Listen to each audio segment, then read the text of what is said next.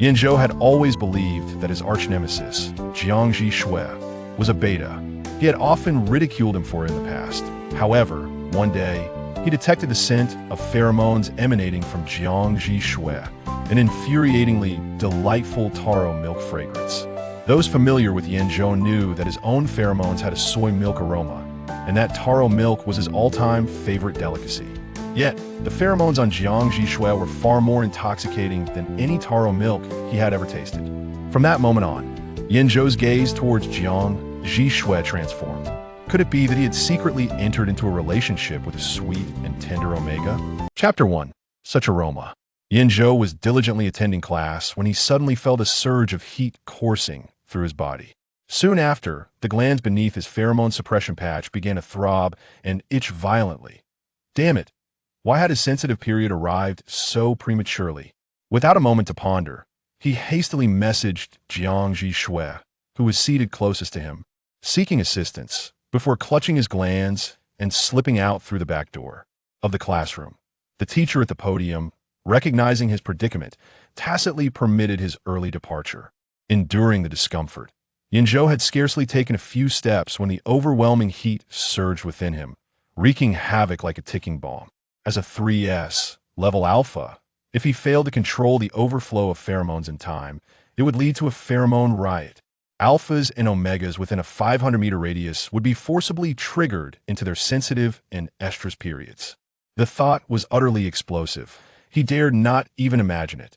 This sudden sensitive period was fiercer than any he had experienced before. Yan Zhou felt as though he were being consumed by flames, struggling to reach the first stall of the men's restroom on his floor. Once he closed the door, he could no longer bear it and slid down to the floor, barely managing to squat. His vision blurred gradually, cold sweat pouring from him until his shirt was completely soaked. Where the hell was Jiang Zhi Xue? With great difficulty, he retrieved his phone, hoping his mind would remain coherent long enough to send a few more messages to that imbecile. Sure, Dan, hurry. I'm in the first stall of the men's restroom on the 5th floor. Sure, Dan, if you don't come soon, your roommate will be dead. Sure, Dan, you might end up without a roommate. Sure, Dan, Jiang Zhi Xue. Jiang Zhi Xue did not respond. Yan Zhou's consciousness began to fade, and the restroom was suffused with his pheromones. The scent was reminiscent of soy milk, simple yet subtly sweet. Many were taken aback that a 3S level alpha like Yan Zhou could possess such a sweet aroma that it was quite a contrast. Yan Zhou himself did not appreciate this fragrance. He would much prefer a taro milk scent. Lost in such chaotic thoughts, he was suddenly enveloped by an intensely rich taro milk aroma. So fragrant. Truly so fragrant. No matter how many times he inhaled it, the scent captivated him deeply. Jiang Zhi Xue had arrived. The sound of running water came from outside the restroom door. If he hadn't been so drained, Yan Zhou would have wanted to burst forth and scold Jiang Zhi Xue. What on earth are you doing washing your hand at a time like this? Stop being so dramatic. The water ceased. The sweet taro milk scent grew nearer. Then, the stall door swung open, and the intensity of the aroma peaked as its owner extended a long, pale hand, effortlessly lifting him off the ground. So fragrant, so fragrant, so fragrant, so fragrant, so fragrant, so fragrant. Driven by instinct, Yan Zhou leaned closer to Jiang Zhi Xue, practically draping himself over the other, burying his face in his neck and inhaling deeply. Not enough, not enough, not enough, not enough, not enough, not enough. With his hands unable to rise, he desperately rubbed his nose against the pheromone suppression patch on Jiang Zhi Xue's nape, attempting to dislodge it. The skin at Jiang Zhi Xue's neck was slightly damp, dampened by the sweat from Yan Zhou's nose. He did not deter Yan Zhou's dog-like actions, but instead raised a hand, gently pushing him away from his neck as one might shoo away a clingy cat. He appeared quite unfeeling. Young Master Yan, my pheromones are reserved for my wife. What you're doing is harassment. As his words fell, he swiftly injected Yan Zhou's glands with a potent suppressant, gradually restoring his clarity of mind. Yan Zhou, staring at the indifferent expression of Jiang Zhi Xue, recalled his earlier behavior and wished he could evaporate on the spot. What a shame. What a colossal embarrassment. His face flushed. Yan Zhou irritably swept his hair back and stiffly muttered his thanks. Thank you, you're welcome. Jiang Zhi Xue's expression remained unchanged as he turned to leave, the empty syringe in hand. Yan Zhou watched his retreating figure, recalling the words he had just spoken. My pheromones are reserved for my wife. An inexplicable irritation surged from the depths of his heart. Months prior, the torrential downpour fell from the heavens. It was as if the sky were leaking. Yan Zhou despised rainy days. The dampness and gloom unsettled him. It was already 9 in the evening, and Jiang Zhi Xue had yet to return. Did he have an evening class today? Yan Zhou recalled that he did not. Where could he have gone? Amid the rumbling thunder, the dormitory door swung open.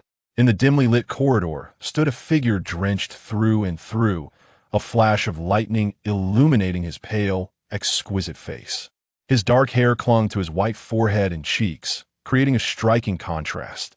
The black t-shirt he wore clung tightly to his physique, accentuating his inverted triangle shape. He was merely a small beta, yet his figure was remarkably good.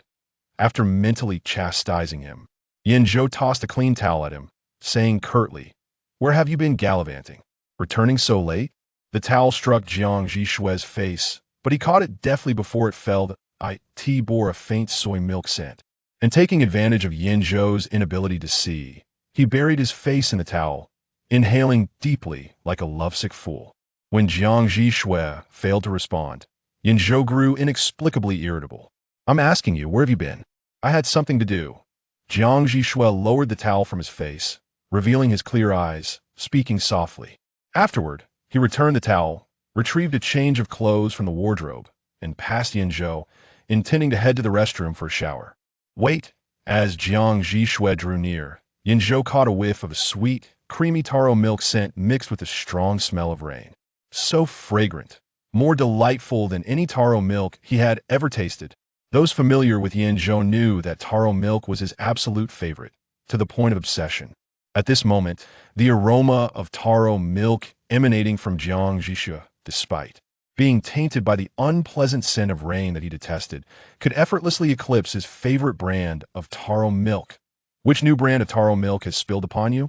Yan Zhou's gaze was intense as he grasped Jiang Zhi Xue's forearm, pressing further. "None." Jiang Zhi Xue regarded Yan Zhou's hand upon him with a perplexed expression. That sun-kissed hand, with its prominent knuckles and visible veins, gently grasped a delicate, pale wrist. The contrast in skin tones exuded an inexplicable allure. The fragrance was utterly delightful. Yan Zhou could not help but twitch his nose, leaning closer to the source of the scent, gradually narrowing the distance between them, until a brief guide before reading asterisk. The protagonist possesses a nature that is damp and perverse, while the counterpart is slightly eccentric. They're a perfect match. Set within an ABOE worldview, though with numerous personal interpretations that will be gradually revealed. Chapter 2. Did he really date? Jiang Zhi Xue slightly tilted his head, evading the imminent touch of Yan Zhou's nose against his earlobe. Awakened from the intoxicating allure of the fragrance, Yan Zhou cursed inwardly. How could he behave like a lovesick fool? As if jolted by electricity, he released Jiang Zhi Xue's wrist and stepped back abruptly, creating distance while casting a hesitant glance at him. "You haven't secretly started dating a sweet and soft Omega, have you?" Jiang Zhi Xue was strikingly handsome, possessed an admirable physique, excelled academically, and came from a prestigious family. Even as a mere beta, he attracted a continuous stream of admirers from both A and O categories. However, to Yan Zhou's knowledge, he had always remained unattached, maintaining an aloof demeanor. Could it be that he had finally fallen for a formidable Omega? But why an Omega? Such a sweet scent was quite rare among alphas. With this thought, Yan Zhou raised an eyebrow. Jiang Zhi Xue's typically indifferent gaze shifted to Yan Zhou's face, not directly denying the implication. "Do you like his scent?" Yan Zhou's expression fluctuated like a rainbow, his agitation evident as he raked his fingers through his hair. "You know I adore taro milk. It's merely curiosity. Just a casual inquiry, nothing more." He feared that Jiang Zhi Xue might misconstrue his intentions as an attempt to encroach upon someone else's territory. Suddenly, Jiang Zhi Xue's look turned peculiar. "Yan Zhou, if your partner's pheromone is taro milk, and one day you encounter another with an even more delightful aroma of taro milk, would you abandon him?" Faced with an attack on his character, Yan Zhou erupted, "How could you think that of me? Jiang Zhi Xue scrutinized him for a moment, non-committally nodding before heading straight to the bathroom without further comment. Yan Zhou's nose involuntarily twitched, inhaling the lingering scent in the air. Did Jiang Zhi Xue truly believe his words? No, wait. Had he actually started dating? The sound of running water echoed from the bathroom as Yan Zhou sat on the bed, pondering while clutching his phone. He was genuinely curious about the identity of the owner of that taro milk scent. He could easily investigate, but even if his relationship with Jiang Zhi Xue was strained, prying into someone's partner was simply distasteful. Never mind. If they truly were together, he would eventually meet the person, and then he would know. With that resolution, Yan Zhou dismissed his worries and fell into a deep slumber. When Jiang Xue emerged from the bathroom, enveloped in steam, the dormitory had already descended into silence, the air thick with the rich aroma of soy milk. Yan Zhou's skin was quite sensitive, and the pheromone suppression patch always made him uncomfortable. Fortunately, the university had arranged for alphas and omegas to be housed in separate wings. Moreover, his roommate was a beta, unaffected by pheromones and unable to detect their scent. Thus, he could remove that bothersome patch as soon as he returned to the dormitory each day. The only downside was that the room would be filled with his intense soy milk fragrance. Considering Jiang Zhi Xue, Yan Zhou opted not to turn off the overhead light, but rather put on a sleep mask.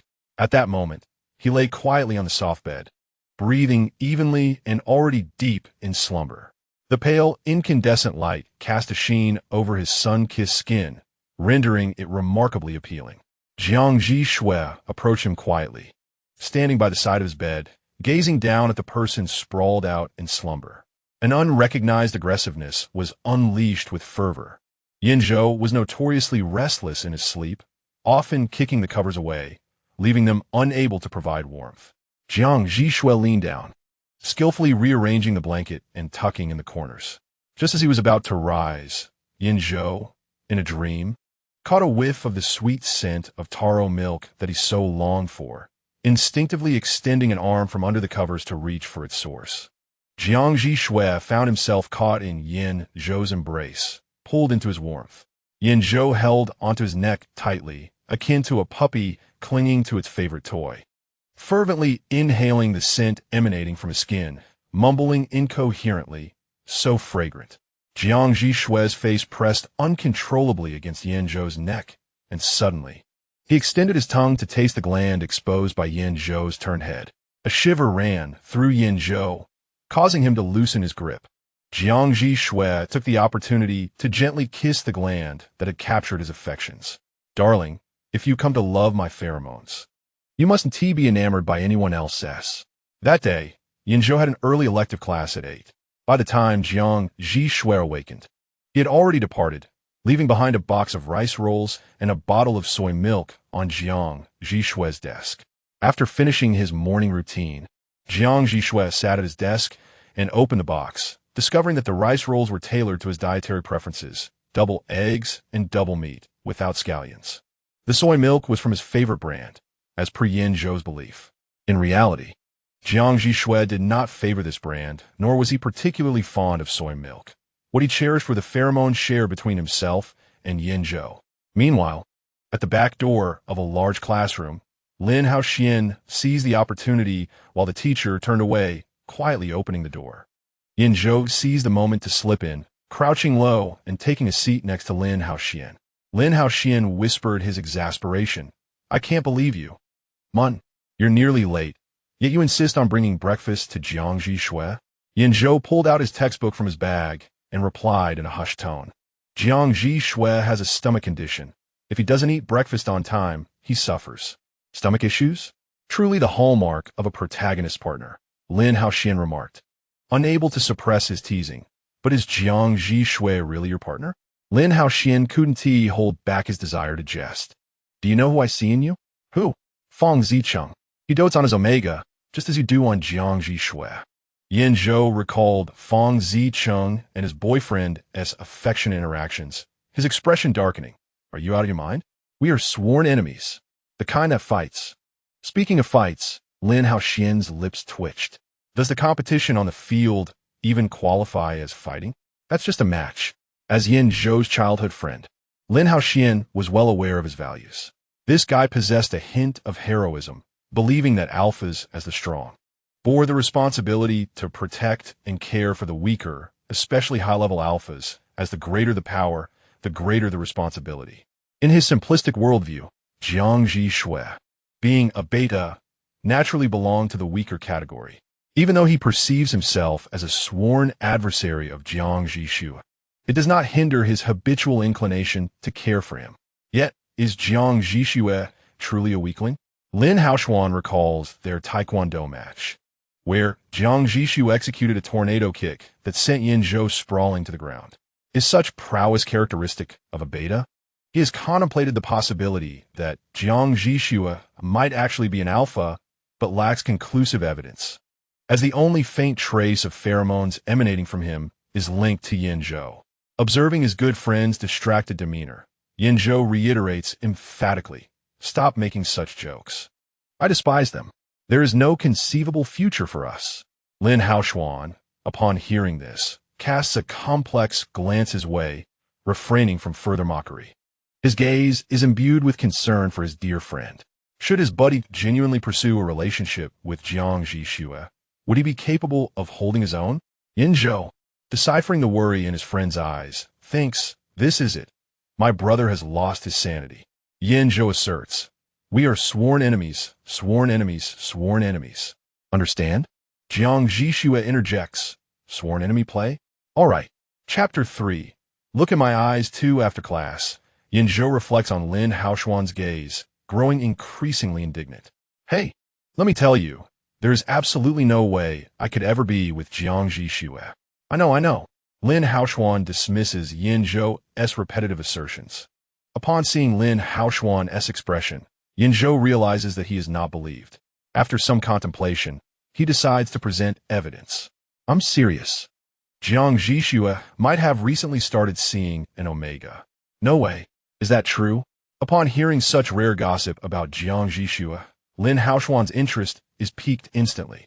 After all, since he has known Jiang Zhi Xue, the number of admirers, Aube types, chasing him could fill every playground at a university. Yet, Jiang Zhi Xue remains untouched, like a celestial being, indifferent to all. The friends have privately speculated on the kind of extraordinary individual capable of plucking this high and mighty flower. Who could it be? Someone from our school? I don't know. Yan Zhou replies honestly, shaking his head. He returned yesterday smelling of taro milk. Taro milk? Lin Haoxian's voice escalates by an octave. Numerous onlookers direct their attention toward them, prompting Yan Zhou to nearly lose his temper and retaliate with a punch. "Keep your voice down. Don't make it seem like I want to encroach upon his territory." Lin Haoxian, with a smirk, gazes at the irate Yan Zhou. "Isn't taro milk your favorite? Besides, you're sworn rivals. Wouldn't tea stealing his thunder be the most fitting form of revenge?" Yan Zhou, visibly angered, adopts a serious expression. "I'm not that petty." With that, he strides away. "Hey, wait for me." Lin Haoxian quickly realizes that he has taken the jest too far and rushes after Yan Zhou. "Yan Zhou, I'm sorry, I was wrong. I won't make such jokes again." Lin Haoxian trails Yan Zhou all the way to the first cafeteria, but Yan Zhou remains unresponsive. The first floor of the cafeteria at a university features a self-service area, while the second floor houses a stir-fry restaurant that offers decent fare and private dining rooms, making it a favored choice among students from affluent backgrounds. For instance, Yan Zhou and his friends often dine there. When Yan Zhou and Lin Haoxian arrived, Fang Zicheng had already ordered dishes in the private room, waiting for them. Upon seeing the long-absent Yan Zhou enter with a dark expression, the doors closing nearly broke Lin Haoxian's nose, who lingered outside. It was clear that Lin Haoxian's sharp tongue had once again provoked Yan Zhou. With a long arm, Fang Zicheng pulled Yan Zhou close, inquiring teasingly how Lin had offended him this time. Yan Zhou remained silent, absorbed in his phone. Meanwhile, Lin Haoxian cautiously entered, touching his nose, and Fang Zicheng released Yan Zhou, nodding towards Lin. "If Yan is tight-lipped, you ought to share. What did you say this time?" With a hint of guilt, Lin Haoxian admitted, "I encouraged him to pursue Jiang Zhi Xue." Fang Zicheng nearly spat out his tea. "That alluring beauty. Has he engaged her?" Which brave soul has the audacity to capture our illustrious high-altitude flower? Seeing Fang Zicheng's enthusiasm, Lin Haoxuan's curiosity ignited further. Yan Zhou mentioned returning last night smelling of sweet potato milk. Fang Zicheng, astonished, asked, "Sweet potato milk? Who could it be?" It was common knowledge that Yan Zhou favored that scent, and if someone in their circle had an aroma reminiscent of sweet potato milk, they would undoubtedly be aware of it. The mystery surrounding the individual only heightened their intrigue. Lin Haoxuan exchanged knowing glances with Fang Zicheng. "I suspect it may not necessarily be a romantic engagement," Lin mused. Fang Zicheng stroked his chin thoughtfully. "Let me pose a question. Look into my eyes." The appearance and rank of alphas and omegas are closely correlated. Among all the distinguished alphas and omegas in Haicheng, have you ever encountered one more striking than Jiang Zhi Xue? Perhaps he is not as superficial as you. Yan Zhou interjected, having completed his messaging. He was caught in the rain yesterday, and now he carries a scent of rain. That lingering aroma suggests something beyond mere interaction. There's another possibility. Lin Haoxuan suddenly grinned mischievously. That scent could belong to him. Faced with such an outrageous theory, Fang Zicheng shot Lin Haoxuan an incredulous look. He completed his second differentiation at the age of 10. What would a third differentiation signify? Have you ever encountered someone with 3 differentiations? Yet, Jiang Zhi Xue has never been an ordinary individual. Lin Haoxuan maintained his stance. "Allow me to ask you as well. Look into my eyes too." The consensus in the medical community is that only a minuscule number of individuals undergo second differentiation, typically occurring within the first year after adulthood. But Jiang Zhi Xue completed his second differentiation at 10, transitioning from super elite alpha to a beta. This alone is extraordinarily unique and unprecedented.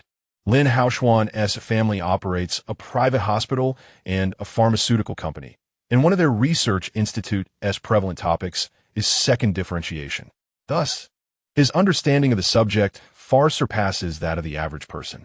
It is common knowledge among the discerning that only a select few experience secondary differentiation in their first year of adulthood, with the likelihood of transforming into one of the other two genders being a mere 50-50. Thus, the probability of higher-ranking alphas and omegas undergoing secondary differentiation diminishes significantly, with those of S rank and above facing a probability of 0. This phenomenon can be perceived as a natural equilibrium of sorts. Let us not forget that Jiang Zhi Xue was born a legendary 4S level alpha, having famously incapacitated 3 gender-level testing devices at birth. Lin Haoxuan shrugged nonchalantly, suggesting that it would not be entirely surprising for such an individual to undergo tertiary differentiation. Fang Zicheng fell silent upon hearing this. Jiang Zhi Xue had always been the most enigmatic figure within their circle, vanishing and reappearing without any forewarning. Lin Haoxuan's conjecture held some merit. What form might he take upon such transformation? Given the sweetness of his essence, could he possibly become an omega? Yan Zhou scoffed, evidently unconvinced, speculating that he would likely emerge as the most formidable omega in existence. Yan Zhou could hardly fathom the image of his longtime rival, Jiang Zhi Xue, being subdued, let alone marked by another. This was Jiang Zhi Xue, a peer of equal stature. How could anyone hope to dominate him? Did those who wished to overpower him not fear being met with a swift kick to their demise? It was indeed a possibility. Lin Haoxuan, ever the provocateur, remarked with habitual cheekiness, recalling that during his tenure as a beta, he once managed to knock out a 3S level alpha with a single kick in a taekwondo competition. Fang Zicheng chuckled, exclaiming, "Brother, you are invincible. May you seek your own fortune." As one of the parties involved, Yan Zhou retorted dismissively, "Had it been you in that situation, you might have ended up plastered against the wall." Fang Zicheng could hardly contain his laughter, slapping the table in delight. "What a comeback! Brilliant!" Lin Haoxuan mused. The stones one raises ultimately fall upon their own feet. Before the trio could fully dissect the essence of Jiang Zhi Xue's sweet aroma, the waiter began serving their dishes. With no other choice, they resolved to eat first. Yan Zhou called out to the waiter, who was about to leave, "Excuse me, when we are nearly finished." Could you please prepare 3 servings of your signature dish and a portion of rice to be packed? Thank you. The waiter acknowledged and departed. Fang Zicheng, puzzled, asked, Are you not satisfied with so many dishes? Lin Haoshuan, while showcasing his meal, imitated Yan Zhou's tone and responded, These are for Jiang Zhi Xue. He suffers from a stomach ailment, and if he does not eat lunch on time, he experiences pain. Yan Zhou interjected, Not even this plethora of dishes can silence Lin Dog's infuriating chatter. Fang Zicheng's eyes widened in shock, having started a relationship with his boyfriend shortly after entering university. He had been dining with him throughout the semester. He was aware of Jiang Zhi Xue's condition, but was taken aback to discover the extent of Yan Zhou's connection with Jiang Zhi Xue during their university years. He lost his appetite entirely, asking, So, were you just messaging Jiang Zhi Xue, inquiring if he has eaten? Yan Zhou nodded, seeing no issue with his actions. Lin Haoshuan, who had long set down his chopsticks and was eagerly awaiting gossip, seized the moment to add, You were nearly late to class this morning. Yet you still insisted on returning to the dorm to bring Jiang Zhi Xue breakfast, and you traveled all the way to the distant 4th cafeteria to procure it. Are you not being entirely truthful with us? Fang Zi became a screeching chicken. Could it be that you are the one Jiang Zhi Xue is conversing with? After you drank the taro milk, you forced a kiss upon her, leaving her with quite a scent. Yan Zhou nearly choked on his meal. Oh no, another one of his brothers has lost his mind. Lin Zhuogong Xia Haoshuan, dancing the role of a seer, yet met with disbelief. How tragic. Chapter 4. Is that fellow merely pretending? Yan Zhou returned to the double-room dormitory, still seething. He placed the food heavily on Jiang Zhi Xue's desk just as she emerged from the restroom, calmly inquiring, Did Lin Haoshuan anger you again? Jiang Zhi Xue's mere mention of Lin Go's name sent Yan Zhou into a further rage. Bringing you food equates to having a discussion with you. Their reasoning had ventured into the cosmos. Is it not perfectly normal for a university student to bring food to a roommate? Why not mention that I am your godfather?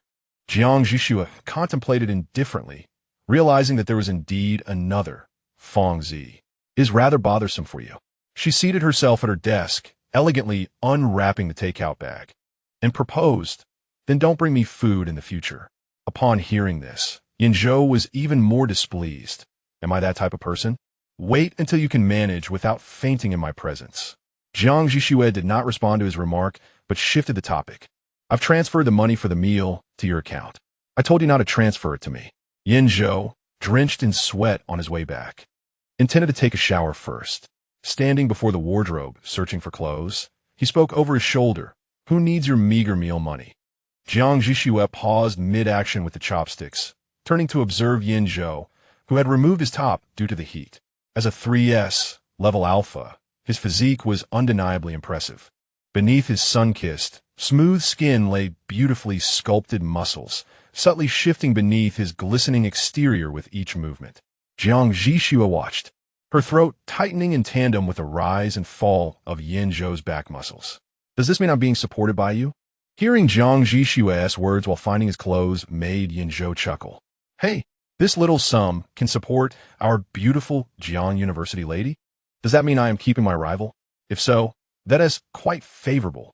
At least I have triumphed over you financially, haha. Jiang Zhi Xue turned back, commencing her meal. As Yan Zhou passed by holding his clothes, he suddenly halted, leaning in with a hint of soy milk scent, by the way. Your stomach ailment has been persistent for 2 years. Has it improved? A bit better. Jiang Zhi Xue suddenly felt quite parched, putting down her chopsticks. Could you fetch me a bottle of soy milk? Their dormitory's snacks and beverages were located in a snack cabinet near the entrance, and Yan Zhou could easily retrieve one for her by taking a couple of steps back. However, he declined, lightly flicking the back of Jiang Zhi Xue's head. How could you forget again? Do not drink liquids while eating. It's bad for your stomach. Wait half an hour after your meal to drink. Jiang Zhi Xue inclined her head slightly forward in compliance. Yan Zhou, pleased to have teased her, hummed a tuneless melody as he walked away. Jiang Zhi Xue turned to glance at his retreating figure, silently smiling. The issue of Jiang Zhi Xue's stomach ailment could be traced back to their sophomore year in high school. On that day, in the corridor during the lengthy break, an Omega boy suddenly collapsed in front of Yan Zhou. Instinctively, he reached out to catch the boy. And in that critical moment, he heard Jiang Zhi Xue's soft cry. Whirling around, he noticed that Jiang Zhi Xue, who had been walking steadily behind him, began to sway precariously. In a surge of urgency, Yan Zhou swiftly grasped the slender arm of the Omega boy to prevent him from falling, then deftly redirected him towards Lin Haoshuan. Without hesitation, he turned and took 3 strides towards Jiang Zhi Xue, catching him effortlessly in his arms. The fluidity of his movements left no time for onlookers to react, and before they could comprehend the scene, he vanished down the staircase, leaving only a declaration in his wake. "I'm taking Jiang Zhi Xue to the infirmary." With Yan Zhou gone, the Omega boy no longer felt the need to feign unconsciousness. He opened his eyes to meet Lin Haoshuan's bemused expression. Embarrassed and flustered, he shook off Lin Haoshuan's hand and fled. Feng Zicheng stood by, thoroughly entertained, exclaiming, "Oh dear, rejected." Lin Haoshuan shrugged nonchalantly, tossing his head back with a smirk. What can I say? Some people simply fail to appreciate my charm. Their loss." Feng Zicheng remarked, "Dude, could you possibly be any more shameless?"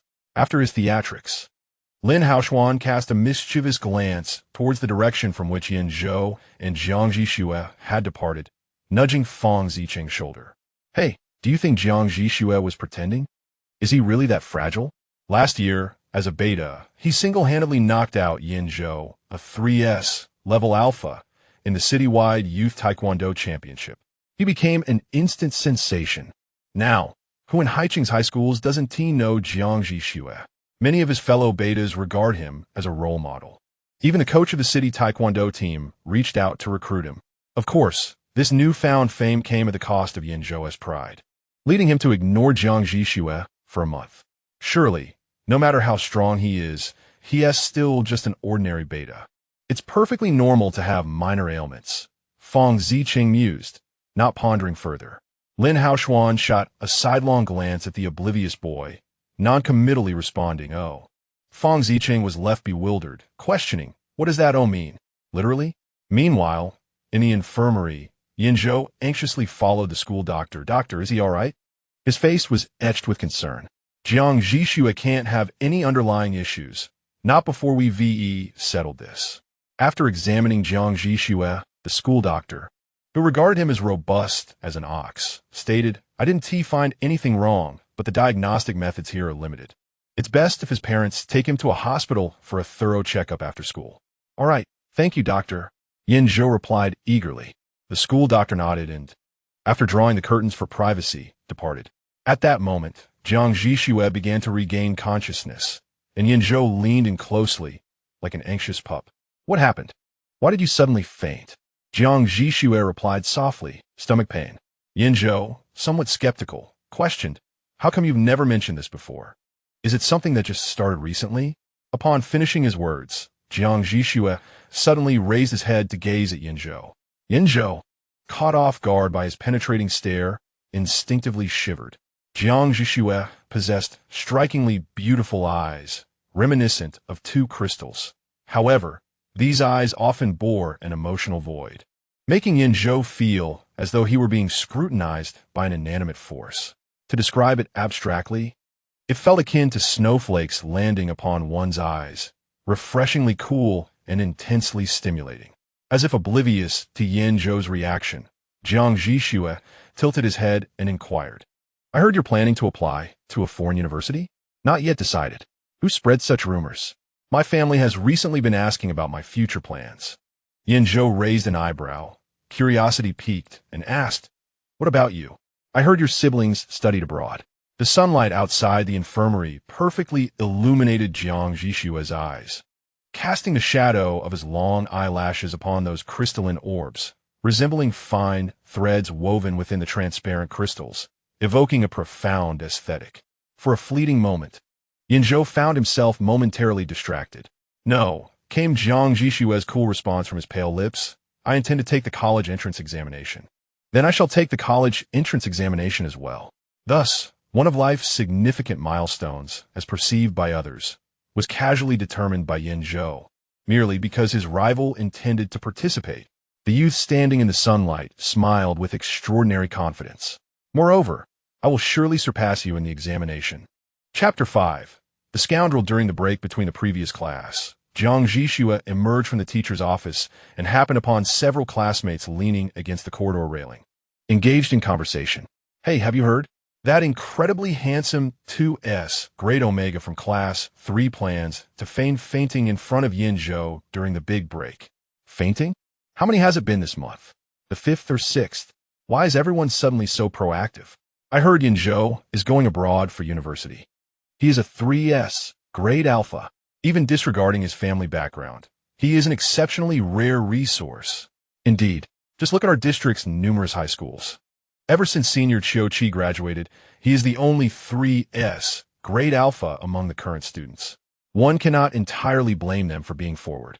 I heard that affluent families often require their high-ranking alphas and omegas to marry to increase the probability of producing superior offspring. No wonder. Choosing someone they fancy in school must surely be preferable to an arranged marriage. This topic is a bit heavy. Let us change the subject. Let us guess what excuse this boy will use this time. I remember the last one claimed to have twisted his ankle, and the one before that said he felt dizzy. I guess it will be stomach pain, huh? After all, many protagonists in novels suffer for stomach aches. Then I'll guess stomach pain too. Just today, the male lead in that novel, The Overbearing Top, the CEO, XXXXX, often suffers from stomach aches, much to the dismay of our female protagonist. As their conversation meandered further afield, no one noticed Jiang Zhi Xue departing from the corner with an indifferent expression.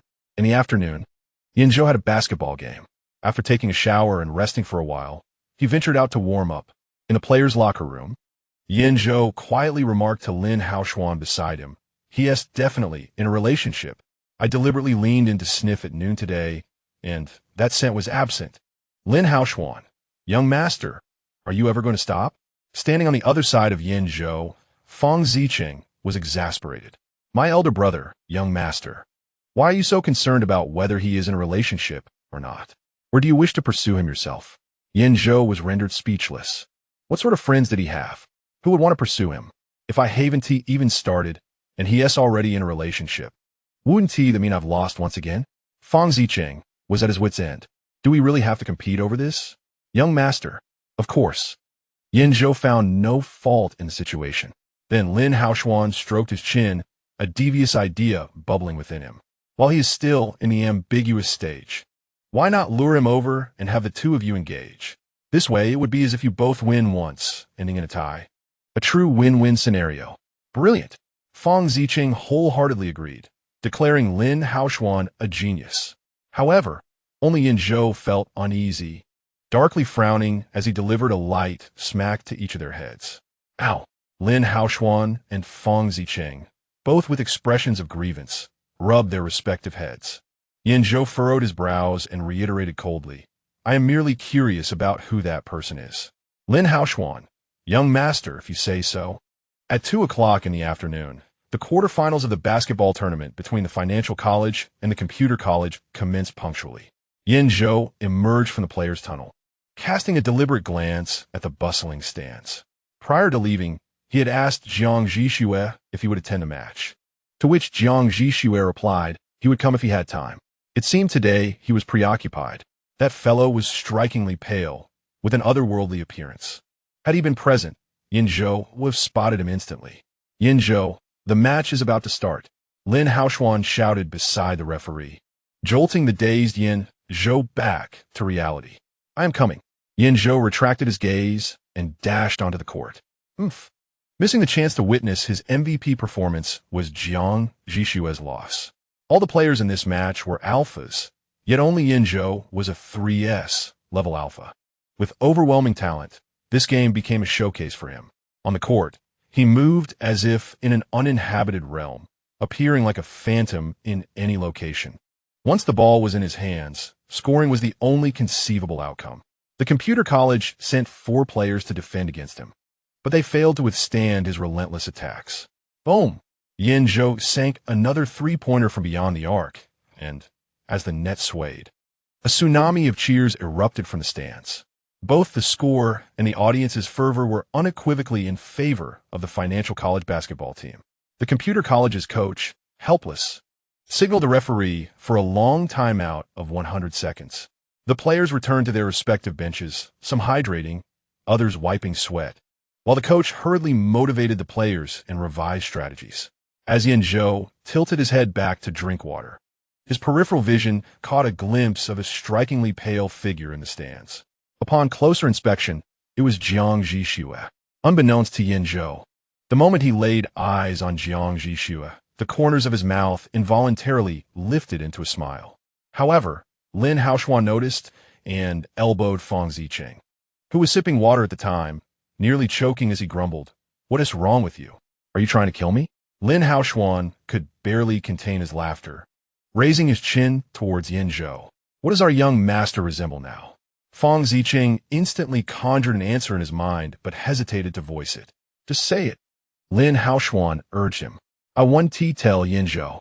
Fang Zicheng glanced at him and, after a moment's pause, slowly replied, like a little dog eager to showcase its newly learned backflip upon seeing its master. Lin Haoshuan exaggeratedly opened his mouth in astonishment. "Wow." Then, addressing Yan Zhou, Fang Zicheng declared, "You look like a dog." Yan Zhou responded with a glare, and Fang Zicheng, without hesitation, splashed the remaining half of his water bottle onto Lin Haoshuan's face. "Traitor!" Lin Haoshuan exclaimed. The lengthy pause of 100 seconds swiftly concluded, and the game resumed. Yan Zhou, suddenly invigorated, launched a ferocious offensive, more relentless than before the break. He was a force to be reckoned with, a veritable god on the court, as he dominated the field with unparalleled prowess. The figure clad in a black jersey moved like a panther on the savannah, elegant yet effective. Every pause he made sent shivers through his opponents, while each surge forward instilled fear. The computer science team had not scored in ages, their frustration directed solely at Yan Zhou, who incited malicious fouls. The sound of whistles filled the air as chaos ensued on the court. Yet, Yan Zhou either deftly evaded the petty tactics or shrugged them off as inconsequential. As the disorder intensified, the basketball coach from the Finance Academy, concerned about escalating conflicts and potential injuries, hastily called for a timeout, summoning Yan Zhou to his side. "Yan Zhou, the game comes first, friendship second, but in your case, friendship is relegated to the 102nd position. Victory is already ours. Remember to play with courtesy. Don't make things ugly. Avoid conflict and protect yourself." The coach's earnest admonitions went unnoticed as he realized Yan Zhou was intently gazing toward a certain section of the stands. Following his gaze, the coach was momentarily captivated by the sight of a strikingly attractive couple.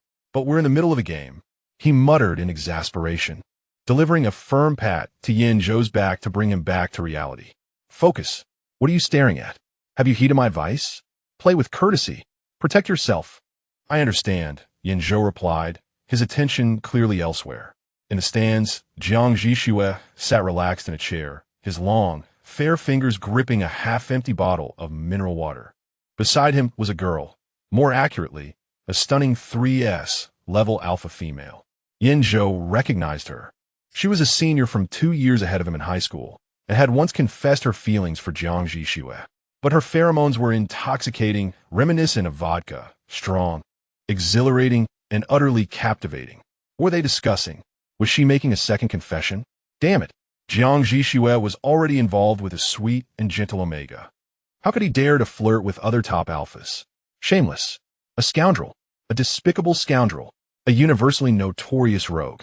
Yan Zhou gazed expressionlessly at the two individuals on the stands, engaged in lively banter, and internally harbored disdain for Jiang Zhi Xue, cursing him for a full 100 seconds without a single repetition. Chapter 6. Jiang Zhi Xue, I am thirsty. The 100 seconds of pause concluded once more.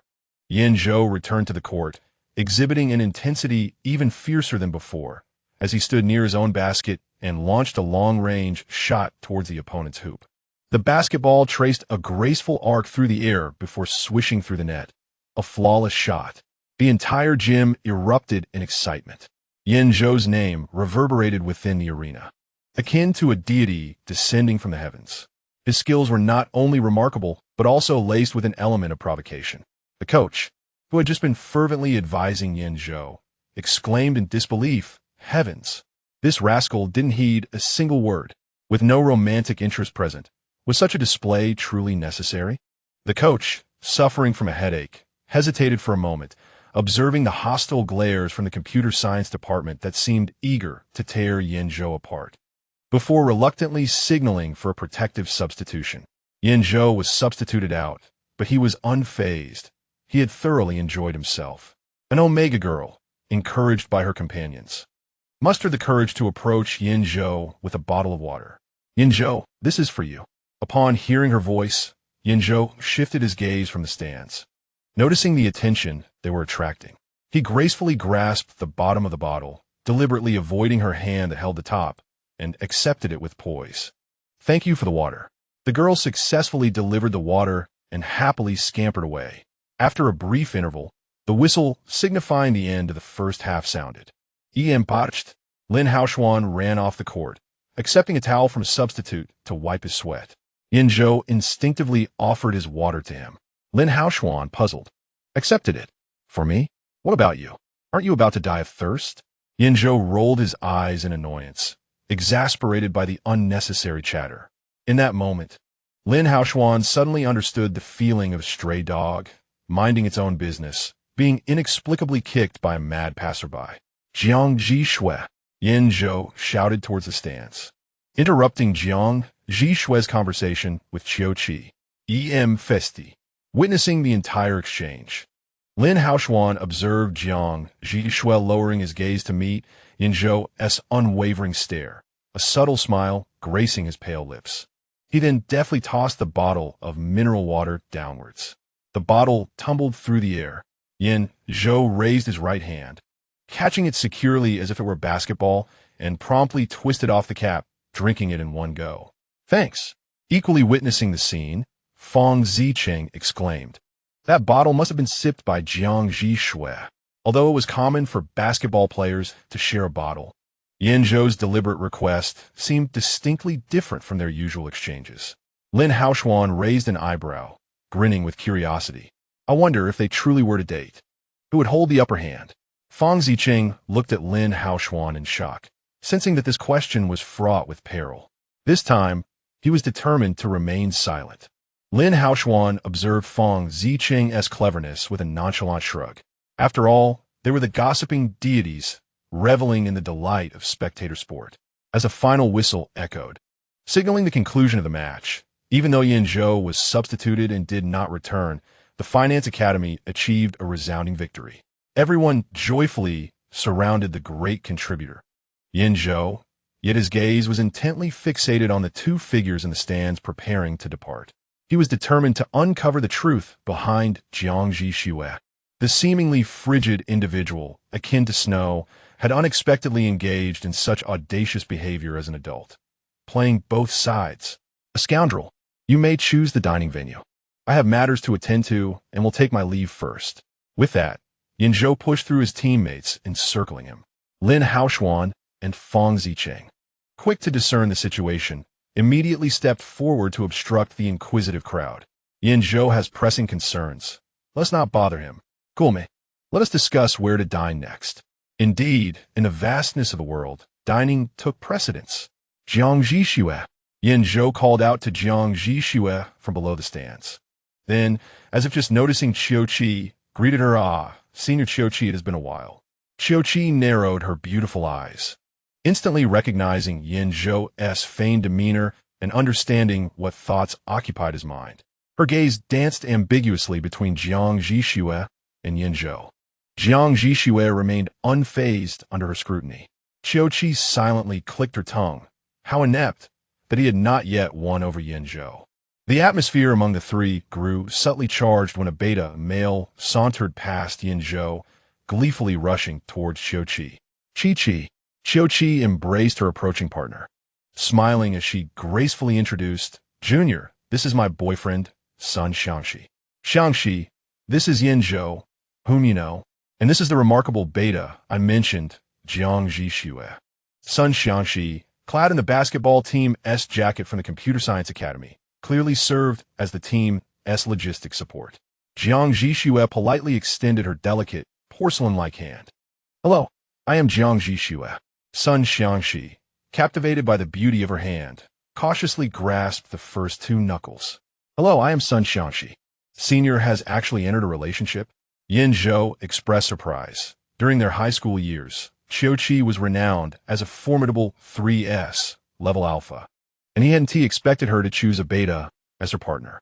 Qiuqi, perceptive to the underlying implications in Yan Zhou's words, felt her smile wane slightly.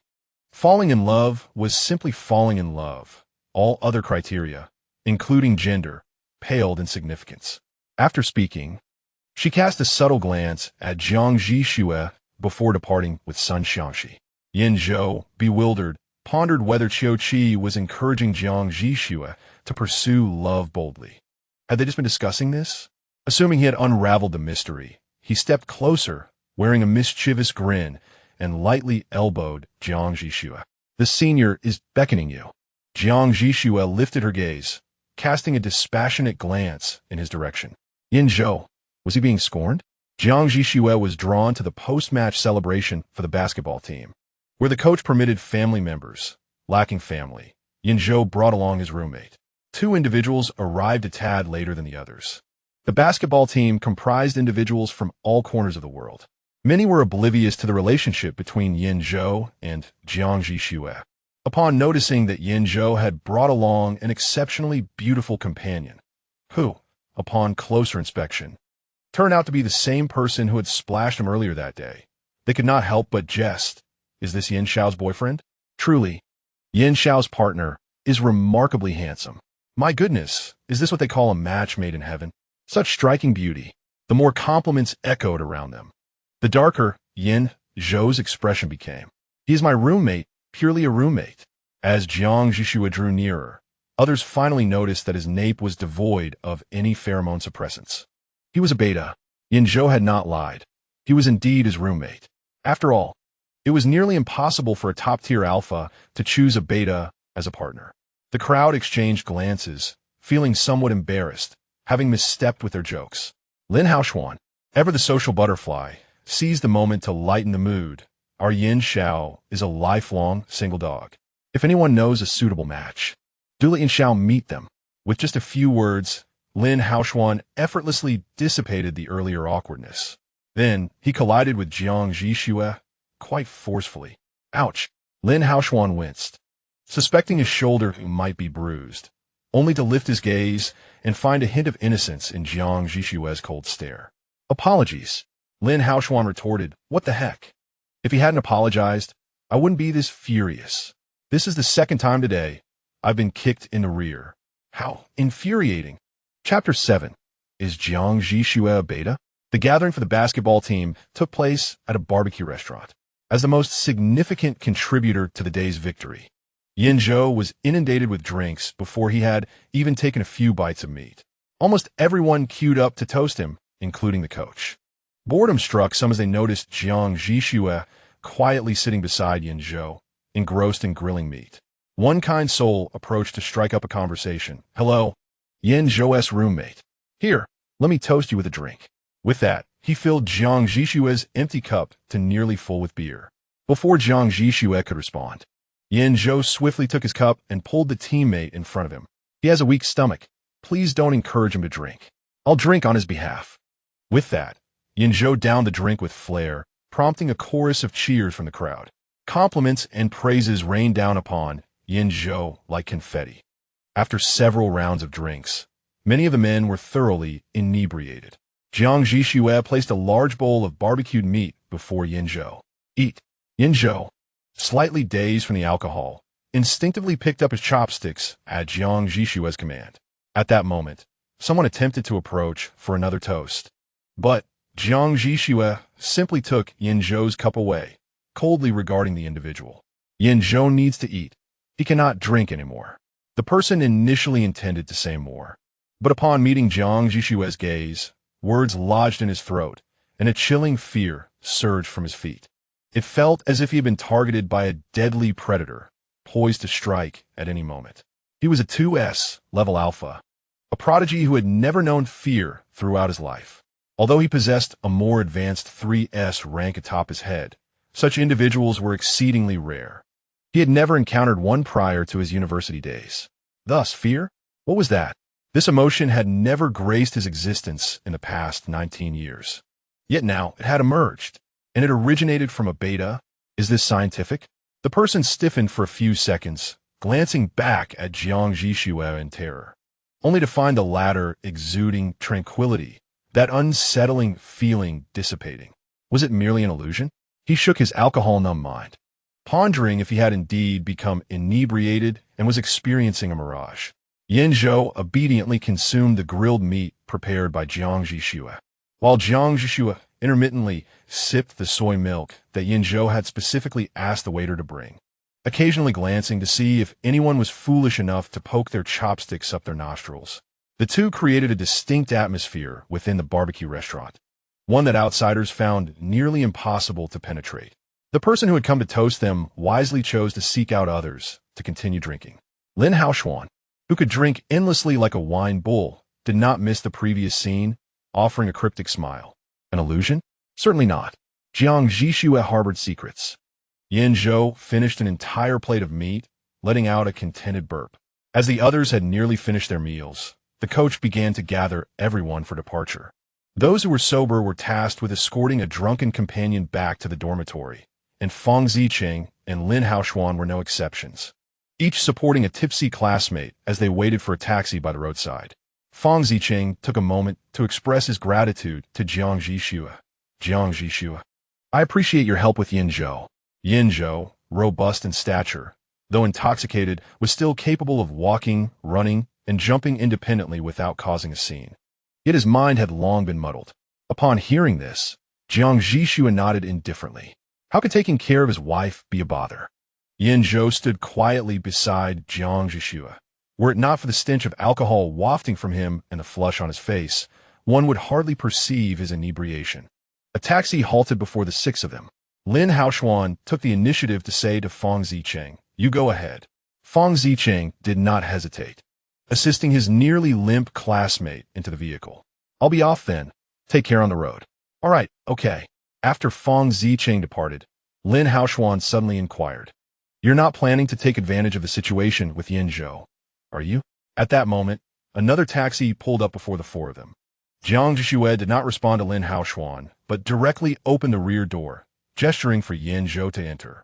Following the command, Yan Zhou quickly bent down to get in, positioning himself neatly inside, resembling a primary school student sitting upright. "Hey, I'm serious," Lin Haoshuan urged, growing anxious. Jiang Zhi Xue leaned against the car door, his indifferent gaze falling upon Lin Haoshuan like falling snow. "Guess." With that, he stepped into the car and decisively closed the door. The taxi sped away, covering 100 meters in an instant. "Damn," Lin Haoshuan muttered as he watched the vehicle's rear. Inside the taxi, a dazed Yan Zhou caught another whiff of that delightful taro milk scent. So fragrant, his nose wrinkled slightly, his gaze drifting to the back of the taxi driver's neck. "No pero mone supresans." Just a beta. Only then did he cast a sidelong glance at Jiang Zhi Xue, who exuded an intoxicating fragrance. How delightful it would be to taste his essence, perhaps to nibble gently at his glands. Wait, does Jiang Zhi Xue even possess glands? After all, Jiang Zhi Xue is a beta. Betas lack glands. So, where does this alluring scent emanate from? He had been in close proximity to Jiang Zhi Xue all night, without any opportunity to engage with that fragrant, soft omega. Is Jiang Zhi Xue truly a beta? If Yan Zhou were in a clear state of mind, he would swiftly discern the inconsistencies surrounding Jiang Zhi Xue. Yet at this moment, the alcohol dulled his senses, and the beguiling aroma stirred his primal instincts, leaving his mind as rusty as an old lock, unable to turn. He believed he was discreetly inching closer to the source of the tantalizing scent. How intoxicating it was! His hand, which rested beside him, finally brushed against Jiang Zhi Xue's cool palm, sending a shiver of delight across his heated skin. It felt refreshingly pleasant. Under some enchantment, Yan Zhou unfurled his fingers, intertwining them with Jiang Zhi Xue's exquisite digits, then gradually lifted his hand to press a soft kiss upon it. Jiang Zhi Xue turned his head, watching him with keen interest indulgently permitting all his actions. The taxi driver in the front seat caught a glimpse of the suggestive scene in the rearview mirror and couldn't help but marvel silently. Youth truly is brimming with vitality. Huh. With this thought, the driver unconsciously quickened his pace, eager to deliver the young couple to their destination. After kissing Jiang Zhi Xue's hand, Yan Zhou, still holding it near his lips, bit his lip, and the rich flavor of sweet potato milk exploded in his mouth. How delightful! More exquisite than he had imagined. Jiang Zhi Xue was utterly delectable. Completely entranced, Yan Zhou, with his eyes glistening and moist, once more pressed Jiang Zhi Xue's hand to his lips, lingering this time. Suddenly, Jiang Zhi Xue trembled, his gaze darkening, as a fleeting warmth coursed through his cool fingers. Yan Zhou had tasted him. Perhaps Jiang Zhi Xue would not take advantage of the situation. But Yan Zhou might not hold back. Chapter 8. The Bite of the Glands. How fragrant! Jiang Zhi Xue is incredibly fragrant. Yan Zhou suddenly felt that every sweet potato milk he had consumed in the past 18 years paled in comparison to the flavor dancing upon his tongue. The overwhelming aroma of sweet potato milk enveloped his mouth and nose, and he stared at the delicate hand in his grasp. A torrent of impolite thoughts swirling chaotically in his mind. Yan Zhou. He heard Jiang Zhi Xue's cool voice resonate in his ear and instinctively turned to face him. Inside the dimly lit taxi, the only illumination came from the flickering streetlights, casting shadows that rendered Jiang Zhi Xue's visage hazy, yet his lips captured Yan Zhou's absolute attention. Would the lack of glands amplify the taste in Jiang Zhi Xue's mouth? Yan Zhou's mind had ceased to function. He acted purely on instinct, gripping Jiang Zhi Xue's hand tightly, unwilling to let go, while bracing himself against the seat, slowly drawing closer to that enticing presence. Just as he was about to close the distance, the taxi driver announced, "Classmate, we've arrived."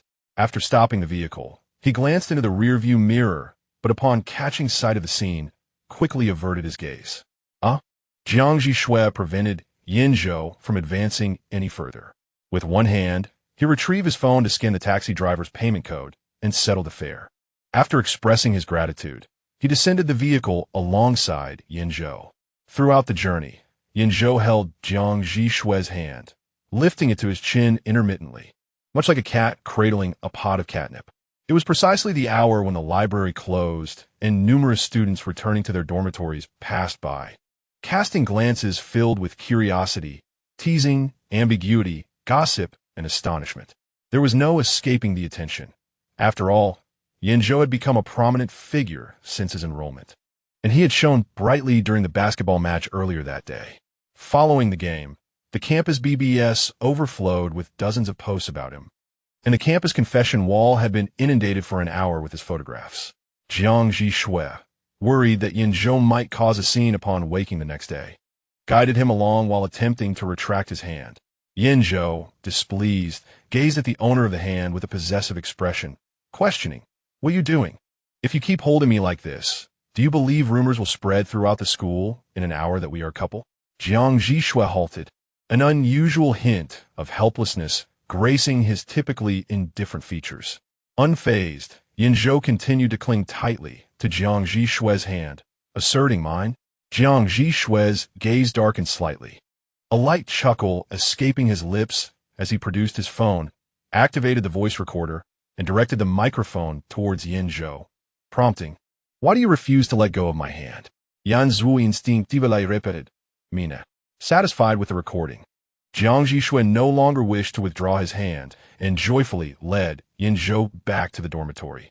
Upon their return, he first instructed Yan Zhou to sit in a chair before bending down to assist him in removing the pheromone suppression patch from the nape of his neck. The moment the patch fell away from the alpha's gland, a rich, creamy soy milk scent surged forth, and Jiang Zhi Xue inhaled deeply, his inner longing momentarily sated. As he gazed at Yan Zhou's gland, Yan Zhou reciprocated the look, his heightened senses detecting the intensified aroma of taro milk emanating from Jiang Zhi Xue's nape. But wait, Jiang Zhi Xue had no gland. A tumultuous clash of thoughts ensued in Yan Zhou's mind, and instinctively, H would have thought that such a trivial gesture would evoke a response from Jiang Zhi Xue. He bent down, his hands gently caressing Yan Zhou's face, his thumbs delicately tracing the fine skin beneath, as if cradling his most treasured possession. Yan Zhou, never hide from me. Upon hearing this, Yan Zhou's damp eyes brimmed with a sense of grievance. After all, it was you who first pushed me away. I apologize, Jiang Zhi Xue earnestly said, a hint of fluster and a blush flickering across his beautiful face. It was so sudden, I wasn't prepared. The words were undeniably ambiguous, yet Yan Zhou, whose mind was already in disarray, responded instinctively. Then I shall inform you in advance next time. Jiang Zhi Xue smiled very well. Yan Zhou was once more captivated, his gaze tinged with a hint of infatuation. Then may I nibble on your gland? No, your nape? You truly smell exquisite. Fearing that Jiang Zhi Xue might refuse, he quickly added, I promise to be gentle. I would never hurt you. All right, Jiang Zhi Xue agreed readily, but you must fulfill my request first. His request was rather simple. The dormitory's restroom lacked a bathtub, making it unsafe to bathe someone who was inebriated. Thus, he prepared warm water to wipe away the scent of alcohol from Yan Zhou's body, changed him into pajamas, and brewed a cup of sobering tea for him to drink before brushing his teeth to prevent a headache upon waking the next day. In his drunken state, Yan Zhou was remarkably obedient. Spurred on by the promise of a reward, he complied with every instruction from Jiang Zhi Xue. Finally, after everything was completed, he sat on the bed, eagerly awaiting his reward. While Yan Zhou sipped his sobering tea and brushed his teeth, Jiang Zhi Xue seized the opportunity to take a shower. At this moment, clad in pajamas and still damp, he stood before Yan Zhou. He slowly crouched down, his hands resting on Yan Zhou's knees, tilting his head slightly to reveal the nape of his neck. Yan Zhou caught a whiff of that rich aroma of taro milk, and as his infatuated gaze fell upon the fair skin, his breath quickened, descending eagerly yet slowly towards it. At last, he sank his teeth into the gland he had longed for. So fragrant, so delightful. The overwhelming scent of pheromones flooded his senses, and he felt every cell in his body bask in satisfaction. Since childhood, he had been a person of high demands, and his family had always endeavored to meet those needs. Yet he had never felt such profound fulfillment before, enveloped in the comforting, delectable, and satisfying pheromones. His long-numbed nerves finally relaxed, and the effects of the alcohol surged within him. His lips gradually withdrew from Jiang Zhi Xue's nape, his soft face gently resting against Jiang Zhi Xue's shoulder. Yan Zhou fell asleep.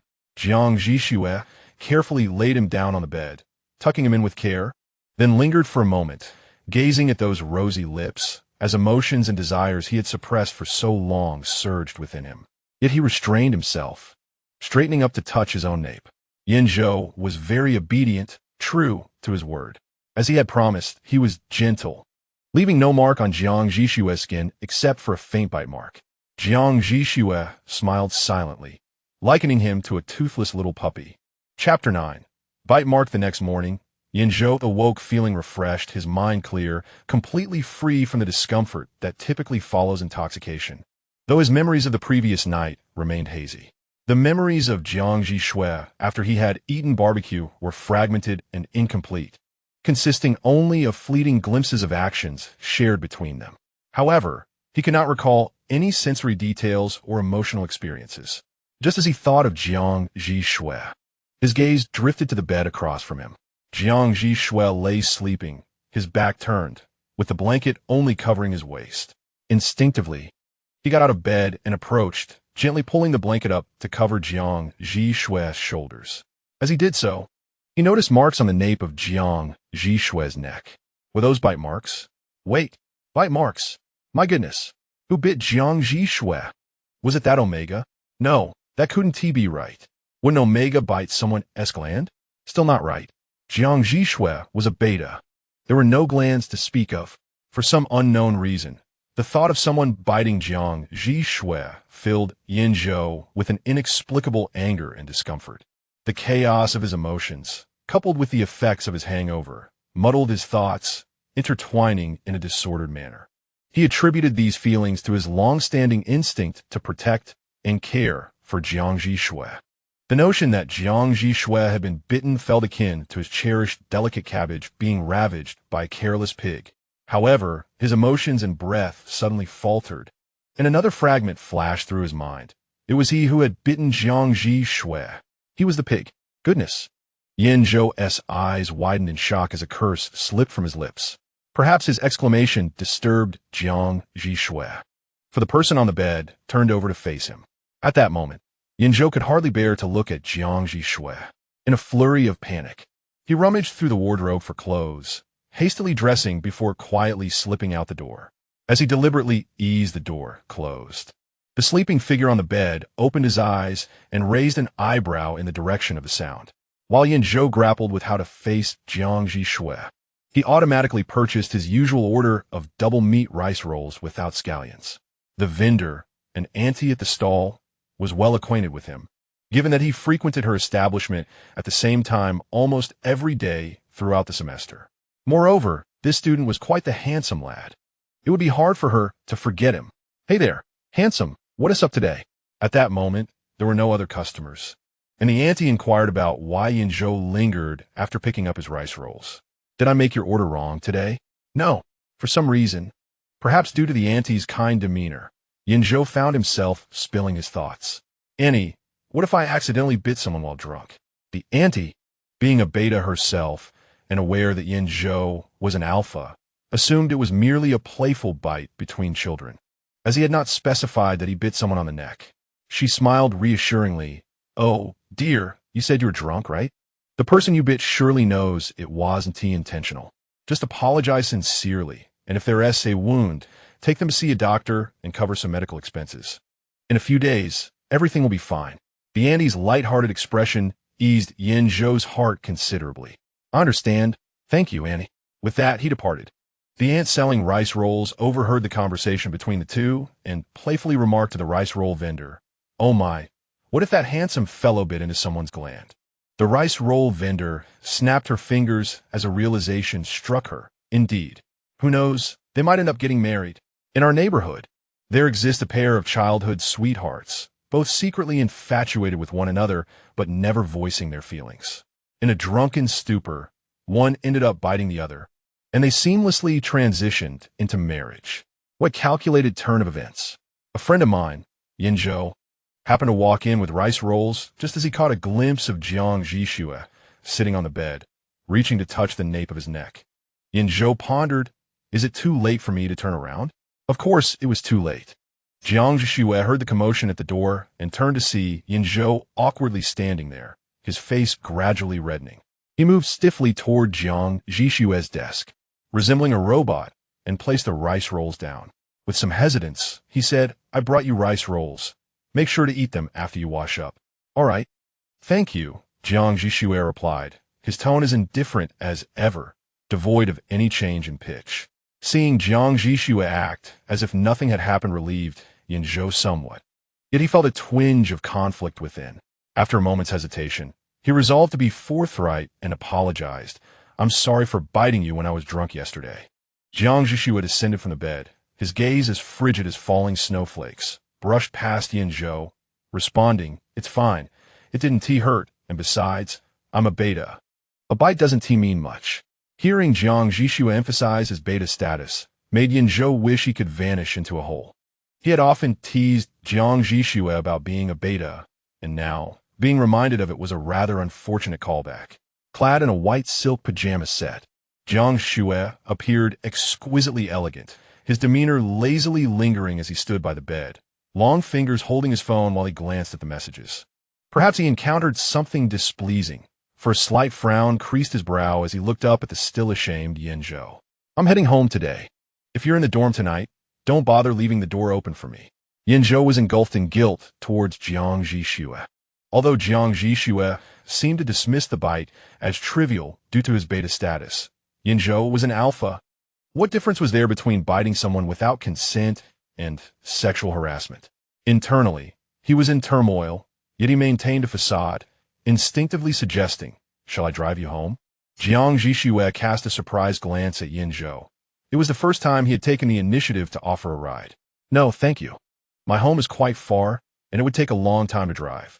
Jiang Zhi Xue's Omega father had poor health, and to ensure his proper recuperation, the Jiang family residence was situated on a picturesque mountain on the outskirts of the city, where the scenery was lovely, the area tranquil, and the air and water quality splendid, ideal for convalescence.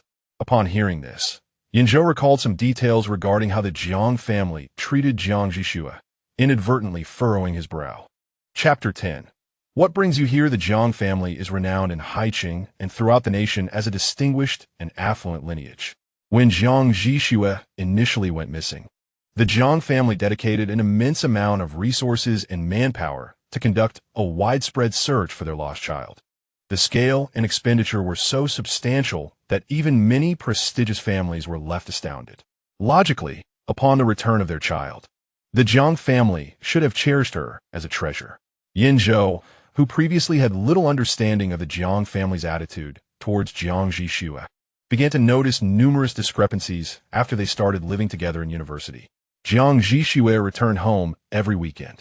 Yet the Jiang family neither provided her with a car nor sent a driver to collect her. She always took a taxi back herself.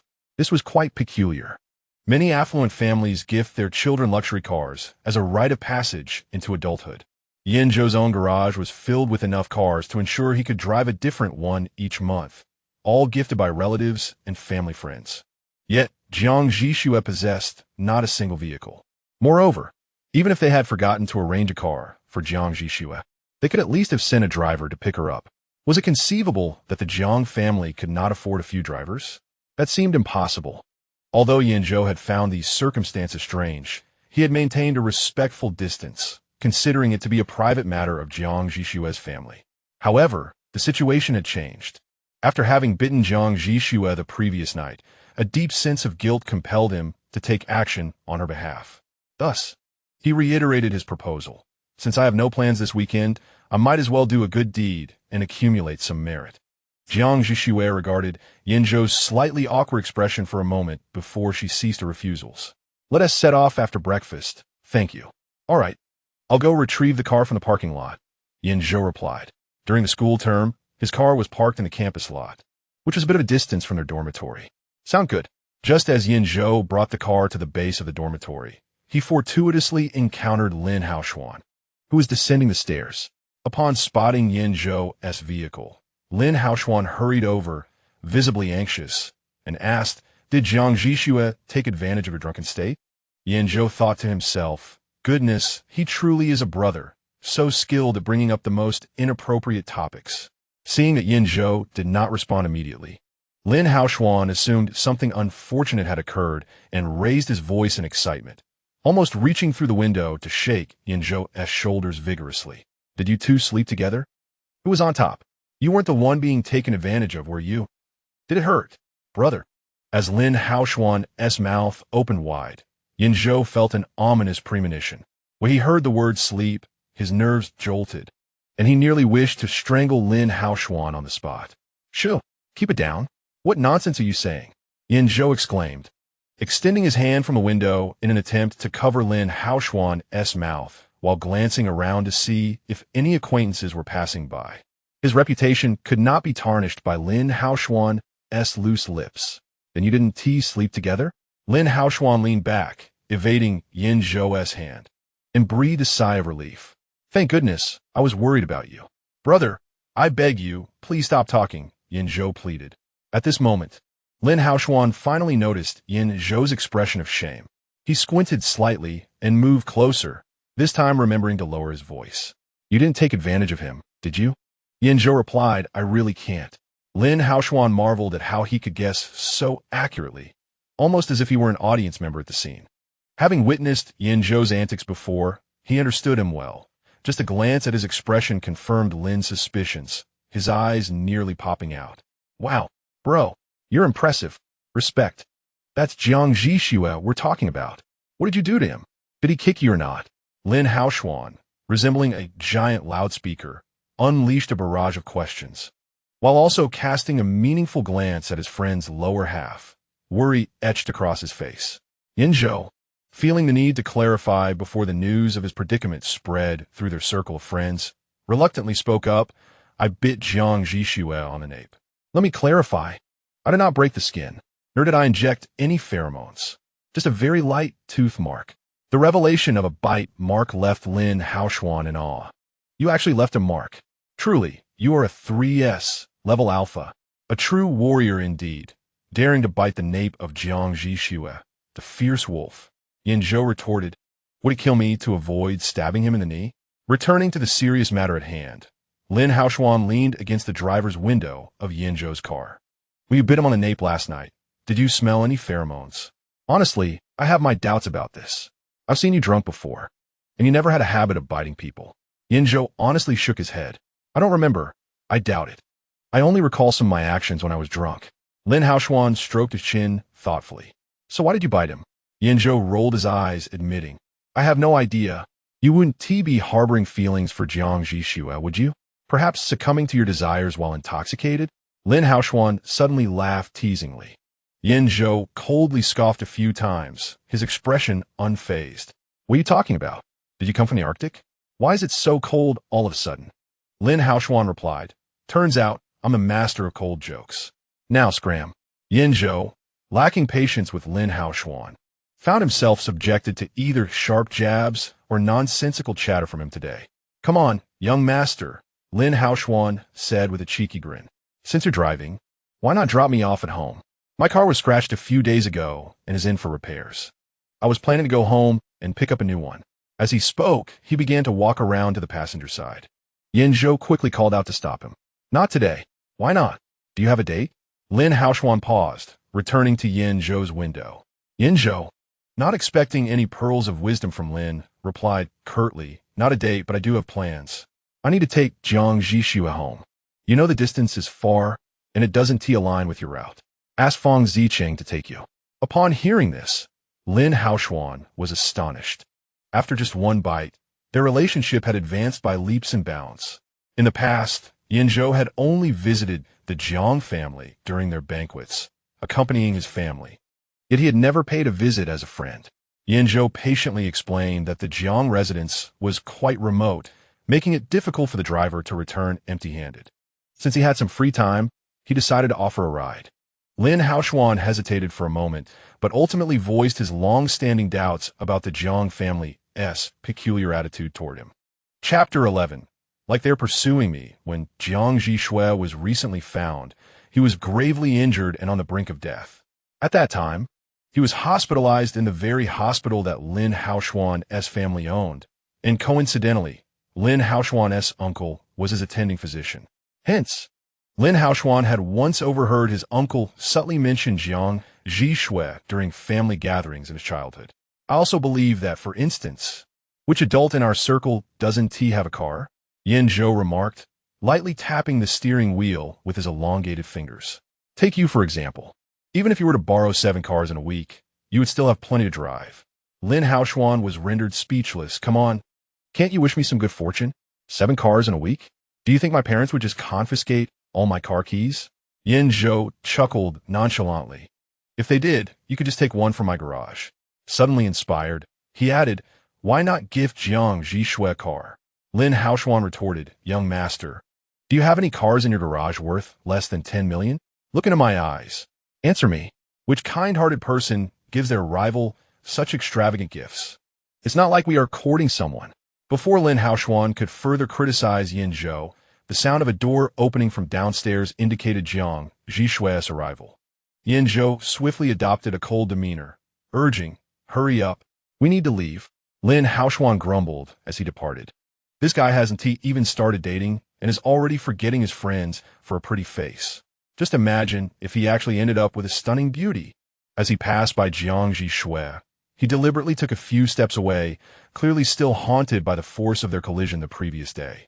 Jiang Zhi Xue, with a detached expression, merely nodded in acknowledgement of Lin Haoxuan, offering no further greeting. He approached Yan Zhou's car and stood by the passenger door, politely inquiring, where would it be convenient for me to sit? Some individuals prefer not to have non-partners occupy the passenger seat. Just the passenger seat, Yan Zhou replied, opening the door for Jiang Zhi Xue. I'm not so particular. Jiang Zhi Xue complied and settled into the passenger seat, fastening his seatbelt after taking his place. As Yan Zhou drove onto the road, He boasted playfully to Jiang Zhi Xue. "This is your first time in my car, right? My driving skills are exceptional. I am known as the car god of Spring Mountain."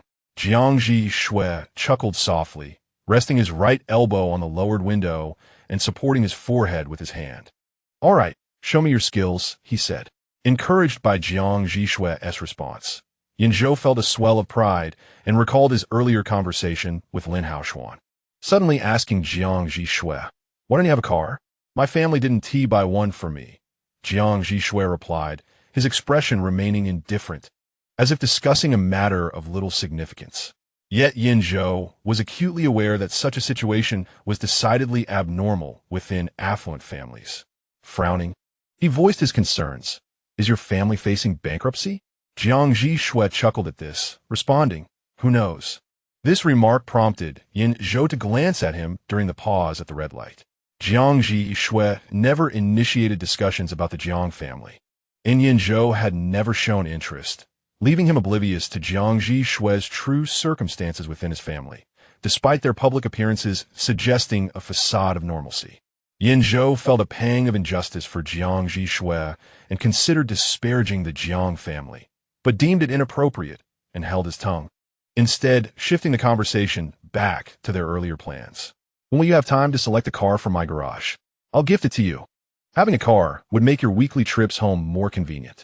Intrigued by this offer, Jiang Zhi Xue regarded Yan Zhou with keen interest and inquired, "Why?" This question had never crossed Yan Zhou's mind. He typically acted on impulse without pondering the rationale behind his decisions, so he nonchalantly replied, "I simply want to gift you something. I have the means." Another red light halted their conversation. Jiang Zhi Xue turned to Yan Zhou, his gaze enigmatic.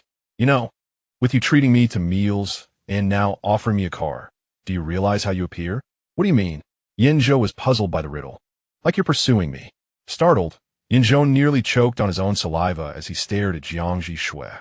At that moment, sunlight streamed into the car, illuminating Jiang Zhi Xue in a way that rendered him almost ethereal, strikingly beautiful yet unsettling.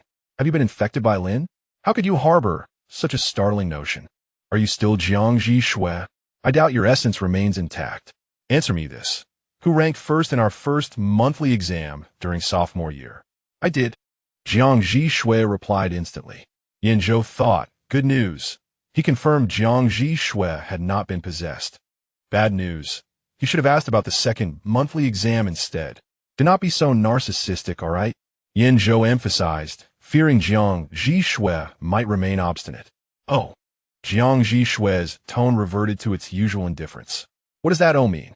As Yan Zhou's vehicle gradually departed the city, ascending towards the hills on the outskirts, the eerie undertones of their previous conversation loomed large. Given this was their first time sharing such a confined space, he hesitated to speak further, while Jiang Zhi Xue's perpetually stoic demeanor ensured he would not initiate a topic either. An awkward silence enveloped the car. Yan Zhou, typically a bit of chatterbox, felt stifled by the quiet. Yet fortunately, after an hour and a half of driving, he safely delivered Jiang Zhi Xue to the entrance of the Jiang residence. "Thank you," Jiang Zhi Xue said as he unbuckled his seatbelt and exited the vehicle. Yan Zhou mirrored his actions, and Jiang Zhi Xue stood by the car door, quietly observing him. With a boldness he seldom displayed, Yan Zhou suggested, "I went out of my way to bring you back. Won't you invite me in for a moment?" His curiosity about how Jiang Zhi Xue was treated behind closed doors was insatiable, and he had no intention of leaving without uncovering the truth. "Very well. Come inside and have lunch with us," Jiang Zhi Xue finally conceded. Jiang Zhi Xue said little, leading Yan Zhou to press the doorbell. Upon seeing it, Yan Zhou couldn't help but murmur, "Do I really need to ring the bell to enter my own home?" Jiang Zhi Xue remained silent. Before the doorbell chimed its final note, the door swung open, revealing the family butler, whom Yan Zhou recognized. A flicker of surprise and panic crossed the butler's eyes as he exclaimed, "Young Master Yan, what brings you here?" His voice was loud enough for the family members in the dining hall to hear clearly. Yan Zhou replied with a cheerful grin. "Jiang Zhi Xue couldn't catch a taxi, so I brought him home and thought I might enjoy a meal as well. Uncle Jiang wouldn't mind my presence, would he?" Hearing the exchange, Jiang Yuan from the dining hall responded gratefully. How could we? Xiao Zhou, thank you for bringing Zhi Xue home. Butler Chun, please hurry and have the kitchen prepare a few more dishes. Of course. Butler Chen smiled apologetically at Yan Zhou before hastily heading to the kitchen. Jiang Zhi Xue bent down to retrieve 2 pairs of slippers from the shoe cabinet, placing 1 pair by Yan Zhou's feet. He donned the slippers and made his way to the dining hall, where his mood soured. Chapter 12. The Little Tyrant Unleashed Previously. Yan Zhou had inquired about Jiang Zhi Xue's regular returns home every weekend, which were mandated by his family, citing the longing of his ailing Omega father, Song Yan. However, it was not yet noon, and aside from Jiang Zhi Xue, the other 4 members of the Jiang family had nearly finished their lunch. Such longing seemed rather insipid. It appeared that the 4 at the dining table were a true family, while Jiang Zhi Xue stood as an inconsequential outsider. The details painted a telling picture. One must wonder, in any loving family, would they neglect to wait for a child who traveled a great distance from school, returning early in the morning? After a grueling hour-and-a-half journey, was he to be served only scraps? Did the Jiang family truly cherish Jiang Zhi Xue, the child they had once searched for so fervently? Or was his return merely tolerated? What had the past 8 years of his life been like? Was the Jiang family's grand search for their lost son merely a theatrical display? Yan Zhou found it incomprehensible. His heart was filled with a seething rage and a delicate sorrow akin to floating willow fluff. He had always viewed Jiang Zhi Xue as a rival, believing they were alike. That Jiang Zhi Xue shared his own struggles. Despite the turmoil within, Yan Zhou's face betrayed none of his emotions. He maintained his characteristic smile, radiating warmth, though a closer look would reveal that his smile did not reach his eyes. He turned to Jiang Zhi Xue, his gaze aflame with anger and a readiness for confrontation. Jiang Zhi Xue met his eyes with a calming look, softly urging, "Go wash your hands. It's time to eat." After washing their hands and taking their seats, a palpable awkwardness enveloped the Jiang family at the table. No one dared to pick up their chopsticks, and the servants, having received the butler's orders, silently cleared away the remnants of the previous meal. At that moment, Butler Chun emerged to provide an update, stating that the new dishes from the kitchen would be ready shortly. Young Master Yin, young master, please bear with us for just a moment. Not a bother at all. It is I who intrudes upon the Jiang family unannounced. Yan Zhou concealed his malice beneath a facade of laughter, proclaiming, "I am as robust as an ox." It matters not. However, Jiang Zhi Xue suffers from a gastric ailment, and if she fails to eat on time, I fear she may fall ill. His mockery was unmistakable, leaving the Jiang family in a state of acute embarrassment while they secretly pondered the revelation of Jiang Zhi Xue's condition. They were oblivious to the genuine concern etched on Song Yan's face, laced with an urgent tone as he inquired, "Zhi Xue, you have a stomach ailment? Why have you never mentioned it? Is it severe now?" Yan Zhou found the entire situation absurd. He was unaware that his own child had been suffering from a debilitating gastric condition that could render her unconscious. It was no wonder that Jiang Zhi Xue had struggled with this affliction for 2 years without any improvement. With such infuriating family dynamics, it would be a medical miracle if she were to recover. Before Jiang Zhi Xue could respond, Yan Zhou, brimming with restrained anger, interjected, feigning astonishment as he widened his mouth in disbelief. Uncle Song and Uncle Jiang are completely unaware. After his sharp retort, he turned to Jiang Zhi Xue, questioning, "Haven't you spoken to your family about this?" On the surface, he appeared to chastise and question why she hadn't informed her family of her condition. Yet beneath his words lay a subtle mockery of the Jiang family's neglect and indifference toward her, to the extent that she had not disclosed her illness. The individuals seated at the table were astute, and Yan Zhou had no intention of concealing his true intent. Everyone comprehended the duality of his remarks. Jiang Yuan, seated at the head of the table, had worn a grim expression since Yan Zhou's initial taunt, which had only deepened into a scowl by this point. Despite the Jiang family's guilt towards Jiang Zhi Xue, it was audacious for an outsider, particularly a junior, to meddle in their family affairs and to mock their elders so openly. How could someone of Jiang Yuan's stature endure such indignity? Just as he was about to reprimand Yan Zhou, Jiang Zhi Xue unexpectedly echoed his tone, stating, "It's just a minor issue.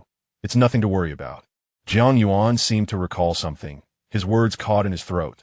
The mouth that had just slightly opened was abruptly closed, though his expression remained icy.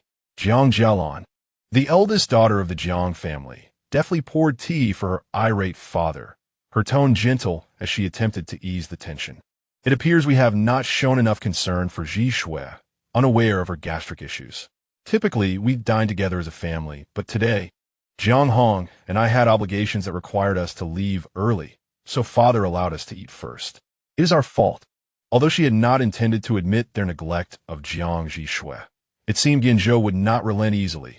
Thus she adopted a strategy of retreat to advance. Upon hearing this, Yan Zhou's left lip curled into a faint, ambiguous smile. One could interpret it as mockery or merely a facial spasm, leaving little room for criticism. He lowered his eyelids, his demeanor calm, enveloped in an air of indifference as he replied coolly, "Oh, oh, oh," Jiang Jialan exclaimed. "Why had I never realized how bothersome this young man from the Yin family could be? It is truly exasperating. Was it not preferable to maintain a facade of tranquility? Why must he pierce through everything? Moreover, this is a matter concerning the Jiang family. Except for Jiang Zhi Xue." The expressions of the Jiang family were a tumultuous blend of dark and crimson hues. The darkness stemmed from anger, while the redness signified embarrassment and guilt. Jiang Hong, the second son of the Jiang family, unwilling to linger in such a stifling atmosphere, rose from his seat and bid farewell to his parents in a rather brusque manner. "Father, I'm stepping out." Witnessing this, Butler Chun promptly presented a set of car keys, allowing Jiang Hong to select his vehicle for the day. As Yan Zhou glanced at the car emblems attached to the keys, he noted they were all luxury brands. Given the Jiang family's affluence, the price of any one of them would certainly exceed 5 million. His anger flared even more intensely. The elder son possessed multi-million-dollar vehicles, while the younger son had to take a taxi home every weekend. Was Jiang Zhi Xue truly the biological child of Jiang Yuan and Song Yin? Has brother Jiang acquired a new car recently? The latest model of Ferrari? Yan Zhou, grinning broadly, suddenly turned to Jiang Zhi Xue and inquired, "What about you? Have you purchased any new vehicle lately?" Within the vast Jiang residence, apart from the cacophony of the kitchen exhaust fan, an oppressive silence ensued. After a moment of waiting for a response that never came, Yan Zhou slapped his forehead in realization. "Oh dear, how could I forget? You don't own a car. Which is why you take a taxi home every weekend. No waities. Your brother's car is your car. Just come to my garage tomorrow and choose one. No, choose 7. One for each day of the week. This way, you can experience what it feels like to be your brother. Ha ha ha." As he spoke, Yan Zhou affectionately draped his arm around Jiang Zhi Xue's neck, exuding an air of camaraderie. Chapter 13. The rise of all Jiang Zhi Xue found herself drawn closer to Yan Zhou, her cheek brushing against his warm, smooth skin, and she caught a faint whiff of sweet soy milk, prompting a genuine smile to bloom on her face. The sight of the two appearing as close brothers in the expansive Jiang residence was steeped in irony. Yan Zhou's words struck like a resounding slap upon Jiang Hong, Jiang Yuan, and Song Yin. Behold, a biological brother outshone by a sworn brother. Truly, one had to marvel at this spectacle. With a darkened visage, Jiang Hong awkwardly withdrew, while Jiang Yuan wished to expel Yan Zhou, but found himself powerless to do so.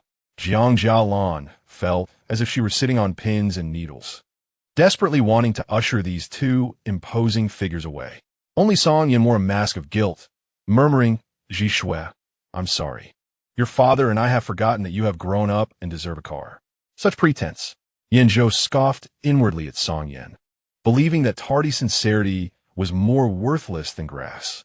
Had the Jiang family unitedly embraced Jiang Zhi Xue with a consistent attitude, he might have held them in slightly higher regard. But what was this? Another act of performance? Just then, the kitchen's work finally concluded, and the servants arrived to rescue the suffocating atmosphere. A series of exquisitely prepared dishes were presented, rapidly covering half the table. Yan Zhou proactively served Jiang Zhi Xue a bowl of rice before picking up his chopsticks, not forgetting to take the lead with a playful tone. "Ah, Uncle Jiang, Uncle Song, and Sister Jiang, weren't you just finishing your meal? Come on, Don't be shy. Let us eat together. Jiang Zhi Xue was nearly choked with laughter. Jiang Jialan, Song Yin, Jiang Yuan. Yan Zhou was utterly indifferent to the expressions of the three individuals, continuing to act as he pleased, disregarding everyone. He lavishly praised the chef of the Jiang family, exclaiming, "Wow, Uncle Jiang, your chef's cooking is simply exquisite. It would be even better if I could savor such delights every time I stepped through the door." This was yet another instance of veiled praise laced with criticism.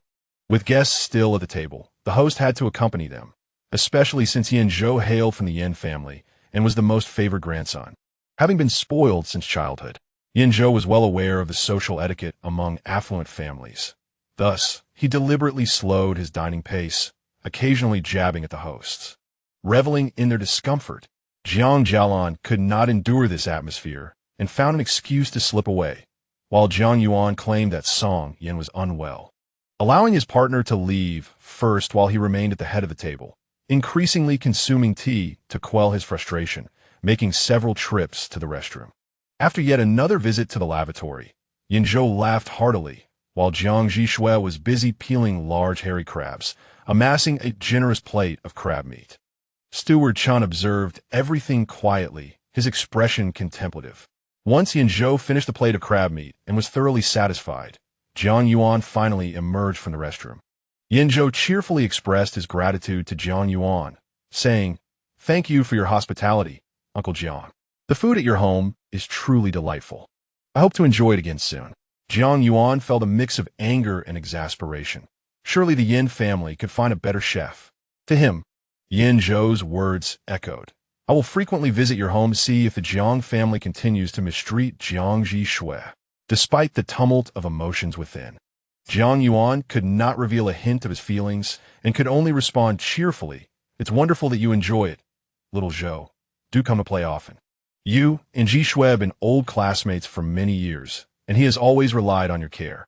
I am very grateful to you."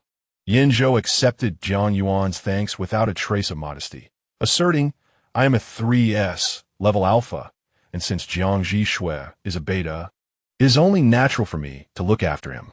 Suddenly, he shifted the conversation, remarking, "Uncle Jiang, Brother Jiang, and Sister Jiang are all 2S, level alphas. So it is easy to forget that betas are not as physically robust as alphas." Jiang Yuan's expression twisted momentarily. What beta? His youngest son was clearly a beta. Yet, he could not voice his thoughts, and faced with Yan Zhou's taunts, he could only bite his tongue and swallow his words. After lunch, everyone assumed Yan Zhou would take his leave, but he defied expectations by suggesting to Jiang Zhi Xue, "I haven't had the chance to explore your home in detail. Why not show me around today?" Jiang Zhi Xue was delighted and guided Yan Zhou around the Jiang residence. During their tour, Yan Zhou noticed the peculiar attitude of the servants towards Jiang Zhi Xue, seemingly tinged with fear. Ordinarily, the demeanor of the servants would reflect that of the hosts. Having been classmates with Jiang Zhi Xue since the 6th grade, Yan Zhou understood that aside from a stomach ailment, Jiang Zhi Xue was otherwise healthy, well-proportioned, and his daily attire was clean, with no strange injuries present on his body. This indicated that the Jiang family merely neglected him, or perhaps overlooked him, but it did not imply a lack of fundamental care or outright mistreatment. So why did the servants appear to fear him? Is it possible that the Jiang family harbors fear towards him? This notion seems somewhat absurd. What is there to fear about Jiang Zhi Xue? Yan Zhou could not fathom this doubt for the moment, and chose to bury it within his heart. The two ultimately found themselves in the garden courtyard, where a vast expanse of crimson roses flourished. Jiang Zhi Xue reached out to caress a particularly vibrant red rose, which he delicately pinched between his fair fingers, as if it had sprouted from his very hand. His thumb gently brushed against the dewdrops upon the petals, moistening his fingertips. "Red roses are my father's favorite flower," he remarked.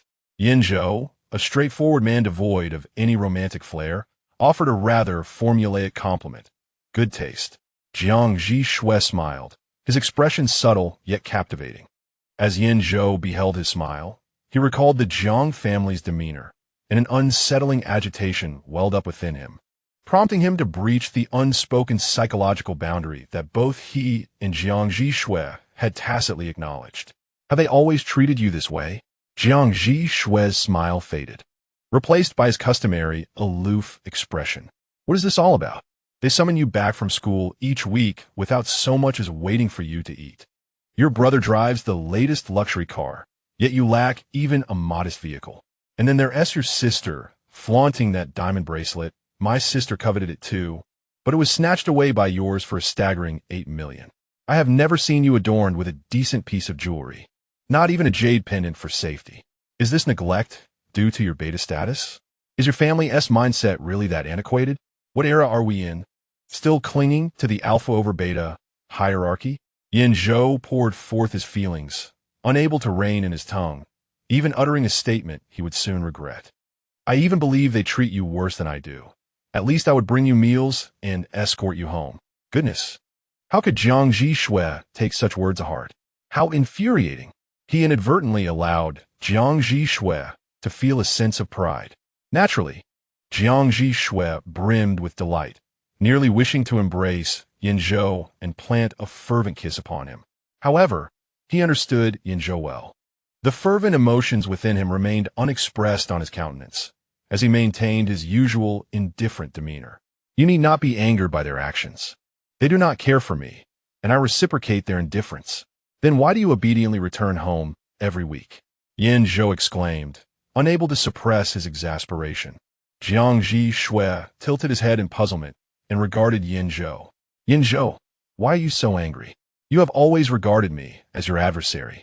Should you feel pleased to see me struggling? Chapter 14. The billionaire Yan Zhou was nearly driven to deliver a punch to Jiang Zhi Xue, aiming to jolt him from the delusions fostered by the Jiang family. Am I one to derive pleasure from such base sentiments? I would never build my happiness upon the suffering of others. You are a worthy opponent whom I respect. I seek only to vanquish you, not to witness your pain. Jiang Zhi Xue refrained from responding immediately. Instead, he beckoned a servant waiting at a distance and retrieved a pair of scissors from the tray they held. He carefully snipped the very red rose he had just caressed, meticulously removed the thorns, and ultimately tucked it into Yan Zhou's shirt pocket. The black shirt paired with red roses exudes a unique charm. Yan Zhou, wearing a puzzled expression, inquired, "What are you doing? They are quite beautiful and well-suited to you. So I thought to gift them to you. But why would an alpha male wear flowers? It seems rather odd." Yan Zhou felt a twinge of discomfort. Yet he remembered how patiently Jiang Zhi Xue had pricked his fingers to prepare them. He couldn't let her efforts go in vain. Ultimately, he resisted the urge to remove the flowers. Jiang Zhi Xue instructed the servants to leave, and soon they were left alone amidst the rose bushes. In the future, won't you have to wear flowers at your wedding? Yan Zhou replied earnestly, that will only happen once in a lifetime. Once in a lifetime? Yan Zhou, you will remain eternally loyal to your partner, won't you? Of course. Once I, Yan Zhou, have chosen someone, my devotion will last until death. Yan Zhou found Jiang Zhi Xue's question rather peculiar. It seemed rather redundant. Aren't you? I certainly am, Jiang Zhi Xue replied, gazing into Yan Zhou's eyes with a gentle smile. Until death do us part. The garden was tranquil, and a gentle breeze swept down from the mountains, carrying the fragrance of roses towards them. The sweetness of the scent became almost overwhelming. Yan Zhou suddenly felt that the atmosphere between them was somewhat peculiar, reminiscent of a confession scene from a television drama. He awkwardly brushed his fingers over the roses on his chest and sought to change the subject. Though your personality can be challenging, you are quite handsome. The Jiang family may not treat you well, but don't let it bother you. Your future home will surely be filled with happiness. No matter how angry your wife may be, the moment she sees your face, she will instantly forgive everything. Jiang Zhi Xue chuckled. What if my wife isn't that superficial? Impossible. Yan Zhou asserted, your face could charm anyone. Even Liu Xiahui would have to reconsider himself. Including you? Jiang Zhi Xue's words lingered on the tip of his tongue. Yet he held back. The timing was still not right. He could not bear the thought of losing Yan Zhou. He had to ensure a decisive strike. Jiang Zhi Xue, be a little more patient. You have waited 7 years already. Yan Zhou, there is no need to be angry on my behalf regarding my situation in the Jiang family. I truly do not mind how they treat me. Initially, there had been pain, but he had long found the antidote to his suffering. Yan Zhou, however, could not agree. How could one not feel indignant? They are your family, yet I cannot perceive even a hint of love from them towards you. Jiang Zhi Xue gently shook his head. I no longer require their affection. Love is essential. Yan Zhou thought Jiang Zhi Xue was merely putting on a brave face. In his mind, Jiang Zhi Xue's image had devolved from a formidable flower to a pitiful little white flower, utterly vulnerable. Jiang Zhi Xue, since your family does not act like one, I shall become your family. After all, I was a far better adversary than they ever were. From now on, I shall be your family. And Lin Haoshuan and Feng Zicheng will also be your family. The smile on Jiang Zhi Xue's face faded. If only those two light bulbs weren't around. Our little family with you would be sufficient. Absolutely. Yan Zhou, having waxed poetic, did not forget his original role. Even as rivals, I will show you no mercy. We are brothers, and we shall settle accounts clearly. Jiang Zhi Xue. By the way, with your family being so frugal, do you often find yourself short of money? Yan Zhou suddenly felt grateful for the times he had occasionally brought meals for Jiang Zhi Xue. Otherwise, wouldn't he this lad starve? Jiang Zhi Xue could almost guess what Yan Zhou was imagining. He lowered his head and opened an app on his phone, then tossed it to Yan Zhou. What is this? Yan Zhou quickly caught the phone, and as he gazed at the numbers on the screen, he began counting 1, 10, 100,000, 10,000, 100,000, million, 10 million, billion, 10 billion. His voice grew louder with each number, and by the end, his eyes were as wide as saucers. Goodness, a financial expert right beside me. How can someone in the same field differ so greatly? Darn it, I feel like I've lost once again. What Jiang Zhi Xue showed Yan Zhou was his investment account, which on an average day could yield the equivalent of a small company's annual profit. Next month, he would need to start paying living expenses. Yan Zhou was particularly envious of the liquid assets Jiang Zhi Xue possessed. This guy was far wealthier than he was. He couldn't believe he felt pity for a billionaire. All right, Jiang Zhi Xue said decisively. The screen lock password is XXXXXX, and the payment password is XXXXXX. Transfer whatever amount you wish. Yan Zhou exclaimed in frustration, feeling as if he had been subjected to a display of wealth. He wanted to drain this scoundrel's account. Suddenly, a voice called from the direction of the pool. It was Song Yan. Yan Zhou and Jiang Zhi Xue turned simultaneously to see the man hesitating in the afternoon sunlight. I would like to have a word with you. Song Yan addressed the two, somewhat awkwardly. Upon hearing this, Jiang Zhi Xue began to stride towards his father. But Yan Zhou called out to him, Hey, Jiang Zhi Xue. Jiang Zhi Xue halted in his tracks. Yan Zhou brushed back his hair, his handsome visage bathed in sunlight, and smiled at Jiang Zhi Xue, looking more vibrant than the roses adorning his chest, more radiant than the sunlight on his face. I'll wait for you here. We'll head back together later. Jiang Zhi Xue did not inquire where they would be returning to. He gazed deeply at Yan Zhou illuminated by the sun, and simply replied, All right. Seeing Jiang Zhi Xue approach, Song Yan finally relaxed his tightly clenched hands, which had been damp with sweat. What is the matter, Dad? Jiang Zhi Xue stood before Song Yan, towering over him by half a head, now backlit, and looking down with a cold demeanor, evoking a sense of superiority. The once soft and small child had grown into a hardened adult. The passage of time could not be reversed, just as their relationship could not be mended. Song Yan's hand, resting at his side, instinctively curled up again. A hint of nervousness crept into his voice. Dad, I haven't seen you for a week. Would you like to join me for some afternoon tea? Jiang Zhi Xue glanced at his sports watch and replied, Sure. After saying this, he followed the servant who was leading the way.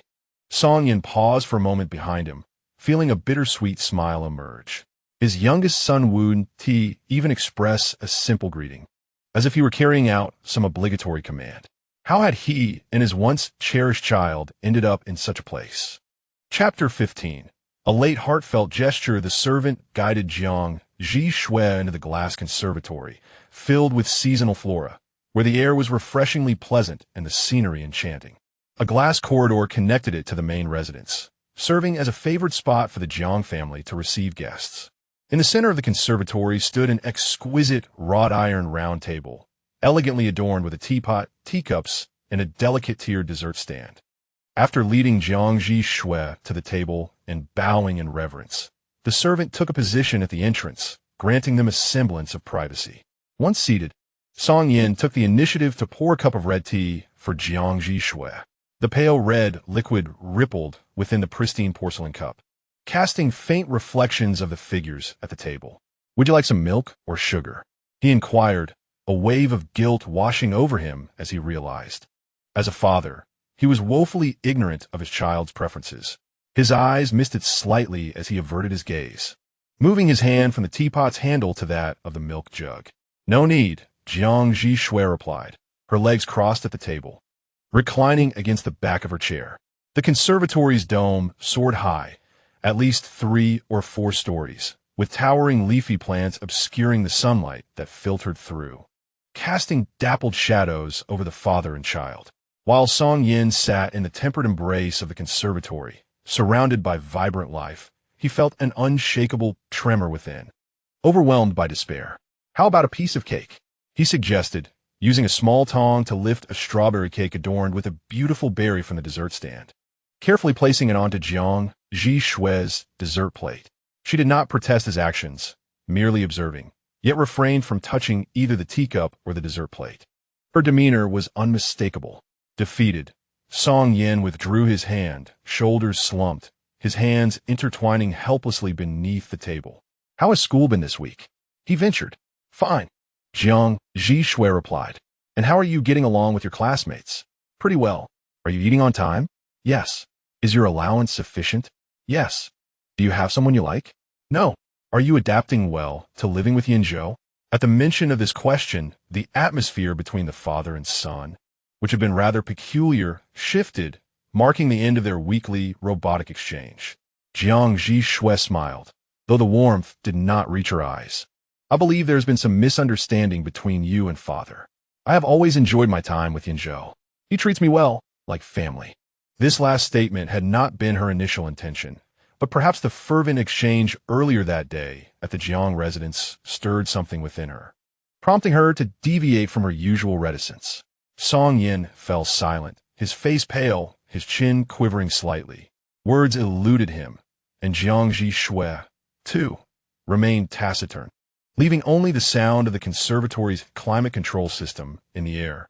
Just as Jiang Zhi Xue was about to lose patience and take her leave, Song Yin finally lifted the cup of red tea before him, taking a sip, along with it, swallowing his tumultuous thoughts. "How about I give you a car? Is there one you like?" "I do not need one," Jiang Zhi Xue replied, her tone firm. "Why not?" Song Yin asked, a mixture of discomfort and surprise reflected in his expression as he looked up at her.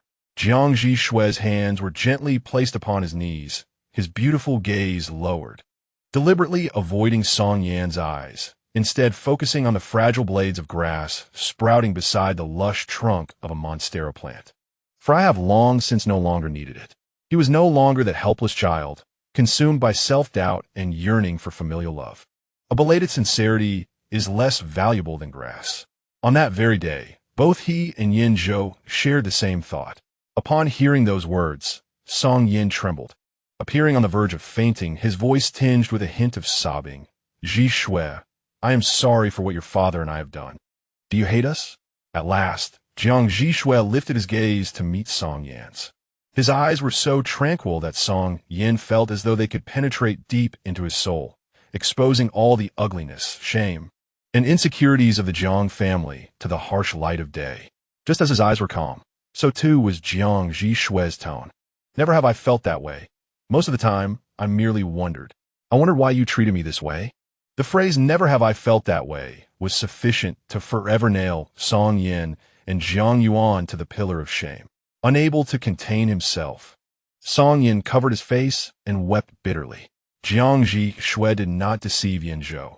He had long since grown indifferent to all members of the Jiang family, even when faced with the heart-wrenching sobs of Song Yin. He rose to his feet and looked down at the one remaining person in this family who still bore a trace of guilt towards him, his tone remaining steady. "Father, I will return to school now and come back to see you next week." It was a firm requirement from Jiang Yuan that Jiang Zhi Xue return home every weekend during his university years, claiming that Song Yin would miss him dearly. He complied with his father's wishes, returning home for 2 days each weekend. This weekend marked the first time he had not stayed overnight at home. Through his blurred vision, Song Yin watched his youngest son gradually walk away, finally pushing open the door and completely departing from his life. He opened his mouth, yet no sound escaped, and he could not utter any words of plea. Perhaps, from the moment his youngest son was taken away 18 years ago, he had irrevocably lost him. It was he who had condemned himself to a lifetime without this child.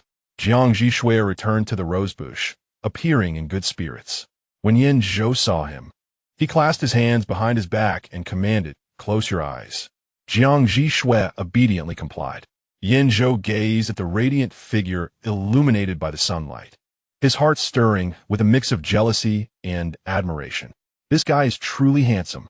Yet, he mischievously retrieved a trimmed red rose from behind his back and tucked it behind Jiang Zhi Xue's right ear. As Jiang Zhi Xue sensed the warm breath and the movement near his ear, the subtle sweetness of soy milk effortlessly overpowered the rich fragrance of the rose. His body quivered slightly, his ears flushed red, and he instinctively moved.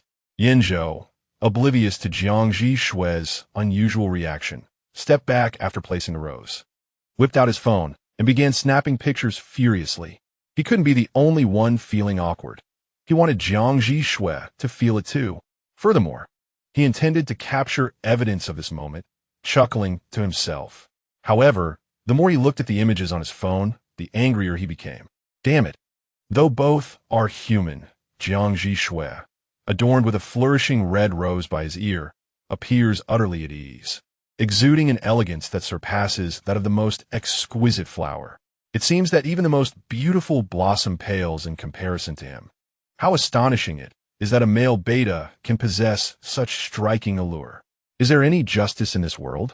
Yan Zhou, feeling as though his attempt to tease Jiang Zhi Xue had failed, despondently put away his phone and reached for the rose, discreetly tossing it into the rosebush while Jiang Zhi Xue's eyes remained closed.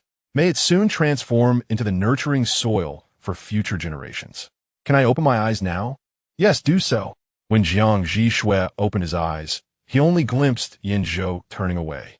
He hurried after him and, feigning ignorance, inquired, "What did you just do?" Yan Zhou, feeling guilty, dared not meet Jiang Zhi Xue's gaze. "Nothing. Did you take an embarrassing photo of me?" Yan Zhou thought, does this guy have a sixth sense? This is utterly ridiculous. Chapter 16. The monster, what would I take it for? To keep it for myself? Jiang Zhi Xue raised an eyebrow. Yan Zhou halted, looking somewhat awkward. Am I some sort of pervert who would keep your picture for private viewing? As he spoke, he retrieved his phone, opened the album, selected the photos he had just taken, and clicked delete. Having completed the task, he proudly displayed the phone to Jiang Zhi Xue. All deleted, see? Even a recently deleted folder has nothing left. But Jiang Zhi Xue chose not to remind him otherwise. Young Master Yin, the car is ready, announced Butler Chun, bowing respectfully from a short distance. After Jiang Zhi Xue had visited Song Yin, Butler Chun surmised that Yan Zhou was about to leave and offered to bring the car to the entrance. It was an unmistakable hint to depart. Undoubtedly a directive from Jiang Yuan, the current head of the Jiang family. Yan Zhou smirked inwardly and informed the servant that the car would be needed in half an hour. Jiang Zhi Xue had agreed to return together with him, and he guessed correctly that he would not take too long with Song Yin. How foolish it was for the Jiang family to waste time on Jiang Zhi Xue when they treated him with such disdain. Yan Zhou felt a surge of delight, unable to suppress a grin reminiscent of a cartoon cat caught in mischief. Butler Chun observed Yan Zhou's expression with confusion. Before he could ponder further, he noticed Jiang Zhi Xue following closely behind Yan Zhou and hurriedly stepped forward. "Young master, are you not staying at home tonight?" Before Jiang Zhi Xue could respond, Yan Zhou interjected, his tone less than pleasant, clearly lacking any intent to please. "Oh, I suddenly have a matter that requires Jiang Zhi Xue's assistance. He won't be staying at your residence this weekend." It was a clumsy and blatant lie. Butler Chin struggled to maintain his composure, but could not interfere, turning instead to Jiang Zhi Xue. "Young master, does Mr. Jiang know about this?" Jiang Zhi Xue, with a dismissive flutter of his eyelids, replied coldly, I have informed my father. That meant Jiang Yuan was unaware. But if Song Yin could not retain him, how could he? Butler Chen refrained from pressing further and respectfully saw the two off, watching as they departed. As Yan Zhou's vehicle vanished around the corner, Butler Chen hurried upstairs to report to Jiang Yuan. Standing by the study window, Jiang Yuan could see the car departing at the entrance. After listening to Butler Chen's words, he remained silent for a moment before letting out a sigh. Chen, do you think we have erred? Objectively speaking, Butler Chen had always felt that the Jiang family had been excessively harsh towards Jiang Zhi Xue, their own flesh and blood. The child had endured great misfortune. Kidnapped shortly after birth and subjected to a decade of hardship, she was finally found, only to discover that her family regarded her as a monster. However, the decisions and actions of the master family were not within the purview of a mere butler to comment upon. After pondering for a while, he cautiously remarked, "The events of the past remain unclear even now. It is understandable that you and Mr. Song harbor fears regarding the young master. Yet, she is ultimately your own flesh and blood." Jiang Yuan cast his gaze downward, falling silent once more. He was a selfish and ruthless father. Meanwhile, on the deserted highway, Yan Zhou unexpectedly turned at a fork in the road, steering towards an entirely different path from that leading back to school. "Where are we going?" Jiang Zhi Xue inquired, resting her elbow on the car window. Upon entering the vehicle, Yan Zhou had lowered both windows, allowing the gentle spring breeze and warm sunlight to flood in. At that moment, a gust of wind swept through, carrying his response and the faint scent of soy milk directly to Jiang Zhi Xue, stirring a sense of springtime restlessness within her. Didn't T. Fong Zicheng start dating an Omega boyfriend last semester? His boyfriend enjoys racing. So he purchased an abandoned hill on the outskirts of the city and constructed a winding racetrack, occasionally taking his boyfriend there for thrilling experiences, and sometimes organizing small competitive events among friends. Yan Zhou's words penetrated Jiang Zhi Xue's consciousness only halfway. The wind howled outside, and the subtle aroma of soy milk wafted from Yan Zhou, deepening her gaze and causing her throat to tighten slightly. "Do you have soy milk in your car?" "Yes. It's in the storage compartment on your side of the door. Help yourself."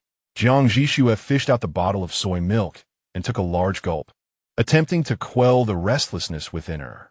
The flavor of the soy milk could not compare to Yan Zhou's scent, but it was a meager substitute for a meal. Yan Zhou's peripheral vision caught Jiang Zhi Xue's actions, heightening his dissatisfaction with the Jiang family. "Did your father summon you just for idle chatter? He couldn't even have the servants prepare some tea. They prepared black tea, which I don't like." TSK. Yan Zhou raised an eyebrow, feeling a sense of satisfaction. "See? I know you well." Jiang Zhi Xue paused in her drinking of the soy milk. "Was this something you specially prepared?" Yan Zhou recalled Jiang Zhi Xue's earlier alarming speculation, concerned she might still be afflicted by the illness transmitted by Lin Go, and emphatically clarified, "I have always had the habit of preparing water for friends. It was just a random grab. Don't misunderstand again." Jiang Zhi Xue chuckled lightly and took another sip of the soy milk, choosing not to elaborate further. Soon, Yan Zhou's car arrived at the foot of a mountain, where security guards stood at the entrance to prevent other racers from inadvertently entering and causing safety issues. The security guard naturally recognized Yan Zhou. Upon seeing the approaching vehicle, he closed a short video on his phone and raised the barrier with a cheerful demeanor. Poking his head out from the kiosk, "Young Master Yan, you seem particularly spirited today. Lin Ge, are there any other guests around today?" Yan Zhou retrieved a bottle of herbal tea from the storage compartment beside him and tossed it to Lin Ge. "I brought a friend to unwind. The weather is gradually warming up, so please take care to avoid heat stroke." "Just you today," the guard replied, deftly catching the herbal tea. "Thank you for the drink." "Young Master Yan, haha. All right, thanks, Lin Ge. I'll be on my way now. See you later." "Sure, enjoy yourself." The mountain purchased by Fong Zicheng was called Chunshan. The construction team had carved out 2 segments of racing track along the hillside, the first from the foot to the mid-slope, and the second from a mid-slope to the summit. Between the 2 segments, a viewing platform and a supply station were established. Yan Zhou intended to first take Jiang Zhi Xue for a spin on the initial segment. He parked at the starting point, his hands relaxed on the steering wheel, a slight smile playing on his lips as he turned to Jiang Zhi Xue and inquired, Have you ever ridden in a race car? It's my first time. Upon hearing this, Yan Zhou proudly lifted his chin. Okay, allow me to introduce you to the thrill of speed. What should I do? Having raced along the entire Chunshan track dozens of times, Yan Zhou was intimately familiar with every twist and turn. As long as he wasn't pushing the limits of a professional race car, a navigator was unnecessary. Instead of answering Jiang Zhi Xue immediately, he closed the windows on both sides and removed the pheromone suppression pad from the nape of his neck, tossing it to Jiang Zhi Xue. Hold this for me. I'll throw it in the trash bin at the mid-slope. Afterward, he shrugged his shoulders a few times and shook out his hands to achieve a state of maximum relaxation and comfort.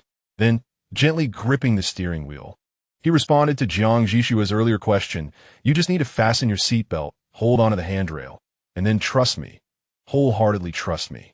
With a roar from the engine, the car surged forward like an arrow. Chapter 17.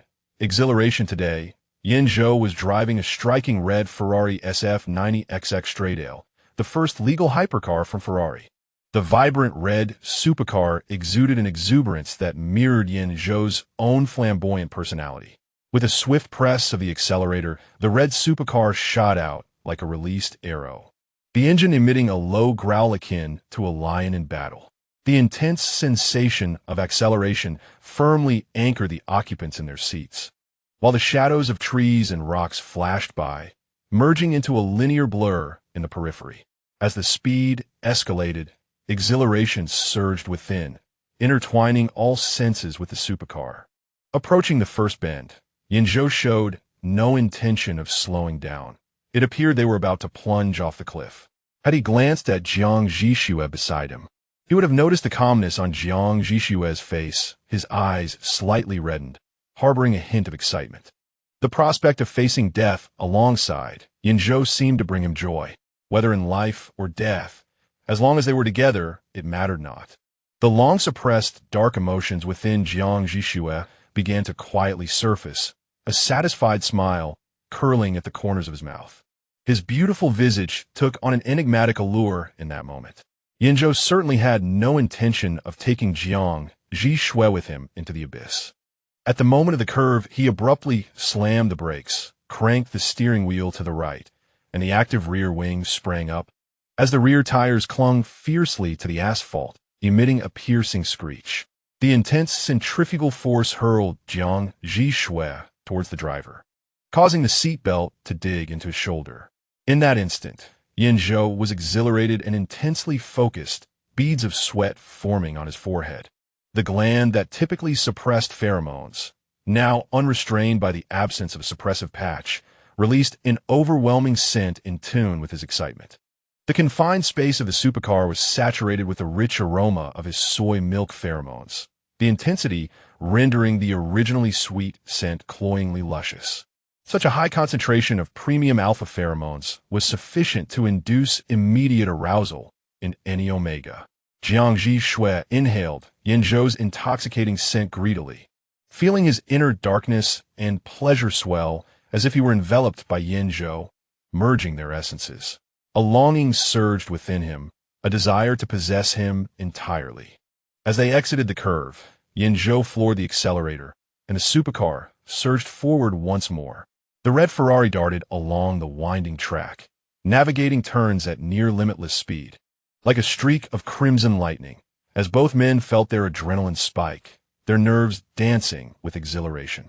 Yan Zhou's expression remained serene, his focus unwaveringly fixed on the road ahead, his vision narrowing as if he had entered a personal universe where only he, the car, and the road existed. His mental faculties were so intensely directed towards the act of driving that his other senses dulled, leaving him oblivious to the peculiarities beside him. Jiang Zhi Xue tilted his body slightly, boldly gazing at the engrossed Yan Zhou, the high-speed ride eliciting no discomfort or unease. He was like a relaxed connoisseur, admiring Yan Zhou's artistry, if only his eyes did not betray a deep, unsettling desire. In that moment, Yan Zhou appeared incredibly alluring to Jiang Zhi Xue. Beads of sweat adorned his nose, and the sunlight streaming through the windows illuminated his deep, dark eyes, casting delicate shadows from his long lashes. In his heightened state of concentration, his blink rate was minimal, each flutter reminiscent of a butterfly's wings, strikingly beautiful. His muscles were taut, their exquisite shapes and lines subtly revealed beneath the black silk shirt, as one's gaze trailed upwards along his elegantly defined forearms. It met the relaxed grip of his long fingers on the steering wheel, which glistened in the sunlight as if coated in honey, looking utterly delectable. A primal urge surged forth.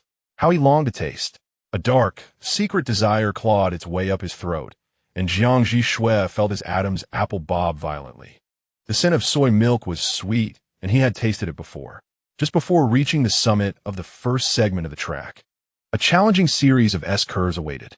Anticipating that Jiang Zhi Xue might become too frightened or anxious to cope, Yan Zhou, aware of his beta status, was concerned for his well-being, mindful that his physical capabilities and mental fortitude could not match those of an alpha. Thus, Yan Zhou, momentarily diverting his focus, reassured Jiang Zhi Xue. The road ahead is somewhat exhilarating. Trust me, do not be afraid. How could Jiang Zhi Xue possibly fear? To him, Yan Zhou was a divine blessing. Even facing death together would be a splendid gift. Taking advantage of Yan Zhou's current distraction, Jiang Zhi Xue tilted his head slightly, joyfully squinting his eyes as he replied, "With you here, I am unafraid." Such an expression of complete trust, especially coming from a rival, filled Yan Zhou with immense satisfaction, igniting his desire to showcase his prowess to its peak. The supercar roared through a series of S-curves. Yan Zhou's control of the steering wheel was as precise as a surgeon's scalpel, each drift executed with breathtaking elegance. The crimson lightning darted gracefully through the winding path, a mesmerizing display of racing artistry intended solely for Jiang Zhi Xue's eyes. In the final drift, the red Ferrari glided flawlessly into a parking space beside the pit stop.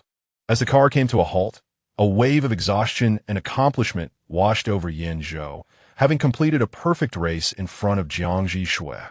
Sweat dripped from his brow, the black shirt clinging to his slightly heaving back muscles. He rested his wrists atop the steering wheel, hands hanging languidly behind it, bowing his head to catch his breath. Once his spirit calmed and fatigue subsided, he raised his gaze to Jiang Zhi Xue. The sunlight danced in his eyes, rendering them astonishingly bright, his face alight with pride and a yearning for praise as he smiled at Jiang Zhi Xue, asking, "Wasn't that exhilarating?" Bathed in the warmth of the sun and Yan Zhou's radiance, all dampened and fearful emotions and desires had been thoroughly concealed, restoring Jiang Zhi Xue to his usual calm demeanor as he mimicked Yan Zhou's casual expression. Absolutely exhilarating. With the objective achieved, Yan Zhou's sense of accomplishment and satisfaction surged to its zenith. He pounded the steering wheel, laughing heartily. That's the way it should be. Life is meant to be enjoyed. Anyone who makes you feel stifled should be cast far away. He reveled in the foolishness of the Jiang family, eager to seize every opportunity to undermine Jiang Zhi Xue, hoping for the day when Jiang Zhi Xue would sever ties with those fools. In his past, Yan Zhou had not been without moments of frustration, but he learned an invaluable lesson. When faced with madness, one need only be madder, and the madman will return to normalcy. He was uncertain if taking a step back would lead to expansive horizons, yet he knew there would always be those who would take advantage. Jiang Zhi Xue remarked, "It must be sweet like soy milk." Yan Zhou, infatuated, inhaled deeply. "Baby, you are clearly the sweeter one." Yan Zhou fancied himself the dominant one. Chapter 18. Symbiotic relationship. The staff at the pit stop, hearing the commotion from the parking area, emerged with toolboxes to await Yan Zhou's descent from the vehicle. Fang Zhichang had established this racetrack with considerable professionalism, employing numerous skilled personnel.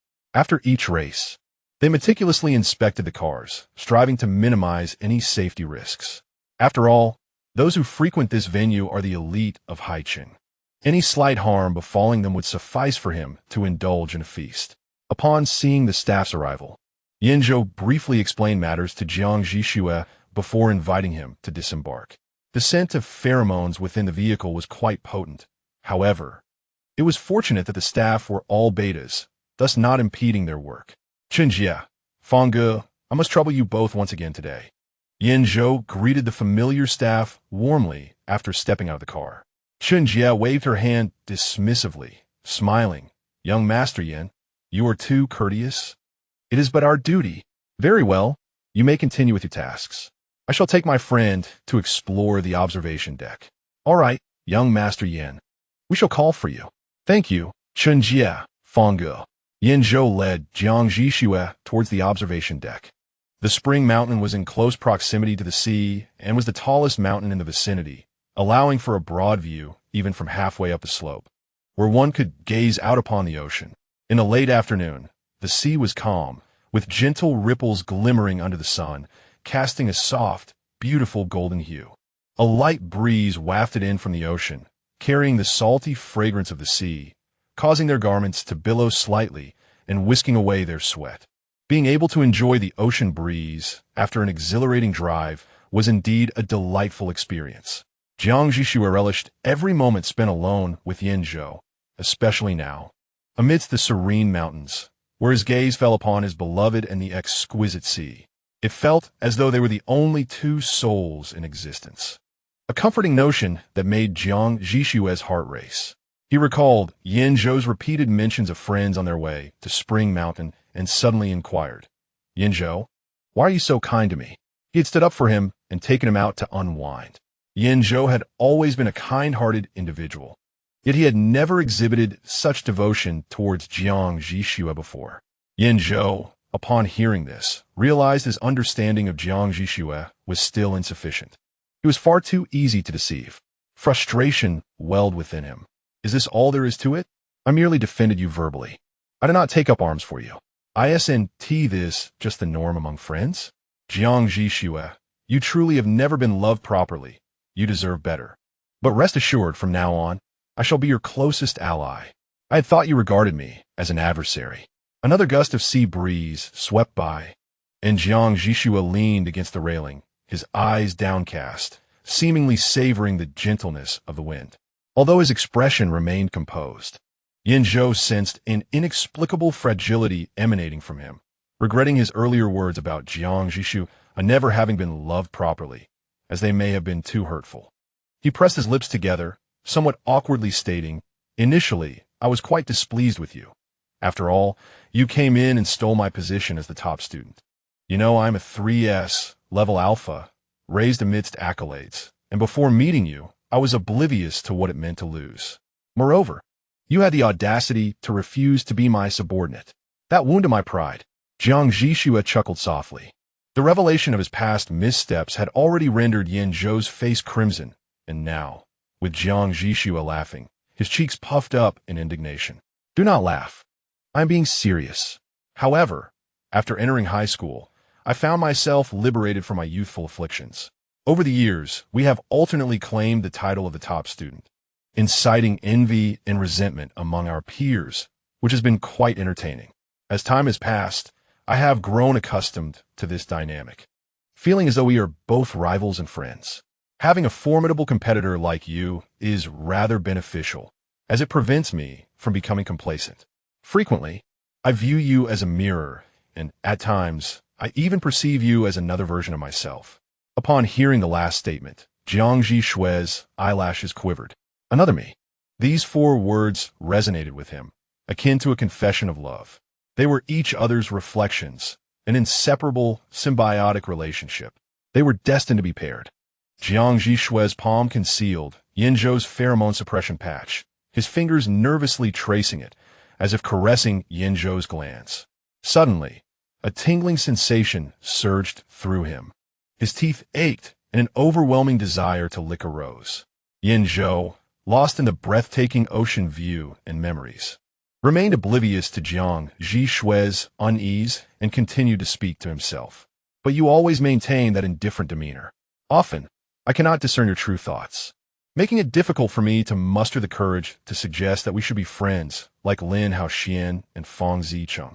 However, after visiting your home today, my perspective has shifted. Growing up in such a familial environment, your choice to face everything with detachment is a testament to your strength. But Jiang Zhi Xue began, just as Yan Zhou suddenly turned to him, the brilliant sunlight dancing in his eyes. creating two miniature suns that cast a warm glow deep into Jiang Zhi Xue's heart, momentarily retracting the shadowy desires that lurked within, yet allowing them to thrive in their hidden corners, biding their time for a more intense emergence. I would rather wish for you to unleash your pent-up emotions. When those around you behave poorly, your high standards only serve to harm you.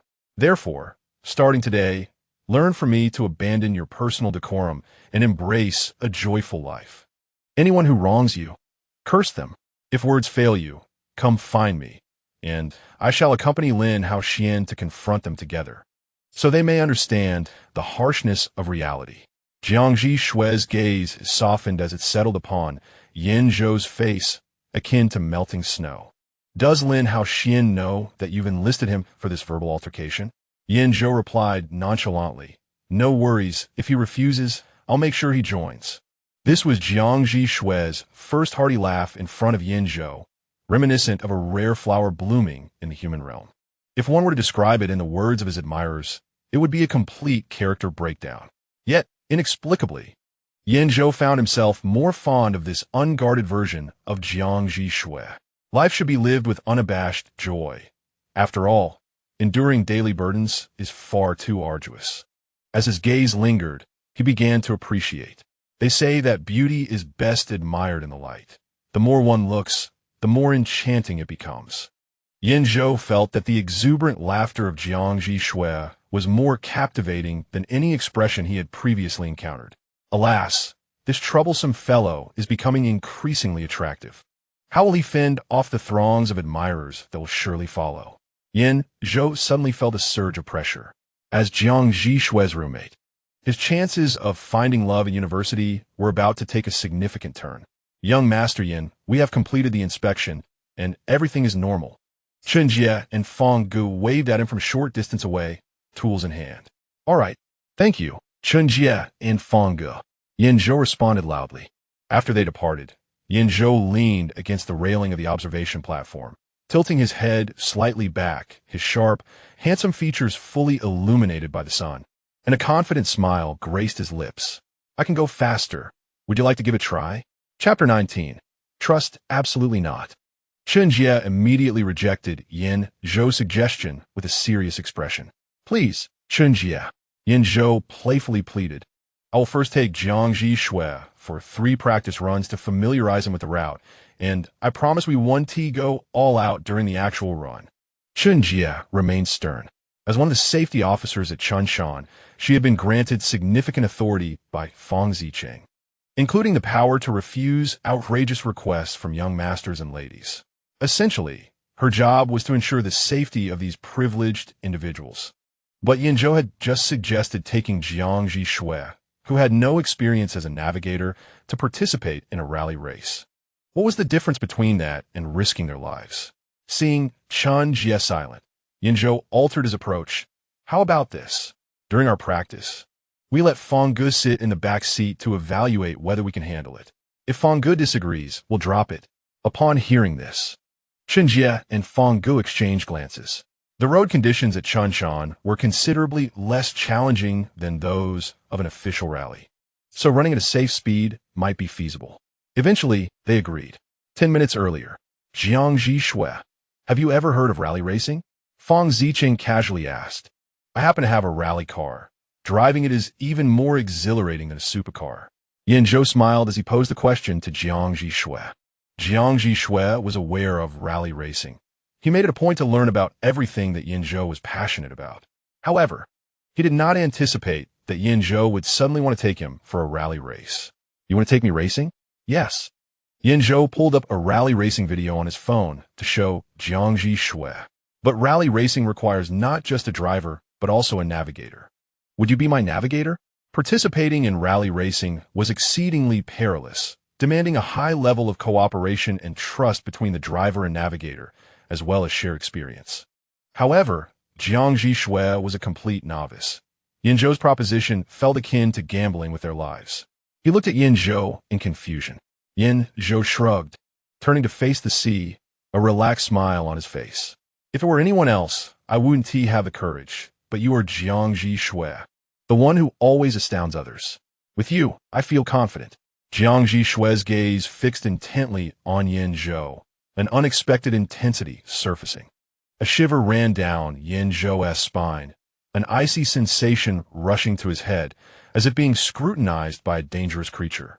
Instinctively, he turned to assess the source of that penetrating gaze, only to find the same calm and gentle demeanor in Jiang Zhi Xue. Yan Zhou, was that just my imagination? As confusion enveloped him, Jiang Zhi Xue chuckled, pleasantly surprised by his high regard in Yan Zhou's eyes. Upon hearing this, Yan Zhou momentarily set aside his doubts, proudly lifting his chin like an aloof feline, declaring that not just any common creature could be his sworn rival. If you find no issue with it, then neither shall I. Jiang Zhi Xue acquiesced, and Yan Zhou proceeded to enlighten him on the essential considerations of rally racing and the responsibilities of a co-driver, before leading him to meet Sister Chun and Brother Fong.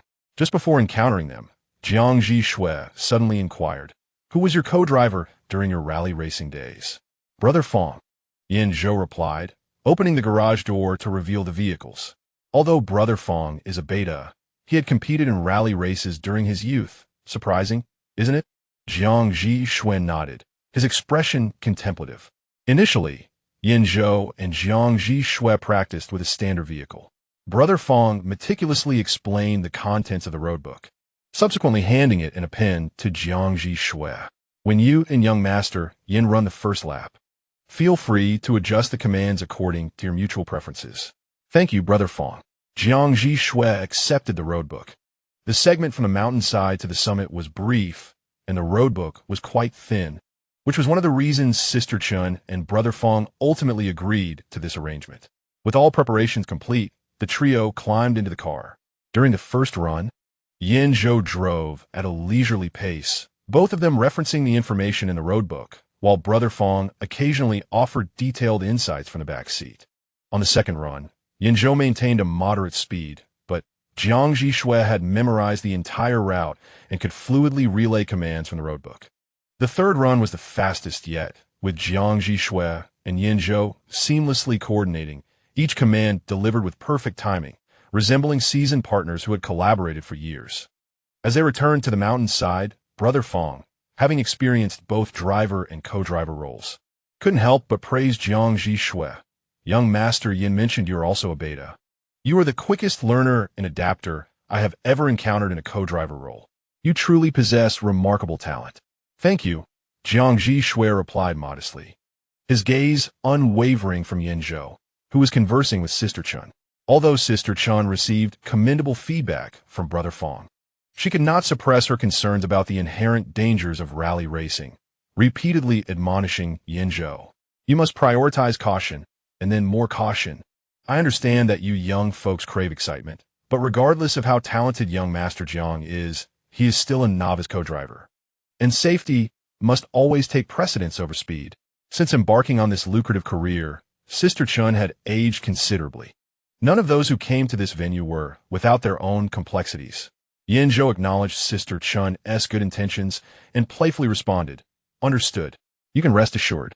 Sister Chun, both Jiang Zhi Xue and I are exceptionally cautious about our lives." After reiterating the key points of safety, Sister Chun sought to lighten the mood. Leaning against the car door with arms crossed, smiling, "You must take care of yourself. Otherwise, I may find myself unemployed. All right. This journey shall be dubbed the Sister Chun's Work Defense Mission." Yan Zhou laughed, extending his right hand, lightly tapping his fingers to his forehead in a salute to Sister Chun. Her laughter was successfully coaxed by the always affable young master. "Very well. Brother Fong and I will wait for you at the summit. Ensure you arrive safely." "No problem." Yan Zhou and Jiang Zhi Xue donned their racing suits and secured their helmets. Before entering the rally car, Yan Zhou turned to Jiang Zhi Xue and asked, "Do you understand the difference between rally racing and the supercar racing we just finished?" Jiang Zhi Xue, resting against the car door, gazed at him in silence. Bathed in the slanting sunlight of the west, Yan Zhou smiled gently. "You must trust not only me, but also yourself. I will trust you just as you trust me." With that, he prepared to step into the rally car, but Jiang Zhi Xue called out to him, "Yan Zhou." At that moment, Jiang Zhi Xue stood with his back to the setting sun, his entire visage cloaked in shadow, yet Yan Zhou discerned an infinite tranquility in his eyes. His gaze seemed capable of absorbing any negative emotions, leaving only a profound calm. You can place your complete trust in me. I will never let you down. The serenity in Jiang Zhi Xue's voice echoed his steady gaze, imbued with an inexplicable energy that instilled in Yan Zhou a sense of illusion, despite the world's deceit. He could unconditionally trust Jiang Zhi Xue. Perhaps this is the essence of another form of strength within me. Very well, Yan Zhou replied. Chapter 20. Sunset Racing. Yan Zhou gripped the steering wheel with his left hand, his right hand clenched into a fist, the back of his hand facing Jiang Zhi Xue, a smile adorning his face. Do you know what the most formidable alliance of trust in the world is? Jiang Zhi Xue remained silent, raising his left hand into a fist, lightly tapping Yan Zhou's hand. It is the bond between driver and navigator. After maneuvering the gear shift with his right hand, Yan Zhou placed it on the handbrake. Because we share a symbiotic relationship, Jiang Zhi Xue's eyelashes fluttered, his hands gripping the roadbook tightening gradually.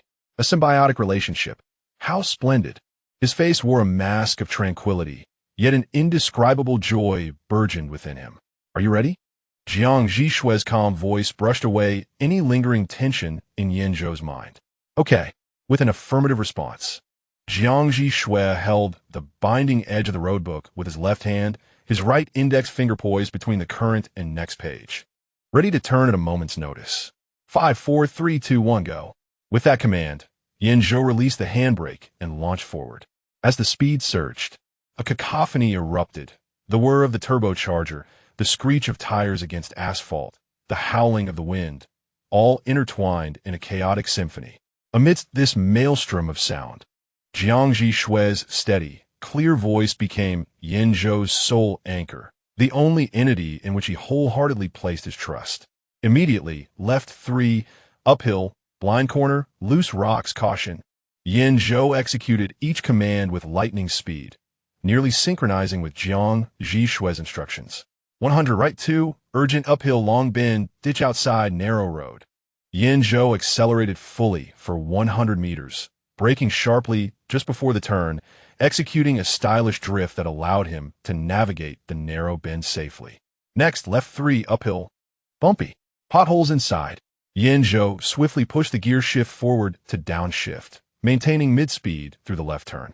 After the bend, they entered a jarring section of road, the vehicle swaying violently, causing the driver and navigator's vision to shake dramatically. Yet, Jiang Zhi Xue's hand gripping the roadbook remained steady, even the rhythmic cadence of his breath unchanged, providing Yan Zhou with a profound sense of security. 200, straight 6 short, uphill. The final jolt caused the vehicle to momentarily lift off the ground. Yan Zhou, maintaining his composure, deftly maneuvered the steering wheel, swiftly shifting gears upon landing, propelling upward. The interior was a cacophony of scents, the acrid aroma of gasoline, the burnt smell of brake pads, the pungent essence of burnt tires, and the distinct fragrance of Yan Zhou's soy milk. Jiang Zhi Xue had fully entered a state of flow, skillfully discerning the subtle sweetness of the soy milk amidst the overpowering and unpleasant odors.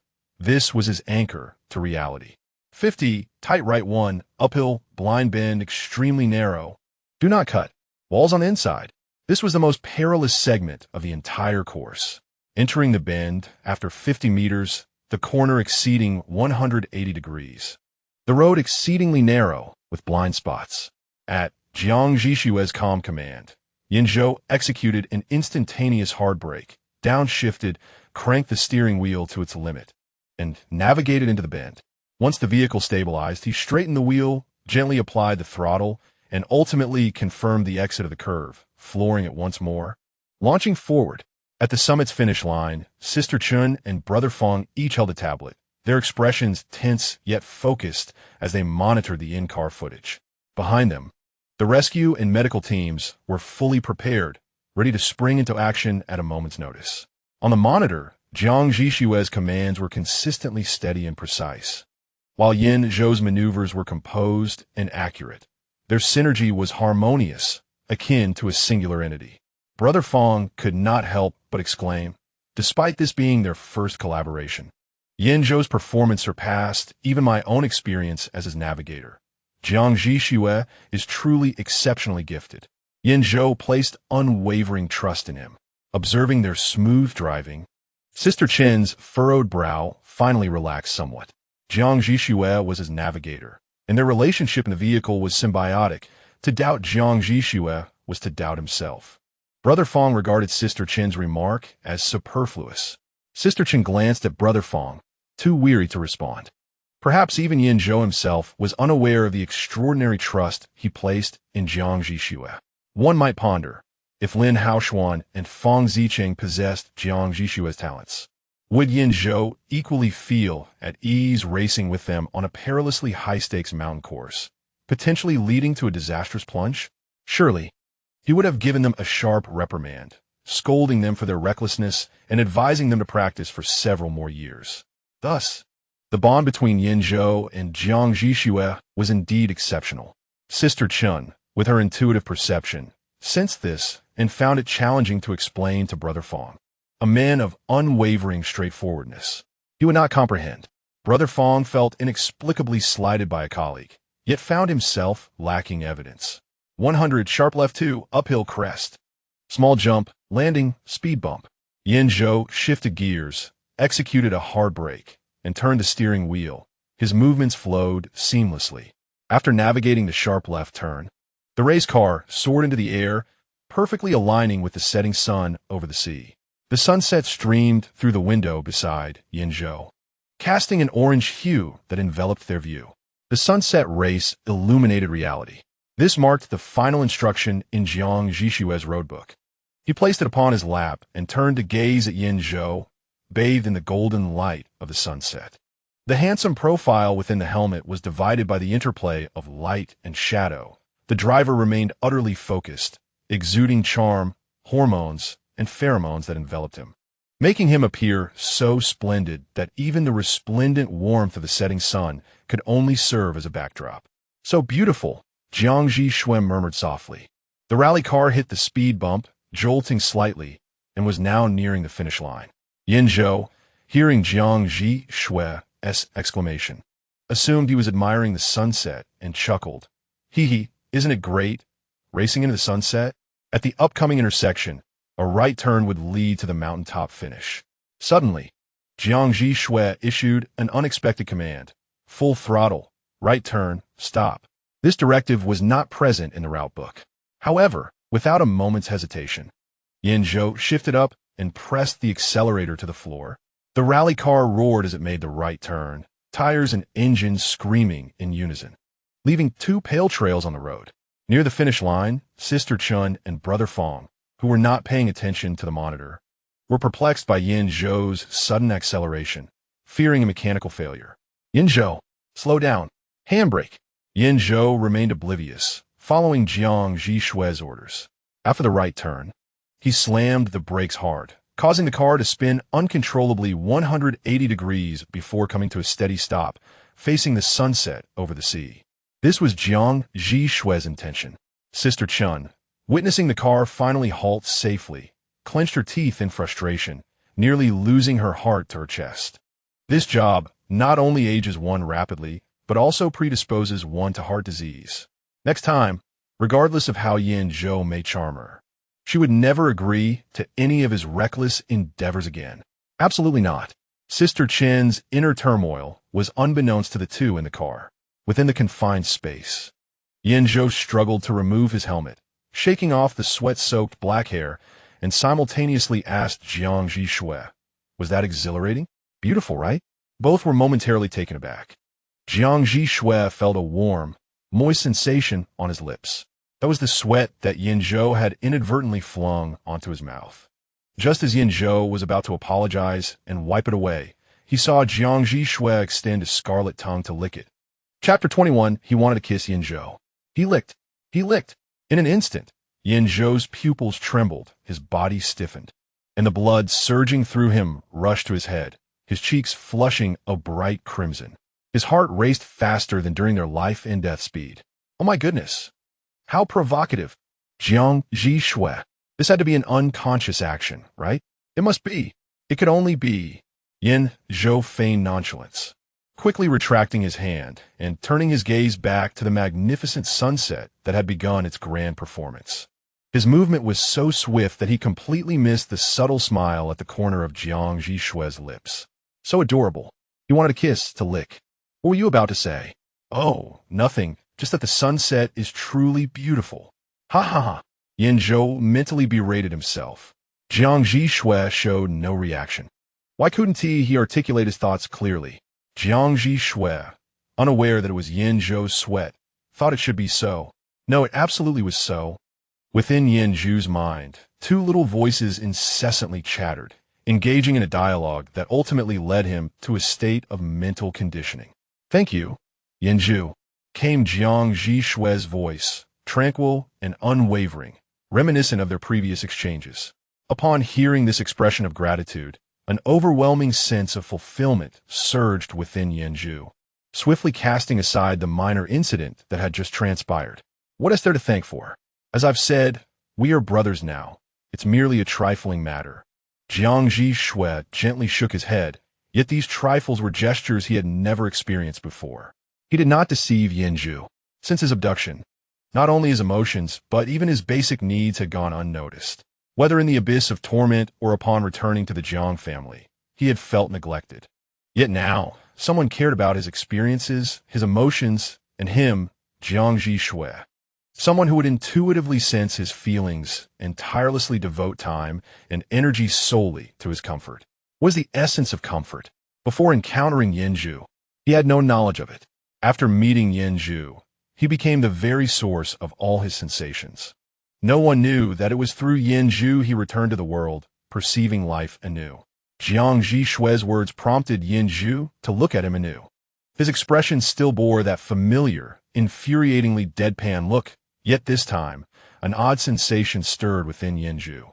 It was akin to witnessing a pitiful kitten struggling to find shelter from a torrential downpour beneath a tree. He felt an urge to rush over, to cradle him in his warm embrace, and take him home. Amidst these impulsive thoughts, he suddenly pointed towards the distant sunset and asked, "Is it beautiful?" Jiang Zhi Xue paused. "Indeed, it is beautiful. We'll be able to see it every day." It was both a promise and a blessing. Yan Zhou broke into a wide smile. Jiang Zhi Xue was momentarily taken aback, the map in his hand crumpling under his grip, while beneath his calm exterior, a tsunami of desire churned within. He longed to kiss Yan Zhou passionately. Yan Zhou might very well pin him against the car window, or even slam his head against the windshield. Countless potential consequences flashed through Jiang Zhi Xue's mind. He could accept them all. At that moment, Yan Zhou teased, "I know you must be feeling incredibly moved right now, even if your face still looks so expressionless. If you truly appreciate what I've done." He deliberately paused, a mischievous grin spreading across his face. "Then call me Yan Ge." His left eye sparkled with expectation, while his right brimmed with uncertainty. Clearly, he did not possess much confidence in Jiang Zhi Xue's willingness to comply. However, Jiang Zhi Xue promptly responded, "Yan Ge." Yan Zhou's eyes widened in astonishment, and simultaneously, the two little voices in his mind erupted like celebratory fireworks. Jiang Zhi Xue actually called me brother. The exhilaration was immense, overwhelmingly so exhilarating. It's utterly explosive. Ha ha ha ha ha. Yan Zhou had long harbored a desire. He had always relished the role of the older brother, yet the younger Jiang Zhi Xue, who was merely 2 months his junior, had stubbornly refused to call him brother. He had only ever referred to him as Yan Zhou. Such insolence had infuriated little Yan Zhou. He had even included the wish for Jiang Zhi Xue to call him brother in his birthday wish for the following year. Yet today, his childhood dream had finally come true. Ah, the laughter of Yan Zhou was somewhat unsettling. Wait a moment, I must record this. I shall play it on repeat in the dormitory every day, Jiang Zhi Xue observed. After finishing his sentence, Yan Zhou abruptly flung open the car door and dashed towards Chun Jie, who was already approaching him, extending his hand. "Chun Jie, quick, hand me my phone." Initially fierce and determined to take the lead, Chun Jie retorted, unrepentant, "Your sins have multiplied. Enthralled, Yan Zhou failed to notice the dark expression on Chunjie's face, which was grimmer than the undercarriage of the car, as he continued to urge her, "Hurry! Emergency!" With a huff, Chunjie reluctantly returned Yan Zhou's phone, along with Jiang Zhi Xue's. Yan Zhou's spirits lifted as he clutched the two devices and sprinted back to the race car, yanking open Jiang Zhi Xue's door and crouching in front of him, thrusting the phone's microphone toward his lips. "Say it again," he coaxed. Jiang Zhi Xue, observing the eager glimmer in Yan Zhou's eyes as he crouched before him like an excited puppy, silently smirked. His chance, once lost, is not to be regained. Yan Zhou stood up, angrily shutting off the recording app on his phone. How frustrating. I must carry a voice recorder from now on. At that moment, Chunjie and Feng Gu arrived at their side, inquiring about the recent incident and the sudden acceleration. Her expression was grave. This was no trivial matter, and it could lead to accidents. Even the typically good-natured Feng Gu chimed in, advising the final execution was not outlined in the route book. Do not act recklessly next time. It was a spontaneous idea of mine. The sunset was too beautiful, and I couldn't resist wanting Jiang Zhi Xue to see it too.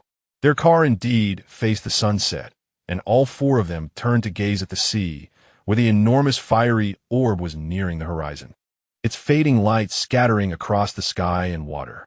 It was performing its final dance of the day. Truly, it was an intoxicating spectacle, but one must have the fortune to witness it. Chunjie, being a seasoned professional in the racing industry, had witnessed too many tragic accidents and intended to impart a few more lessons to Yan Zhou. However, Jiang Zhi Xue suddenly interjected. That was my directive. I apologize. Feng Gu and Chunjie exchanged perplexed looks. A new play? Yan Zhou, with a firm tug on Jiang Zhi Xue's sleeve with his left hand, awkwardly wiped the sweat from the back of his neck with his right, realizing that although it was his directive, it was he who steadfastly executed it. There will be no next time. Chunjie, feigning a menacing demeanor, retorted, If there's a next time, I shall have Feng Gu weld this car's door shut. Feng Gu quipped, Why am I still involved in this? Yan Zhou grinned mischievously. No problem. No problem. The rally car was taken away by Chunjie and Feng Gu for maintenance. Feeling the heat, Yan Zhou shed part of his jumpsuit, letting the sleeves hang at his waist, revealing his upper body clad in a snug black tank top. The fitted garment showcased his lean physique, glistening with sweat as it trickled down the contours of his muscles, exuding an aura brimming with vitality. Chapter 22. The collapse of cognition. Jiang Zhi Xue averted his gaze, his expression inscrutable.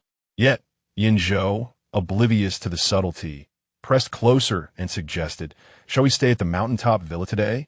The chef here prepares delightful meals. Jiang Zhi Xue took an abrupt step back, leaving Yan Zhou with a puzzled expression.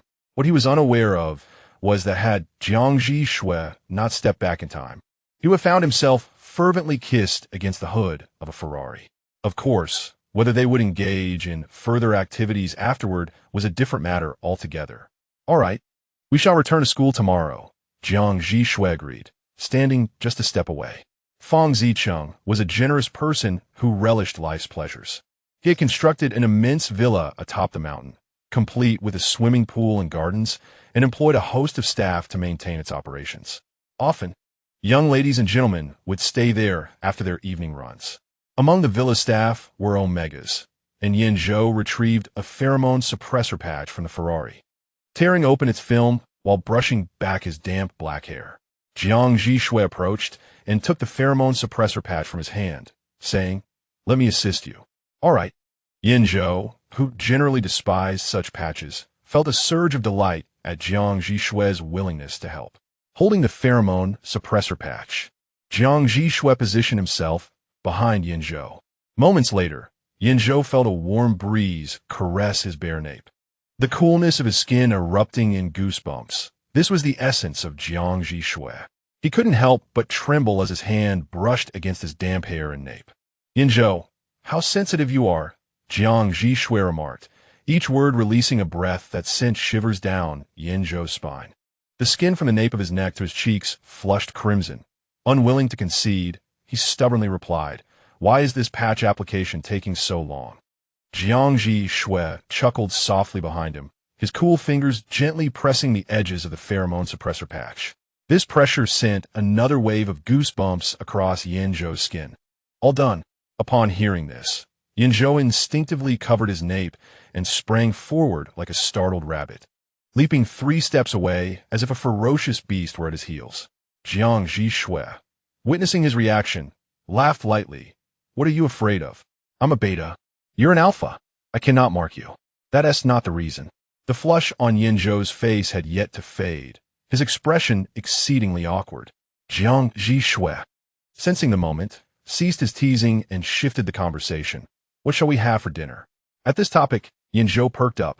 Fang Zicheng's boyfriend had a penchant for Hong Kong cuisine, and he had specially invited 2 chefs from the harbor city, one for desserts and the other for main courses. You love rice rolls, so you should also enjoy Hong Kong dishes.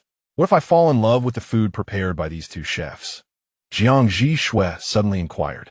After a brief moment of contemplation, Yan Zhou replied matter-of-factly, then I'll have Fang Zicheng find 2 more from the harbor city. Arrange accommodations for them near the school, and have them deliver meals daily, or you could dine at their residence. Oh, of course, you'll be footing the bill. He was not a miser, yet Jiang Zhi Xue was a billionaire, wealthier than he, having supported him for over a semester. It was only fair that Jiang Zhi Xue contributed as well. Jiang Zhi Xue cast a knowing glance at Yan Zhou, laced with gentle mockery. Yan Zhou, don't you think you bear a striking resemblance to Fang Zicheng? What? Yan Zhou began, only to realize immediately. Damn, this guy is truly lost in his delusions. Hey, I genuinely have no ulterior motives towards you. Jiang Zhi Xue tilted his head, shrugged his shoulders, and turned to walk towards the villa. Yan Zhou, feeling irritable, ran a hand through his damp hair and caught up with him. Hey, I'm serious, Jiang Zhi Xue. Did you hear that? Yan Zhou had accurately surmised that the Cantonese cuisine truly delighted Jiang Zhi Xue's palate. Observing the satisfaction on his rival's face, Yan Zhou felt an inexplicable sense of pride, believing he was increasingly attuned to this nemesis and that he could grasp more aspects of him. After dinner, he deliberately approached the 2 chefs to foster a closer rapport, inquiring whether they had any intentions of changing jobs or if they knew of any former colleagues interested in employment in Haiqing. Meanwhile, Fang Zicheng, who was at a revolving restaurant in the city center, was cozily cuddling with his boyfriend when he unexpectedly sneezed. His boyfriend teased, "Who has been speaking ill of you?" Fang Zicheng replied, "No enemies, but I do have quite a few resentful brothers." The villa boasted 6 stories. Yan Zhou led Jiang Zhi Xue to the top floor via the elevator. This floor contained only 3 rooms, specifically reserved by Fang Zicheng for the 3 brothers. Yan Zhou opened the door to his room and suggested, "You should take this room since you're such a cleanliness fanatic." Each room in the villa had been occupied at some point, and having been roommates with Jiang Zhi Xue for over a semester, he believed his hygiene standards were unlikely to be criticized. "And what about you?" Jiang Zhi Xue inquired. "I'll stay in Lin Haoshuan's room." Fang Zicheng's room is occupied by him and his boyfriend. Not wanting Yan Zhou to sleep in someone else's room, Jiang Zhi Xue proposed, "Why don't you sleep with me in this room?" Upon hearing this, Yan Zhou defensively crossed his arms, fear written on his face as he looked at Jiang Zhi Xue. "What do you intend to do?" Jiang Zhi Xue raised an eyebrow, a slight smile gracing his lips as he advanced towards Yan Zhou, who instinctively retreated until he found himself against the door. With a smile, Jiang Zhi Xue slowly spoke. "Yan Zhou, you're the true alpha." After saying this, he took 2 steps back and burst into laughter. Flustered by the teasing from a beta, Yan Zhou's face fluctuated between shades of red and black, ultimately settling on the latter as he realized, "Jiang Zhi Xue, have you grown taller?" Just moments before, when Jiang Zhi Xue had approached him, he noticed he could no longer meet his gaze directly. This fellow had indeed grown taller. They had been the same height during their freshman fitness assessment. Refusing to concede, Yan Zhou stepped forward, closing the distance between them, their breaths nearly intertwining. Though he was too preoccupied to notice this detail, he stretched out his hand to compare their heights. Jiang Zhi Xue was indeed a tad taller. Just a fraction. Yan Zhou's perception shattered. "Oh my, is Jiang Zhi Xue truly a beta?" It's biologically implausible for a beta to be taller than a 3S level alpha. Of course, it was implausible. Jiang Zhi Xue was also feeling uneasy, as he had never anticipated Yan Zhou would approach him so closely while fully conscious. The enticing aroma of soy milk wafted into his nostrils. It was intoxicating. Too close. He struggled to resist. The dark, hidden desires began to resurface.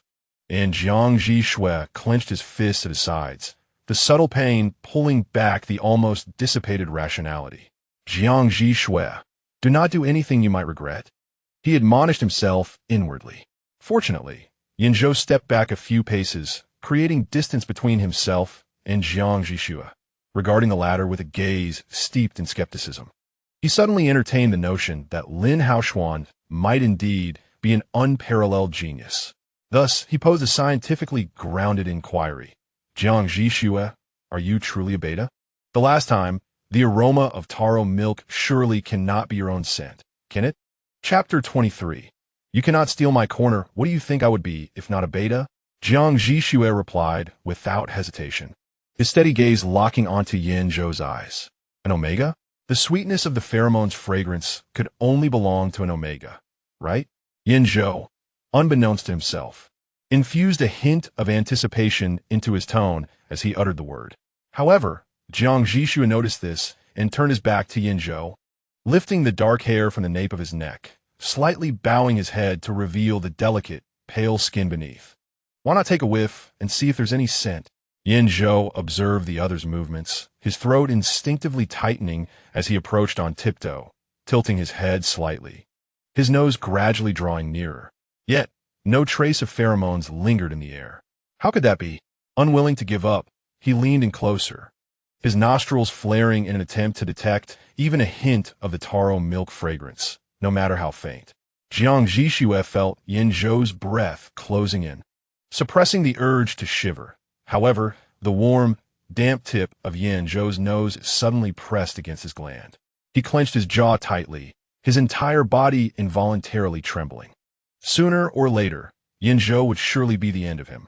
There's no scent, the instigator murmured, taking a few steps back, a hint of disappointment lacing his voice.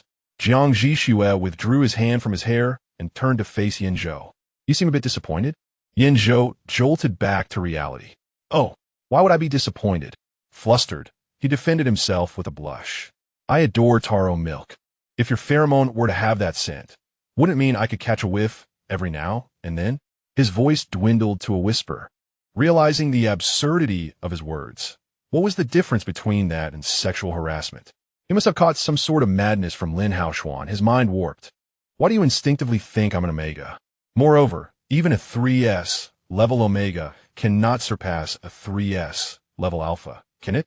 After all, alphas can also possess sweet pheromones, don't they? Such as yours. Yan Zhou found himself momentarily speechless by Jiang Zhi Xue's barrage of questions, irritably ruffling his hair. Had it not been for Jiang Zhi Xue's inquiries, he wouldn't have noticed his own odd behavior over the past few days. Indeed, why is that? I've been unusually out of sorts lately. Yan Zhou sank into a spiral of self-doubt. Fortunately, Jiang Zhi Xue chose to spare him for the moment, suddenly promising, if my pheromone were to smell like taro milk, I will let you take a whiff every day. Really? Upon hearing this, Yan Zhou felt an involuntary surge of hope, fervently wishing that Lin Haoshuan were truly a genius of unrivaled caliber. But you're not yet 19. Do you really think it's possible for you to undergo 3 differentiations? Jiang Zhi Xue chuckled lightly, pointing to the heavens. Only time will tell. Yan Zhou pouted, recalling the previous encounter with the aroma of taro milk. What was that scent of taro milk from a few rainy nights ago? It was an accidental touch. Jiang Zhi Xue's expression returned to its usual indifference. Yan Zhou instinctively felt that Jiang Zhi Xue was deceiving him, leading to his sudden wave of disinterest and irritation as he retorted, "Rest assured, I have no intention of encroaching on your territory." In response, Jiang Zhi Xue cryptically replied, "You cannot pry away my corner." A surge of frustration welled up within Yan Zhou, whether directed at himself or being underestimated by Jiang Zhi Xue, or at the implication behind his words. Regardless of the source of his vexation, He no longer wished to linger with this insufferable individual. Consequently, he turned to exit the room. "Where are you going?" Jiang Zhi Xue called after him. Yan Zhou was nearly at Lin Hao Xian's door when he snapped, "To take a shower. To sleep." "You're sleeping with me," Jiang Zhi Xue insisted, chasing after him. At that moment, a passing cleaner overheard this remark, casting an ambiguous glance between the two. Yan Zhou turned a shade of green, rushing back to Jiang Zhi Xue and covering his mouth. "What nonsense are you spouting? You have no shame, but I do." Jiang Zhi Xue allowed Yan Zhou to cover his mouth, responding in a muffled tone, "Otherwise, you can sleep in your own room, and I'll stay on the sofa in the living room for the night." Yan Zhou thought, what has gotten into this guy? He was exasperated. "Jiang Zhi Xue, are you in elementary school? You're 18, not 8. Do you really think your childish threats can intimidate me? I could hardly speak at 8. Okay. An hour later, Yan Zhou and Jiang Zhi Xue had finished showering and were seated on the same bed. Yan Zhou sat cross-legged, angrily drawing an invisible line in the bed. Warning, dare to cross this line, and I'll kick you off the bed. Jiang Zhi Xue remained silent, merely drying his hair. Yan Zhou took this as tacit agreement, wrapping himself in his quilt and laying his head on his pillow. Observing this, Jiang Zhi Xue turned off the hairdryer, crossed the invisible line, and gently tapped Yan Zhou's shoulder, ready to finish drying his hair before sleeping. Yan Zhou, determined to oppose him, buried his head under the covers and declared loudly, "No drying." Jiang Zhi Xue, employing a mix of courtesy and force, lifted the covers off Yan Zhou and seized his pillow. With his head suddenly devoid of support, Yan Zhou, exasperated, sat up and fumed. "Are you my mother? Why are you fussing over whether I dry my hair or not?" Holding the pillow with a dispassionate expression, Jiang Zhi Xue replied, "I could be your mother." Yan Zhou exclaimed, "Damn it." He regretted letting his compassion surface due to Jiang Zhi Xue's mention of childhood memories. This brat was hardly deserving of sympathy. Yan Zhou attempted to snatch back his pillow to continue sleeping, but Jiang Zhi Xue was quicker and seized the advantage. "Calm down. No need to argue with a madman." Without a pillow, he found it impossible to sleep, so he begrudgingly extended his hand. Jiang Zhi Xue showed no intention of returning the hairdryer, smiling as he said, "Come here. Seriously? Are you treating me like a puppy?" Yan Zhou reluctantly inched over the line, sitting cross-legged with his back to Jiang Zhi Xue, grumbling, "Hurry up. I'm tired." Jiang Zhi Xue remained silent, gently beginning his task. Perhaps it was the warmth of the hairdryer, or perhaps it was the gentle movements of Jiang Zhi Xue, but Yan Zhou gradually succumbed to drowsiness. As soon as he heard Jiang Zhi Xue declare that it was done, he groggily embraced the pillow she had returned to him, meandering back to his position, cocooning himself in the blankets, and falling into a deep slumber. Jiang Zhi Xue quietly put away the hairdryer, turned off the lights, and then lay down on the bed, only to toss Yan Zhou's blankets onto the floor. The early spring nights in Haicheng still carried a chill, especially atop the coastal hills. Before long, Yan Zhou began to mumble in search of warmth. With a turn, he rolled directly into the inviting embrace of Jiang Zhi Xue's already opened warm bedding. Having caught a chill, Yan Zhou instinctively nestled closer to that warm body, ultimately entwining himself around her like a great octopus, emitting a satisfied sigh. The cozy bedding served as a sanctuary, enveloping the two of them securely. Beneath this refuge, Jiang Zhi Xue tightly held onto her beloved. The moonlight stealthily crept into the tranquil room, and under its watchful gaze, the subtle scents of soybean milk and taro milk intertwined within the blankets. The facade of cunning, crafting a plan, advancing step by step. The essence of true cunning, flipping over the beloved's blankets, compelling him to seek her out. Chapter 24. Great dreams. Perhaps it was because they had spoken of their first encounter during the day. Jiang Zhi Xue found herself in a reassuring slumber, dreaming of that initial meeting with Yan Zhou. When Jiang Zhi Xue was retrieved, she was in a terrible state, physically, psychologically, and mentally shattered. The ruffians who had abducted her had provided no care, let alone education. She was like an animal, devoid of any social knowledge, bearing no marks of socialization, and even struggled to articulate her thoughts.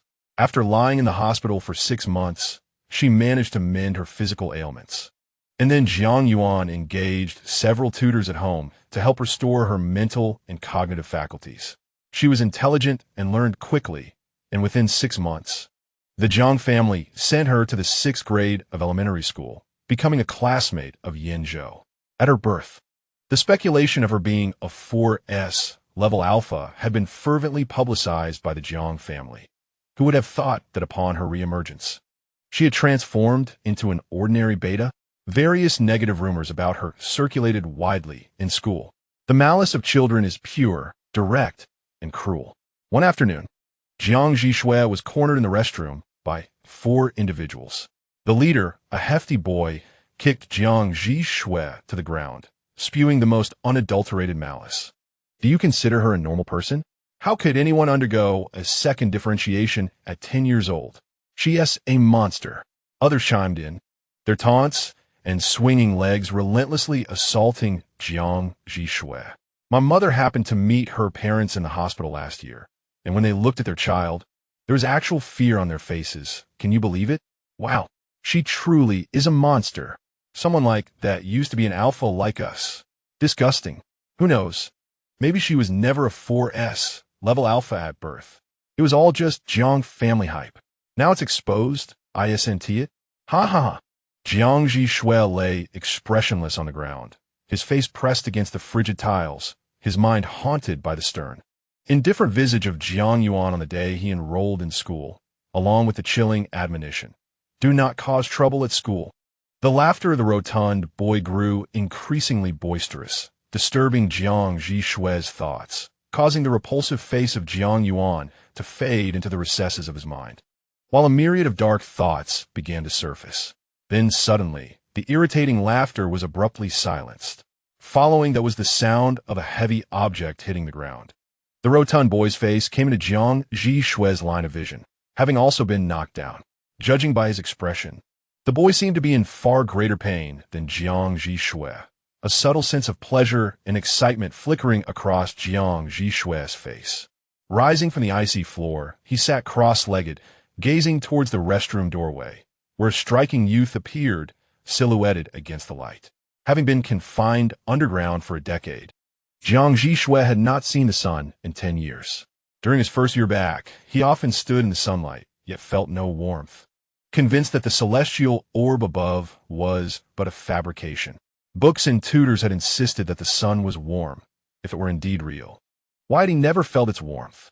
Yet today, in the darkest, dampest corner of the school, he encountered his true sun. So beautiful, so desirable. The 6 phrases entwined around Jiang Zhi Xue's heart like creeping vines. A grand aspiration blossomed within him. He recalled his return to the Jiang family. Unsure if their inquiries about his desires stemmed from guilt and a desire to atone, or from fear and a wish to appease. He had been asked what he wanted. But at that time, he had no concept of desire. What was wanting? He did not comprehend. Thus, he had shaken his head at them, claiming he wanted for nothing. But now, he understood the essence of desire and had found something he yearned for. He wanted the youth by the restroom door. The tumult of emotions swirling within Jiang Zhi Xue remained unknown to the other 5. The rotund boy, suddenly kicked down by an unobservant individual, was filled with rage as he scrambled to his feet, only to be frozen in place by the sight before him. Yan Zhou advanced, knocking down the 2nd, 3rd, and 4th individuals with ease, as if they were mere wooden posts. Then, with a scornful sneer, he derided them. What kind of alpha bullies a beta?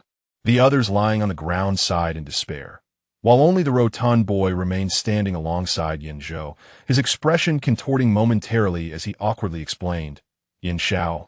He is a monster who underwent secondary differentiation at the age of 10. Yan Zhou rolled his eyes dramatically, stepping forward to deliver a punch to the boy's abdomen, causing him to double over. Yan Zhou shook his hand, continuing to unleash a barrage of mockery upon them. In this vast world, filled with wonders, can you truly claim to know every individual that exists? What of a secondary differentiation at 10? Unprecedented? Then let him be the first. Your narrow-mindedness is not your fault. But gathering here to howl at someone merely because they are a bit different is indeed your folly. A bunch of wastrels. Should I see you all barking around him again? You will regret it. Now be gone. Yan Zhou was notorious throughout the school as a little tyrant. The chubby boy dared not offend him, nor could he compete with him. Seizing the chance to escape unscathed, he quickly called his companions to flee in disarray. Soon, only Jiang Zhi Xue and Yan Zhou remained in the restroom. Noticing Jiang Zhi Xue sitting on the floor, Yan Zhou approached, extending his hand in concern. Jiang Zhi Xue gazed at the offered hand for a moment before cautiously reaching out to grasp it firmly. Yan Zhou effortlessly pulled him up, muttering, "So light? TSK. Truly weak." Jiang Zhi Xue offered no reply, his gaze steadfastly fixed upon Yan Zhou. Seeing that Jiang Zhi Xue was not gravely injured, Yan Zhou began to scrutinize him. His tone laced with arrogance. "So you are the new top student? Your combat prowess is abysmally low. You might as well recognize me as your elder brother. I'll look out for you from now on." Jiang Zhi Xue promptly declined. No, he had no intention of acknowledging this person as an elder brother. Rather, he wished for him to be his partner in life. His upbringing had taught him that upon reaching adulthood, one could choose a person with whom to spend their life, and that was to be his future spouse.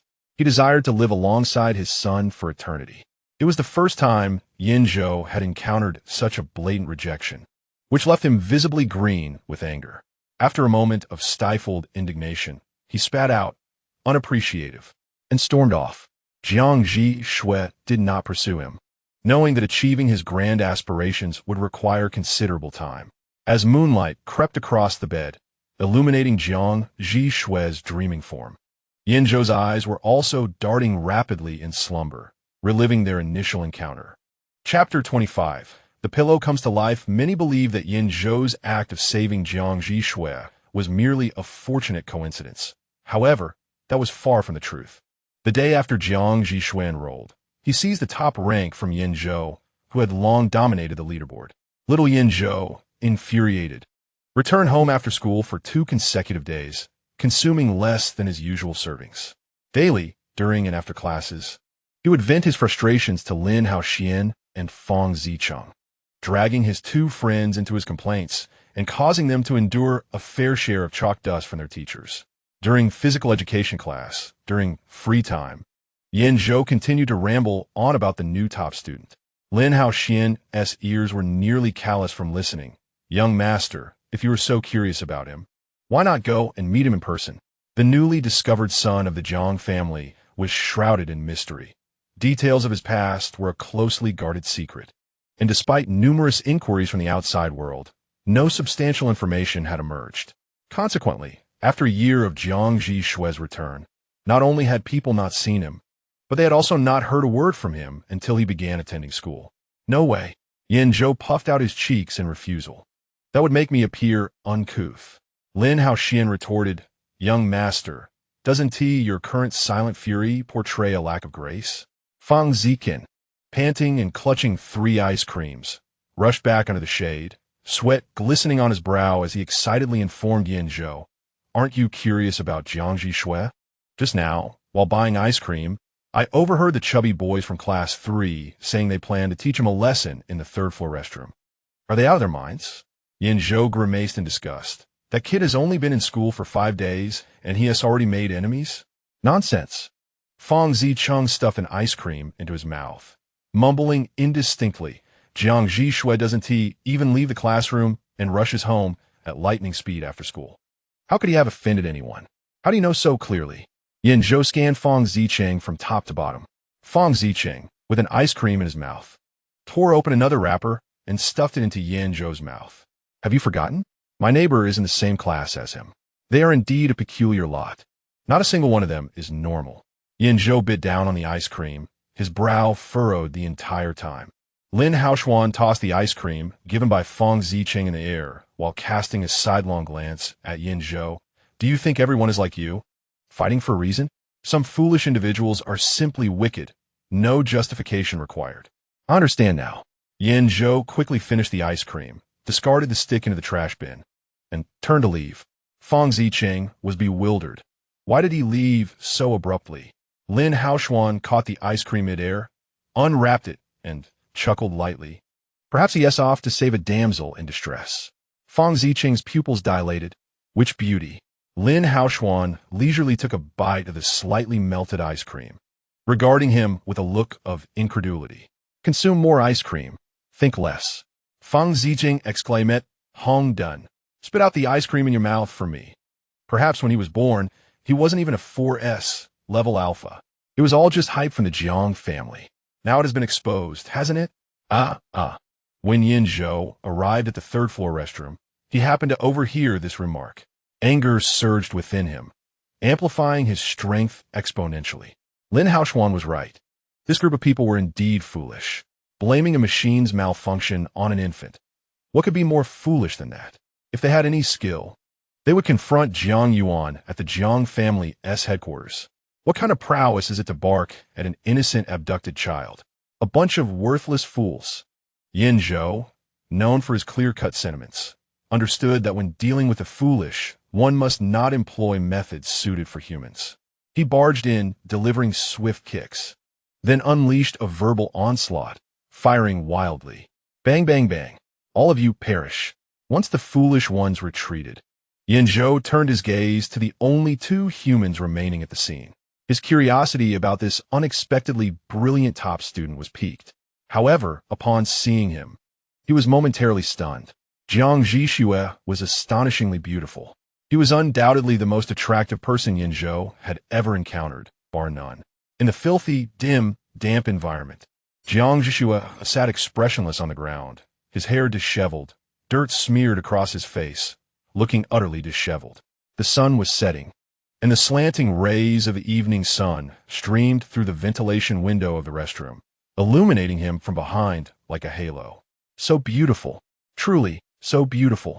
Yan Zhou suddenly pondered if there had been any issues with the gender level detector at Jiang Zhi Xue's birth. Perhaps he was indeed the legendary 4S level alpha, his appearance serving as the finest evidence. Damn, how could someone be so good-looking and excel academically as well? This is utterly unreasonable. How can this be fair? Yan Zhou automatically dismissed the fact that he himself was also one of those who defied fairness, and began to feel inwardly irked again. Yet, despite his annoyance, he still aimed to be a person of grace, so he stepped forward and extended his hand toward Jiang Zhi Xue.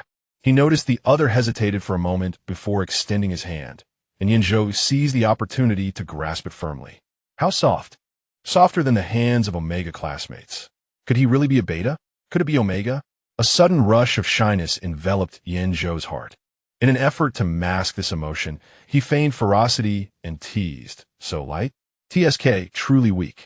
Jiang Zhi Xue remained silent, and after Yan Zhou scanned him twice, he noticed that he appeared to be unscathed, which relieved him inwardly. With a touch of pride, he offered a guiding suggestion. So you're the new top student? Your combat prowess is far too low. Why not acknowledge me as your elder brother, and I shall protect you in the future? After saying this, Yan Zhou secretly reveled in the thought of having the top student as his subordinate. It was a delightful notion indeed. However, he was promptly rejected. Damn it! Yan Zhou's face turned an irate shade of green, and he resolved that no matter how handsome Jiang Zhi Xue was, he would no longer harbor any affection for him. This grudge they had firmly established. In the depths of slumber, Yan Zhou was lost in memories from years past, grumbling softly in discontent. Meanwhile, Jiang Zhi Xue, also deep in sleep, sensed the movement beside him and instinctively tightened his embrace. Having raced twice the previous day, Yan Zhou was utterly exhausted, both mentally and physically, and succumbed to a deep slumber. Upon awakening, it was already 8 o'clock in the morning. Sometimes, he had the habit of clutching a pillow while sleeping, and, in his groggy state, he felt something beneath his hand and instinctively tightened his grip. Wait, why is this pillow so hard? The fog in Yan Zhou's mind cleared instantly as he opened his eyes wide, realizing he was staring at soft black hair and a fair neck mere inches away. A discreet touch confirmed the comforting texture of well-defined abs. Had the pillow come to life? Just as Yan Zhou cautiously withdrew his hand, Jiang Zhi Xue turned over, his beautiful face now directly facing him. Goodness, the pillow had not transformed. It was his own folly. Seizing the opportunity while Jiang Zhi Xue was still in a deep slumber, he swiftly and quietly slipped out of the covers. Upon landing, He caught sight of his blanket that had fallen to the floor, and he couldn't help but cover his face in embarrassment. This habit of restless sleeping needed to change. In his self-reproach, he remained oblivious to the fact that everything was part of Jiang Zhi Xue's cunning scheme. Fearing that Jiang Zhi Xue might awaken at any moment, Yan Zhou hurriedly tidied up his blanket and pillow, attempting to erase all evidence of what had transpired before swiftly exiting the room. Once the door closed, Jiang Zhi Xue retrieved the pillow that Yan Zhou had slept on, cradling it in his arms, still carrying a faint scent of soy milk. He chuckled quietly at the aroma. Nourishing milk lovers in search of differences, Yan Zhou's initial impression of Jiang Zhi Xue. So beautiful, such soft hands, outstanding academically, utterly unfair. Jiang Zhi Xue's initial impression of Yan Zhou. So beautiful, so desirable, so beautiful, so desirable. Yan Zhou, this grudge we have firmly established. Jiang Zhi Xue heard in his ears. This marriage we have firmly established. Chapter 26. Bury it. This child is beyond redemption on the way back to school. Yan Zhou felt exceptionally uneasy, repeatedly glancing through the rearview mirror at the passenger beside him whenever they stopped at a red light. The thought that he had acted like a lovesick fool, sneaking into someone else's blanket while they slept and embracing them for an entire night, filled him with self-loathing. You truly are despicable, Yan Zhou. He chided himself. Verbal harassment was one thing, but to go so far as to take action? He was already tormented by guilt for Jiang Zhi Xue's inexplicable slap, and now he felt utterly humiliated. He sat in the driver's seat as if on pins and needles, finally managing to drop Jiang Zhi Xue off at the entrance of the dormitory. Are you going to park? Jiang Zhi Xue inquired at the car door, implying whether he would return to the dorm after parking. No. Yan Zhou instinctively declined. Jiang Zhi Xue's gaze, though as indifferent as ever, seemed to weigh heavily on him, akin to a husband confronted by his wife at the door late at night. What a ridiculous metaphor. Yan Zhou felt as though his mind had truly faltered. I'm going to talk to Lin Haoshuan. He could only explain to Jiang Zhi Xue. Oh, Jiang Zhi Xue responded coldly before turning away. Yan Zhou scratched his head, pondering whether Jiang Zhi Xue appeared a bit displeased. Lin Haoshuan was roused from his slumber by the knocking at the door, bleary-eyed as he opened it. Young master, is it so early? It's nearly noon, brother, Yan Zhou replied, setting down the takeout he had ordered before parking, one for himself and one for Lin Haoshuan. Upon seeing the food, Lin Haoshuan teased, You didn't come to deliver lunch to your brother just because Jiang Zhi Xue isn't around, did you? At this, Yan Zhou paused in his unpacking, narrowing his eyes in retort. If you keep talking nonsense, I'll take your portion downstairs to feed the senior cat and dog. Lin Haoshuan quickly raised his hands in surrender and scurried into the bathroom. Lin Haoshuan also resided in a double room, but as the last person assigned a dormitory. He had no roommate. At the beginning of their freshman year, he had asked Yan Zhou if he wanted to move in with him, but Yan Zhou felt there was no conflict in living with Jiang Zhi Xue and declined. When Lin Haoshuan emerged from the bathroom after washing up, he found Yan Zhou waiting for him, engrossed in his phone while anticipating their meal. As Lin Haoshuan dried his hair, Yan Zhou smirked. If you don't come out soon, I might think you fell into the toilet and were transported to another world. Lin Haoshuan sighed. Young master, can we refrain from discussing such matters before meals? Yan Zhou chuckled. Lin Haoshuan, who should have been perceptive to Yan Zhou's unusual mood, casually tossed his towel into the washing machine, approached Yan Zhou, and pulled out a chair to sit beside him. Speak, young master, what has happened? Did you have a disagreement with Jiang Zhi Xue? Yan Zhou, fiddling with his chopsticks, wore a conflicted expression before deciding to share only the earlier incident. You mentioned last time that the Jiang family's attitude towards Jiang Zhi Xue was a bit peculiar. I noticed the same when I visited his home yesterday. Lin Haoshuan sipped his soup, remaining silent, but raised an eyebrow, encouraging him to continue. Jiang Zhi Xue had to ring the doorbell to enter his own home. His family didn't wait for him to eat.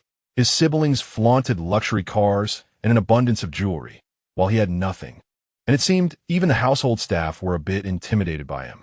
Lin Haoshuan set down his soup bowl and asked, What do you wish to know? Strange. Isn't it? If you were in my shoes, wouldn't you be curious? Yan Zhou retorted, poking at the rice in his bowl. Lin Haoshuan replied candidly. I would be curious, but out of gossip, not concern. Yan Zhou, which category do you think you belong to? Isn't it natural for me to care about him? Yan Zhou considered Lin Haoshuan's question to be pointless. From a moment he first claimed the title of the top student in our grade, the war between us had commenced. He had been infatuated with Jiang Zhi Xue for 7 years and had grown accustomed to it. Lin Haoshuan remarked, Let it be. This child is beyond saving. Did your uncle ever mention anything about Jiang Zhi Xue? Yan Zhou pressed.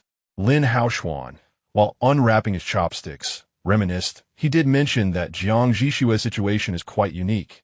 So I deduced that his family's peculiar attitude is related to this uniqueness. Yan Zhou stroked his chin and replied, I can't help but feel that was another pointless remark. Lin Haoshuan shot back. The door is right behind you. Why not just leave, my friend? Yan Zhou had no intention of departing. As he scooped tomato, scrambled eggs into his rice, he tentatively suggested, Why not ask your uncle a home? Lin Haoshuan was speechless. Why not just look it up yourself? Yan Zhou began to mix his rice, stating, After all, this is his privacy. I understand your uncle's character. He will only share what he can, and the rest will remain undisclosed. Lin Haoshuan was taken aback. You possess quite the moral compass, don't you?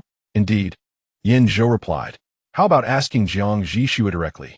Lin Haoshuan proposed with a chuckle. Yan Zhou halted, staring at him in disbelief. Are you foolish? Lin Haoshuan retorted. Let me directly inquire. Hey, why does your family treat you poorly? Why are the servants afraid of you? How does that make you feel? To which Lin Haoshuan quickly added. First of all, you don't need to say hey. And secondly, I feel as though you are interrogating me.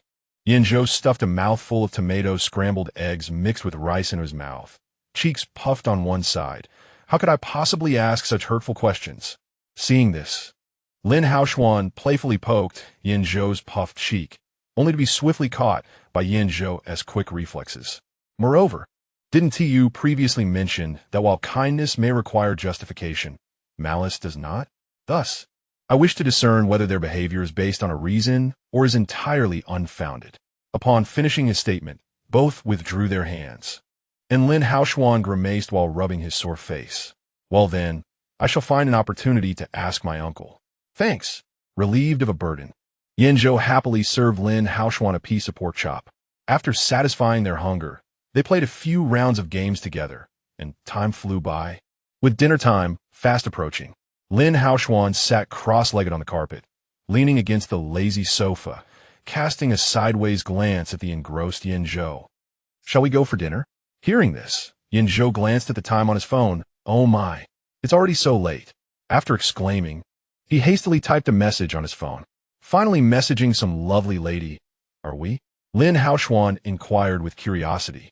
Yan Zhou unabashedly replied, No, it's Jiang Zhi Xue, asking if he wants me to bring him dinner tonight. Lin Haoshuan was puzzled. Doesn't he usually come back only after dinner on Sundays?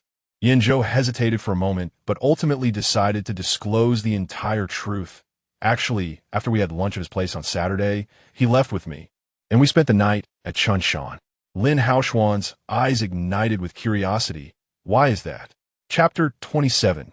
The alumni of this year. Terrifying indeed, seeing how poorly his family treated him. I was overwhelmed with anger and decided to take him along with me. Yan Zhou candidly confessed. Lin Haoshuan stroked his chin, nodding in understanding. Indeed, this was characteristic of Yan Zhou.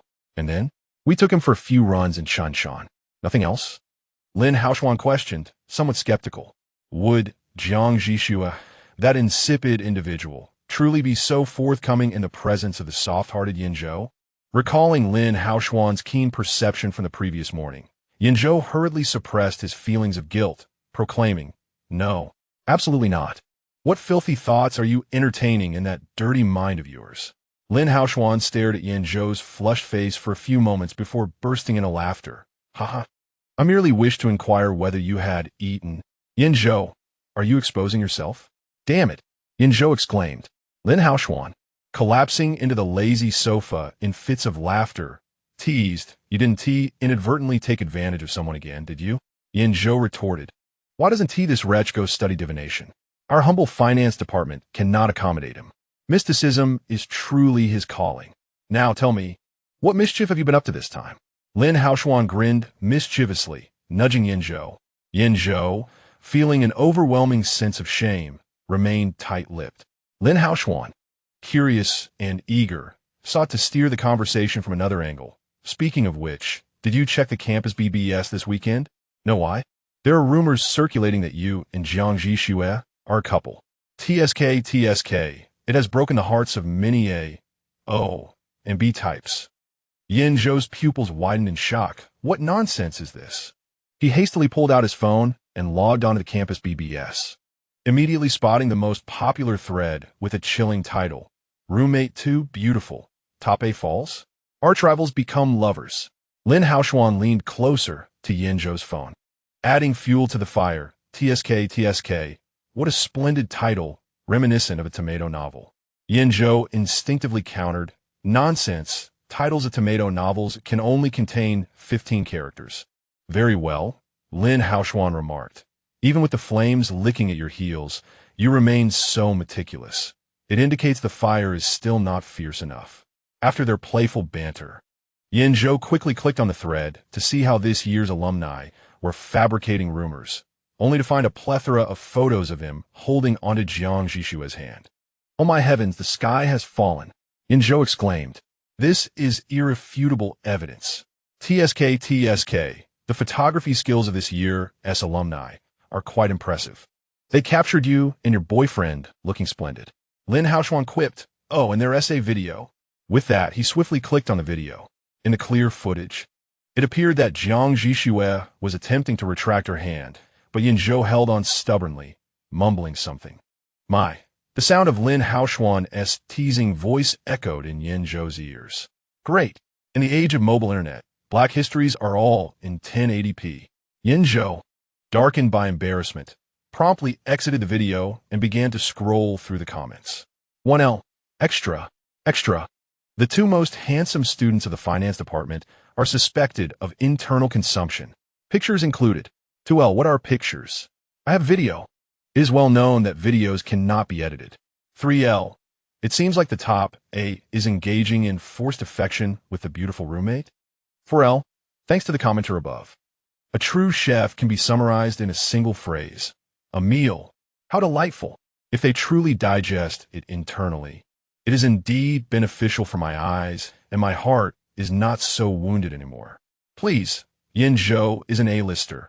How could Jiang Zhi Xue, a mere beta, be worthy of him? Such superior genes must be perpetuated. Why the urgency upstairs? Although the probability is low, betas are certainly capable of reproduction. With a forceful motion, Yan Zhou hurled his phone onto the carpet, his complexion shifting from black to green, then to red. This current generation of alumni is truly terrifying. Lin Haoshuan was engrossed in the content, but the screen suddenly went dark. He hastily retrieved his phone to continue perusing the many captivating posts within. Yan Zhou glared at Lin Haoshuan, questioning whether he had also contributed to the flames of gossip. Lin Haoshuan defiantly replied, How could I? Am I the kind of person who would betray my friends? He merely echoed the sentiment that betas are capable of reproduction, chuckling to himself. Yan Zhou, at a loss for words, felt his ears flush with embarrassment as he covered his face. Lin Haoshuan continued to stoke the fire, teasing, Yan Zhou, are you feeling shy? His ears were as red as the brightest shade of lipstick. But how could Yan Zhou be shy? He was furious. Drunkenness leads to trouble. If he find himself intoxicated again, he would have to consider himself a mere puppy. Avoidance does not resolve issues.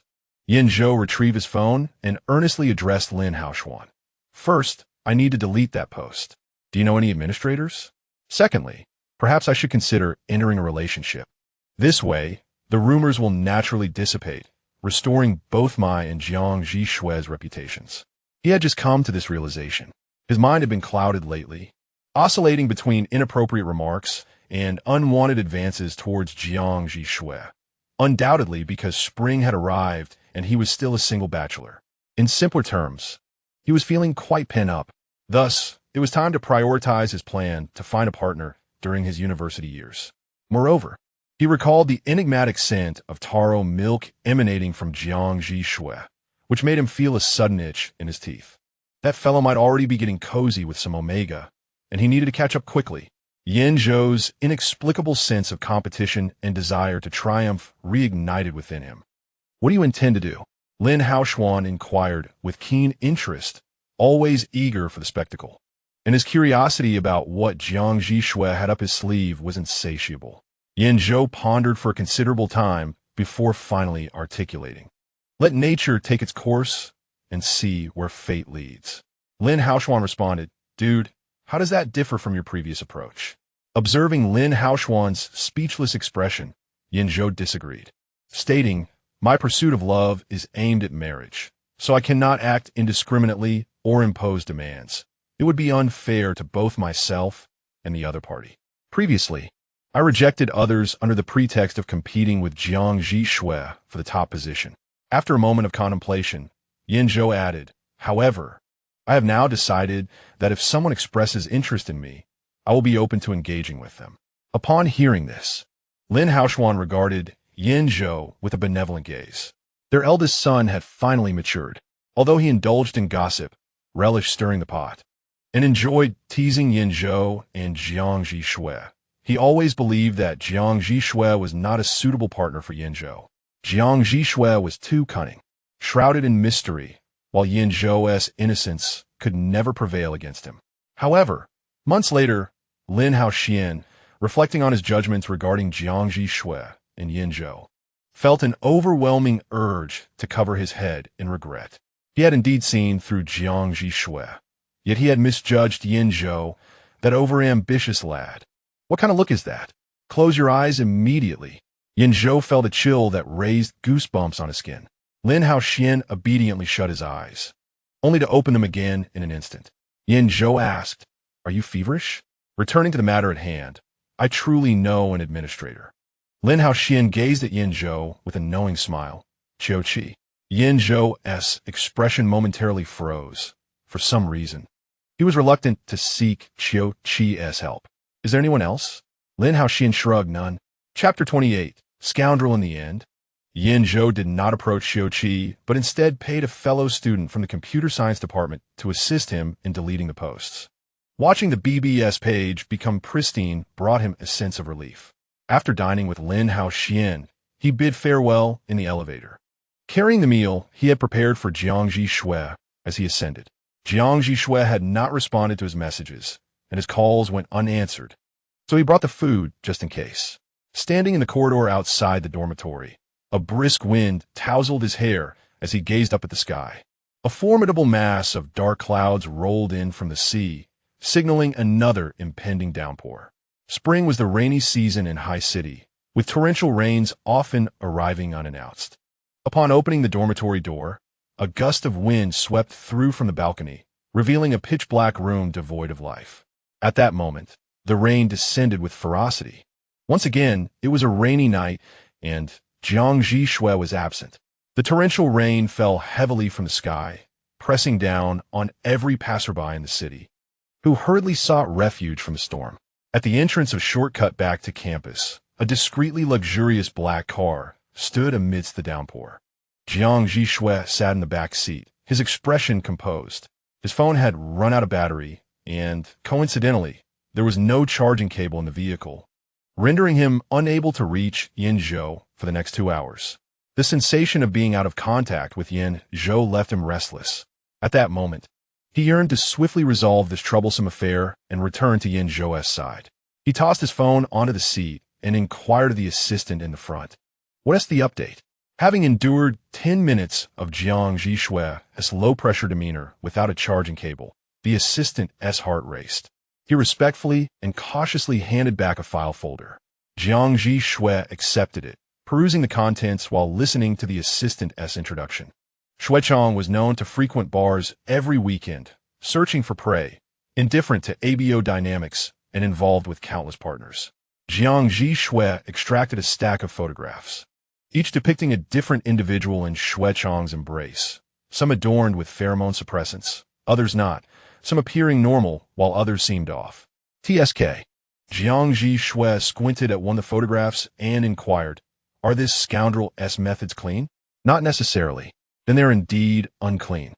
Jiang Zhi Xue carefully returned the photographs and documents to the folder deeming the remaining details unnecessary. Has anyone reported him? She inquired. A few have, the assistant replied, but the Xue family wields considerable influence. In most cases have dissipated without resolution. Jiang Zhi Xue let out a slight scoff. Contact them and inform them that we shall provide both financial and personal support. Yet the assistant hesitated, uncertain of a guaranteed victory. As Jiang Zhi Xue rolled down the car window, torrents of rain cascaded into the vehicle, confronting him with the frigid, biting droplets. Through the dense curtain of rain, he discerned a vague figure emerging at the end of the alley. The scoundrel he awaited had finally arrived. This time, we can leverage the Xue family's influence. Their associates will reach out to you. With that, Jiang Zhi Xue exited the car. Xue Chang was having an exceedingly unfortunate day. He had awakened in his hotel room that evening, only to find the individual he had manipulated at the bar the previous night in a state of utter distress. After a harrowing escape, he attempted to drive back to campus, but was struck by another vehicle just 15 minutes away on foot from the school. His car was towed away, and in the midst of the torrential downpour, hailing a taxi proved impossible. Frustration mounted, yet he was grateful for a shortcut nearby that could expedite his return to school. As a 2S level alpha, he possessed a robust physique, and the deluge would not hinder him significantly. The downpour, akin to thick fog, obscured visibility, peering through the heavy veil of rain. Xue Chang noticed an individual approaching from the alleyway, igniting a flicker of confusion within him. Generally, few ventured through this alley, especially not in such inclement weather. Furthermore, the stranger, like himself, was without an umbrella, which struck him as peculiar. Rarely experiencing fear as a 2S level alpha, a wave of inexplicable anxiety washed over him, prompting him to quicken his pace. The figure drew closer, closer still, just as they neared a distance where recognition was possible. A sudden jolt caused Xue Chang's knee to buckle uncontrollably, crashing heavily to the ground. Sharp stones embedded themselves painfully into his flesh, eliciting a scream that never escaped his lips. It was pheromone suppression, yet he detected no scent. Terror washed over him. In an instant, every hair on his body stood on end. His body, in distress, instinctively released pheromones in a desperate bid for self-defense. But his once formidable pheromones vanished as effortlessly as rainwater absorbed into the sea. This overwhelming suppression was an experience he had never encountered. Not even in the presence of a 3S level alpha. A monster. A monster. What kind of creature was the owner of this pheromone? Another loud crack echoed through the air. This time, Xue Chang collapsed entirely, his body crashing against the ground, stones embedding deeply into his skin. His face pressed against the earth, a gash forming at the corner of his eye, rendering him immobile. It felt as though he were pinned down by an immense weight. Filthy water and blood seeped into his eyes, causing excruciating pain. Yet, he could not even manage to close his eyes, in the depths of his terror and despair.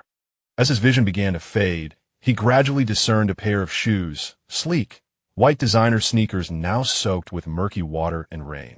Their owner approached with deliberate steps, and Xue Chang could sense the elation in their gait. Madness has overtaken me. This monster is utterly deranged. He finally halted beside Xue Chang, placing a heavy foot upon his back. Xue Chang felt as though his very organs were being crushed beneath that weight. How vile! Truly, he is a scoundrel of the most despicable kind. Who are you? Xue Chang suddenly found himself able to speak and hastily inquired, surmising from the other S words that he might be a relative or friend of one of his quarry. Forgive me, I was wrong. How much do you want? I can give you anything. Please, spare me. Spare me. Faced with overwhelming circumstances, Xue Chang refrained from invoking his family S status, as his father could not materialize to rescue him in this dire moment, and he truly might meet his end here. The man did not respond immediately. Xue Chang dared not breathe, and the world around them was consumed by the increasingly loud sound of rain. In the torrential downpour, an unknown terror magnified with each passing second. After an indeterminate amount of time, amidst the thunderous patter of raindrops, Xue Chang heard the man let out a soft chuckle. You are both wicked and foolish. Are you truly a 2S level alpha? Humiliated by the insult, Xue Chang felt his face flush with anger. Yet he found himself unable to speak once more. Simultaneously, the foot on his back shifted away, and before he could exhale in relief, that foot reappeared on his right ankle. Xuechang's eyes widened in terror as he futilely gaped. The owner of that foot seemed intent on toying with him, lightly pressing on his ankle and shaking it for a moment before withdrawing. No. Chapter 29. Fragile Damp. Morbid. On the day of the basketball match between the Finance Academy and the Computer Science Academy, Xuechang, seeing Yan Zhou's overwhelming demeanor, felt an insatiable malice rise within him. He had long harbored disdain for Yan Zhou. In a basketball game, accidental injuries were all too commonplace. Thus, he lifted his dark foot and seized the opportunity to stomp fiercely upon Yan Zhou's ankle. Yan Zhou, sensing the murderous intent and relying on his swift reflexes, deftly evaded Xuechang's foot just before it landed, countering with a sharp elbow strike. Xuechang rubbed his aching abdomen, meeting Yan Zhou's icy gaze head-on. The swift altercation on the court did not go unnoticed by the two spectators in the stands. Although Jiang Zhi Xue had been in agreement with Qiuqi's remarks, her gaze remained fixated on Yan Zhou. Qiuqi, noticing the sudden chill in his demeanor, followed his line of sight and beheld a loathsome figure, scrunching her face in disgust. That man was Xuechang, notorious for his filthy tactics across the board. Has he offended you? Jiang Zhi Xue inquired. He attempted to target my boyfriend earlier, but I caught him in time, Jiang Zhi Xue replied with a light laugh, her tone laced with sarcasm. So you simply let him off the hook? Qiuqi expressed her discontent. My boyfriend feared that escalating the situation would be detrimental to me, so he advised me to let it go. The Qiu family was also a complex and vast clan, and during that time, she happened to be embroiled in a particular incident. Sun Xiangxi, wishing to avoid any unfavorable occurrences for her, urged her to let it slide. Is he from the Xue family of Beicheng? Yes. Qiuqi immediately grasped the implication, her gaze sharpening as she looked at Xuechang. To dare strike at Yan Zhou. This man has clearly overstepped. Jiang Zhi Xue wore a delighted smile. I will provide the funds and the manpower. With your influence, shall we proceed? Certainly. Qiuqi turned her gaze towards the basketball team's lounge in the Computer Science Institute, where Sun Xiangxi was diligently engrossed in his work. A sense of delight enveloped her. Xuechang could scarcely fathom that his predicament this evening stemmed from a fleeting malevolent thought he harbored during the basketball match. Upon realizing that the assailant aimed to incapacitate his ankle, he was beset not only by dread and horror, but also by confusion. Shouldn't this lunatic be targeting someone closer, a relative or friend of his prey? Nevertheless, such contemplations were irrelevant to the present moment. He could only await the inevitable fall of Damocles' sword amidst an abyss of fear. Suddenly, a deafening ringing pierced Xuechang's ears, and the world around him seemed to recede into the distance. A blinding flash of white light flickered before his eyes, and his consciousness began to fade. The individual at Jiang Zhi Xue's feet collapsed unconscious. Failing to execute his plans, Jiang was consumed by extreme displeasure, a rare expression of disgust crossing his face as he cast a fierce gaze toward the man at the alley's end who had just berated him. A middle-aged man, clad in pragmatic work attire and wielding a black umbrella, had appeared at the alley's mouth, his expression stern as he fixed his gaze intently on Jiang Zhi Xue, as if ready to pounce at the slightest hint of weakness. Jiang Zhi Xue returned the man's gaze for a few seconds, his expression returning to its customary indifference before he turned to leave. The middle-aged man shouted again in anger, but Jiang paid him no heed, departing the alley without a backward glance. Suppressing the intense fury rising within him, the man rushed to the unconscious figure on the ground, dialing for emergency assistance while turning the individual over.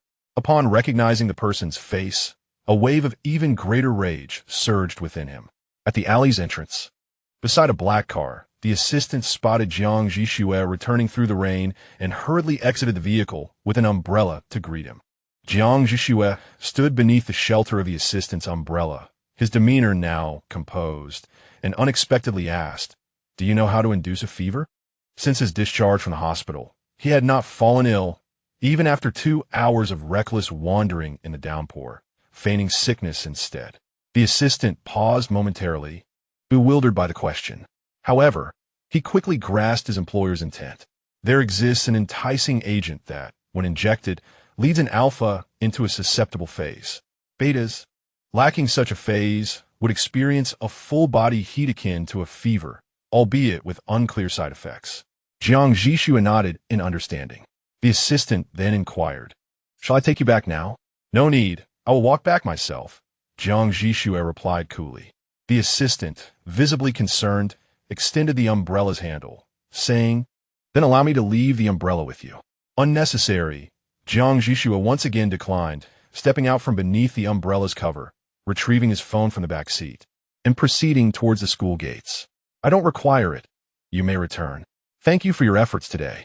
The assistant stood in the rain, watching his employer's solitary figure gradually fade into the downpour until he was out of sight before he turned to re-enter the vehicle. Sighing, he pondered when his boss might finally win over his wife. Jiang Zhi Xue returned once more, drenched to the skin. Yan Zhou, initially filled with pent-up frustration, found his anger dissipating significantly upon noticing the unusual state of Jiang Zhi Xue, replaced instead by a profound concern. He took a large step forward, positioning himself directly in front of Jiang Zhi Xue, slightly lifting his chin as he furrowed his brow and reached out to touch his forehead. Ouch, so hot. A fever had taken hold. Jiang Zhi Xue's entire body radiated heat, his eyes, red and unblinking, fixated on Yan Zhou. The intensity of Jiang Zhi Xue's gaze made Yan Zhou feel uncomfortable. He had never witnessed such vulnerability in him, fragile, damp, and sickly, with an undercurrent of dependence in his eyes that inexplicably softened Yan Zhou's heart. Yet the thought quickly crossed his mind that Jiang Zhi Xue had brought this upon himself. With a puffed-up face, Yan Zhou firmly seated Jiang Zhi Xue in a chair, grabbing a clean towel to dry his hair and face. He then crouched in front of him, shaking his hand. "Jiang Zhi Xue, can you hear me?" The eerie silence from Jiang Zhi Xue raised Yan Zhou's concern that he might be delirious from a fever. His concern was justified. Jiang Zhi Xue was indeed a bit out of sorts, taking a long moment before reaching out to grasp Yan Zhou's hand, speaking slowly, "Yan Zhou." His voice was hoarse and sticky, indicating a serious illness. Sighing, Yan Zhou responded helplessly and attempted to pull his hand away, but Jiang Zhi Xue clung on stubbornly. Reminiscent of the drunken version of himself Yan Zhou had seen in a video earlier that day. "How peculiar. The tides of fortune have turned," he mused. He tried to exert a bit more force to free his hand, but to no avail, hesitant to use too much strength for fear of hurting Jiang Zhi Xue. After all, he was a beta. Yan Zhou found himself at a loss. He had no choice but to explain gently, "Release my hand, and I will fetch a thermometer to check your temperature." Though Jiang Zhi Xue understood, he did not let go. Instead, he stood up. Yan Zhou, being long-standing adversaries, was well aware of Jiang Zhi Xue's intentions. Thus, he also rose, leading Jiang Zhi Xue to the cabinet, where he retrieved a well-stocked first aid kit, meticulously prepared by the Yan family steward and updated each semester. Yan Zhou deftly extracted a thermometer with one hand and pressed it to Jiang Zhi Xue's forehead, noting a temperature of 39 degrees, indicative of a high fever. As Yan Zhou regarded the still dripping Jiang Zhi Xue, he began to ponder whether to call for an ambulance. However, glancing out at the rain cascading from the balcony like a waterfall, he decided to wait and observe further. He rummaged through the first aid kit for fever-reducing medication, breaking 2 pills and placing them into Jiang Zhi Xue's mouth, only to find Jiang Zhi Xue's tongue, moist, warm, soft, and crimson, unexpectedly emerging. Yan Zhou felt as if he had been jolted by electricity, retracting his hand in shock, staring incredulously at the instigator.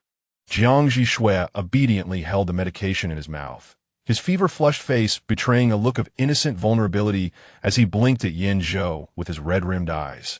"I suddenly feel a pang of guilt," Yan Zhou thought, internally chastising himself for being overly sensitive, considering Jiang Zhi Xue was merely holding on to bitter medicine. Hastily, he grabbed his water cup, offering it to Jiang Zhi Xue, filled with the warm water he had just prepared. Jiang Zhi Xue complied, taking a hearty sip from his hand. "I meant for you to hold it yourself," Yan Zhou exclaimed, exasperated. Never mind. This is not the time to dwell on such matters. He glanced at Jiang Zhi Xue, drenched by the rain, and felt a headache coming on. A bath was undoubtedly necessary, but would a person with a high fever be able to bathe without fainting in the bathroom? After a moment of hesitation, Yan Zhou took Jiang Zhi Xue to find his pajamas and towel, then led him into the cramped bathroom. The small space felt even more suffocating with two grown men inside, creating an oddly ambiguous atmosphere. Throughout the ordeal, Jiang Zhi Xue remained silent, his gaze fixed on Yan Zhou. After mentally preparing himself, Yan Zhou began the task at hand, deliberately avoiding certain areas of Jiang Zhi Xue's body. Yet accidental touches were inevitable. Upon one such contact, his face flushed deep crimson. Curse it! He had just learned a new physiological fact. Secondary differentiation does not alter a person's initial condition. Jiang Zhi Xue was far too much of an alpha. With a face still burning, Yan Zhou hastened his movements, quickly giving Jiang Zhi Xue a thorough bath, drying him off, dressing him in pajamas, and tucking him into bed. Lying there, Jiang Zhi Xue appeared still flushed, his grip on Yan Zhou unyielding. Yan Zhou, feeling helpless, shook his own wet pajamas from assisting Jiang Zhi Xue, and said with resignation, "I need to take another shower, or I'll catch a cold." Jiang Zhi Xue released his hold, but remained with tearful, vulnerable eyes fixed on Yan Zhou. Yan Zhou thought, "Why do I suddenly feel like a cad? No, I am not a cad." He forcefully shielded himself from Jiang Zhi Xue's pitiful gaze, grabbed a change of clothes, and hurriedly retreated into the bathroom. As he showered, he began to reflect on the events of the evening. While feeling Jiang Zhi Xue's forehead, he had intentionally inhaled, noting the unpleasant scent of rain on him, devoid of the sweet aroma of taro milk, indicating he had been out gallivanting. But what had he been doing instead to end up in such a state? Notably, aside from his stomach issues, this was the first time Yan Zhou had witnessed Jiang Zhi Xue unwell. How novel, how fragile, how tender. This sickly beauty seemed even more alluring. No, what on earth? Yan Zhou quickly adjusted the water temperature to cold, chastising himself for such errant thoughts. It was all Lin Go's fault for making him browse a plethora of bizarre content on the campus BBS today. Downstairs, Lin Haoxian was preparing to sleep when he suddenly let out a tremendous sneeze. Did Yan Zhou scold me again? When Yan Zhou emerged from the shower, he found Jiang Zhi Xue staring intently at the bathroom door, as if waiting for his return. As soon as he appeared, Jiang Zhi Xue's gaze promptly fixated on his face again. Yan Zhou sighed, thinking it resembled the lock icon in a game. As he dried his hair, he walked over to Jiang Zhi Xue's bedside and picked up the thermometer, taking another reading. 98.5 degrees. The antipyretic was starting to take effect, but not fully yet. He returned the thermometer to its place, suddenly recalling that he had forgotten to dry Jiang Zhi Xue's hair. He quickly retrieved the hairdryer, plugged it in, and encouraged Jiang Zhi Xue to sit up. Gently, he began to dry Jiang Zhi Xue's hair, while internally justifying, "I didn't intentionally forget to dry your hair. If it gets worse, don't blame me." Jiang Zhi Xue sat upon the bed, while Yan Zhou stood at his bedside, his abdomen aligned perfectly with Jiang's face. After a moment's gaze, Jiang suddenly reached out and firmly embraced Yan Zhou's lean and powerful waist.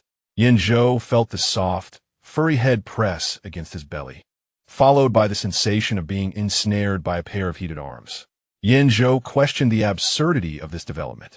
Could a fever trigger some hidden switch within Jiang Zhi Xue? Before he could push Jiang away, he heard a murmur muffled against his stomach, fragrant, so fragrant.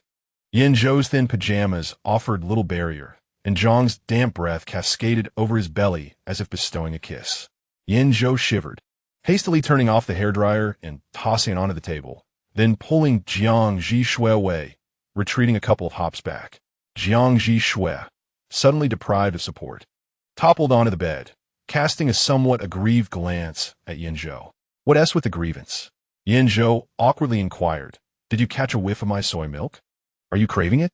Jiang Zhi Xue remained silent, merely blinking his red eyes. Yan Zhou retrieved a bottle of soy milk, inserted a straw, and offered it to Jiang Zhi Xue.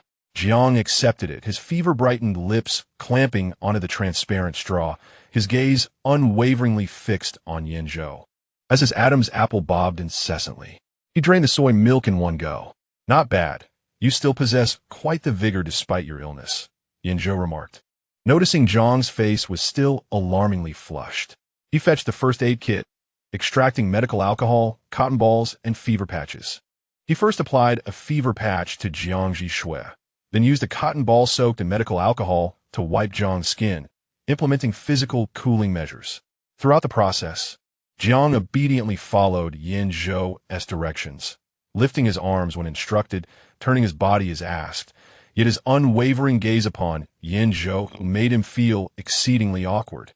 Finally, unable to endure any longer, Yan Zhou stated, "Why are you staring at me? Close your eyes and sleep. You'll feel better once you wake." In response, Jiang Zhi Xue appeared once again aggrieved, remaining silent while blinking his red eyes at Yan Zhou, resembling a forlorn rabbit. "Enough, enough, enough," Yan Zhou conceded, attempting to shield himself from Jiang's gaze as he put away the remaining medical alcohol and cotton balls. He then took the thermometer, applying it to Jiang Zhi Xue, which registered a temperature of 38 degrees, progressively cooling down. Yan Zhou finally exhaled in relief, tucking Jiang Zhi Xue under the covers before rising to turn off the light. Jiang attempted to grasp him again, but this time, Yan Zhou deftly evaded. Feigning sternness, he admonished Jiang Zhi Xue, "Stop with the charm. Sleep now." Jiang withdrew his hand back under the covers, resuming his innocent blinking. Yan Zhou, resolutely pretending not to notice, turned off the light and lay down on his own bed, facing away from Jiang. "Sleep now. I'll keep watch over you." After a moment of scrutiny, Jiang Zhi Xue finally closed his eyes. Yan Zhou thought at last. Those red eyes had vanished, and the long night was finally drawing to a close. He continued monitoring Jiang Zhi Xue from across the bed, worried about any sudden discomfort, until time slipped away and he too succumbed to sleep, gently closing his eyes. In his dream, he once again beheld the frail, damp, and ailing Jiang Zhi Xue from that evening. Gradually, the image of Jiang Zhi Xue emerged with that of the little kitten he had previously envisioned in the rain. Such an adorable creature as a kitten ought to be showered with abundant love. Chapter 31. Soaring Yan Zhou was preoccupied with a certain patient and woke up early the next day, only to discover that someone had risen even earlier. Upon opening his eyes, he was startled to see Jiang Zhi Xue squatting beside his bed, resembling a large dog awaiting its master to rise and provide sustenance. Nearly causing him to faint again, Yan Zhou exclaimed, "This ailing human, your appearance is truly alarming." Once his heart resumed its normal rhythm, he sat up, stifled a yawn, and inquired of the patient beside him, "Feeling any better?" Saying this, he picked up the thermometer and took another reading from Jiang Zhi Xue. "Fever's down," Jiang Zhi Xue said, accepting the thermometer from Yan Zhou with heartfelt gratitude. "Thank you for yesterday." Such a formal expression of thanks left Yan Zhou feeling somewhat bashful. He scratched the back of his head and replied, "It's nothing. Did you not care for me when I was intoxicated?" However, he paused. "But how did you end up in this state? Did you not consider finding shelter from the downpour?" "I went to deal with a little pest and wanted to return quickly," Jiang Zhi Xue confessed. His words seemed somewhat peculiar, yet Yan Zhou merely responded with a nonchalant "oh," before pushing past him, slipping into his slippers to head to the bathroom. Jiang Zhi Xue watched his retreating figure and smiled with delight. Yan Zhou harbored a secret, one unknown even to Lin Haoshuan and Fang Zicheng. In their first year of high school, a young master named Chun Fenglin transferred from North City to their class. He hailed from the Chun family in North City and was known as a bully in his previous school. Upon arriving in Haicheng, having heard of Yan Zhou's reputation, he began to provoke him incessantly. Yan Zhou, entirely focused on competing for the top rank with Jiang Zhi Xue, had little interest in retaliating. When Chun Fenglin's provocations proved ineffective, he grew desperate and, one day after school, gathered a group to confront Yan Zhou. Undeterred, Yan Zhou swiftly subdued them. However, unexpectedly, Chun Fenglin, disregarding any sense of honor, drew a knife, nearly marring Yan Zhou's visage. Incensed, Yan Zhou retaliated, leaving him battered and bruised. Being bested by a lone adversary while wielding a knife was indeed a humiliating experience. This incident eventually reached the ears of Yan Zhou's sister, Yan Zhou, who promptly took a trip to North City. Upon her return, Chen Fenglin approached Yan Zhou, submissively apologizing as if he were a scolded child. Initially, after Chen Fenglin's apology, their entanglement seemed to reach a conclusion. However, one day, as Yan Zhou returned home from school, he passed by a secluded alley near the school, where he heard what sounded like a pig being slaughtered. Upon closer inspection, he found Jiang Zhi Xue and Chen Fenglin. With an impassive expression, Jiang Zhi Xue stood with one foot planted on the shoulder blade of the fallen Chen Fenglin, his backpack discarded, and his school uniform remaining impeccably neat. It was evident that this was a decisive victory. Had anyone else witnessed this scene, they would have been horrified. An ordinary beta ruthlessly thrashing a formidable alpha rated 2S. Yet for Yan Zhou, the onlooker, there was no surprise. After all, when Jiang Zhi Xue was serious, he could even overpower himself. Yan Zhou stood at the mouth of the alley, observing with keen interest the events unfolding within, a profound sense of joy swelling in his heart. He was exceedingly elated. Although his internal strife with Jiang Zhi Xue had persisted unabated, whenever external adversaries emerged, Jiang Zhi Xue would invariably unite with him against them, much to his amusement. Ultimately, Yan Zhou departed quietly, leaving the individuals inside undisturbed, and chose not to disclose the incident to anyone afterward. A few days following that occurrence, Chen Fenglin transferred out of Haiqing. Later, Yan Zhou learned that Jiang Zhi Xue had accidentally bumped into Chen Fenglin at school, prompting the latter to lash out and demand a duel, which led to the ensuing chaos. However, this did not diminish the prolonged delight that Yan Zhou experienced thereafter. That morning, after a full schedule of classes, Yan Zhou and Jiang Zhi Xue proceeded to the cafeteria for breakfast before hurrying to their classroom. As a solitary individual without a roommate, Lin Haoxuan was particularly unoccupied, having arrived early to occupy 5 seats in the back row. Fang Ziqing was the last to arrive, entering with his boyfriend just as the class bell rang, clearly having spent the previous night away from the dormitory. Ordinarily, Yan Zhou would not have paid much attention to the couple, but today he found himself observing them intently, causing Fang Ziqing to feel somewhat perturbed. During a break, he inquired of Yan Zhou, "Young master, why does your gaze appear so ominous today?" With a curious expression, Yan Zhou asked, "What does it feel like to be in love?" No sooner had he spoken than 4 pairs of eyes fixed upon him. "Yan Zhou?" Fang Ziqing, intrigued, asked, "What is this? Are you experiencing a crush? Envious of my relationship?" Surprisingly, Yan Zhou nodded in affirmation. Spring had arrived. The previous night, he had contemplated Jiang Zhi Xue for quite a while before resolutely deciding that he wished to find a romantic partner soon. As alphas and omegas reach maturity, their sensitivity periods and estrus phases become more frequent and volatile, prompting medical professionals to generally advise that all alphas and omegas establish a long-term partner as early as possible in adulthood. This way, even during sensitivity or estrus periods, mere physical closeness, cuddling, kissing, or hugging could provide considerable comfort and contribute to the stability of these phases. Yan Zhou felt his mind becoming increasingly erratic. He feared that one day he might suddenly enter a sensitivity phase, losing control and becoming indiscriminate in his desires towards Jiang Zhi Xue. He vividly recalled the moment Jiang Zhi Xue had knocked him out. He had almost soared through the air. It was truly terrifying. Seeing that Yan Zhou was earnest, Fang Ziqing became even more animated. "Shall I introduce you to someone? You spend your days either studying alone or with Jiang Zhi Xue, hardly having the opportunity to meet more omegas." Lin Haoxuan, noticing the lack of expression on Yan Zhou's face, felt a phantom pain in his shoulder, instinctively wishing to save his friend from a fate worse than death. However, Fang Ziqing looked at Lin Haoxuan with surprise. "Why did you kick me?" Lin Haoxuan replied, "Brother Pig, you are truly beyond saving." At that moment, Fang Ziqing's boyfriend, Yao Xian, suddenly chimed in with a light laugh. "Being in love is delightful. Playing with your partner is far more enjoyable than hanging out with friends." With that, he seemingly nonchalantly glanced at both Yan Zhou and Jiang Zhi Xue. Fang Zicheng, eager to speak further, was abruptly pulled away by Yao Xian, who suggested they go downstairs to purchase some water. "Oh, all right." Fang Zicheng instantly lost his desire to continue the conversation.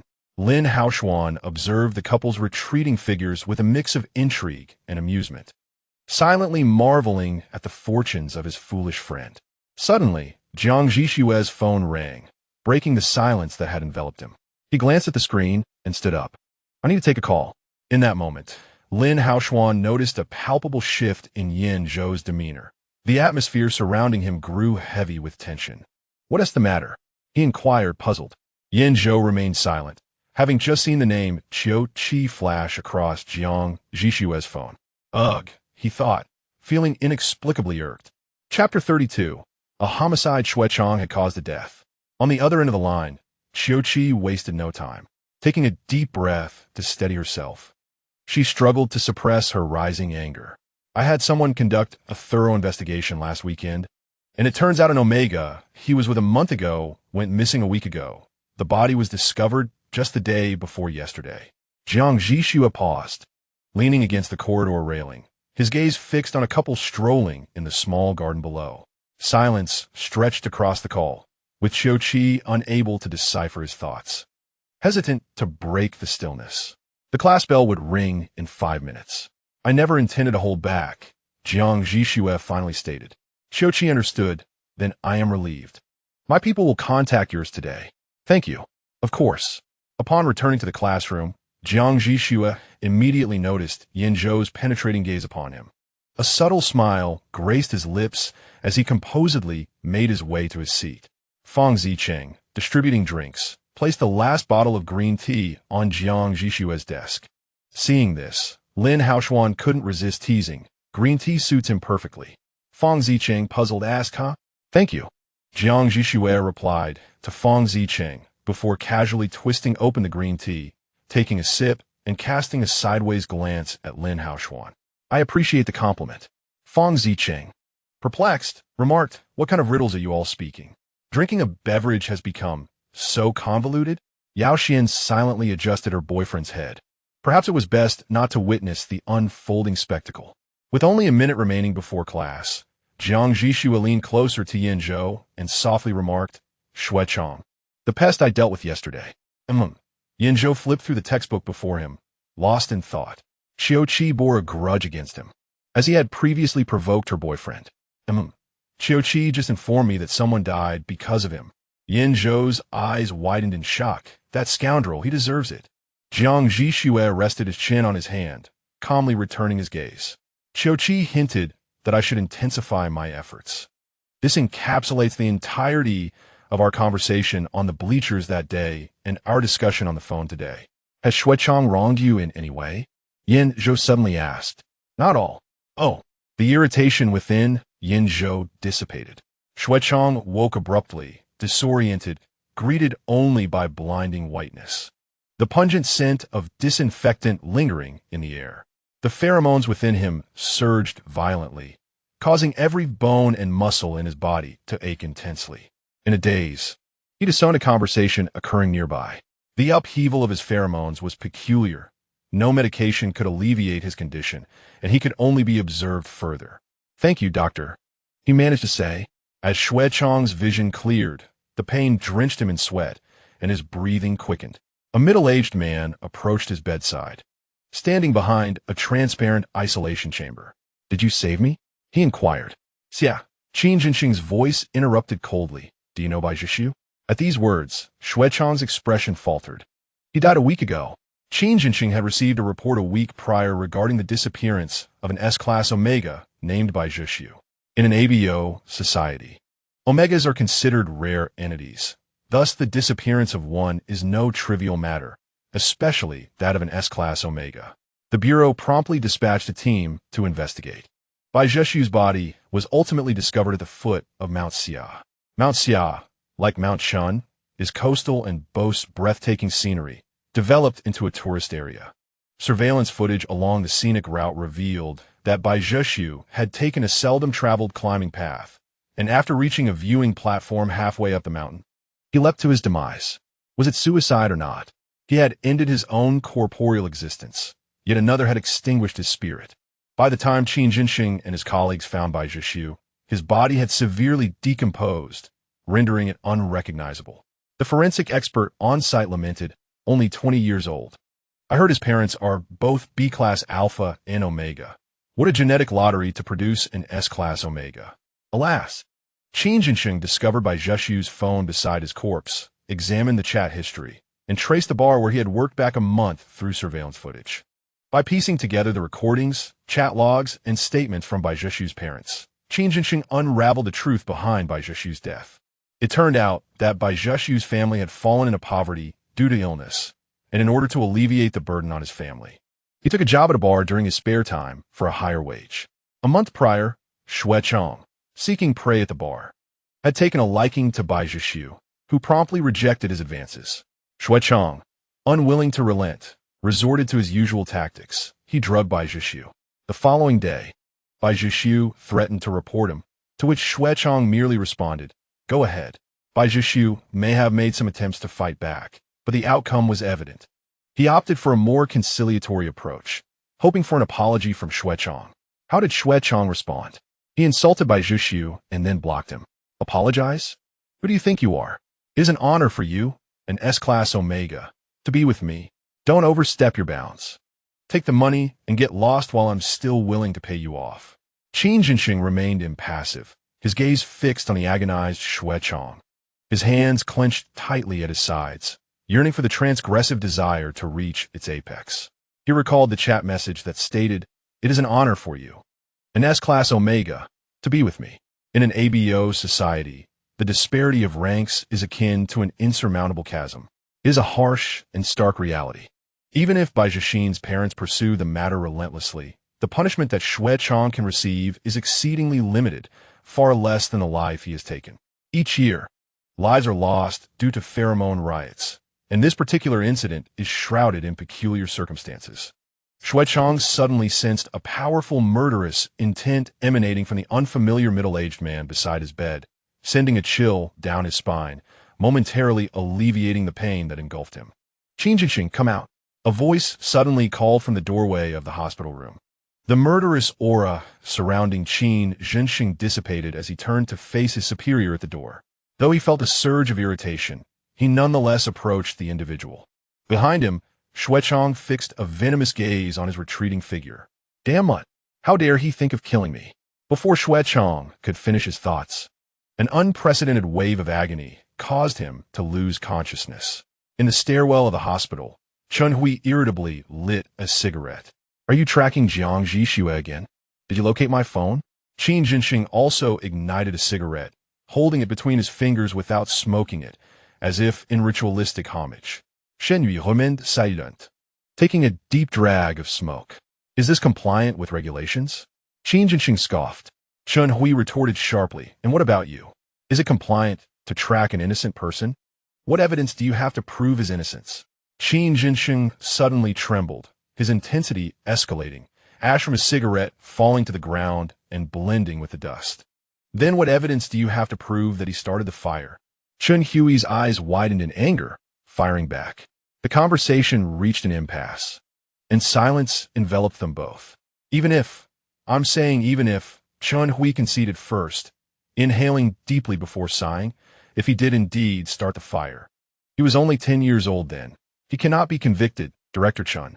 Qin Jinxing looked deeply into Chun Hui's eyes. That represents the lives of 10 children. Chapter 33. The Good Samaritan card at the entrance of the police station by Lin Han assisted his increasingly frail wife, Liang Qian, as they descended the steps. Their forms were burdened by age, and the palpable sorrow surrounding them seemed to coalesce into a tangible presence. Bystanders, unaware of the truth, felt a twinge of discomfort upon witnessing the couple. Ren Zixuan, leaning against a car, hurriedly approached the couple with a lawyer upon seeing them emerge. "My condolences," he offered, extending a bouquet of lilies to Bai Lin Han and Liang Qian. Liang Qian forcefully swatted the flowers away, her voice filled with rage. "We will never reach a settlement, even in death." Ren Zixuan, undeterred, adjusted the bouquet and smiled. "Mrs. Liang, I believe you have misunderstood. We are here to assist you in suing Xue Chang. Bai Lin Han and Liang Qian paused, their expressions momentarily frozen. Why? Bai Lin Han asked in a low, skeptical tone, unwilling to believe in any notion of free lunches. Yan Zhou candidly explained, because Xue Chang has offended my employer. In essence, they shared a common enemy. But we lack sufficient evidence. It will be difficult. Liang Qian murmured, her head bowed. Her figure appeared notably hunched, her eyes clouded with an indelible sorrow, a grief etched into her very being, relentless and unyielding. Ultimately, it would merely squander your human, material, and financial resources.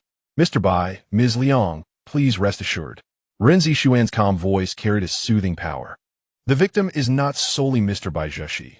We have reached out to other victims, including a crucial witness who possesses key evidence. This time, we are certain of success. Please have faith in us. As he spoke, he extended the bouquet of lilies once more. The woman whom Xue Chang had exploited last weekend was well-versed in legal matters and promptly preserved evidence upon leaving the hotel.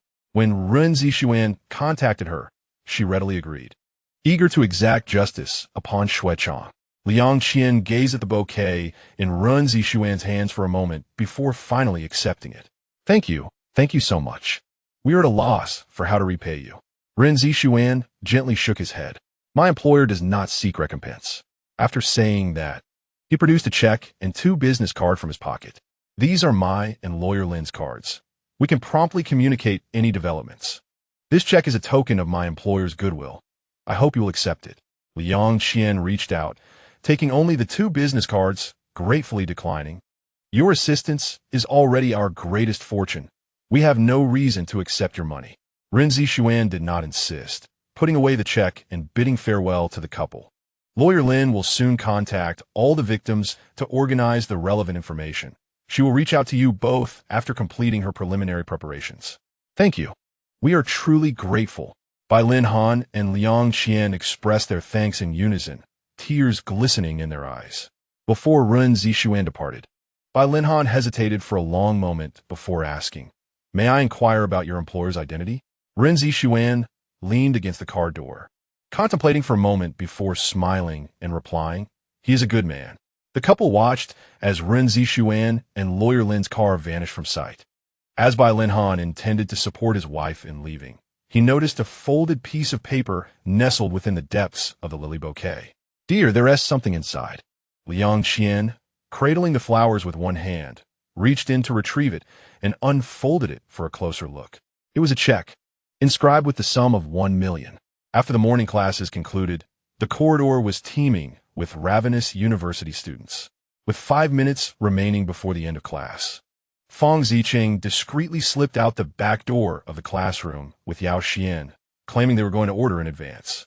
As Yan Zhou, Jiang Zhi Xue, and Lin Haoshuan reached the stairwell, a torrent of students surged down from above. Lin Haoshuan, being pushed by the crowd, quickened his pace, while Yan Zhou and Jiang Zhi Xue gradually fell behind. At that moment, Qiu Qi's call came in again. Yan Zhou casually glanced at Jiang Zhi Xue's phone screen, prompting her to chuckle softly.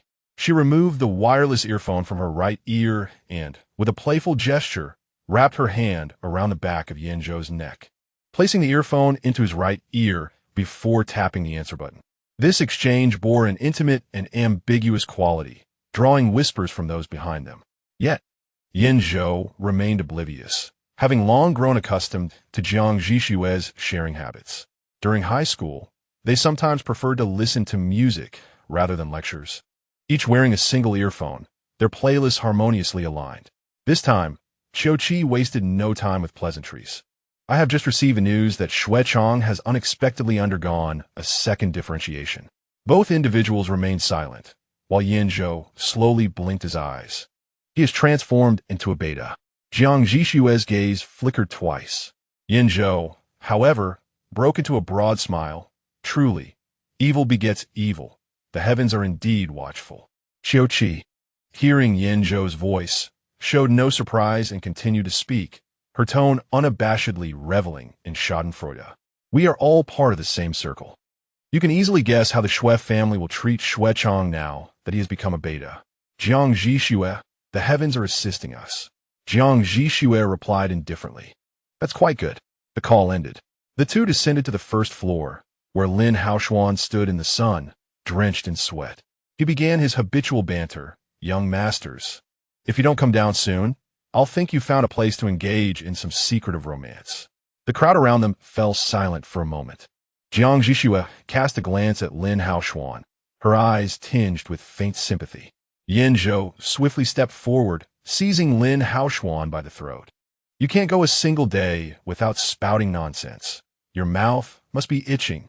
Lin Haoshuan's neck was caught in Yan Zhou's grip, his face turning crimson as he hurriedly patted Yan Zhou's arm in a plea for mercy. Young master, I was wrong. I was wrong. Yan Zhou released him, declaring, You're treating us today. Lin Haoshuan coughed a couple of times, resignedly replying, All right then. Yan Zhou returned to Jiang Zhi Xue's side, fiercely advising, Order plenty of dishes today. Let us make him spend. Lin Haoshuan retorted, Can he say that? What a petty form of revenge. Meanwhile, in Xuechang's hospital room, chaos erupted. Chapter 34. The Abandoned Child Impossible. Your results must be erroneous. The isolation chamber around Xuechang's bed was removed, for it was no longer necessary. Mr. Xue, we have conducted 3 blood tests and gland examinations as per your request. You have indeed undergone a second differentiation into a beta, the head nurse stated calmly. Observing the distraught and frantic Xuechang, such individuals were not new to her. Impossible. Absolutely impossible. Xuechang pounded the bed frantically, his vigorous actions causing the needle in his hand to dislodge, blood spilling over his hand. The head nurse attempted to approach to treat his wound, but he swept the water cup from the bedside table onto the floor. Water splashed towards the head nurse, forcing her to dodge. It is undoubtedly your mistake. I am a 2S, level alpha. How could I possibly differentiate a second time? Xuechang hurled a pillow at the head nurse. The head nurse, having lost all patience, had taken over from a novice nurse who had been reduced to tears by Xuechang's tirade. Thus, she was left to clean up the mess. Were it not for her nurse's uniform, she would have liked to point at Xuechang's nose and scold, Fool. How can that be impossible? 8 years ago, a 10-year-old 4S, level alpha, differentiated into a beta. What do you think you are? With the fantasy shattered, the head nurse stood behind the pillow on the floor and issued one final warning to Xuechang. Please calm down, otherwise I cannot assist with your wound. Xuechang was entirely unfazed by her words. You incompetent quack. I don't want your treatment. Bring Lin Lin to me. Lin Lin is currently the foremost expert in ABO gender research and a master surgeon in the nation. Yet in Xuechang's words, he is treated with utter disdain. Many in the medical community hold Lin Lin in high regard, even revering him, including the head nurse. However, Xuechang's brazen remarks show not a trace of respect for Lin Lin. The head nurse's expression turned icy, and she warned, If you continue like this, I will call security. Go ahead. If you have the guts, go ahead. Xuechang barked like a rabid dog. The head nurse, resolute, turned and left to summon security. Qin Jinxing leaned against the wall with arms crossed, observing Xuechang's impotent fury with a cold gaze. After the head nurse departed, a sudden realization struck Xuechang. It is a consensus in the medical community that the probability of secondary differentiation for S-grade and above alphas and omegas is 0. His sudden differentiation must be due to some occurrence. The monster, that monster, he thought to himself, catching a glimpse of Qin Jinxing standing in the corner. Clutching at this lifeline, he exclaimed, You saved me. Then you must know who harmed me. Qin Jinxing remained unmoved, slowly lifting his eyelids to look down at Xuechang, a cruel smile curling at the corners of his mouth. I didn't see anything. You're lying. You must be lying. Xuechang's agitation resurfaced as he began to pound on the bed furiously. Qin Jinxing lowered his eyelids again, treating the scene as if he were watching a performance of wild animals. As the head nurse stepped out of the ward, she encountered Lin Lin, who had just emerged from hours of surgery. Noticing a young nurse in tears at the nurse station, he approached her to inquire about the matter. The head nurse quickly recounted the situation to him. Upon hearing it, Lin Lin, with a cold expression, instructed, Have him sign for discharge. Understood, the head nurse nodded repeatedly, signaling for other nurses to fetch the forms while preparing to call security, fearing they might not be able to expel Xue Chang in time. At that moment, a group emerged from the elevator, all clad in exquisitely tailored suits. Leading them was a handsome man with graying temples and a few wrinkles at the corners of his eyes, yet he appeared vigorous and commanding, exuding an aura of authority. Following closely behind him was a strikingly handsome young man, resembling the leader closely enough to indicate a clear blood relation. They approached Lin Lin, and the leader, Xue Wei, extended a well-groomed hand, courteously stating, "Dr. Lin, it is an honor to finally meet you. I am Xue Wei, and my son has troubled you." Lin Lin, seemingly indifferent, shook hands with Xue Wei, not particularly concerned about his identity, as he was eager to resolve this troublesome matter before catching his flight. He signaled for the head nurse to accompany him to the ward. The single-patient room was spacious, yet when filled with 8 or 9 people, it felt somewhat cramped. Upon seeing his father arrive, Xue Chang instantly regained his confidence and arrogantly exclaimed, "Father, they say I have become a beta. How is that possible? It must be this group of incompetent doctors who have made a mistake." No sooner had he spoken than he noticed Xue Chun emerging from behind Xue Wei. He was his elder brother, an S-class alpha who had once been abandoned by their father due to his very birth, and at this moment, he was regarding him with a sardonic smile. Xue Chang's heart plummeted. Upon entering, Lin Lin disregarded Xue Chang entirely, directly seizing the examination report from the head nurse to peruse it. After a brief moment, he returned the document to the nurse. Xue Wei also paid no heed to his younger son's grievances, instead focusing on Lin Lin. "Dr. Lin, what is your assessment?" Lin Lin apathetically lifted his gaze, stating that according to the examination results, Xue Chang had indeed undergone a secondary differentiation into a beta. "If you doubt this, you may seek another hospital for verification." At this statement, Xue Wei did not inquire further into the reasons, but cast a penetrating glance at his son in a hospital bed. As in 2S, Class Alpha himself, he had felt immense joy at the birth of his younger son, believing he had finally found his true heir, especially since his elder son was merely an S-class. The Xue family had been exceedingly lenient with Xue Chang. They were well aware of his indiscretions, but had accepted them as long as he maintained his formidable presence, ensuring his position as Xue Wei's successor, with the family always ready to support him. However, now he was rendered useless. Thus, Xue Wei was compelled to reassess his worth. Xue Chang trembled under the weight of his father's scrutinizing gaze, his heart sinking to the depths of despair. He felt akin to a discarded product, one that could be cast aside by his father at any moment. Fear enveloped him, genuine terror. In a fit of emotion, he questioned Lin Lin. "Is it not said that the probability of secondary differentiation for S-class and above alphas and omegas is 0? Why have I differentiated?" Lin Lin's expression remained inscrutable, asserting that what had not occurred in the past did not preclude its possibility in the present or future, particularly when it had indeed transpired before.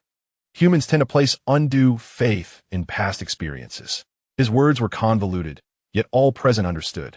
Indeed, apart from Xue Chang, there existed another uniquely significant entity. Having conveyed all that was necessary, Lin Lin nodded slightly to Xue Wei and Qin Jinxing. "I have other matters to attend to. I shall take my leave." No one present could or deemed it necessary to restrain him as Lin Lin exited the room. The head nurse had initially intended to inquire whether Xue Chang wished to proceed with discharge formalities, but upon observing the atmosphere, she decided to cede the battlefield to the Xue family, standing alongside Qin Jinxing against the wall as mere spectators. "You have greatly disappointed me, Xue Chang." Xue Wei regarded his son coldly, delivering a verdict of condemnation. Xue Chang was utterly alarmed, desperately reaching out to grasp his father's clothing. "Father, please, let us seek another hospital for a re-examination." However, a bodyguard stepped forward to obstruct his outstretched hand, preventing him from approaching Xue Wei even slightly. Xue Chang's arm fell dejectedly, his gaze fixed vacantly upon the ground. He had indeed become a pawn discarded. Behind Xue Wei, Xue Chen observed his despondent younger brother, and a sense of satisfaction welled within him. This wretched sibling had, from a moment of his birth, usurped all love and attention, continually provoking and humiliating him as they grew. Now, justice seemed to have turned its wheel. Xuechang, it's high time you experienced the taste of what your elder brother once endured. Have you finished your conversation? Qin Jinxing's voice suddenly broke the silence from the corner. Xue Wei turned his gaze towards him, inquiring, and you are? Qin Jinxing stated directly, Xuechang is involved in a murder case. If he is in good condition, I intend to take him away for questioning. Xue Wei cast a deep, solemn glance at his pleading younger son, resolutely deciding to clear the air. Feel free, he declared. It was over. Xuechang was engulfed in utter despair. How had he reached such a dire state? Was it retribution? Xue Wei and his companions arrived swiftly and departed just as quickly. Soon, only Xuechang and Qin Jinxing remained in the hospital room, with Qin Jinxing approaching him, a malicious smile playing on his lips. Tell me, was Bai Zhexu also this desperate before his demise? A sudden chill coursed through Xuechang's body. Chapter 35. Maintaining a healthy romantic environment. When Lin Lin arrived at the airport, Lin Haoshuan was already there, and they encountered each other in the VIP lounge. After promising Yan Zhou the day before, Lin Haoshuan had attempted to contact Lin Lin, but his calls went unanswered. It was only through his assistant that he learned Lin Lin had been performing surgery all night and was to catch a flight abroad in the afternoon, with no indication of when he would return. Thus, Lin Haoshuan decided to come to the airport in person. He casually took a seat opposite Lin Lin, who merely glanced at him with indifference. A server brought over a cup of coffee, and Lin Haoshuan expressed his gratitude as he accepted it. Any news from Aunt? Lin Lin remained silent, taking a sip of his coffee in tacit agreement. Uncle, tell me about Jiang Zhi Xue's condition upon his return. Lin Haoshuan suddenly posed a direct question. The clink of Lin Lin setting down his coffee cup was somewhat forceful. Lin Haoshuan, that is patient confidentiality. Isn't this mere curiosity? Lin Haoshuan replied, grinning unabashedly. Lin Lin chose not to respond further. Then why do the Jiang family exhibit such peculiar behavior towards him? Lin Lin lifted his gaze to Lin Haoshuan. Have you visited the Jiang family privately? It was Yan Zhou. Lin Haoshuan shrugged. Lin Lin abruptly turned his attention to the aircraft on the tarmac outside, uttering a somewhat nonsensical remark. If Jiang Zhi Xue truly is a wild beast, then Yan Zhou serves as a chain to restrain that beast. Having seen that pair of youths at social gatherings, Lin Lin, with a seasoned perspective, thought their closeness to be somewhat excessive, though the individuals involved remained unaware. This was indeed a source of curiosity for Yan Zhou. Lin Haoshuan seized the opportunity to continue probing. Uncle, just tell me. Lin Lin redirected his gaze to Lin Haoshuan, his demeanor serious. Do not investigate further. Lin Haoshuan lounged back against the sofa, lifting his coffee cup. Very well. Half an hour later, the plane Lin Lin was on took off. Lin Haoshuan stood by the glass window of the airport hall, watching the plane depart before pulling out his phone to make a call. Help me find out which medical personnel were involved in Jiang Zhi Xue's treatment 8 years ago, especially those who have since resigned. After hanging up, Lin Haoshuan lazily stretched. No further investigation? Please, this is the most intriguing gossip he has encountered in years. Both Yan Zhou and my uncle possess morals, but I do not, he chuckled. The scene shifts back to noon. After lunch, Yan Zhou and his companions finished their meal, and Lin Haoshuan declared he had matters to attend to and took his leave. In the afternoon, when everyone was free from classes, Yan Zhou proposed to Jiang Zhi Xue. Last time I mentioned gifting you a car. Why not accompany me home this afternoon to drive it? I can certainly afford it. Jiang Zhi Xue replied nonchalantly, his long, fair fingers gliding across his phone screen as he casually saved a few photos. Yan Zhou scoffed. Your ability to afford it is your concern. My desire to gift it is mine. I'm a man of my word. Fang Zicheng, overhearing their exchange, leaned in eagerly. Yan Zhou, take me and Yao Xian along. It's been ages since I visited your home. Before Yan Zhou could respond, Yao Xian promptly declined.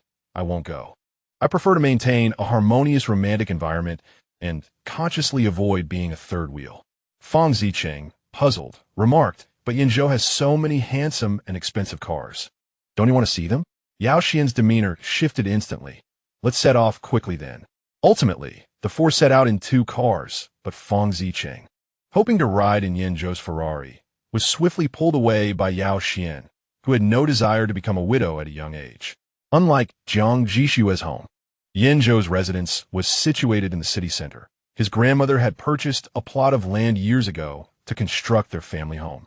Yao Xian, coming from a small town, was entirely unfamiliar with the affluent families of Haicheng and was visiting Yan Zhou's home for the first time. Upon stepping out of the car, he was astounded. Why does it differ so vastly from the opulent homes depicted in dramas? He had previously visited Fang Zicheng's house, which resembled a typical wealthy abode, complete with a garden, swimming pool, courtyard, and fountain. In stark contrast, Yan Zhou's home bore an industrial resemblance. Noticing his boyfriend's jaw nearly dropping to the ground, Fang Zicheng chuckled and explained, "This is my grandmother's domain. She possesses little taste for the bourgeois lifestyle. Her sole pleasure lies in business and making money. For her, a home serves merely as a place to sleep and eat. Hence, there are no gardens, only well-maintained lawns and a ring of trees for privacy." Additionally, both Yan Zhou and his sister share a passion for cars. Since the garage couldn't accommodate all their vehicles, their grandfather had 2 large garages built in the surrounding space. Thus, their home resembled a factory, with the garages akin to industrial buildings and the villa resembling staff quarters. Much to Fang Zicheng's amusement, Yao Xian, speechless, discreetly pinched Fang Zicheng's side and whispered, "How could you say that out loud?" and laughed so heartily. Fang Zicheng, evading his hand while erupting with laughter, replied, "It's all good. We've laughed about it several times." Yao Xian remarked, "What a refreshingly unpretentious life for the wealthy." As Yan Zhou led his friends to the entrance, the door swung open on its own, revealing a glamorous matriarch. "You little rascal, Fang Zicheng, Zhi Xue, wow, and a new handsome boy." Yao Xian was taken aback by her beauty and quietly inquired of Fang Zicheng, "Is this Yan Zhou's mother? How should I address her?" Fang Zicheng struggled to respond. "This is Yan Zhou's grandmother." Yao Xian was astounded. "She's so young. She looks barely in her 40s. Why do you only call Jiang Zhi Xue by his name, while I am merely little rascal?" Yan Zhou complained. Yan Fenhua, pushing her grandson aside, welcomed his friends into the house, exclaiming, "Because Zhi Xue is the most handsome. Gumin, your grandfather has just prepared some delicious food." Yan Zhou, feeling indignant, questioned, "Am I not appealing?" Yan Fenhua, with a dismissive click of his tongue, replied, "I've grown weary of it." Yan Zhou retorted, "Is he some contemporary cabbage?" Yan Fenhua enthusiastically settled the children in the living room. Just then, Zhao Lan emerged from the kitchen, carrying a large chocolate mousse. "Little Zhou has brought a new friend." Yao Xian was taken aback by the striking appearance of the elder, wondering if he could possibly be Yan Zhou's grandfather. Fang Zicheng blinked, exclaiming, "Bingo! You got it right." Chapter 36. Don't be choosy, just go with Xiao Jiang. Yao Xian was astonished. How could they all appear so youthful? Unable to contain his curiosity, he inquired, "At what age did Yan Zhou's grandparents marry?" 18, came the reply. Yao Xian's eyes widened in disbelief. Although society permits marriage at 18, few actually tie the knot at that tender age. Yao Xian mused. They were young newlyweds. Their affections are truly commendable. Not quite, Fang Zicheng interjected, scratching his head. They fell in love at first sight. As Yan Zhou's grandfather began slicing the cake, he quietly added, "I'll explain in detail later." "Oh, splendid." Yao Xian's inquisitive spirit ignited. Zhao Lan divided the chocolate mousse into 8 equal portions, serving his wife and each child a piece, the first for his wife and the last for his grandson. Upon completing the distribution, the servants timely brought forth tea. Zhao Lan, donning an apron, sat beside his wife, took a sip from his teacup, and cheerfully remarked, "I recently learned this method online. Do give a taste." Fang Zicheng, the ever-hungry one, was the first to exclaim, "This cake is absolutely divine. If Grandpa Zhao opened shop, I would undoubtedly visit daily." Zhao Lan's smile broadened. "You've always had a sweet tongue." Yao Xian, adept at providing emotional support, introduced himself graciously. "Hello, Grandma Yin, Grandpa Zhao. I am Yao Xian, Fang Zicheng's boyfriend." "Grandpa Zhao, your cake is exquisite." "What sweet child you are," Zhao Lan chuckled, pouring more tea for Yao Xian. "Do come often. Grandpa's meals are delightful as well." Yao Xian quickly extended his hands to steady the teacup. "Thank you, Grandpa Zhao." On the opposite sofa sat Jiang Zhi Xue, and Yan Zhou. Jiang Zhi Xue spoke first. Grandpa Zhao, this is truly delicious. Though his words were few, his expression conveyed sincerity, causing Zhao Lan's sense of achievement to soar. The atmosphere was pleasant, yet there lingered an inappropriate presence. Yan Zhou, having taken a substantial bite, provocatively remarked, "It's merely average." Zhao Lan's expression instantly soured. "With such a foul mouth, you shall not partake in the remaining 3 pieces." "No matter," Yan Zhou huffed, nonchalantly snatching the cake from Jiang Zhi Xue, who had only taken a small bite. "Isn't there still some left?" Zhao Lan retorted, "What a shameless grandson you are." Yao Xian exclaimed, "Oh my." Yin Fenhua, holding his teacup, candidly stated, "You shameless one. Only Zhi Xue would indulge you." Yao Xian glanced between the two and whispered to Feng Zicheng, "Why do I feel that grandma?" Yin looks at Jiang Zhi Xue with an unusually affectionate gaze. "It's akin to how one would look at a granddaughter-in-law." "That is quite normal," replied Feng Zicheng, leaning in closer to Yao Xian, as she genuinely envisions Jiang Zhi Xue as her granddaughter-in-law. Yao Xian gasped. What a revelation!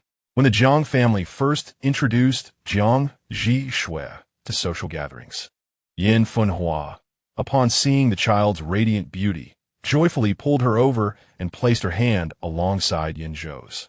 "What a stunning child! How wonderful it would be if she could become our granddaughter-in-law," she exclaimed. Yan Zhou, who had recently exerted tremendous effort to reclaim the top position in his grade during a monthly examination, was basking in his accomplishment when his grandmother's startling remark brought a pallor to his face. With determination, he yanked his hand away, declaring, "I do not want that." Jiang Zhi Xue merely responded with a soft acknowledgement. Yin Fenhua firmly restrained her agitated grandson, gesturing towards him. "Yan Zhou, if you were to marry such a beautiful wife, it would be the fortune accrued by our Yin family over 10 generations." Jiang Zhi Xue's beauty was indeed the one aspect that Yan Zhou found irrefutable. He lacked the confidence to boast of finding a wife more exquisite than her. Ultimately, he had to endure his frustration, nearly transforming into the Hulk. Even now, Feng Zicheng chuckles at the memory of that scene, finding it utterly amusing. Jiang Zhi Xue seemed inherently destined to vex Yan Zhou. As Feng Zicheng struggled to contain his laughter, his face nearly cramping, Yin Fenhua handed her half-eaten cake to her husband and inquired of Yan Zhou, "Have you started dating this semester?" He replied, "No."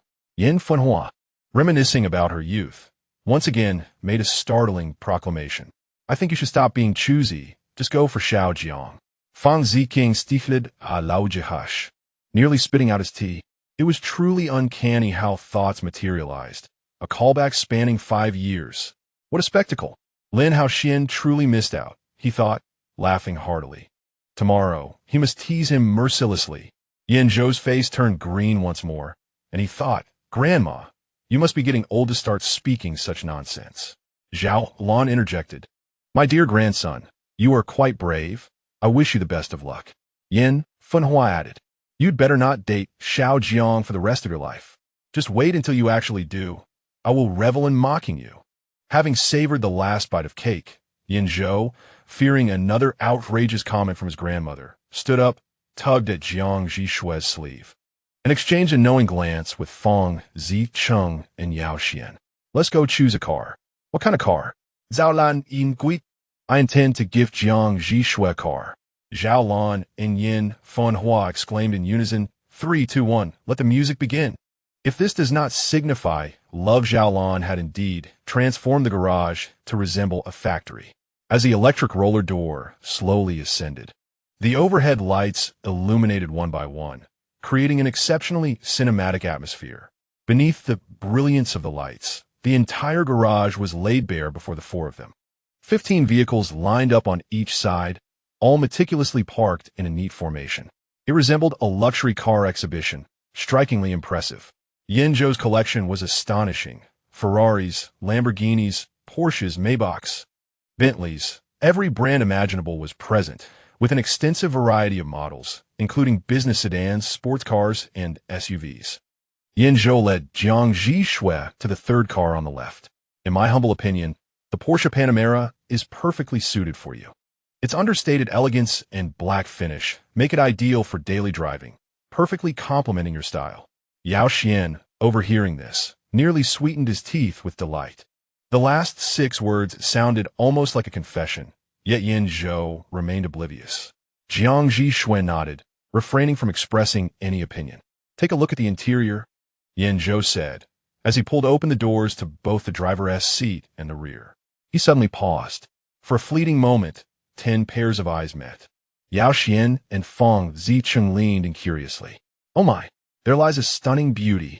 Oh my, how did Sister Xu end up here? Even Jiang Zhi Xue, normally so composed, exhibited a rare flicker of surprise. Yan Zhou exclaimed, I must have opened it incorrectly. With a swift motion, he shut the rear door again. At that moment, a remarkably handsome middle-aged man appeared at the garage entrance, angrily shouting at Yan Zhou. Where has your sister hidden herself? Chapter 37. Traditional Business Warfare.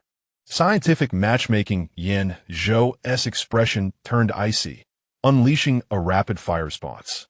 What business is it of yours? Don't bark at me here. Is this your home? Trespassing? Get lost quickly, or I'll call security to throw you out. You ungrateful wretch. The middle-aged man fumed, his face turning as red as a balloon, as though he might burst at any moment. Get out, get out. If you don't leave, I'll make you regret it. Yan Zhou shouted back. Feng Zicheng quietly filled in his boyfriend on the situation, revealing that the man at the entrance was Yan Zhou's biological father. Yao Xian sighed. I have a brain.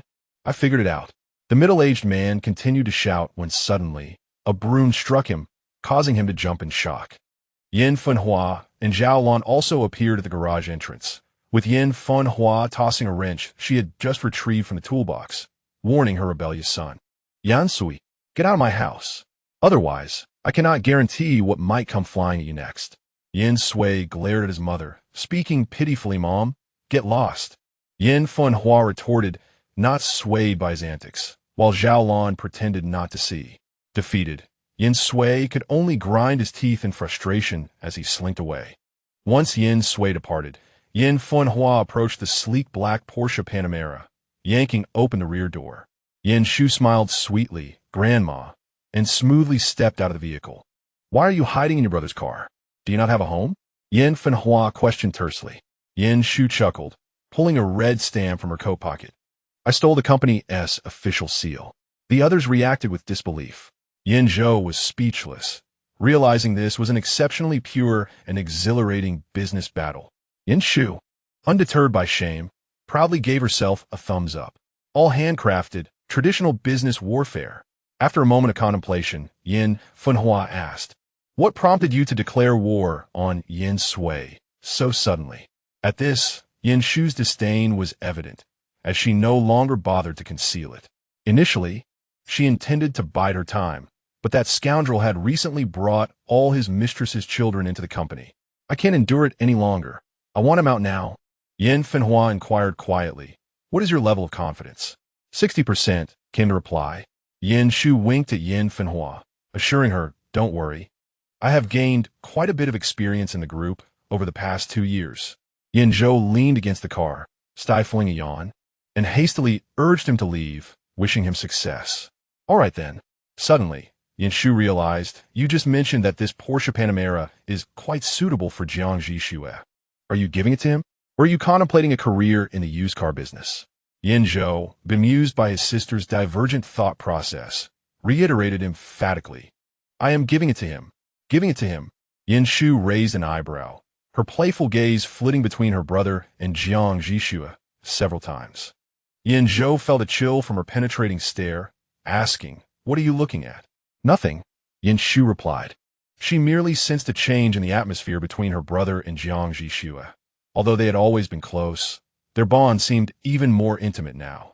Suddenly, Yan Zhou's phone rang. Glancing at it, she said to her brother, I have to leave now. I'll borrow your car. Yan Zhou was reluctant to lend it, given his sister's rather questionable driving skills. However, Yan Zhou had already selected a Ferrari and was maneuvering it out of the garage. Hey, he shouted after her. That's my 12th favorite. Drive it carefully. No sooner had he spoken than bang. Yan Zhou grazed the garage door. From outside, she rolled down the window and called out, Brother, once I've ousted Yan Zhou from the group, I'll get you a new one. You better succeed quickly. He replied, All right, I appreciate your well wishes. The onlooker, Yao Xian, was utterly astonished, exclaiming, What a comedic family, with Yan Zhou and Yan Zhou having departed.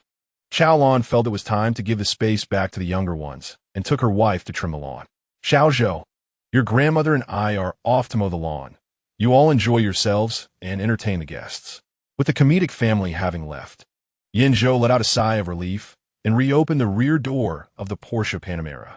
Come, let us continue to admire the interior. High-end customizations, I assure you, will satisfy your tastes. Fang Ziqing remarked, You really do resemble a used car salesman. Yao Xian, sensing the perfect atmosphere between the two by the car, quickly pulled her boyfriend away, saying, Let us go, let us start from the back. Fang Ziqing and Yao Xian ventured to the deepest part of the garage, observing the pair separated by 12 vehicles. Yao Xian found the Yan family quite intriguing, feeling a sense of lingering curiosity. You just mentioned wanting to tell me stories about Yan Zhou's grandparents. Oh, right. Fang Ziqing cleared his throat. Yan Zhou's grandfather was a son-in-law. Surprising. Isn't it? I had an inkling, Yao Xian replied. Fang Ziqing was astonished, asking, How did you know? Yao Xian, exasperated, ruffled her clueless boyfriend's soft hair. Yan Zhou's grandmother's surname is Yan, and his grandfather's is Zhao. It's not hard to deduce he is a son-in-law. Oh, I see, Fang Ziqing responded, continuing to enthusiastically share gossip with his boyfriend. Yan grandmother's father was rather traditional. He established a primogeniture system. He declared that whichever of his children produced a 3S level alpha would inherit the family business. Yao Xian remarked, So that's the primogeniture system? Yan grandmother was only 18 at the time, just starting university, and was someone with a strong sense of ambition. She had entered the group at 16 to learn and was determined to win this competition.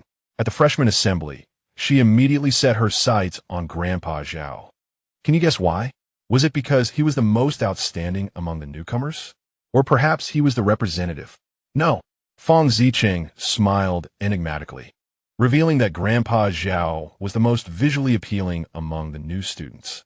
Yao Xian exclaimed, What a scientifically sound method for selecting a partner. Fang Ziqing chuckled and added, I forgot to mention earlier that Grandma Yan is quite particular about appearances.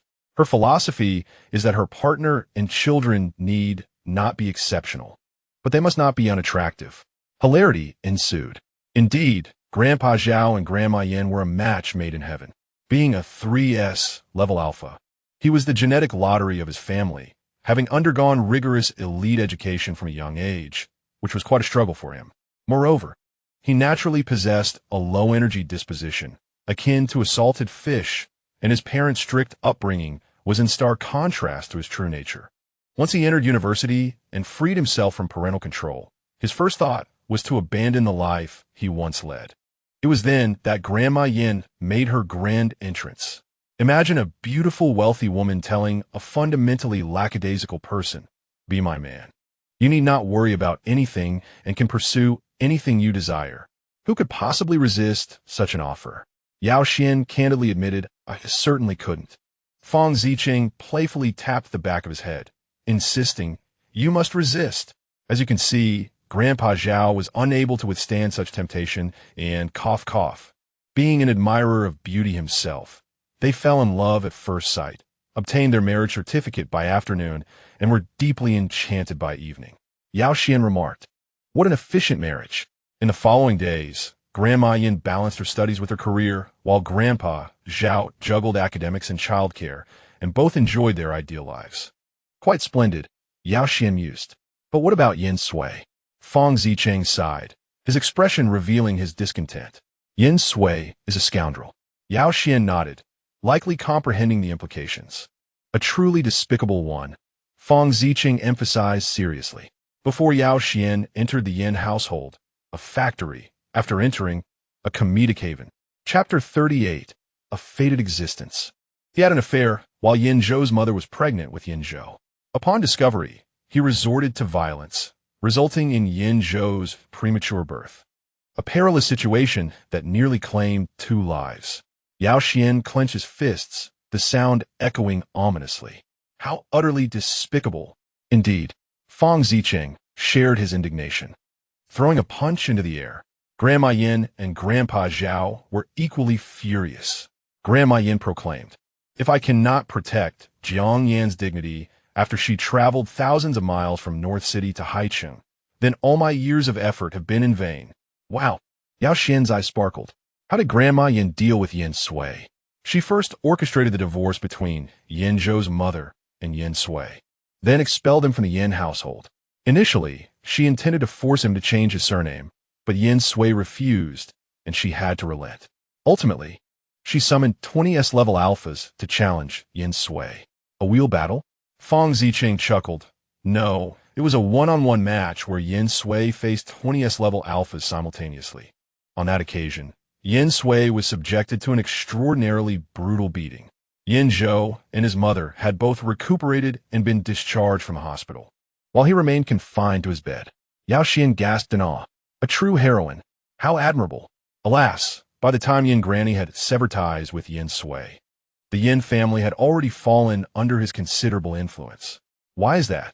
Yao Xian felt as if he were witnessing the events firsthand, wishing he could travel back in time to deliver a few blows to Yan Zhou. Fang Zicheng shrugged. Yan Zhou was exceptionally skilled at feigning virtue. Before being caught in his infidelity, he maintained the facade of a devoted father and husband until he usurped power from Yin Granny. Yao Xian found this commendable. In a certain sense, Yan Zhou was indeed a remarkable character. One might wonder how Yin Granny and Grandfather Zhao, both admirable individuals, could have spawned such an exceptional villain. Even the most resilient bamboo can produce decent shoots, and thus, the finest bamboo may occasionally yield inferior ones. Upon hearing this, Yao Xian chuckled lightly. It's rare to hear you speak such insightful words. Fang Zicheng inquired, what about Yan Zhou's mother? I haven't seen her today. Yan Zhou's mother, a renowned fashion designer, had continued to reside with the Yin family since her divorce. Recently, she had been abroad attending Fashion Week, thriving in her career, and she was undeniably beautiful. In the depths of the garage, Yan Zhou was engrossed in enthusiastically introducing the Porsche Panamera to Jiang Zhi Xue. What do you think of this one? Or would you prefer to explore others? Jiang Zhi Xue, having just been seated in the driver's seat by Yan Zhou, rested his long, slender left hand on the black steering wheel. The striking contrast and aesthetic appeal captivated Yan Zhou, who found himself stealing glances at Jiang Zhi Xue's hand. Yan Zhou harbored a secret. He had a fascination with hands. He often found himself surreptitiously admiring Jiang Zhi Xue's hands, even fantasizing about holding them. Yet, he deemed such thoughts too inappropriate, and in reality, he would never dare to act on them. Thus, even though Jiang Zhi Xue appeared slightly dazed the previous night, he refrained from taking advantage of the situation. Forcing himself to divert his gaze from Jiang Zhi Xue's hand, Yan Zhou intentionally sought a new topic. Shall we take it for a test drive? Jiang Zhi Xue suddenly asked him, Yan Zhou, if I express a preference for a particular car, would you gift it to me? Yan Zhou replied without hesitation, of course. And what about the one you adore the most? After a brief moment of contemplation, Yan Zhou conceded, that too is possible. Then I would like to request several. Several? 10. Yan Zhou's eyes widened in surprise as he deliberated for half a minute. All right then, is that really such a stretch? Jiang Zhi Xue chuckled softly. Yan Zhou, exasperated, thought, come on, you're asking me to clear out a third of my garage in one go. I need to consider this. Do you treat all your friends this generously? Just like that, starting for 100 million. Yan Zhou pondered briefly before responding. It depends on a friend. What if Lin Haoshuan or Fang Zicheng were to request 10 vehicles? Yan Zhou answered immediately, absolutely not. Why not? He replied matter-of-factly, they have plenty, but you do not. What remained unspoken was the thought that they possessed numerous cars in love, while Jiang Zhi Xue had neither. Jiang Zhi Xue turned to Yan Zhou, focusing intently on him. Is it truly as simple as that? Certainly. So can I interpret this to mean, Jiang Zhi Xue tilted his head and smiled softly, that in your eyes I hold a unique position? Yan Zhou answered once more without delay, absolutely. Please, he has lived for 18 years, undefeated across the world except for Jiang Zhi Xue, who stands as his sole rival, akin to a predestined existence. Yan Zhou, you seem to be confessing. Jiang Zhi Xue burst into laughter, collapsing against the steering wheel. Yan Zhou exclaimed, "Damn, I've been tricked." He was about to transform into the Hulk again, but the moment he caught sight of Jiang Zhi Xue, his anger dissipated halfway. She resembled a playful kitten. At that moment, Jiang Zhi Xue grasped the top of the steering wheel with both hands, her head gently resting on her hand, smiling at Yan Zhou with crescent-shaped eyes, radiating vivacity. Yan Zhou pressed his lips together, feeling his ears grow warm. Well, it was rare to see this fellow so joyful. He decided to show some mercy and forgive him this once. Yan Zhou turned his head to gaze out the window and said curtly, "Hurry up and take it for a test drive. If it doesn't work, we'll switch cars." "All right, let's go." Jiang Zhi Xue ignited the engine, released the handbrake, pressed the accelerator, and smoothly maneuvered the car out of the garage. Hearing Jiang Zhi Xue speak in such an adorably vibrant tone was peculiar for Yan Zhou. He felt a sense of discomfort mingled with joy, evident in the deepening redness of his ears. Behind the Porsche, a young couple gazed in astonishment as the car suddenly roared to life. Fang Zicheng shouted without a hint of subtlety, "You're going out to play without us?" Yao Xian remarked, "What a fool. He didn't even have time to cover his mouth." Yan Zhou then remembered that two friends were left behind in the garage, prompting him to hastily instruct Jiang Zhi Xue to stop. Jiang Zhi Xue halted at the garage entrance, and Yan Zhou lowered the window, poking his head out. "I'm going to test drive with Jiang Zhi Xue. You two can take the keys and drive yourselves." Yao Xian commented, "No wonder he's wealthy. He's so casual about it." Just as Yan Zhou's had retracted, Jiang Zhi Xue accelerated from a half-throttle start. Fang Zicheng mumbled under his breath, "It feels like Jiang Zhi Xue is afraid of us getting into the car." Yao Xian replied, "It's good that you understand." It was a weekday afternoon, and even in the city center, traffic was light. Jiang Zhi Xue drove Yan Zhou around the elevated roads for a few loops. Yan Zhou believed he was discreetly stealing glances at Jiang Zhi Xue's hands on the steering wheel. Those hands, sometimes gripping tightly, sometimes gracefully gliding one-handed, occasionally lounging around the wheel, displayed an aesthetically pleasing dance of veins and bones against her fair skin. Ultimately, Jiang Zhi Xue directed the car toward Haizhongshan, a mountain located between the first and second ring roads of the city, the highest peak in Haicheng, where one could drive to the summit and overlook the entire city. Noticing the change in direction, Yan Zhou inquired, "What made you suddenly want to go to Haizhongshan?" Jiang Zhi Xue replied with a soft chuckle, "You took me to see a sunset once. Now it's my turn to show you the evening sun." Chapter 39. Transforming regrets into surprises at the summit of Haizhongshan. Only a handful of scattered tourists lingered. Jiang Zhi Xue parked the car in the mountaintop lot, and together with Yan Zhou, they strolled towards the observation deck. They had departed around 3 in the afternoon, and after several loops, they arrived at the peak by 6. The spring sun did not linger as long as in summer, and the sunset had already dipped significantly. The sun had set. Yan Zhou detected a hint of regret and disappointment in Jiang Zhi Xue's calm tone. As the highest peak in Haicheng, Haizhong Mountain offers breathtaking views of the Indigo Sea from certain angles. It marks the commencement of the blue hour, where the indigo waters and sky are graced by wisps of crimson and orange clouds. In a few moments, the horizon will seamlessly blend sky and sea.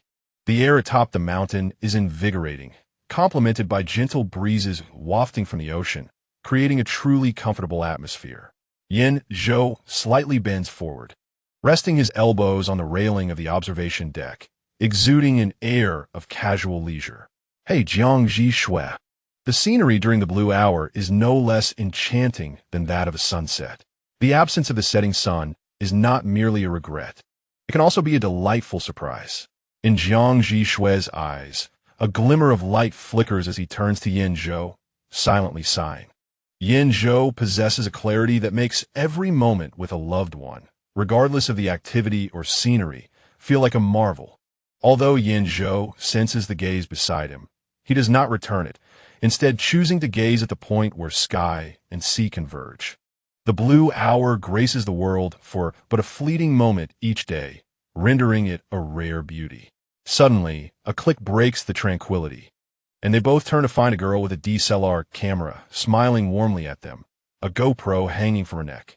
She approaches briskly, introducing herself. "Hello. I'm a portrait street photography blogger. The moment you two shared was so beautiful that I couldn't resist capturing it." She shows them the photograph, which indeed captures a stunning scene. Amidst the harmonious blend of sea and sky, Yan Zhou admires the view while Jiang Zhi Xue gazes at him, both reveling in the beauty reflected in each other's eyes. The atmosphere between them is so delightful that the bustling cityscape and the exquisite blue hour serve merely as a backdrop. "That's a lovely shot," Jiang Zhi Xue compliments. "Thank you," the girl replies, a hint of shyness in her demeanor. "Would you like me to send you the photo?" "That would be wonderful," Jiang Zhi Xue replies graciously. Yan Zhou, hearing this, casts a curious glance at him. "Why do you want to keep it? It feels a bit odd." Jiang Zhi Xue smiles gently. "The colors and composition of the photograph are quite impressive. I wish to learn from it." Yan Zhou responds, "I never knew you were interested in photography." The girl, flattered by their praise, first transfers the photo from her camera to her phone, then uses AirDrop to send it to Jiang Zhi Xue. "Thank you," Jiang Zhi Xue says cheerfully as he accepts the photo. "I have a small favor to ask," the girl inquires with poise. "You both look fantastic, and the photo is lovely. May I include you in my video?" Yan Zhou appears reluctant, and before he can politely decline, Jiang Zhi Xue interjects on his behalf. "I'm sorry, but we prefer not to appear on camera. Please refrain from including us in the video. Thank you for the photograph. It's truly beautiful. May I offer you some form of compensation?" The girl, anticipating a refusal, accepts graciously yet feels a bit embarrassed, shaking her head with a smile. "It was my fault for taking your picture without permission. How could I accept payment? Consider the photo a gift for two handsome gentlemen. I will respect your wishes and want to include you in the video." "Thank you once again," Jiang Zhi Xue expresses his gratitude. It is a rare encounter to meet a couple of strikingly handsome individuals, both possessing charming personalities. Just before the girl departed, she could not resist offering her blessings. "To the two handsome gentlemen, may you enjoy a harmonious union for 100 years. Instantly, Yan Zhou's face flushed crimson. He raised his hand to clarify their situation, but unexpectedly, Jiang Zhi Xue replied with a simple thank you. The girl smiled and left. Yan Zhou, infuriated, gave Jiang Zhi Xue a forceful pat on the back, exclaiming, "What are you thanking them for? Why didn't you clarify?" Jiang Zhi Xue stumbled forward slightly from the force of the slap. Yan Zhou cursed under his breath, realizing he had forgotten Jiang Zhi Xue was a beta. Feeling somewhat apprehensive, he approached Jiang Zhi Xue, still lacking in gentleness, and asked, "You didn't cough up blood, did you?" Jiang Zhi Xue playfully wiped the corner of his mouth and reassured him. "Don't worry, I won't die today." Jiang Zhi Xue took a few steps back and sat on a double lounge chair, stating, "If we clarify, it would require a lengthy explanation. It's better to let this matter come to a swift end." "Fine," Yan Zhou conceded and sat beside Jiang Zhi Xue, oblivious to the fact that Jiang Zhi Xue was fiddling with his phone, setting the earlier photo as his wallpaper. Moreover, upon closer inspection, one would notice that Jiang Zhi Xue's home screen featured a picture of Yan Zhou, arms crossed, reminiscent of his appearances on the campus BBS. At that moment, the distant sea had turned pitch black, and the sky was at its deepest blue, illuminated by the lights of the office buildings below. The city's most beautiful night scene was about to unfold. Perhaps the scenery resembled what he had remembered, or perhaps Jiang Zhi Xue seemed particularly special today. An overwhelming desire to confide suddenly surged within Yan Zhou. As long as his thoughts were not excessively unhinged, he had always acted upon his whims concerning Jiang Zhi Xue. In the bustling CBD, the lights of yet another skyscraper flickered to life, and amidst the dazzling illumination, Yan Zhou suddenly spoke. "I first came to Heizhongshan when I was 3. Jiang Zhi Xue, upon hearing this, turned to Yan Zhou once more. However, Yan Zhou still did not meet his gaze, prompting Jiang Zhi Xue to mimic his posture, stretching his legs and reclining casually against the chair's back, both maintaining the same stance. This time, the well-meaning photographer had departed, ensuring Yan Zhou would not be interrupted. People often say that children cannot recall events from before the age of 3, but having once been at the pinnacle of you ought to understand that we can remember everything from the moment of our birth. Jiang Zhi Xue remained silent, simply listening attentively. My mother endured immense pain when she gave birth to me and nearly lost her life, perhaps due to the excruciating experience. She developed postpartum depression and harbored a physiological aversion towards me, for I am, objectively speaking, one of the sources of her suffering. As he spoke, Yan Zhou's voice gradually diminished. Despite his efforts to suppress it, Jiang Zhi Xue detected a hint of sadness in his tone. Yet, he chose to remain silent. Chapter 40. Intense solar activity, but I have never blamed her, is not her fault. She is the greatest victim. Physiological responses are beyond human control. Much like how some individuals may vomit at the scent of onions, while I become entranced by the aroma of taro milk. Jiang Zhi Xue's eyes flickered momentarily.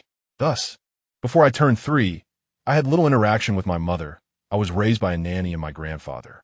In those years, my grandmother took my mother on journeys to ease her mind, seeking solace and healing. When I was 3, on a day in March, this fragment of the past remained unknown even to Lin Haoshuan and Fang Zicheng. Yet Yan Zhou naturally shared it with his lifelong rival, Jiang Zhi Xue. As he had previously asserted, he perceived his relationship with Jiang Zhi Xue as a blend of enmity and camaraderie. They were the most familiar foes and the most steadfast allies. Subconsciously, he wished to believe that Jiang Zhi Xue would safeguard his secret. One evening, my mother brought me to the summit of Mount Heizhongshan, where the sun had yet to set. She guided me gently, sometimes approaching the railing, other times resting in a spot you might not be aware of. The chairs here have changed several times. I didn't know that, Jiang Zhi Xue replied, synchronizing with the conversation. Yan Zhou chuckled. His melancholy momentarily dissipated. That day, my mother and I witnessed a complete sunset together for the first time. We beheld the orange-red orb descend, the blue hour unfold, and the night enveloping us entirely. I sensed her intentions that day, yet curiously, I felt no fear, only a quiet anticipation for that moment. Jiang Zhi Xue, my mother had endured immense suffering during those years. Her body and spirit tormented by illness, causing her once cherished and proud career to halt abruptly. Suddenly, Jiang Zhi Xue thrust his left hand between Yan Zhou's, startling him out of his reverie. "What are you doing?" he exclaimed. Jiang Zhi Xue's left hand playfully moved within Yan Zhou's palms. "Isn't idle chatter exhausting? Here, play with this." Though Jiang Zhi Xue's actions were rather bizarre and inexplicable, Yan Zhou found himself captivated. He gazed at the delightful hand cradled in his own, feeling his ears flush with warmth. Even though he understood that Jiang Zhi Xue was unaware of his peculiar fascination with hands, he couldn't shake off the embarrassment of having his secret laid bare. Yet the allure was undeniable. Thus, he placed his hand on his thigh, cradling Jiang Zhi Xue's hand within his own, feigning nonchalance as he began to play with it. He would occasionally caress the back of the hand, then knead the palm, and finally gently squeeze the knuckles, thoroughly indulging himself. His movements appeared casual, yet his demeanor was exceedingly earnest. To conceal his penchant for hands, he engaged in conversation, just as Jiang Zhi Xue had suggested. He observed his sun-kissed hand enveloping the porcelain-like one, and his thoughts drifted back to that day. The sunset was breathtaking, akin to today. Standing at such a height, witnessing the world bathe in twilight, I couldn't help but exclaim to my mother, "Mom, the sky is so beautiful today." Upon hearing this, my mother suddenly crouched down and wept uncontrollably while embracing me. Although I was merely 3 years old, I could always sense her anguish. She had never shed tears in my presence before. That was the first time I witnessed her sorrow. I was so taken aback that I even forgot to embrace her back. I am unaware of how long she cried that day. All I remember is that night fell, and she returned home with me, appearing as if nothing was amiss, leaving my grandmother and grandfather utterly astonished. As the conversation unfolded, Yan Zhou chuckled softly. On that fateful day, 8-year-old Yan Zhou was equally terrified, believing she might lose both her mother and brother within a single day. That night, she was consumed by a tempest of anger and sorrow, unable to find solace in sleep. The following morning, she insisted that the family chauffeur take her directly to the Yan Corporation, where she ascended to the top floor via the executive elevator. Wreaking havoc in Yan Zui's office before he even arrived for work, with no one in the entire company daring to intervene. In the aftermath, my grandparents often made subtle attempts to steer my mother and me away from high mountains, eliciting laughter from me. Yet when I turned 6, my mother took me to Heizongshan once more, this time to witness the sunrise. She remarked, "Little Zhou, the sky before dawn is quite beautiful too." Yan Zhou's tone softened considerably. A warm tear fell into Jiang Zhi Xue's palm, and instinctively, he clenched his fist to capture that tear. It was his first encounter with Yan Zhou's tears. An overwhelming wave of heartache enveloped him, leaving him feeling somewhat breathless. After that day, I believe my mother had fully recovered.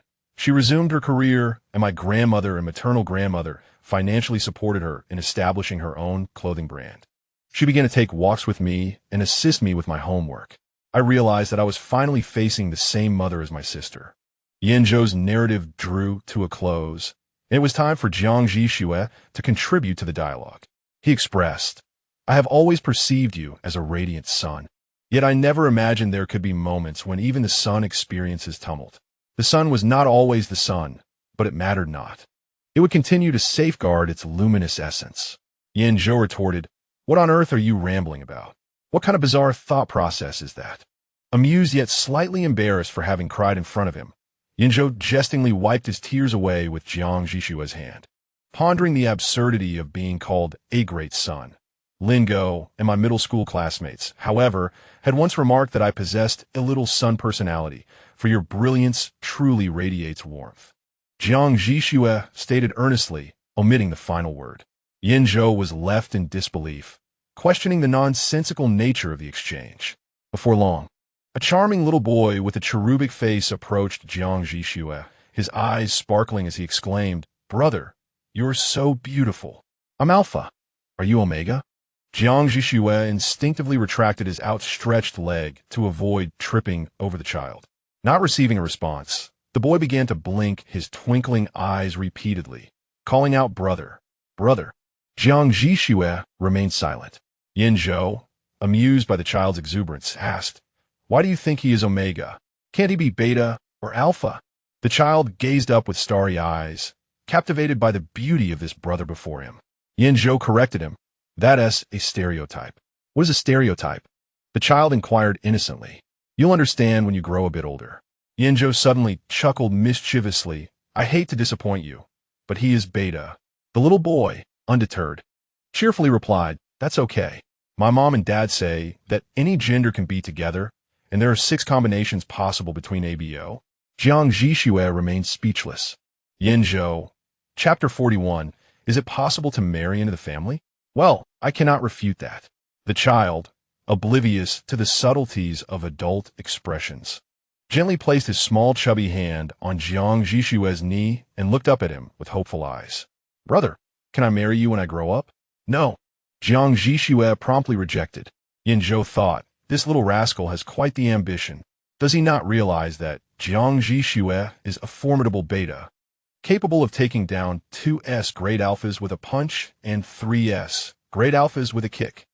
The child displayed a look of grievance. "Why not? There is no reason." Jiang Zhi Xue replied, casting a casual glance at him, clearly regarding the child's antics with indifference. "Brother, do you have someone you like?" The child pressed. Jiang Zhi Xue did not respond directly, reiterating that it was not possible. Seeing the child's eyes welling with tears, Yan Zhou, fearing a call from the parents, quickly interjected. "You shouldn't like him. He could easily kick you away." With that, he playfully flicked the child's hand off Jiang Zhi Xue's knee with his finger. The child protested. Jiang Zhi Xue, exasperated, patted Yan Zhou's thigh, admonishing him not to frighten the child. Yan Zhou chuckled mischievously, like a cunning wolf, and cryptically told the child, "In any case, you cannot grasp it." The child, indignant, retorted, "Then can you grasp it?" "Hey!" Yan Zhou's competitive spirit was ignited by the child's challenge, and he boldly replied, "Of course. I alone can handle him." The child scoffed, with a skeptical expression. "Really? I don't believe you." Yan Zhou conceded to the little one, pulling Jiang Zhi Xue's hand over. "If you don't believe me, ask him." Jiang Zhi Xue, with a calm gaze directed at the child, replied earnestly, "Yes. It sounded so convincing that Yan Zhou beamed with pride at the child. Did you hear that? The child huffed again. Brother, you are so childish. Yan Zhou exclaimed. Call your parents over. I will sponsor all your study materials from now until the 3rd year of high school. No, I will sponsor you with triple the study materials. Jiang Zhi Xue, observing Yan Zhou's exuberance, chuckled lightly and turned to the child. Where are your parents? No sooner had he spoken than a woman's voice called from a distance. Xian, are you here? Moments later, a young mother hurried towards them, apologizing profusely. I'm sorry, my son has disturbed you. Yan Zhou replied politely. Not at all. He is quite entertaining. However, it is getting late. He should return to rest, as he must attend class tomorrow, right? At this reminder, Xuan's mother slapped her forehead. All right, Xian, you haven't finished your homework today. Say goodbye to the brothers quickly. Reluctantly, Xian mumbled, Goodbye, brothers. Yan Zhou grinned broadly bye-bye. As Xian was led away by his mother, he glanced back halfway, casting a resentful look at Yan Zhou, who responded with a playful grimace. Xian exclaimed, Mom. He is such a pest. After this brief episode, Yan Zhou's phone rang. It was Fang Zicheng. While smacking his lips, he inquired, Young master, are you and Jiang Zhi Xue still coming home for dinner? Did you all start eating before asking me? Yan Zhou was rendered speechless. And you, please stop smacking your lips. My ears are going to be deaf. All right, munch. I was merely inquiring out of politeness. Yan Zhou retorted, Bro, your current behavior is rather impolite. Glancing at Jiang Zhi Xue, who remained silent, Yan Zhou interpreted this as a cue to make his own decision. Without a moment's hesitation, he responded, We're not going back. We'll head straight to school. Either you or Yao Xian can drive a Bugatti back, okay? Sure, munch. Fang Zicheng paused momentarily, then turned to his grandfather. Do you want us to bring you some food? No, we'll eat out. All right then. See you at school. Bye.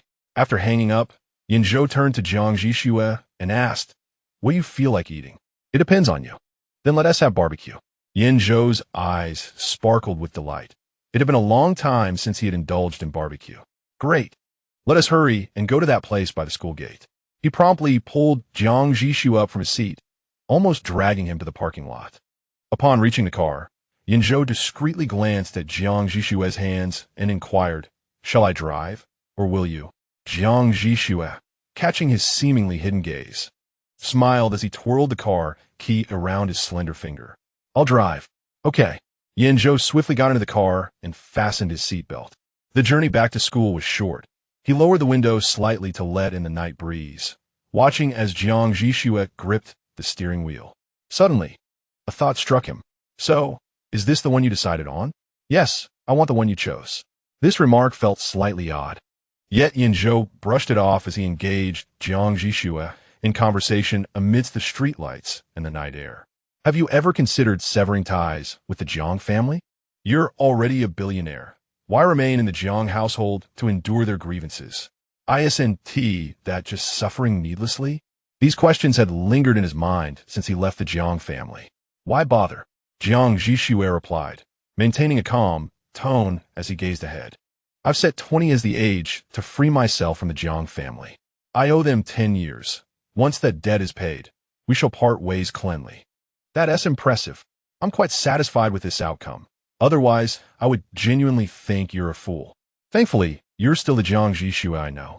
Jiang Zhi Xue chuckled lightly. So how do you perceive me? Beautiful, intelligent, composed, fierce, and never one to be taken advantage of. Overall, quite remarkable. What a high evaluation. Of course. How else could you qualify as my nemesis? By the way, if you find yourself without a place to go after leaving the Jiang family, you're welcome to come to my home. I have plenty of rooms available. I can easily give you one. My grandfather cooks delicious meals, and my grandmother is pleasant to converse with. Yan Zhou pondered for a moment before adding, My sister and I have cars in the garage that you could drive. And my mother is quite easygoing. She is beautiful and makes lovely clothes. Jiang Zhi Xue smiled meaningfully. Are you suggesting I become a live-in son-in-law? That is fine indeed. Yan Zhou was momentarily taken aback by his words, silently relieved that he wasn't driving. He couldn't help but admire Jiang Zhi Xue's audacity, warning him with a hint of exasperation. Come on, why emulate Lin Haoshuan? Jiang Zhi Xue's expression remained unchanged, his tone laced with a subtle, casual grievance. Your words are reminiscent of a marriage proposal, as you painstakingly introduced each family member, leaving out only the details of my monthly allowance. Yan Zhou, you've won truly. Chapter 42. Living Expenses 30,000,000. Did Jiang Zhi Xue really win? Nonsense. Yan Zhou waved a white flag in retreat. At this juncture, he could hardly concede defeat. With a sidelong glance at Jiang Zhi Xue, he inquired, "How much do you desire for your monthly allowance?" Jiang Zhi Xue, fingers poised on the steering wheel, pondered briefly before replying, 2,000. Yan Zhou. Jiang Zhi Xue teased him, asking, "What's wrong? Are you unable to handle it?" Yan Zhou retorted, "You're talking nonsense." With a puffed cheek, he retrieved his phone to initiate a transfer. Mere seconds later, Jiang Zhi Xue's phone chimed, notifying a deposit of 300,000 yuan. Yan Zhou scoffed, responding defiantly, "Do you think I look down on you? I shall double it, covering you for an entire year." Wow, Yan Zhou is quite generous, Jiang Zhi Xue said with an air of exaggeration. Yan Zhou was seething, thinking how infuriating this fellow can be. Yan Zhou, what are the conditions for marrying into your family? Must I change my surname? Jiang Zhi Xue continued to tease him with a light laugh. Shall I sneak back home tomorrow and steal the household register? Yan Zhou, now thoroughly agitated, exclaimed, No. My household register is too small to accommodate such a grand Buddha. Oh, Jiang Zhi Xue nodded knowingly, purposely misinterpreting Yan Zhou's words. If you wish to enter my household register, it's feasible. My independent household register has ample space since I turned 20. Yan Zhou. He was utterly defeated by Jiang Zhi Xue's clever reasoning, and he made a decision. From now on, Jiang Zhi Xue would share the same status as Lin Go, being humorously dubbed Jiang Go. Sensing the moment was right, Jiang Zhi Xue smiled softly and fell silent. Soon, Yan Zhou and Jiang Zhi Xue arrived at the city's top-rated barbecue restaurant right at the school gate. During dinner hours, the bustling restaurant was at its peak business. Fortunately, there was a parking space available at the entrance, and Jiang Zhi Xue instructed Yan Zhou to disembark and take a number while she parked the car. Holding the number, Yan Zhou sat on a plastic stool, idly scrolling through his phone when suddenly a text notification popped up. Your savings account ending in 1314 received a transfer of 3,000,000,000 yuan on March 21st at 20:06:07, with a current balance of 888 yuan. XX Bank. Yan Zhou was taken aback. What on earth? He counted the figures on the message repeatedly, astonished by the sum of 30 million. He glanced at the date. This wasn't the time for his mother or grandmother to send him pocket money. Could it be that some unfortunate soul had made a mistake in a transfer? He hastily logged into his mobile banking app and traced the transaction details, which boldly stated, Jiang Zhi Xue. Yan Zhou? What on earth has that person suddenly gone mad about? Just then, Jiang Zhi Xue returned from parking and approached Yan Zhou. He looked up, showing his phone to her. Confusion etched on his face. What is this? Jiang Zhi Xue glanced at it and replied, nonchalantly, Living expenses. Yan Zhou, what in the world? Jiang Zhi Xue continued to explain with a hint of nonchalance. Last time at the Jiang family, you mentioned I should provide you with living expenses. Yan Zhou was momentarily taken aback. I was merely jesting, and besides, the rice rolls I bring you every morning only cost 8 yuan. I can transfer it back to you. No need, he replied. If so, then you must refrain from bringing me meals in the future. Use the remainder to purchase a new car. Didn't your sister borrow your Ferrari this afternoon? Yan Zhou was left speechless, pondering what to say next. Was it proper to label his boss as generous? Suddenly, Jiang Zhi Xue leaned closer, her face mere inches from Yan Zhou's, their breaths mingling. He was momentarily entranced by her beauty, and in that fleeting moment, he heard her low laughter. Thank you, big brother. Yan Zhou's face flushed crimson. He pointed a finger at Jiang Zhi Xue's left chest, exclaiming, how can a younger sibling expect an older brother to call him brother? Absolutely not. Jiang Zhi Xue chuckled lightly as she straightened up. Please take a seat. An electronic female voice announced at that moment. Jiang Zhi Xue tilted her head. Let us go eat. In this vast world, dining reigned supreme. With the private room at the barbecue restaurant occupied, the two settled in the hall. Yan Zhou enthusiastically perused the paper menu, commonly referred to as placing an order. Half spicy, half not spicy. Thank you, he instructed as he returned the menu to the waiter. All right, the waiter acknowledged, glancing at the menu before routinely asking, would you like any beverages? After a moment of contemplation, Yan Zhou replied, 2 bottles of sweet brand taro milk and soy milk. Please serve the soy milk at room temperature. Sure, sure, the waiter responded cheerfully, jotting down the notes. Jiang Zhi Xue suddenly looked up from her phone. Add 3 beers. Yan Zhou raised an eyebrow in confusion. But you can't drink. Jiang Zhi Xue responded with a subtle nod. You can. Yan Zhou shook his head vigorously. I refuse. After the last basketball team gathering, I vowed that if I get drunk again, I'll be a puppy. Jiang Zhi Xue coaxed him. I'll be watching over you. I want tea, let you get drunk. Yan Zhou retorted, damn it, I am indeed being tempted. Barbecue without beer diminishes the flavor. Ultimately, Yan Zhou succumbed to temptation. All right, let's have 3 beers then. Got it. Please wait a moment, the waiter replied before departing. Seated by the window, with Jiang Zhi Xue's Porsche parked outside, Yan Zhou recalled something and gestured towards the car. Are you free tomorrow? We should handle the transfer. No need, Jiang Zhi Xue declined, teasing. We are in a mutual support arrangement. What S-mine is yours? Before she could finish, Yan Zhou interjected. What S-mine remains mine? Jiang Zhi Xue chuckled nonchalantly. That is fine, just no need for a transfer. All right then. The waiter first served them the milk, and Yan Zhou punctured a straw into Jiang Zhi Xue's soy milk.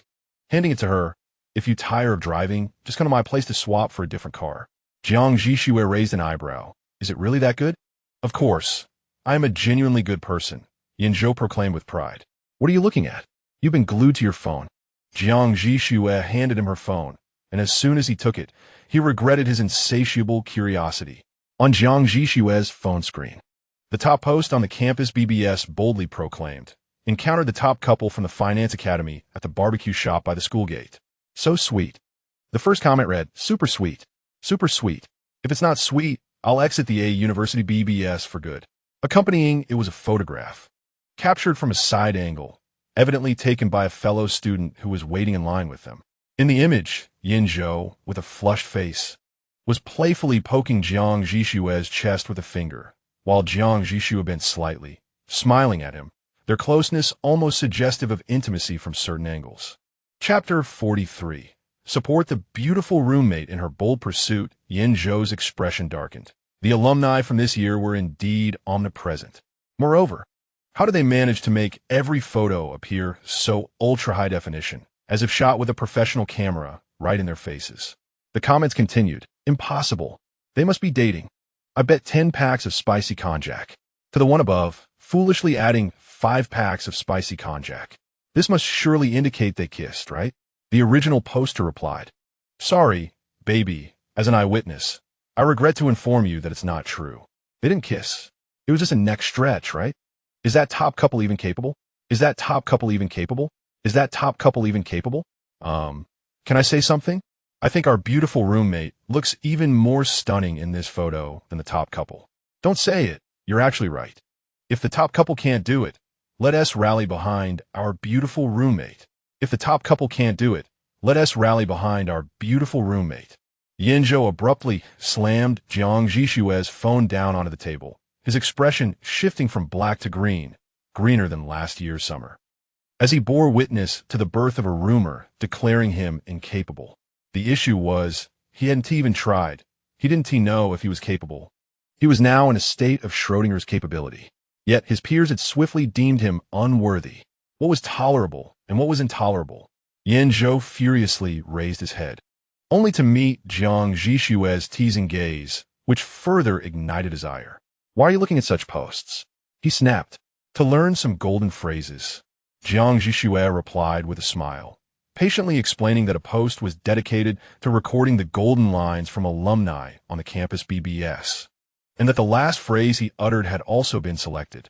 Yan Zhou was rendered speechless, his embarrassment reaching new heights as he realized Jiang Zhi Xue had seen that post too. Heaven, grant me a lightning strike. Yan Zhou's expression cycled from dark to green, then to red, and finally to a deeper shade of crimson. He picked up Jiang Zhi Xue's phone again, forwarded the post link to his WeChat, and returned the phone to her. Jiang Zhi Xue glanced at the WeChat chat window on her phone, not probing further.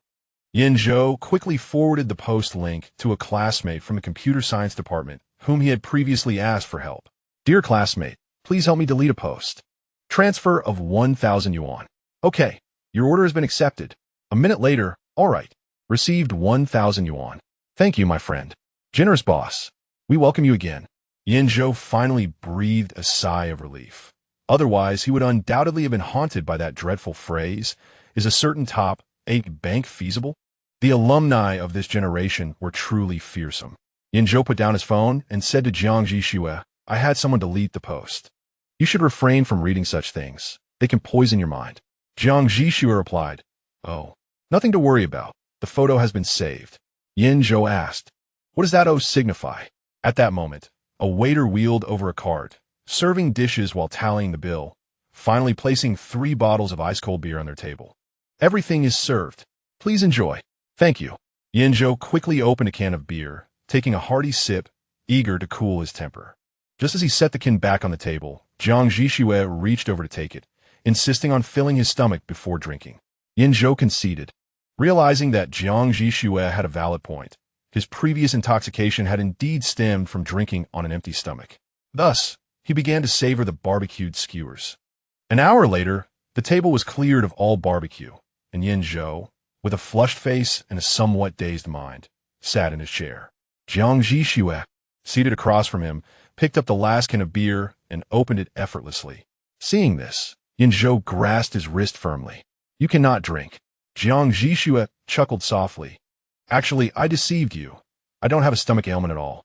Upon hearing this, Yan Zhou instinctively released his grip. He was now in a semi-drunken state, much improved from his previous condition, yet his mind still processed information more slowly than in a sober state.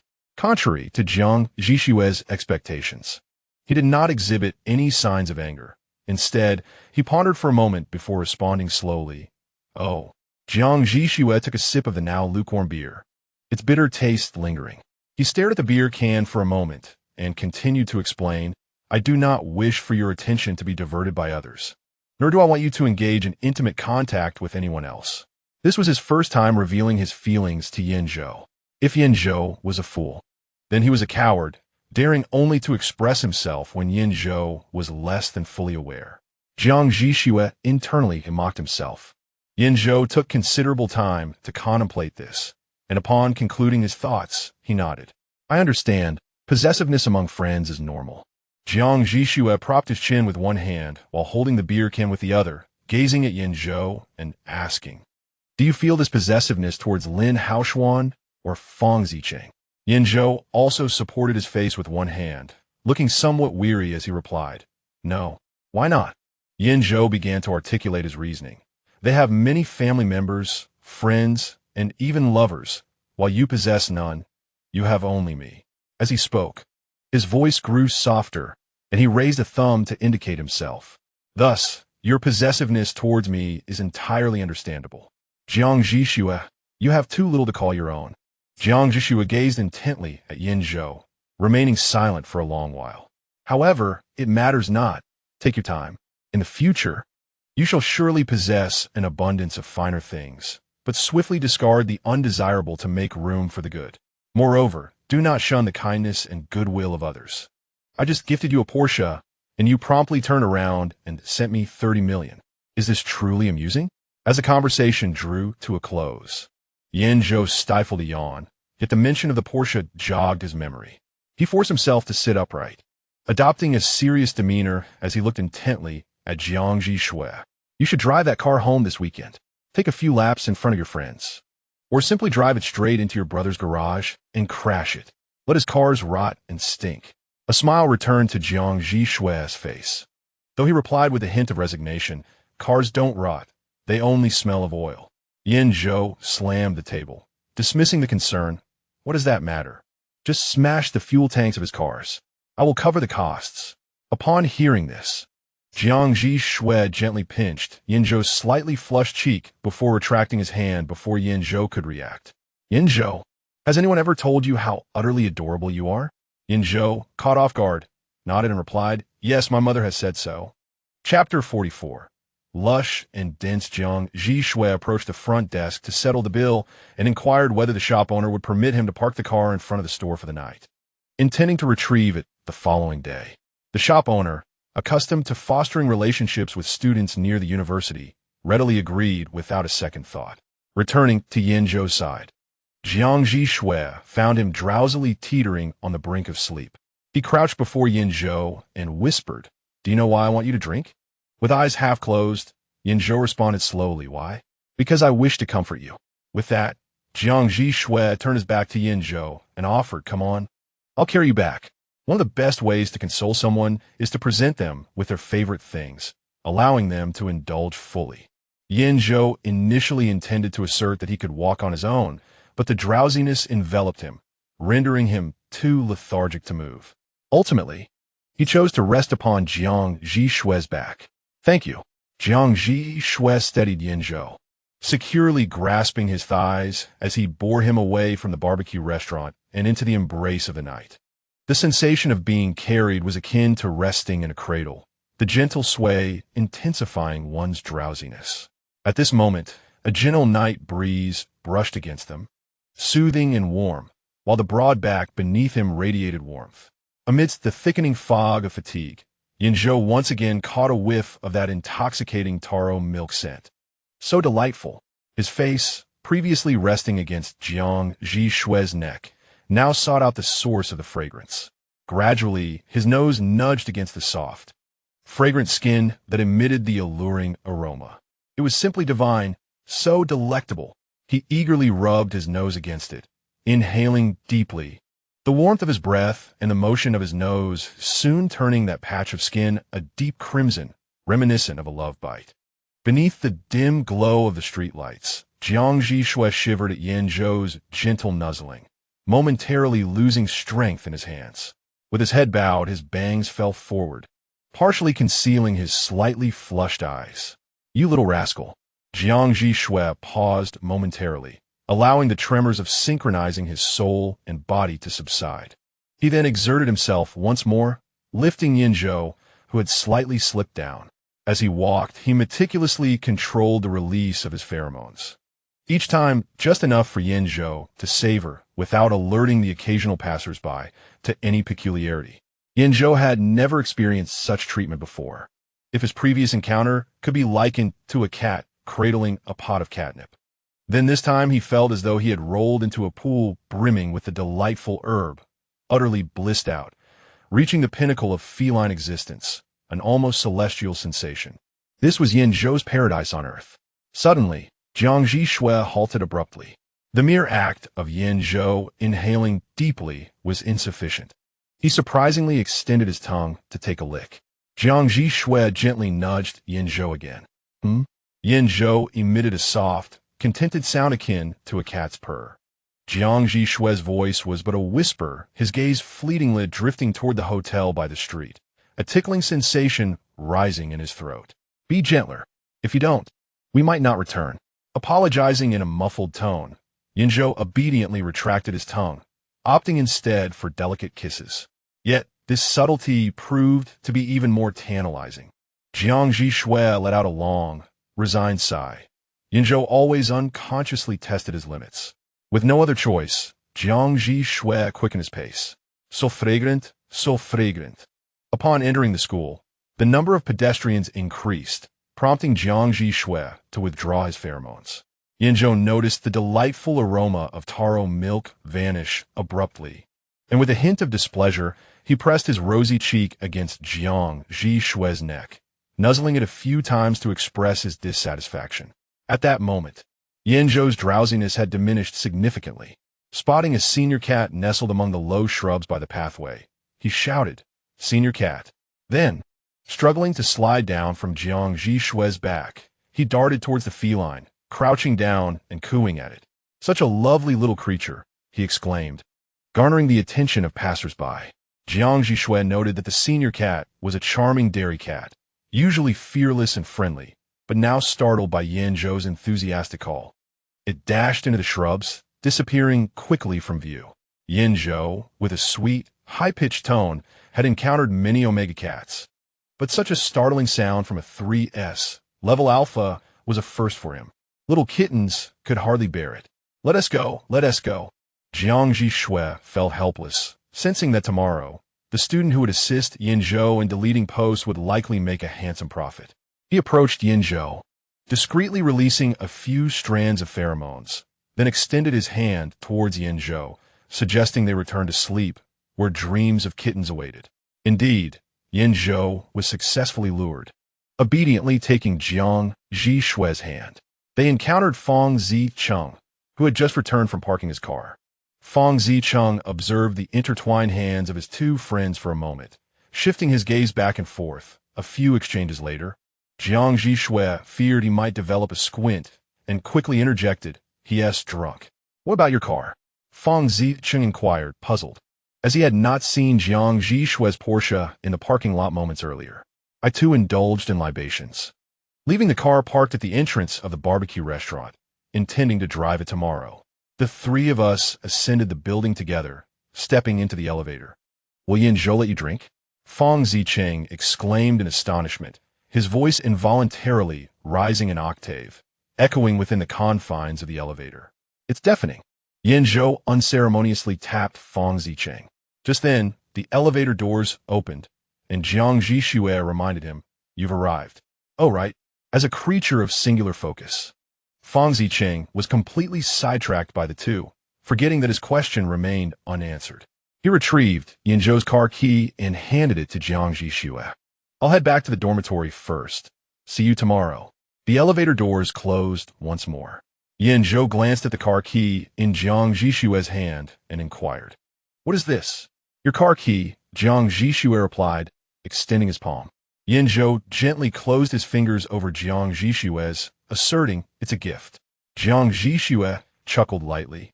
"You've already gifted me one." After walking a few steps, Yan Zhou felt the weight of drowsiness descend upon him, yawning as he declared, "I'll send you another here. Take it, it's all yours." Ding! Their floor had arrived. Jiang Zhi Xue ushered Yan Zhou into the dormitory, guiding him to sit on a chair while he secured the door. He then knelt before Yan Zhou to assist him in removing his shoes. Yan Zhou looked down at Jiang Zhi Xue, who was crouched before him. His raven hair gently framed his forehead and cheeks, and his beautiful, clear eyes gazed downward, the angle accentuating the delicate, rosy apples of his cheeks. Like a kitten, utterly adorable. Just as Jiang Zhi Xue finished removing one shoe and sock from Yan Zhou, his face was suddenly cradled by Yan Zhou's hands, who wore a somewhat silly grin. "Not done yet," Jiang Zhi Xue protested. In an unexpected flash, Yan Zhou planted a kiss on Jiang Zhi Xue's right cheek, causing him to stumble back in astonishment, ultimately landing on the floor, his eyes welling with tears. "Ha ha ha ha!" As the instigator, Yan Zhou laughed heartily from his chair, resembling a hefty child of 250 pounds. Chapter 45. He was losing his mind. Jiang Zhi Xue took some time to clean Yan Zhou, coax him into bed, and finally arranged the corners of the blanket for him. On the bed, Yan Zhou had succumbed to slumber, his slightly flushed face nestled into the soft pillow, bearing a deeper red imprint. Outside the balcony, the spring rains, which always appeared abruptly, returned once more. Jiang Zhi Xue stood before Yan Zhou's bed, gazing down at him. As the sound of the pouring rain reminded him of another rainy night and the second differentiation of Xue Chong into a beta. No one knew that in the final moment before Qin Jinxing spoke, Jiang Zhi Xue instinctively enveloped Xue Chong with his pheromones, perhaps due to a lack of control, which concealed an underlying aggression. Then, Xue Chong suddenly differentiated into a beta. Jiang Zhi Xue was unsure how long he stood by the bedside, when suddenly, he reached out to touch his own gland. A soft murmur filled the dimly lit room. "Yan Zhou, what should I do? I might truly be a monster." Time passed, and as the person beside the bed departed, the one on the bed fluttered his eyelashes twice. As night fell, Jiang Zhi Xue gently enveloped Yan Zhou with his pheromones, allowing Yan Zhou, in the depths of slumber, to once again experience the profound satisfaction that permeated every cell of his being. It felt as though he had returned to 3 years prior, to a time when he often lay in a dimly lit room, listening to the torrential rain outside, yearning for his mother's warm embrace, a longing that had remained unfulfilled. Yet now, it seemed he had reclaimed that cherished hug, soft, warm, and comfortable, brimming with boundless affection. Yan Zhou sank deeper into sleep. Awakening in a daze, Yan Zhou found himself stirred by Jiang Zhi Xue's soft voice. He rose from his bed, approached Jiang Zhi Xue's side, and gently seated himself. Jiang Zhi Xue appeared to be trapped in a nightmare, his eyes tightly shut, brows furrowed in distress. Beads of sweat glistening on his forehead, and damp strands of hair clinging to his face. The rosy hue on his pale cheeks was striking, and he gasped for breath. His lips parted, exuding an aura of profound discomfort and anguish. Yan Zhou suspected he might be suffering from a nightmare and hurriedly patted him awake. Jiang Zhi Xue, wake up, wake up. It's all right, awaken. After several attempts, Jiang Zhi Xue finally managed to open his eyes, yet his condition showed no signs of alleviation. Could it be asthma? No. Does Jiang Zhi Xue even have asthma?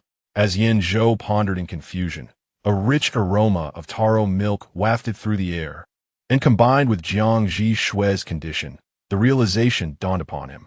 Yan Zhou stiffly lowered his gaze to Jiang Zhi Xue, who was now gazing back at him with damp, pleading eyes. Jiang Zhi Xue, are you an omega? Jiang Zhi Xue offered no verbal response, instead extending his hands toward him. At 5:30 in the morning, Yan Zhou sprang up abruptly, terror etched on his face as he stood on the bed. The dizziness and post-drunk discomfort failing to deter him from glancing down at himself. Just one look was enough to send his head reeling back. He was losing his mind. He was truly losing his mind. Just because he had seen a post claiming he was inadequate yesterday, he had dreamt of being quite capable last night. Was Jiang Zhi Xue's mind poisoned, or was it his own that had succumbed to madness? Heavens above, earth below. With swift yet delicate movements, Yan Zhou dashed into the bathroom. Half an hour later, he emerged, appearing relatively unscathed, with a significant portion of his scattered wits restored. He tiptoed softly to Jiang Zhi Xue's bedside, the scene reminiscent of his dream. The only difference was that Jiang Zhi Xue seemed entirely at ease. Turned away from Yan Zhou, a faint mark of red adorning the nape of his neck. Yan Zhou suddenly bent down to scrutinize the mark. His first earnest examination of Jiang Zhi Xue's nape. The last time he had seen a bite mark, he had been too frightened to look again. And there had been no prior instances. In the ABO society, it is common knowledge that the napes of alphas and omegas, due to the presence of glands, exhibit a slight bulge. The degree of protrusion varies from person to person, yet it is always present.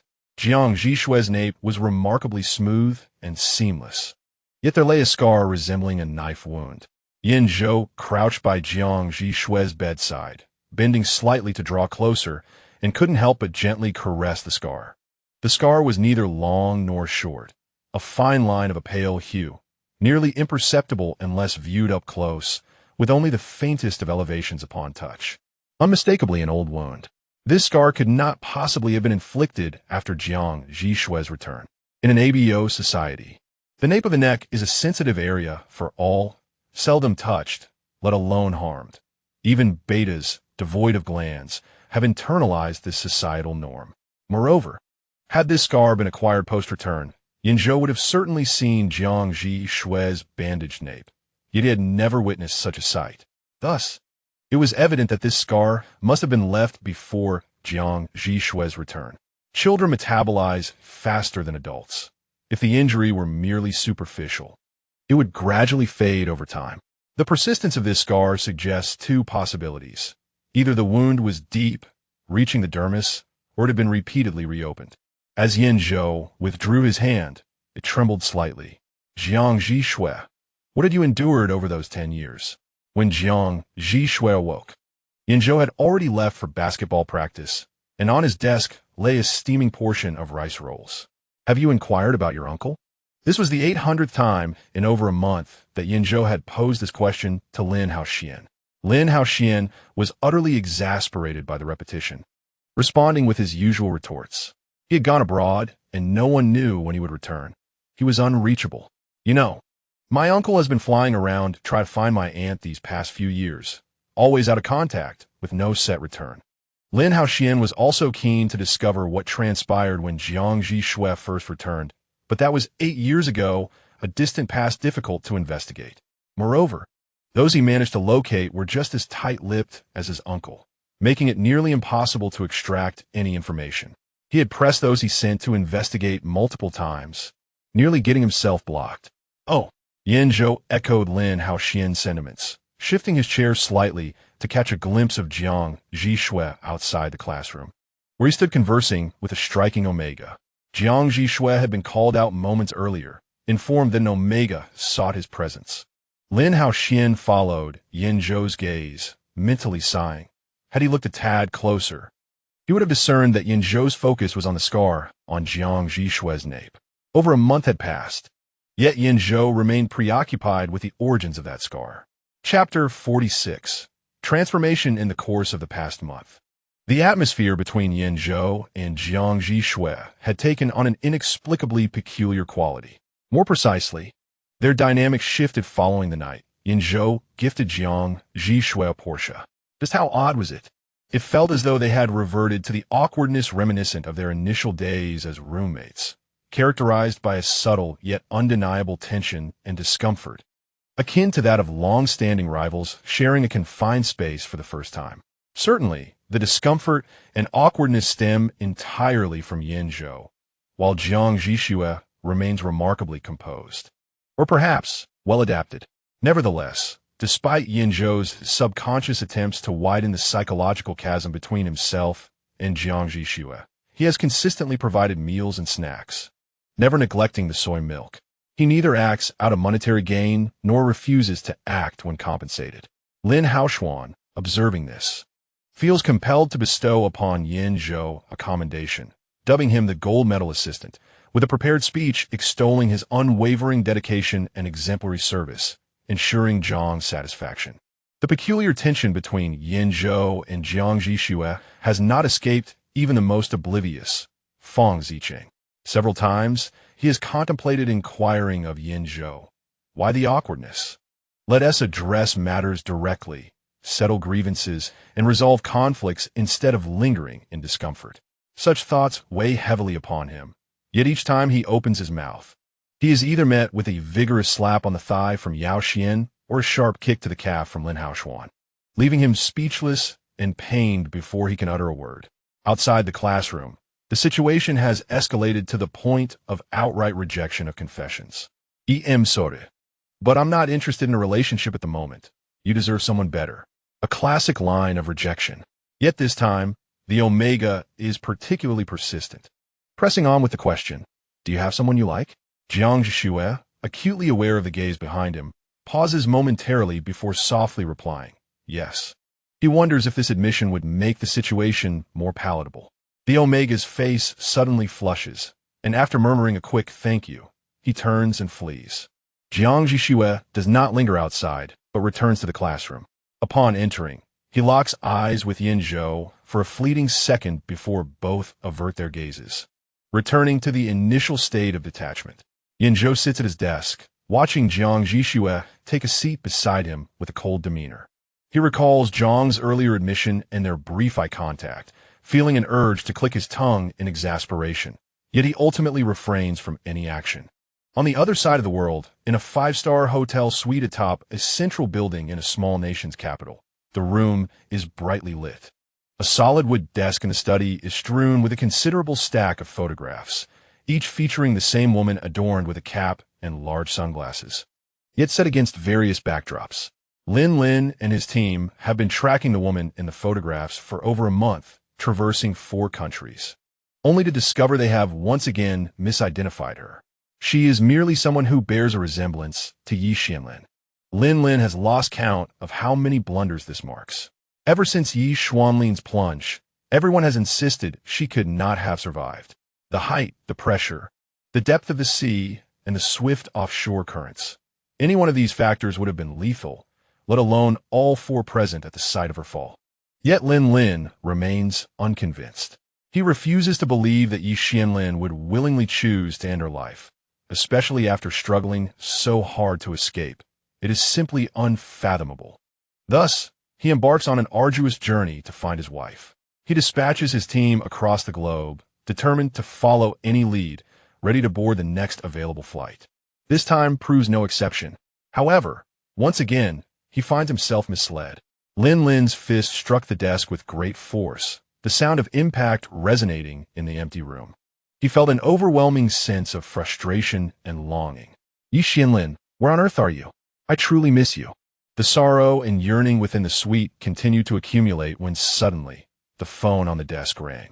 Contrary to what Lin Haoshuan had claimed, that no one could reach him, at least his current doctoral student, Huang Hui, was able to contact him. Huang Hui, a doctoral candidate under Lin Lin's guidance, was in his 4th year, a beta, with moderate talent but remarkable diligence. When Lin Lin was absent from the laboratory, Huang Hui, along with another student, Du Tingxian, managed the lab's operations. There was a well-known rule in Lin Lin's lab. Unless there was an urgent matter, no one was to contact him in his absence.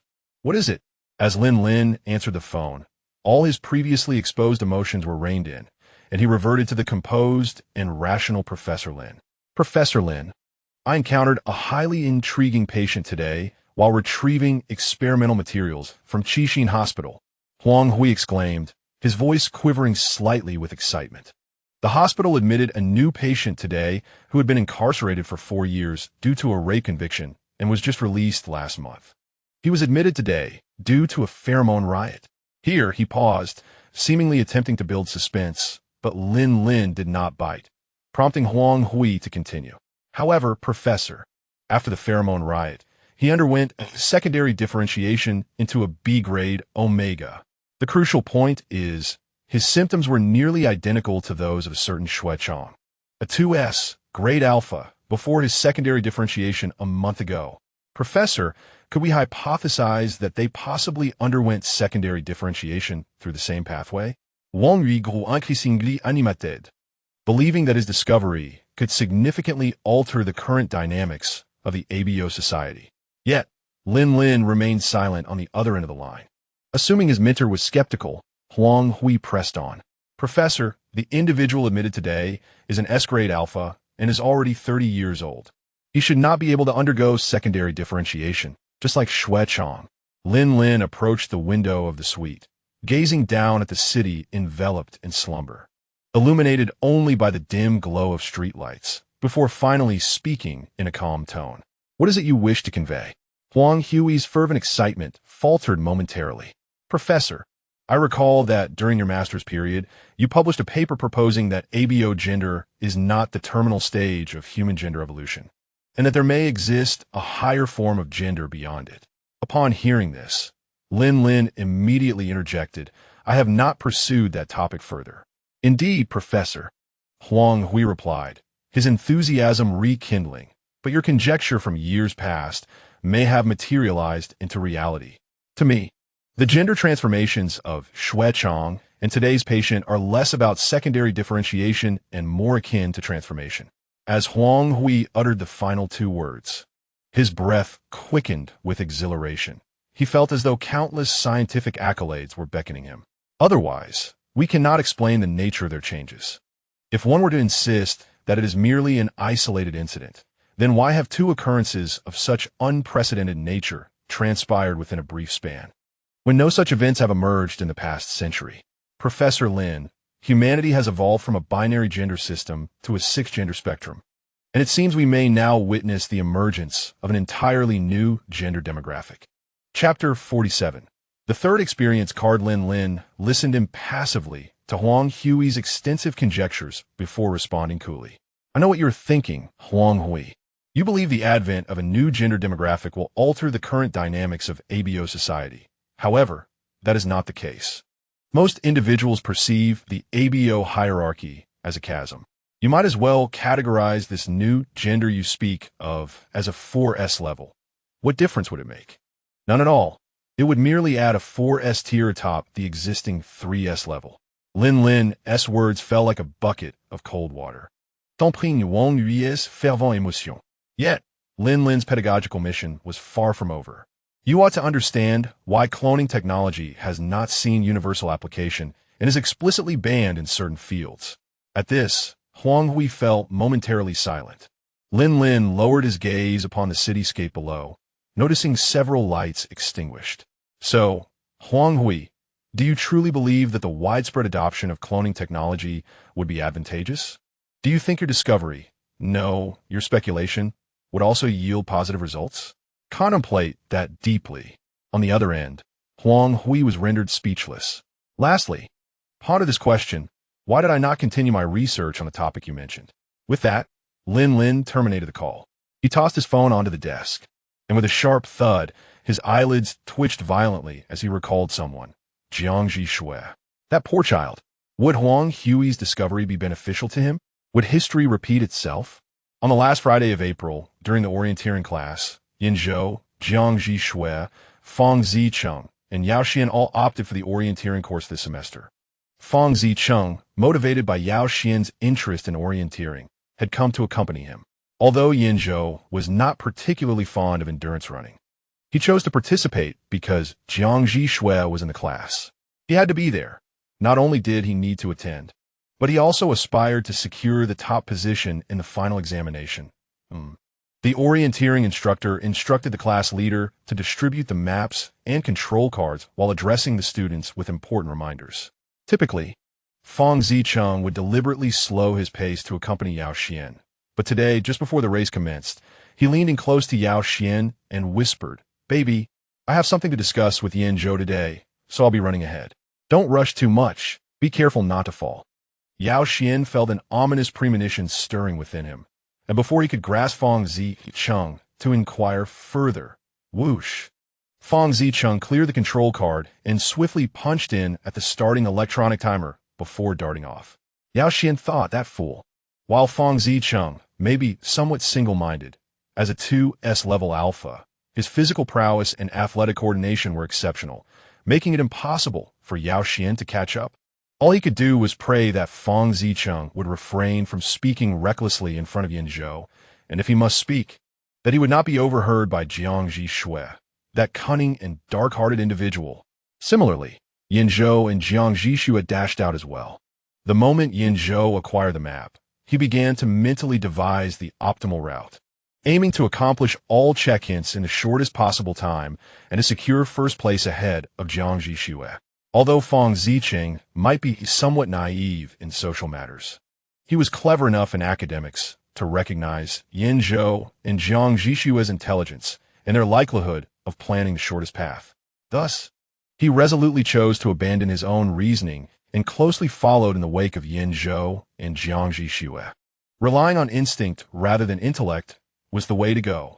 They swiftly reached the first checkpoint, where Jiang Zhi Xue was about to extend his card towards the electronic check-in device when a slender, wheat-colored hand, marked by distinct knuckles, reached out from his side and touched the device first. The red light on the electronic check-in flickered momentarily. Yan Zhou had completed the check-in a step ahead of Jiang Zhi Xue. Jiang Zhi Xue cast a nonchalant glance at him, while Yan Zhou stuck out his tongue and made a face before dashing off once more. Feng Zicheng thought to himself, is it possible that Yan Zhou has always seized first place from Jiang Zhi Xue in such a manner? How shameless! Jiang Zhi Xue shifted his indifferent gaze towards Feng Zicheng and inquired, "Would you like a check-in first?" Feng Zicheng shook his head vigorously. He still possessed more sportsmanship than Yan Zhou. At every subsequent checkpoint, it was either Jiang Zhi Xue or Yan Zhou who went first, with Feng Zicheng eternally in third place. Feng Zicheng mused, what is this third-place experience card? He had never placed third before.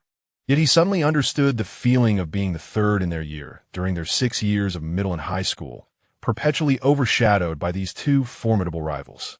How exasperating! How infuriating! He could never advance beyond third place. He had no desire to become a mere pawn in their ongoing rivalry. At the final checkpoint, Yan Zhou once again completed the check-in ahead of Jiang Zhi Xue. The orienteering teacher printed out their result sheets and handed the first one to Yan Zhou, saying, "Well done, you are first." Yan Zhou, proudly holding the result sheet, glanced triumphantly at Jiang Zhi Xue, who, maintaining his aloof demeanor, coolly accepted his second-place sheet without acknowledging Yan Zhou. The three of them occupied the top 3 spots. While the other classmates had yet to arrive, and with ample time remaining before the end of class, Fang Ziqing crumpled his result sheet and shoved it into his pocket, clearing his throat softly as he addressed Jiang Zhi Xue. Jiang Zhi Xue, could you help me buy a bottle of water? Goodness. Fang Ziqing was so nervous that he stuttered. This was his first time asking Jiang Zhi Xue for a favor. Before Jiang Zhi Xue could respond, Yan Zhou looked at Fang Ziqing with curiosity and asked, "Why don't you go yourself?" In their group of 4, tasks such as buying water or snacks were typically handled by the 3 alphas, often taken on by Yan Zhou and Fang Ziqing. Jiang Zhi Xue, being a beta, exuded an air of coolness that made Yan Zhou reluctant to ask anything of him, while the other 2 dared not impose. "I'm just too exhausted today." As he spoke, Fang Ziqing endeavored to present himself with greater conviction, even going so far as to mimic an old workhorse, taking several exaggerated breaths. Yan Zhou remained speechless. "My friend, could you possibly feign more? Who prompted you to sprint away so swiftly? It took all my strength to catch up with you." Fang Ziqing resolutely opted for an offensive stance rather than a defensive one. Yan Zhou, exasperated, replied, "Did I ask you to follow me?" Though he was at a loss for words, Yan Zhou still took the initiative to say, "I'll go." Before he could finish, Jiang Zhi Xue stood up first, asking, "What would you like to drink?" "I would like a can of sweet orange soda," and Yao Xian would prefer sweet lemon soda. Fang Ziqing specifically mentioned 2 items that often ran out at the vending machines. "If one vending machine is out of stock, could you please check a few others?" Chapter 48. Yan Zhou's fractured state, Jiang Zhi Xue took on the task of fetching the drinks. They were currently at the rock climbing base, and the vending machines were located downstairs in the teaching building, making the round trip quite time-consuming, especially with Fang Ziqing's specified drinks. After watching Jiang Zhi Xue's figure vanish around the corner, Fang Ziqing eagerly pulled a chair closer to Yan Zhou and sat beside him, not forgetting to chuckle twice. Yan Zhou regarded him, envisioning himself as a malevolent figure from the mountains, intimidating children like the big bad wolf. "You deliberately sent Jiang Zhi Xue away, didn't you?" Yan Zhou shot a glare at Fang Ziqing. Fang Ziqing leaned in closer with a mischievous grin. "I noticed you've been feeling down lately. Keep your distance. It's hot." Yan Zhou disdainfully pushed Fang Ziqing away slightly. "And who is feeling down?" "It's you." "Then why has the atmosphere between you and Jiang Zhi Xue been so peculiar for over a month?" Fang Ziqing began to ramble on like an old man. "Did he offend you? Or is there some conflict between you two? If there is an issue, just resolve it. This awkwardness is quite uncomfortable." Yan Zhou's expression resembled that of Dave from Plants vs. Zombies, overwhelmed by relentless attacks from zombies, finally succumbing to the urge to devour them all. Fang Ziqing, unable to comprehend, looked puzzled and asked, "Are you constipated?" Yan Zhou promptly delivered a playful slap to Fang Ziqing's head. Indeed, he was uncomfortable and awkward. Thus, he desired Fang Ziqing to share in his plight. Fang Ziqing, clutching his head and on the verge of tears, whimpered, "You hit me. I'll tell my wife." Yan Zhou scoffed lightly. "Who told you to be so nosy?" "I've always been nosy." "No, wait, I'm just concerned about you." Fang Ziqing dropped his facade and earnestly pressed, "Honestly, is everything all right between you two? We're all quite worried." "There is nothing to worry about. The only one being nosy is you." He chuckled, confident that Yan Zhou remained oblivious. Yan Zhou's expression mirrored that of Dave once more. After holding back for what felt like an eternity, he finally managed to utter, "It's not Jiang Zhi Xue's issue. It's my own." Wow. With this revelation, Fang Ziqing became even more intrigued. Though he was nearly frantic inside, he maintained a facade of calmness and sincerity. "Come on, share with me. Isn't that what brothers are for? To share burdens?" Perhaps Fang Ziqing's earnest demeanor appeared particularly sincere. Or perhaps Yan Zhou was concealing a monumental secret that was weighing heavily upon him. His cheeks flushed slightly as he fixated on the industrious ants below, his voice barely audible, akin to the whispers of the tiny creatures. "I had a dream." Upon seeing Yan Zhou's expression, Fang Ziqing instantly discerned the nature of the dream. He chuckled softly, ostensibly offering comfort to his brother while subtly encouraging him to divulge more. Dreaming is quite normal, you know. BB all experience it. If you don't believe me, ask Lin Haoshuan or Jiang Zhi Xue. Who was the protagonist? Was it some omega or beta that you admire? Yan Zhou pressed his lips together, remaining silent, his face growing increasingly crimson. Fang Zicheng, puzzled, wondered who had captured Yan Zhou's imagination so fervently. Could it be an alpha? Well, that might be acceptable. Although AO relationships are the societal norm, AA relationships do exist, right? However, should it be an alpha, you might need to engage in a bit of competition for dominance. Oh, by the way, in your dream, you were the one on top, right? Yan Zhou could barely manage a slight nod. Then what are you worried about? What does this have to do with Jiang Zhi Xue? Even Fang Zicheng, despite his usual obliviousness, sensed something amiss. His expression abruptly shifted to one of horror, as if he had witnessed something truly terrifying, causing him to tumble from his chair. His instinctively raised voice fell to a whisper upon meeting Yan Zhou's penetrating gaze. Young master, the protagonist of your dream couldn't possibly be Jiang Zhi Xue. Could it? In despair, Yan Zhou closed his eyes and nodded. This was madness, pure madness. He had not revealed to Fang Zicheng that this was his first experience of such a dream, and it had featured someone so significant. Fang Zicheng, astonished, sprang up from the ground, exclaiming, Yan Zhou, you are now an eternal deity in my eyes. You dared to dream of Jiang Zhi Xue and even envision yourself in a dominant position? Incredible. This surpasses dreaming of a 3S level alpha. Yan Zhou was exasperated. What do you mean, you dare to dream of Jiang Zhi Xue and even of yourself on top? The first part is dismissible, but what nonsense is the latter? Even if, hypothetically, I were to end up with Jiang Zhi Xue, I would undoubtedly be the one in the dominant position, okay? What kind of delusion is Fang Zicheng? If he could, Yan Zhou wished he could rewind to just a minute prior and seal his wretched mouth. Surely he must have lost his sanity to confide such a secret to Fang Zicheng. Thankfully, Fang Zicheng was not entirely unreliable. Noticing Yan Zhou's unmistakable despair, he patted his own backside and returned to his chair. You need not feel so distressed. It's quite normal to dream of Jiang Zhi Xue. After all, you both attend classes together daily. The person you see most often is each other. There is simply no other material to draw from. Yan Zhou seemed somewhat swayed by Fang Zicheng's reasoning, prompting him to continue his encouragement. You are together every day, constantly on each other's minds. No, that's not quite right. It's more about the affection that develops over time, yet still not accurate. In any case, you understand my intent. Under Yan Zhou's piercing gaze, Fang Zicheng increasingly faltered in his words, his voice dwindling to a whisper until he cautiously swallowed and delivered a concluding remark. Moreover, Jiang Zhi Xue is so remarkably attractive. Dreaming of him is entirely reasonable. Yan Zhou regarded Fang Zicheng thoughtfully. Is it truly so? Absolutely. Fang Zicheng nodded vigorously, as if pounding garlic. Have you ever dreamed of him?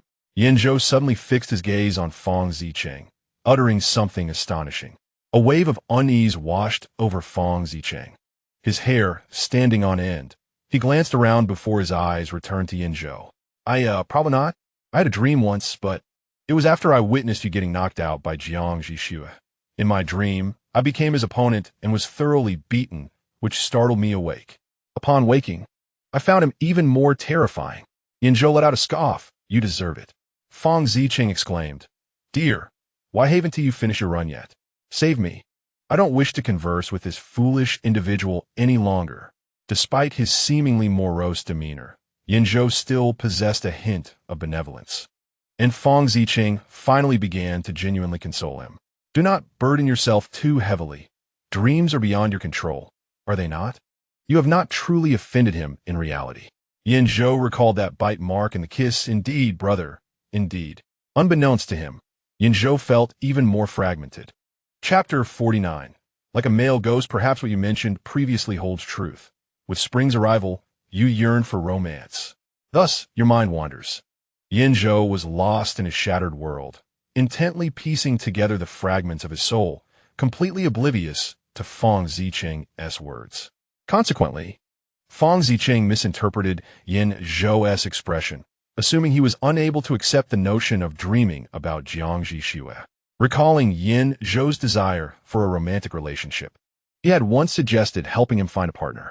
Thus, in an effort to alleviate Yan Zhou's emotional turmoil, Fang Zicheng racked his brain, recalling every familiar face he had encountered over the past 18 years, searching for someone who might pique Yan Zhou's interest. In the end, he truly found one, a distant cousin of the same age. This cousin of Fang Zicheng's is of mixed heritage, having lived abroad for years, characterized by her exuberant and vivacious nature. When she returned to the country with her parents at the age of 6, during a family gathering, she exclaimed to the young Yan Zhou, "You are so beautiful. I really like you." At that moment, aside from young Yan Zhou's staunch refusal, saying, "Thank you for your admiration, but I appreciate it," no one else paid attention, including young Fang Zicheng. For during the few days he spent with his cousin, he had already discerned her superficial attraction and flirtatious tendencies. Her affections bore no depth whatsoever. She would express admiration for anyone she deemed attractive. Her affection was wholesale. She was a rather broad-minded young girl. Now, 12 years later, although Fang Zicheng was uncertain whether his cousin still remembered who Yan Zhou was, what significance did that hold? If both parties are willing, he could gently orchestrate a small date for them, allowing them to perhaps resolve their misunderstandings, regardless of whether it ultimately succeeds or not. Fang Zicheng believed his idea to be exceptionally perfect. Thus, he proposed to Yan Zhou, "Do you have any plans for the upcoming holiday next month? Let us vacation in country I. I will introduce you to someone. Haha. The summer in country I is most beautiful, but even in late May, as summer approaches, is also a wonderful time for a holiday." Therefore, even if his cousin and Yan Zhou's date were to fail, their trip to country I would still be worthwhile. However, amidst Fang Zicheng's scheming, he inadvertently overlooked one individual. "Introduce whom?" Jiang Zhi Xue's cold voice resonated behind them. Fang Zicheng felt an ominous chill, his hair standing on end. He turned back stiffly, only to find Jiang Zhi Xue standing behind them, holding 4 bottles of beverages, quietly observing them. What the heck? How does Jiang Zhi Xue walk without making a sound, like a ghost? Moreover, how did he return so swiftly? This question lingered in the air. 10 minutes prior, Jiang Zhi Xue had stopped beneath a shady tree after rounding the corner. He could sense Fang Zicheng's intent to dismiss him. But he was no fool. With a detached expression, he pulled out his phone and sought out a classmate who provided a purchasing service within a campus group. Fortunately, this classmate was at a convenience store on campus, and it would take only about 5 minutes for him to procure the drinks and deliver them on an electric bike. While waiting, Jiang Zhi Xue opened the familiar campus BBS and came across a post that caught his eye. Did the top couple from the financial school break up? Their vibe seems off lately. Jiang Zhi Xue thought to himself. Indeed, the speed at which classmates gossip is astonishing. They had already progressed to the point of speculating about his breakup with Yan Zhou. Curiously, he even wondered when they would reach the stage of reconciliation. Standing in the shade, with a blazing sun above, his cold gaze lingered on the screen, fixating on the word breakup for a moment. TSK. It still left an unpleasant taste, even if it was merely a conjecture among classmates. Thus, he opened WeChat.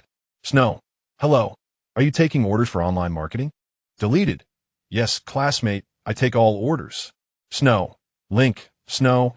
Please include a few layers discussing that they haven't broken up. Thank you. A few minutes later. Deleted. All right. You can re-enter the post to see if you're satisfied. Jiang Zhi Xue clicked the link again, and finally, a faint smile appeared at the corner of his mouth. Snow. Transferring 5,000 yuan. Snow. Thank you. Deleted. Received 5,000 yuan. Deleted. Thank you for your generosity. Welcome to visit again. The classmate who deleted the message sent 5 replies under 5 different accounts, stating, 10L. Don't worry. It's just an old couple having a spat. 11L. I concur with the above. This is merely a domestic dispute. The seat to the right of the esteemed A is perpetually occupied by a beautiful roommate.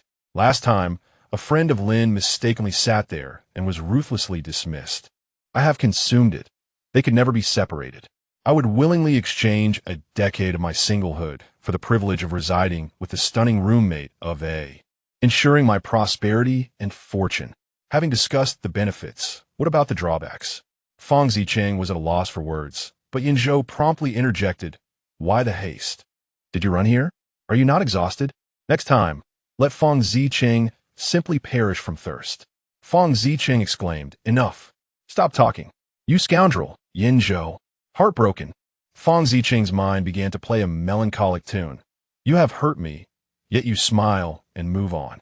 Jiang Zhi Xue approached them, distributing beverages, and coolly remarked, "The vending machines have just stocked up recently." "Oh." Yan Zhou took a swig of the sweet brand taro milk, grimaced, and lightly smacked his lips. "Is sweet brand cutting corners too? Why does it taste increasingly bland?" Alongside Jiang Zhi Xue was Yao Xian, who approached Fang Zicheng with a report card in hand and abruptly pulled him aside. "I have a matter to discuss with Fang Zicheng. You all enjoy your drinks." Yan Zhou questioned, "What?" Jiang Zhi Xue remained silent. Yao Xian led Fang Zicheng to a secluded corner, where Fang Zicheng dutifully opened a bottle of lemon soda for him. Yao Xian took a large gulp, refreshing himself, and asked, "What were you going to introduce to Yan Zhou?" Once distanced from Jiang Zhi Xue, Fang Zicheng spoke freely. "A potential partner." Yao Xian gasped in astonishment. "What is your bank card and passbook password? How much do you have in trusts and stocks?" Fang Zicheng, puzzled, replied, "The passwords are XXXXXX. I'm uncertain about the trusts and stocks. I'll need to ask my family when I return." "Why do you ask?" Yao Xian, with an expression of sympathy, said, "Rest assured, after you leave, I shall bravely live on with the money you have entrusted to me." Fang Zicheng remarked, "While young couples share whispers, others do the same." Yan Zhou found Fang Zicheng's suggestion appealing and eagerly turned to Jiang Zhi Xue. "Do you have plans for the upcoming holiday? You haven't returned to the Jiang family in over a month. Surely you won't go back for the holiday?" "I won't." Ever since Yan Zhou gifted Jiang Zhi Xue a Porsche, he had not returned to the Jiang family, contrary to Yan Zhou's drunken suggestion to make a brief visit. Weekly calls from Song Yan were met with evasive excuses. The entire Jiang family was aware of his avoidance, yet none were truly entitled to admonish him. Why did he act this way? Perhaps, as Yan Zhou said, it was unnecessary. For Jiang Zhi Xue, many matters had lost their significance. He needed to heed Yan Zhou's advice, swiftly discarding the detrimental influences to make room for what is genuinely valuable. His time should be spent with those he truly wishes to accompany. Receiving the answer he had longed for, Yan Zhou beamed in the sunlight, flashing a wide grin at Jiang Zhi Xue. "Let us spend the holiday together with Fang Zicheng and the others in Country I. The I country in Linxia is quite picturesque. I wish to take you there to witness its beauty together." Chapter 50. The Truth After Completing Their Orienteering class. Yan Zhou and Jiang Zhi Xue returned to their dormitory, where they unexpectedly encountered Qin Jinsheng. "Jiang Zhi Xue," he called out, halting her steps. Jiang Zhi Xue turned to face Qin Jinsheng, her gaze shrouded in shadows. They had established an unspoken rule between them. Qin Jinsheng was not permitted to seek her out at school. No matter how deeply he suspected her or how covertly he investigated her, without concrete evidence, he could not intrude upon her academic, personal, or social life. This principle had been consistently reinforced by Chen Hui, yet Qin Jinsheng had transgressed this boundary. Yan Zhou also noticed the middle-aged man leaning against an SUV along the campus path, a stranger to him. He turned to Jiang Zhi Xue and inquired, "Who is he?"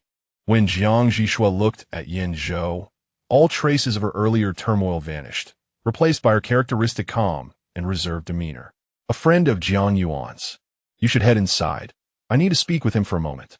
With that, she strode toward Qin Jinsheng. Yan Zhou watched her retreating figure, deep in thought.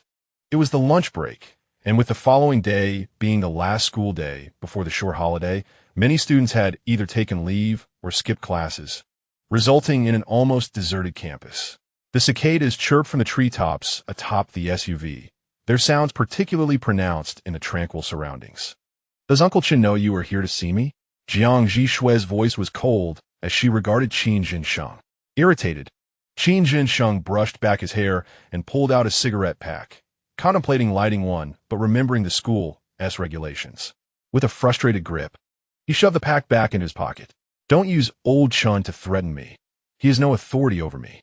Jiang Zhi Xue chose not to respond further, even averting her gaze from him. To be fair, Qin Zhensheng had not intended to seek her out at school, despite his aversion to her.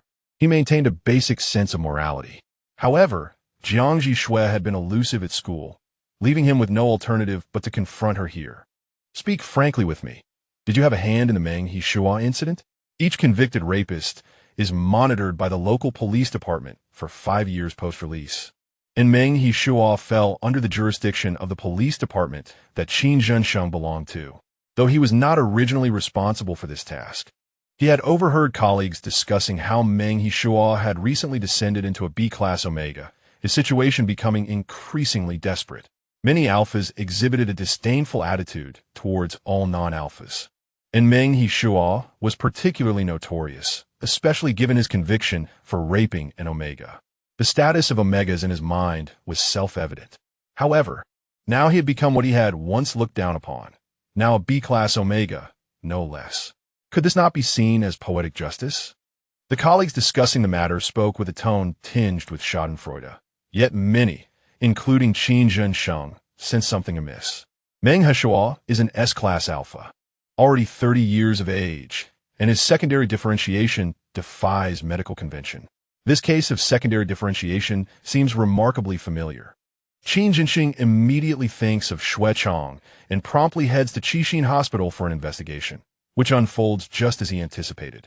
The same crime, the same pheromone upheaval, and the same defiance of medical norms. Prior to his pheromone explosion, Xue Chang lay at Jiang Zhi Xue's feet. Who then? Did Meng Hishua encounter before his own pheromone turmoil? As Holmes famously stated, once you eliminate the impossible, whatever remains, no matter how improbable, must be the truth. Thus, Qin Zhensheng instantly considers Jiang Zhi Xue, and this conclusion does not seem implausible or hard to believe. Regrettably, he is mistaken. Jiang Zhi Xue is filled with confusion. He does not know anyone named Meng Hishua and coldly replies, I do not know Meng Hishua, nor do I understand what you're talking about. Qin Zhensheng assumes Jiang Zhi Xue is merely denying it and raises his voice slightly. He is a 30-year-old S-class alpha. Recently, he underwent secondary differentiation into a B-class omega. At this, Jiang Zhi Xue is taken aback. Qin Zhensheng gazes at him with uncertainty. It truly wasn't you? His situation mirrors that of Xue Chang. Surely you cannot claim Xue Chang was not your doing. Jiang Zhi Xue lifts his clear eyes to meet Qin Zhensheng's gaze. Do you wish to hear the truth? Qin Zhensheng silently returns his stare. I do not know. Jiang Zhi Xue replies softly. He is not deceiving Qin Zhensheng. He harbors only vague suspicions and is uncertain of the specifics, never hastily drawing conclusions in the face of ambiguity. Furthermore, he is still trying to comprehend his own condition. However, his candidness utterly infuriates Qin Zhensheng. I do not know. I do not remember. 8 years ago, as the sole survivor of that fire, Jiang Zhi Xue had answered in precisely the same manner. Why does Qin Zhensheng persistently press Jiang Zhi Xue? Because among the 10 children who perished under mysterious circumstances, one was his niece, missing for a decade. Not only his niece, but the other 9 children were also cherished by their families. Those were 10 once vibrant, precious lives. How could he abandon the pursuit? How could he relinquish the search? The festering wound in Qin Zhensheng's heart is once again ignited with pain, an agony that assaults his mind. With reddened eyes and tears glistening, he seizes Jiang Zhi Xue by the collar, forcefully pinning him against the car door. Jiang Zhi Xue's spine and shoulder blades collide painfully with the hard metal, producing a sound that sends shivers down one's spine. You will tell me the truth. Suddenly, Yan Zhou appears beside them and delivers a punch to Qin Zhensheng, causing him to immediately release Jiang Zhi Xue and stagger backward. After regaining his footing, he turns to face the newcomer. The youth, his FA, he instinctively felt that Jiang Zhi Xue was deceiving him. After all, Jiang Yuan was not a person of good character. Why would Jiang Yuan's friend seek out Jiang Zhi Xue? For what purpose? To relay a message from Jiang Yuan? Did Jiang Yuan not possess a mobile phone? Was he incapable of making a call? Indeed, Yan Zhou's judgment proved correct, as the individual in question resorted to physical confrontation at the slightest provocation. Yan Zhou's presence calmed Qin Zhensheng, who realized he had acted too impulsively. He regarded Jiang Zhi, his expression betraying his discomfort, before stating, "If you wish to speak, contact me." With that, he opened the car door and entered the vehicle. However, just as Qin Jinsheng started the engine, Jiang Zhi Xue knocked on his window, prompting him to lower it. "Mr. Qin, I have always spoken the truth, whether in the past or present." Qin Jinsheng gazed at Jiang Zhi Xue's still aloof visage for a brief moment, uttered nothing, and accelerated away. Did he truly lack awareness of certain matters? Perhaps not. Yet, he was unwilling to accept it. He prayed day and night that Jiang Zhi Xue would one day remember all the truths. Without the truth, how could he find solace for the 10 vibrant lives lost and the families left behind? Chapter 51. A familiar formula after Qin Jinsheng departed. Yan Zhou did not inquire about Jiang Zhi Xue's identity, but instead circled around her to ensure her well-being before firmly grasping her fair wrist and leading her towards the dormitory building. "Let's go." Fang Ziqing mentioned he has booked the tickets. "We need to hurry back and pack our bags. We'll set off right after class tomorrow." With a trip planned with friends on the horizon, Yan Zhou was in high spirits, even momentarily forgetting the vexation brought on by that inexplicable spring dream. As for the introduction to someone mentioned by Fang Ziqing, he paid it little mind. To Yan Zhou, Fang Ziqing was affable and had many friends. Their circle included several studying abroad, scattered across the globe. That individual was likely just an ordinary acquaintance of Fang Ziqing's studying in Country I. When they encountered one another, they could simply enjoy themselves together, as they were traveling as a group anyway. One more person wouldn't matter. When Fang Ziqing learned that Yan Zhou intended to bring Jiang Zhi Xue along, he was utterly astounded, nearly shaking Yan Zhou's brain in disbelief. What kind of genius would bring their spring dream object to observe their own date? Nevertheless, Fang Ziqing obediently booked 4 tickets. As Yan Shaoya had graciously offered to cover all expenses. Thus, on the last evening of April, the 4 of them boarded the plane punctually, embarking on their journey to Country I. What about Lin Haoshuan? He mentioned he had matters to attend to and would fly solo to the other side of the ocean a day ahead of them. The 4 of them took a nap on the plane, and after nearly 13 hours of flight, they arrived at our city international airport at 3 a.m. local time. The advantage of a night flight was the minimal need to adjust to a new time zone, yet Yan Zhou had not slept well on the plane. Leaning against Jiang Zhi Xue while yawning as they awaited their luggage, Jiang Zhi Xue retrieved a suitcase from the conveyor belt first, pulling up the handle for Yan Zhou to rest. They did not carry much luggage, just 3 24-inch suitcases, 2 of which belonged to a young couple. Fang Ziqing was astounded upon seeing their suitcases at the dormitory. "You all brought just 1 suitcase?" Yan Zhou naturally remarked. "I have little luggage and am too lazy to carry a suitcase. I stuffed everything into Jiang Zhi Xue's bag, which conveniently has a little seam to it." Fang Ziqing retorted. "Yao Xian, perhaps it is because Jiang Zhi Xue is well prepared that you feel no need to bring much." Soon, the 4 of them collected their baggage and proceeded outside. Yan Zhou inquired of Fang Ziqing, "Did you arrange for a pickup service?" Fang Ziqing chuckled. "I call my cousin to pick us up." "Cousin?" Yan Zhou asked, puzzled, but he soon discovered the identity of Fang Ziqing's cousin, as they emerged from the eerily quiet international arrival hall in the late hours. They immediately spotted a striking girl with brown skin among the scattered crowd of greeters. It wasn't her charming appearance that caught their attention, but rather the enormous bilingual sign she held aloft, which read, "Welcome, rich brother from High City, to our city." Jiang Zhi Xue remarked, "Fortunately, we arrived late at night." Yan Zhou questioned, "Are there still tickets back to High City?" Fang Ziqing wondered, why the bilingual sign? Why subject them to such public embarrassment? Yao Xian quipped, "Thank you for the invite, but he is not the rich brother." As Yan Zhou bent down to check the tickets, Julia instantly recognized Fang Ziqing and joyfully shouted, "Fang Ziqing, cousin, over here, here." She resembled a delightful cartoon character. Other travelers and greeters turned to glance at them, sharing friendly laughter. Fang Ziqing exclaimed, I heard you. No need to be so loud." He hurriedly approached Julia, swiftly snatching the sign from her hands and folding it before tossing it into a nearby trash bin. He then exhaled deeply and began introductions. "This is my cousin Julia. Her English name is Julia, and her Chinese name is also Julia. Indeed, her mother's surname is Zhu. Yao Xian remarked, "Wow, what a scientific naming method. Julia, this is my boyfriend Yao Xian, and these are my friends Jiang Zhi Xue and Yan Zhou." Fang Zicheng initially intended to elaborate on Yan Zhou's introduction while reminiscing about their past, but Julia interrupted him directly. "Hello, everyone. Hello." She beamed a dazzling smile, her pearly white teeth shining brightly, and swiftly approached Jiang Zhi Xue, enthusiastically grasping her hands. "You are so beautiful. I like you so much." Jiang Zhi Xue politely smiled. "Thank you." Fang Zicheng was taken aback. That familiar tone, that familiar style. Yao Xian discreetly observed the sudden darkening expression of Yan Zhou. "Oh dear." The scowling Yan Zhou muttered, "No wonder this girl looks so familiar. I remember her as that little flirt from childhood." Yan Zhou clasped Jiang Zhi Xue's wrist, quickly withdrawing it from Julia's grip. "Let go, you little flirt." Julia, unfazed by the empty space in her palm, made a playful face at Yan Zhou and retorted, "I'm now a big flirt, just here to scare handsome guys like you."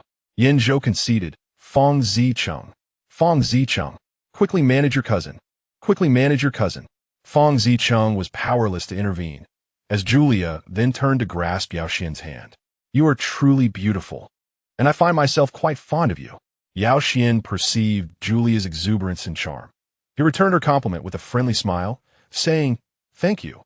You are beautiful as well." Julia's eyes sparkled with delight at the praise from such a lovely person. Meanwhile, Fang Zicheng's face turned a shade of green as he interjected with righteous indignation, "He is my boyfriend."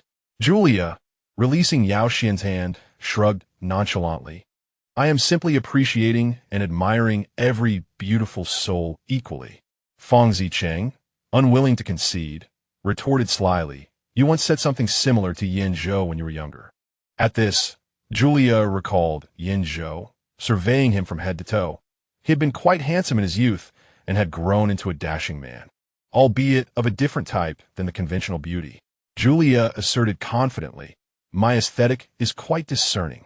It has always been about beauty." Fang Zicheng felt utterly defeated, conceding, All right. His plans had unraveled before they had even begun. Weary, he grew apprehensive that his cousin might utter something scandalous that could jeopardize his domestic bliss and friendships. So he swiftly changed the subject. "Let us hurry to the hotel. Flying can be exhausting." Although Julia's home was not in her city, she mentioned that she happened to be in her city today and could pick them up from the airport, which Fang Zicheng thought nothing of. To his astonishment, he saw Julia shouldering a massive hiking backpack. Chapter 52. Only one bed. Fang Zicheng was taken aback. He had assumed the backpack belonged to someone else nearby. "Did you just disembark as well?" Julia nodded. "Yes, I just returned from Country Tea, having landed an hour earlier than you." "What prompted your sudden trip to Country Tea?" Fang Zicheng inquired as they walked. "Does your school have a break in April?" He was puzzled by how Julia, who had once been very fair, now sported a sun-kissed complexion, realizing her travels to Country Tea had likely resulted in her tan. Julia chuckled. "I want to see lions and cheetahs. By the way, I've been on hiatus from school for over 6 months. I'm currently on a world tour, and this trip is just to grab some belongings and serve as your tour guide." Fang Zicheng's eyes widened in disbelief. "Over 6 months? Did you really take a leave of absence right after starting university?" "Indeed," Julia affirmed. "Last summer, I created a small software project with some classmates, which earned me some money, so I decided to embark on a global journey. Thus, I applied for a leave of absence as soon as I enrolled." "Wow, you're so cool."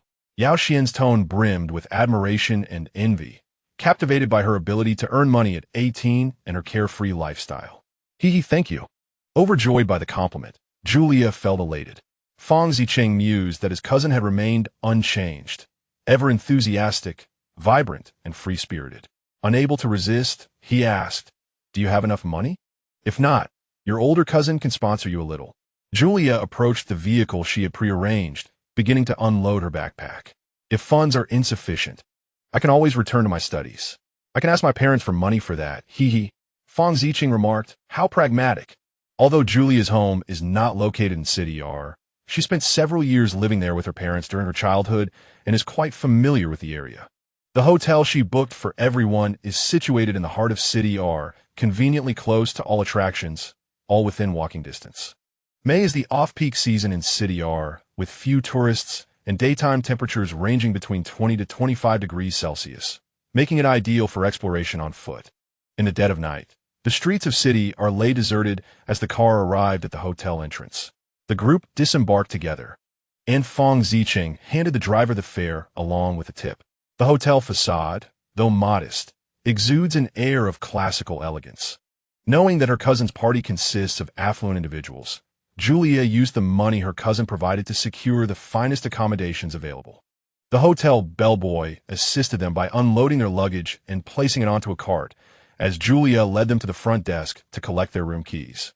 The staff handed them 3 keys, and while both Feng Zicheng and Julia reached out to take them, Yan Zhou remained still. "Are we 5 sharing 3 rooms? Each room accommodates 2 guests," he remarked. Julia nodded, assuming Yan Zhou was dissatisfied with the room quality, and explained this hotel only has 1 presidential suite, featuring a master bedroom and a secondary bedroom, which is why I did not book it. Before Yan Zhou could inquire further, a fair hand reached from beside him to take the room keys from the marble counter. "It's late. Let us make do for the night," Jiang Zhi Xue said. Holding the keycard, Yan Zhou pursed his lips, ultimately acquiescing. The bellboy accompanied the 5 of them upstairs, assisting in delivering their luggage to the doors of their rooms. Jiang Zhi Xue swiped the room key, and Yan Zhou stepped in, only to emerge a moment later to knock on Julia's door, frowning as he addressed her. "There's only 1 bed." "Indeed, I booked 3 king-sized rooms," Julia acknowledged, realizing her oversight. She slapped her forehead and apologized. "I'm sorry. I didn't pay attention to the room type." With no other option, Yan Zhou decided to let Julia rest while he returned to his room to call the front desk to inquire about changing rooms. Unfortunately, the front desk informed him that no other rooms were available, not even the presidential suite. Fuming, he hung up the phone and sat in a chair by the window, stewing in silence. In truth, he wasn't truly angry. He just felt apprehensive about sharing a bed with Jiang Zhi Xue. What if he dreamed again? What if she discovered it? The mere thought was terrifying. However, Jiang Zhi Xue seemed unconcerned, directly heading to the bathroom with her pajamas. After showering, she emerged to find Yan Zhou still lost in thought by the bedside. She handed him his sleepwear, urging, "Hurry up and shower, then go to bed." Upon hearing her voice, he looked up to see Jiang Zhi Xue, her skin glistening with moisture and her face flushed from the bath, looking unexpectedly alluring under the dim light. Startled, he grabbed the sleepwear, his ears tinged with crimson, and dashed into the bathroom. 10 minutes later, Yan Zhou emerged to find that Jiang Zhi Xue had likely sensed his discomfort and had already turned in for the night. She lay on the side by the window, leaving ample space for him and facing away from that empty spot. Yan Zhou gazed at Jiang Zhi Xue's nape for a moment, took a deep breath, and then cautiously climbed onto the bed, fearful of disturbing the person sleeping on the other side. Though there was a considerable distance between them, Yan Zhou felt enveloped by Jiang Zhi Xue's scent, which wrapped around him with a comforting and reassuring yet awkward embrace. He had no choice but to engage in a mental pep talk. "Do not be afraid, do not be afraid. It is not the first time sharing a bed." That spring dream was merely an accident. As Feng Zicheng had remarked, it was simply a lack of material. After all, it was just one night. Come morning, he would promptly seek a new room. Amidst his chaotic thoughts, Yan Zhou gradually succumbed to sleep. Sensing the steadying breath beside him, Jiang Zhi Xue opened his eyes, turned over to face the back of Yan Zhou's head for a moment, and slowly extended his hand, yet withdrew it halfway. The following noon, Yan Zhou awoke naturally. The curtains in the room provided excellent blackout, leaving the interior dim.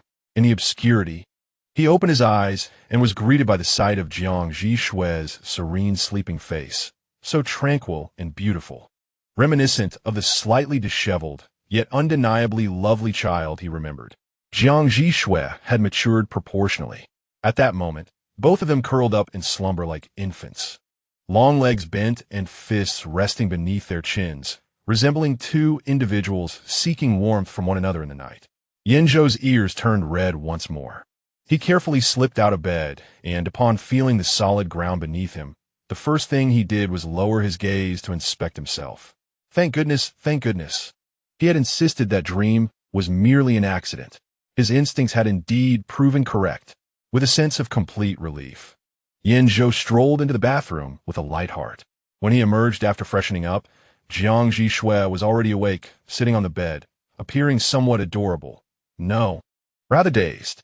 Quickly wash up, Yan Zhou urged him. Jiang Zhi Xue nodded and made his way to the bathroom. How cute, no, how dazed. Yan Zhou thought again as he observed Jiang Zhi Xue's retreating figure. Chapter 53. Desires that require external assistance after both had finished washing up. They descended to the restaurant downstairs, where Feng Zicheng and the others were already present. Julia had even finished 3 plates of the buffet. Yao Xian looked at her with affectionate eyes. Indeed, a good appetite signifies good health.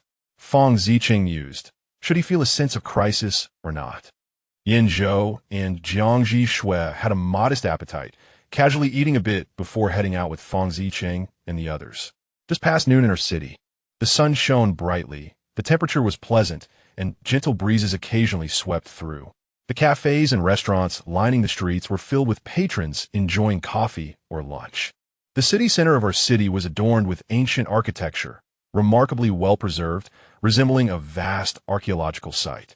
As soon as Julia exited the hotel, she led everyone to purchase our city passes, allowing them to skip queues at all attractions, a convenience indeed. Feng Zicheng was correct to have enlisted her as a guide.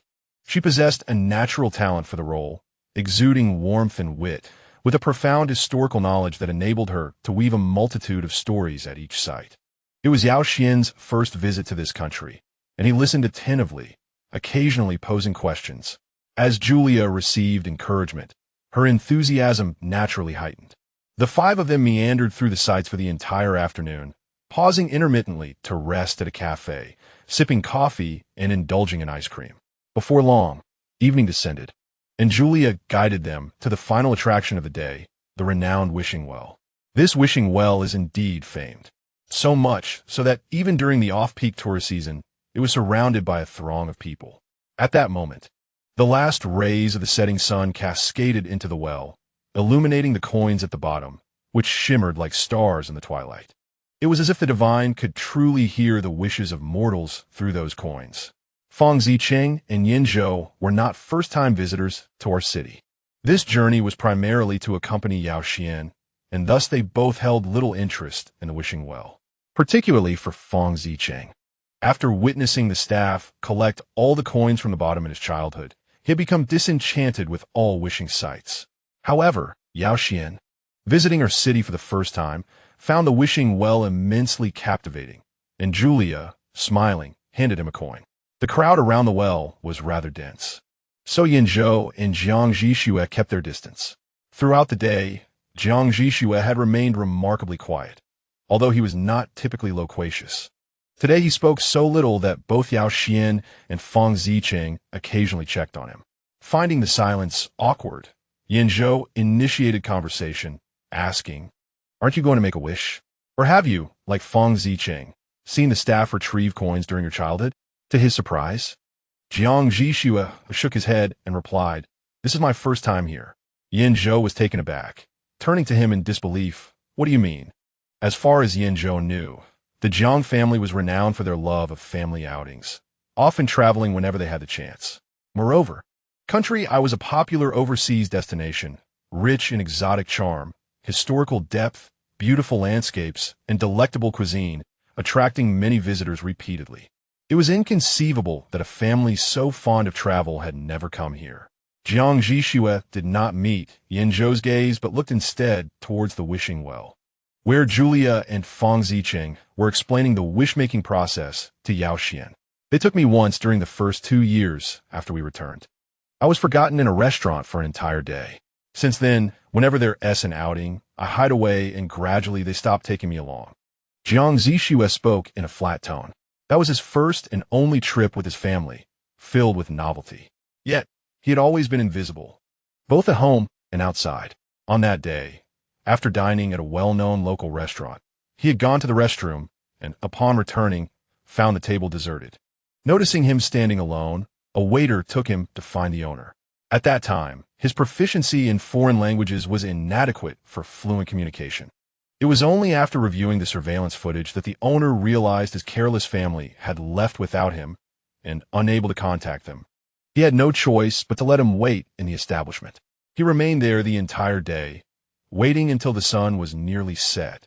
When he was finally reunited with Song Yin and the accompanying nanny, Song Yin squatted down to embrace him, whispering apologies, and despite having learned about human emotions, he felt he should be terrified and sobbing, yet he could not cry. Calmly, let Song Yin embrace me, like an emotionless creature. Since his last visit to the Jiang family, Yan Zhou's perception of them has been continually reshaped. Although Yan Zhi is already remarkable, the Jiang family comprises individuals of extraordinary caliber, those whose presence renders 100 masters futile. Jiang Zhi Xue, despite being an adult, was forgotten in a foreign restaurant for an entire day, only to be remembered when the sun was preparing to retire for the night. Anger and heartache churned within Yan Zhou, ultimately manifesting as a candid expression. Your family truly deserves condemnation. Jiang Zhi Xue chuckled at Yan Zhou's blunt remark. I'm rather indifferent. How is it that you harbor even more resentment than I do? The past remains immutable. No amount of discussion can alter it. Yan Zhou retrieved a coin from his pocket and offered it to Jiang Zhi Xue. Since it is your first visit, why not make a wish? They say that wishing will bring one back here again. Jiang Zhi Xue declined to take it, stating, I seldom make wishes. For what I desire, I pursue myself. You and I share a certain similarity, Yan Zhou remarked, tossing the coin playfully. I only make wishes on my birthday. Before I turn 6, I wish to the divine for my mother's swift recovery. After 6, I began to wish to my mother, who would fulfill my desires on behalf of the divine. Have you decided on your birthday wish for this year? Jiang Zhi Xue inquired. What? Do you wish to impersonate my mother? Yan Zhou shot him a sidelong glance. If you don't mind, I have no objections, Jiang Zhi Xue mused.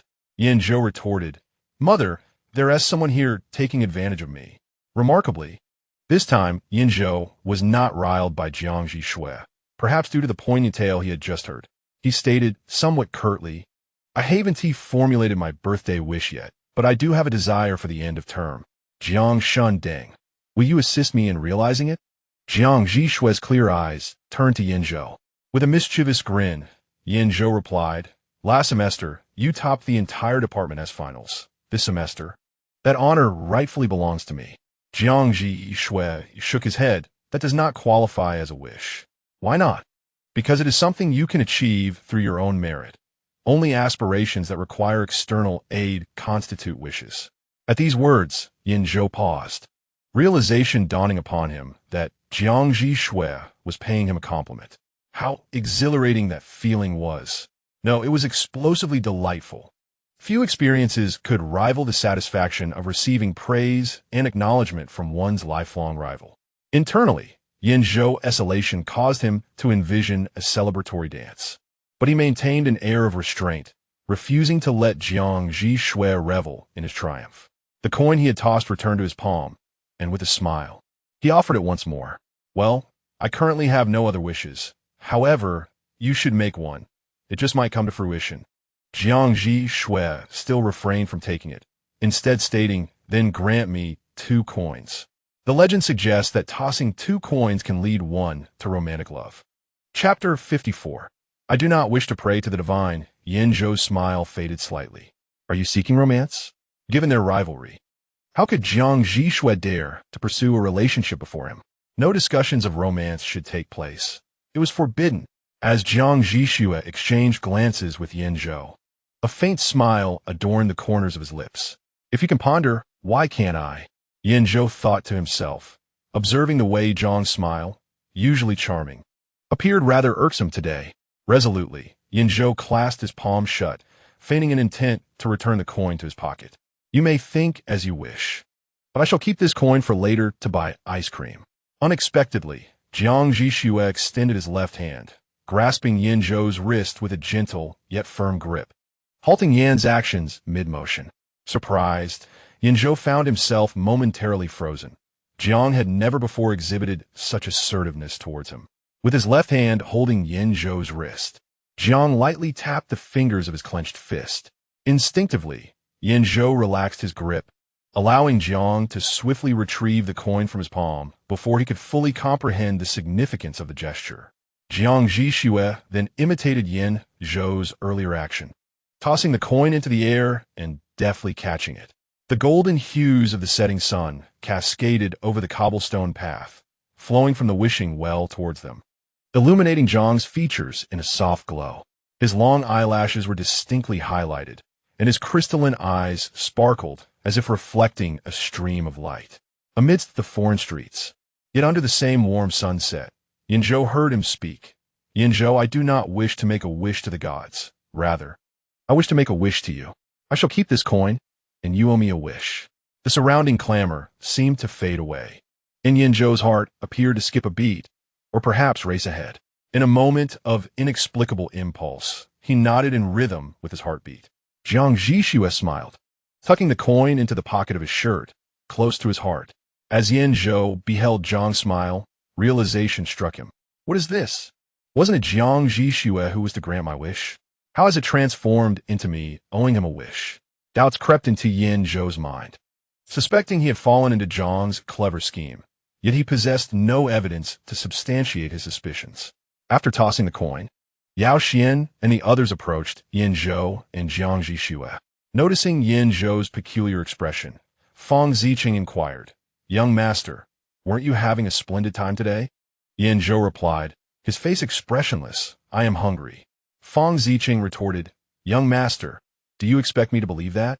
With no other recourse, he turned to Jiang Zhi Xue, realizing that among the two of them, only Jiang had the capacity to provoke Yan Zhou. Perhaps the stray cats and dogs by the roadside? In response, Jiang Zhi Xue met Feng's gaze with a cool indifference. Feng Ziqing sighed. Very well, it's all on the young master. Julia, oblivious to their veiled exchanges, was parched and famished after chattering the whole afternoon and boldly suggested, what a trivial matter. If we're hungry, let's just go eat. Yao Xian looked at her appreciatively. She truly was a delightful companion. The five of them promptly relocated to a pizza parlor, hailed by Julia as extraordinarily delicious. This establishment specialized in thin-crust pizzas, boasting a light crust laden with ample toppings and copious cheese. As evidenced by the nearly overflowing local patrons, the flavors were undoubtedly commendable, ensuring authenticity was well preserved. Julia ordered 8 12-inch pizzas in one breath, startling Feng Ziqing. Sister, can we finish all this? Julia raised her head, silently gazing at him, her eyes conveying a simple message. Who do you look down upon, brother? Feng Ziqing remarked, this restaurant has a high turnover rate and serves food quickly. The handsome young waiter first brought them 4 pizzas to enjoy. Yao Xian took a single bite and was utterly astonished, feeling as though all the pizzas he had previously consumed were in vain. Delicious, right? Chew, chew, chew. Julia stacked 2 triangular slices of pizza together, forming a single triangle, and took a massive bite, filling her cheeks to the brim. Feng Ziqing quipped, as expected from someone who can flaunt a 5-dish buffet as her first meal after waking up. You certainly know how to eat. The food at this establishment was indeed delightful, but it was not Yan Zhou's first visit. As he ate, he observed Jiang Zhi Xue beside him, who was eating with great seriousness. Yan Zhou, feeling a tinge of pride, hummed a couple of notes and asked, Isn't this better than the rice rolls you eat every day? Jiang Zhi Xue pondered for a moment before nodding, affirming that both were delicious. Yan Zhou stuffed the last bite of pizza into his mouth, asserting, You have tried too few things. There's an abundance of delicious food in this world. What's the big deal? If you haven't tried much, then try more. Feng Ziqing thoughtfully distributed napkins to those at the table. With plenty of time during the university break, let us all go out and have fun together. Feng Ziqing relished traveling with friends. The more, the merrier, and it felt far freer than traveling with family. Surprisingly, Yan Zhou agreed with Feng Ziqing's sentiment, pointing at him and saying to Jiang Zhi Xue, The flower cat opposite me makes a valid point. With sauce smeared at the corners of his mouth, Feng Ziqing retorted, Agreeing is one thing, but let us not resort to personal attacks. Thank you. After their meal, the 5 of them strolled leisurely back to the hotel. Upon entering the hotel lobby, Yan Zhou suddenly remembered that he had forgotten to inform the front desk about needing a new room today. Unfortunately, the front desk regretfully informed him, "I apologize, Mr. Yan, but all the rooms have been booked for today." Yan Zhou was taken aback. During the off-peak season, is your hotel still this busy? With no other option, he had to accompany Jiang Zhi Xue upstairs. Once the front desk staff saw their group disappear behind the elevator doors, one turned to a colleague and inquired, "Did Mr. Jiang book all the available rooms today?" The colleague shrugged and replied, "Yes, must be nice to be wealthy and indulgent." Back in their room, Jiang Zhi Xue was the first to shower, but this time, when Yan Zhou emerged from his shower, he found Jiang Zhi Xue not asleep, but seated in the spot he had occupied earlier, engrossed in his phone. "Aren't you going to sleep?" Yan Zhou stood by the bed, feeling quite awkward. If only Jiang Zhi Xue had fallen asleep first like he did yesterday. "You should sleep. I have a few things to do," Jiang Zhi Xue responded without lifting his head. "Oh." Yan Zhou took off his shoes, climbed into bed, and closed his eyes. After several minutes, he opened his eyes again. Sleep eluded him completely. Despite Jiang Zhi Xue merely sitting there in silence, his presence was overwhelmingly strong. Just as Yan Zhou had closed his eyes, his mind was involuntarily envisioning the other getting into bed. "Damn it, this feels absurd." He lifted the quilt, sat up, and said to Jiang Zhi Xue, "You should sleep quickly. I cannot rest with the light on." Apologies ensued. Jiang Zhi Xue rose to extinguish the lights before returning to his previous position.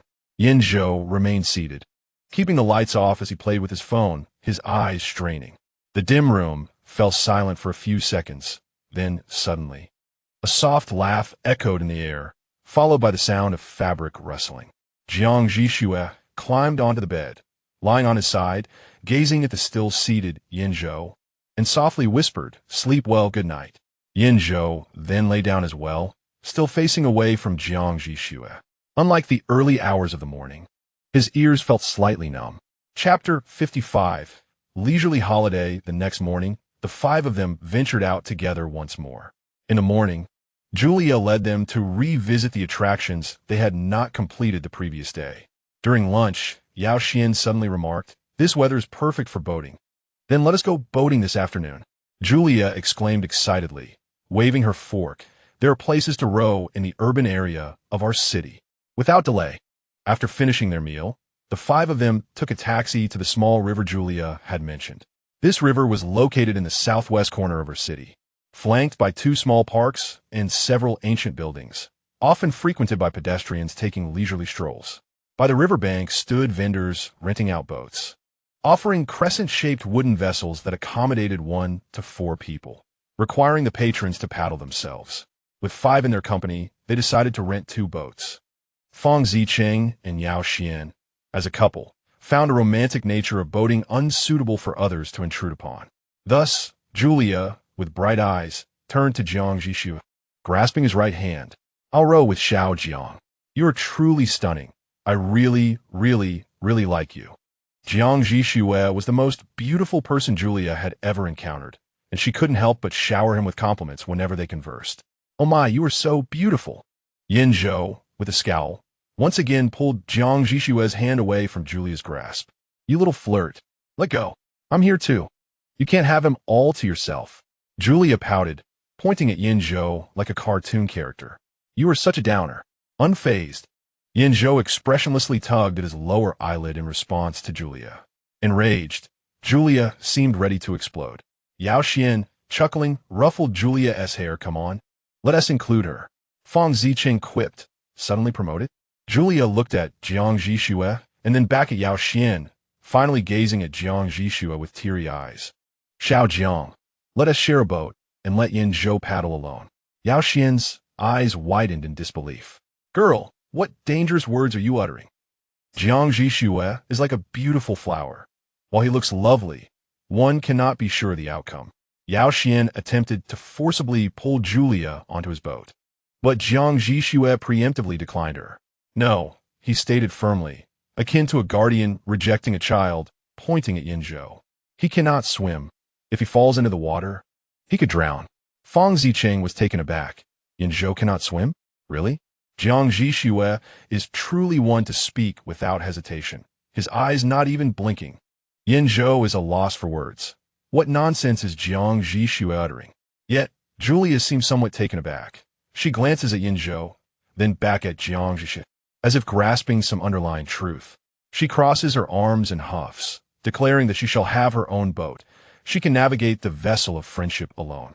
Fang Zicheng, in disagreement, interjects, "Sister, rowing can be quite arduous. It's better to join us in one boat, lest you tire midway and come to a standstill in the middle of the river." Julia, undeterred, leaps onto a small boat, asserting that one should not underestimate Beta. Over the past 6 months, she has traversed the heavens and the earth, boldly exploring the world. With that, she swiftly paddles away, as if her boat were equipped with a propeller. Fang Zicheng remarks, "He shouldn't question anyone, especially not his sister. She possesses formidable strength." In the end, they rented 3 small boats, one for the young couple, one for Yan Zhou and Jiang Zhi Xue. Yan Zhou willingly took the rowing position, while Jiang Zhi Xue said little. The small boat glided leisurely along the river, the oars creating ripples on the surface, while sunlight danced upon the water like liquid gold. Surrounding them, the trees and the river were occasionally punctuated by the sounds of white ducks quacking and birds chirping. The voices of people on the shore could be heard, some laughing heartily, others embroiled in arguments. The scenery along the bank moved slowly, with ancient buildings occasionally emerging from the verdant landscape. The time-worn carvings and stone columns had stood there for countless years, witnessing the ebb and flow of human emotions. All in all, it was a profoundly tranquil afternoon. Yan Zhou, with his considerable strength, found rowing effortless, yet suddenly felt a sense of aimlessness. He alternated his gaze between the water's ripples, the arguing figures on the shore, and the ducks drinking by the boat's edge, until his gaze settled on Jiang Zhi, who exuded a calmness that resonated with the serene atmosphere of the afternoon. Jiang Zhi Xue, like him, occasionally looked around, curious about their surroundings. A small boat passed by, occupied by a family of 3.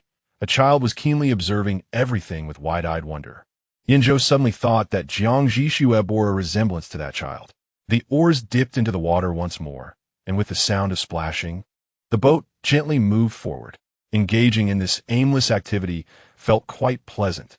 Thus, he embraced the moment, fully immersing himself in the flow of time and water. With this thought, Yan Zhou chuckled softly. As they approached the shore, Yan Zhou suddenly asked Jiang Zhi Xue, "What do you usually do at home when they go on trips?" Jiang Zhi Xue dipped his hand into the emerald waters, savoring the sensation for a moment. "I lie on the lawn in the garden, basking in the sun. That is when I feel most at ease.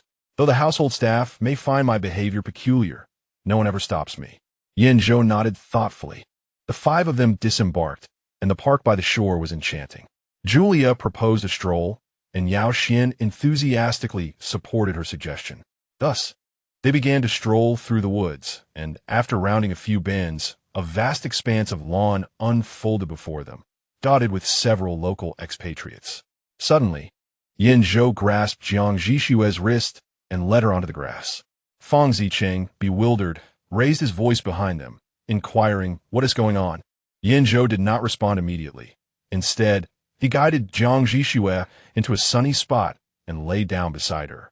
Under the sun, on the verdant lawn, Yan Zhou sprawled out in a carefree manner, while Jiang Zhi Xue lay next to him, their fingers easily brushing against one another. Turning his head towards her, Yan Zhou remarked, "On a sunny day, it's perfectly normal to see people lounging on the grass. Sunbathing is quite delightful, you know? It is those who find it strange who are truly peculiar." Jiang Zhi Xue sat up, retrieved 2 pairs of sunglasses from her pocket, and leaned down to place one pair on Yan Zhou's eyes. He gazed at her, momentarily entranced by the backlight, as if witnessing the divine light from 7 years ago. After completing the gesture, Jiang Zhi Xue donned the sunglasses and reclined back on the grass, chuckling softly as she replied, "You are absolutely right." Yao Xian and the others hurried over to Yan Zhou, with Fang Zicheng anxiously asking, "Are you feeling unwell all of a sudden?" Yan Zhou rolled over on the grass, becoming adorned with bits of foliage, resembling a playful kitten frolicking on the lawn. Then he comfortably declared, "I'm just tired." Fang Zicheng responded, upon hearing this, Julia found an empty patch of grass to lie down as well, playfully exclaiming, "If you're tired, just lie down here then." Before long, this unnamed lawn was graced by a local expatriate and 4 foreigners, leisurely spending their final afternoon in our city in a state of repose. Chapter 56. How much do you adore soy milk? The essence of country resides in its southern region, where distinctive regional and maritime features are reflected in both the landscape and architectural style. Early in the morning, after finishing breakfast at their hotel, the 5 of them took a train to City Inn and then boarded a boat for half an hour to reach the renowned Sea Island of Country Eye, which also happens to be Julia's family home.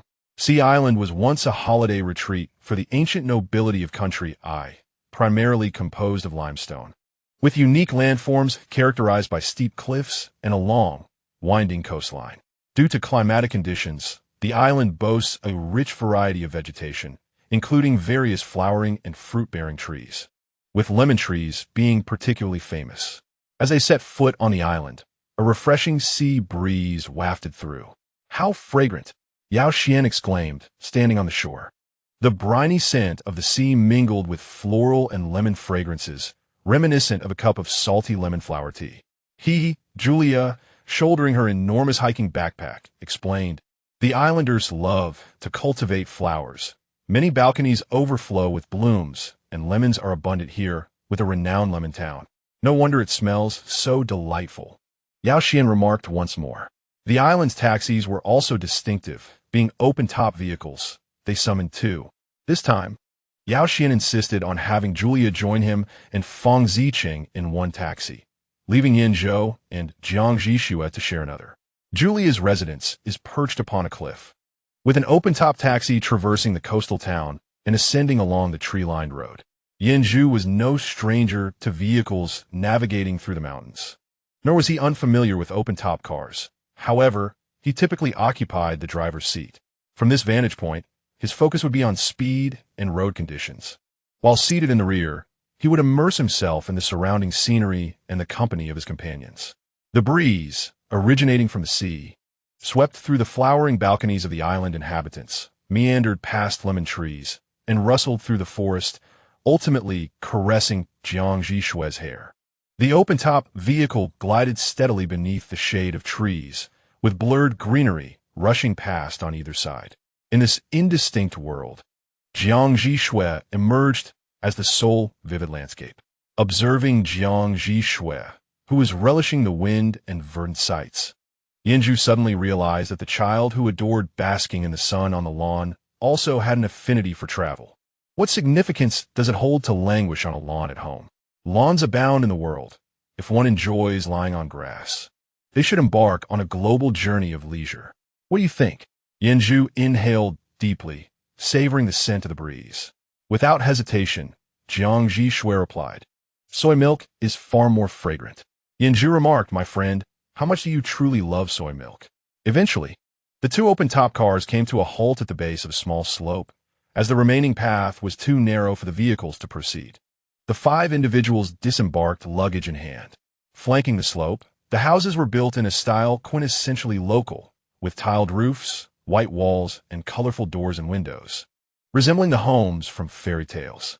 Fang Zicheng gazed at the narrow, elongated slope with a grimace and inquired of Julia, "Sister, how much further to your home?"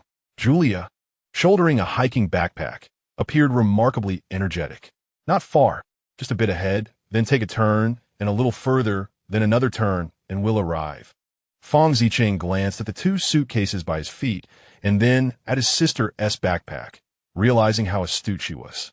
The 5 began their ascent, and Jiang Zhi Xue intended to assist Fang Zicheng with a suitcase, but Yan Zhou snatched it away, not missing the opportunity to mock Fang Zicheng.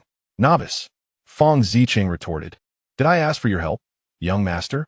Yan Zhou, briskly trailing behind Julia while hauling 2 suitcases, exuded determination, prompting Fang Zicheng to cast a resentful glance at Jiang Zhi Xue, as if to say, "Control Yan Zhou and his infuriating tongue."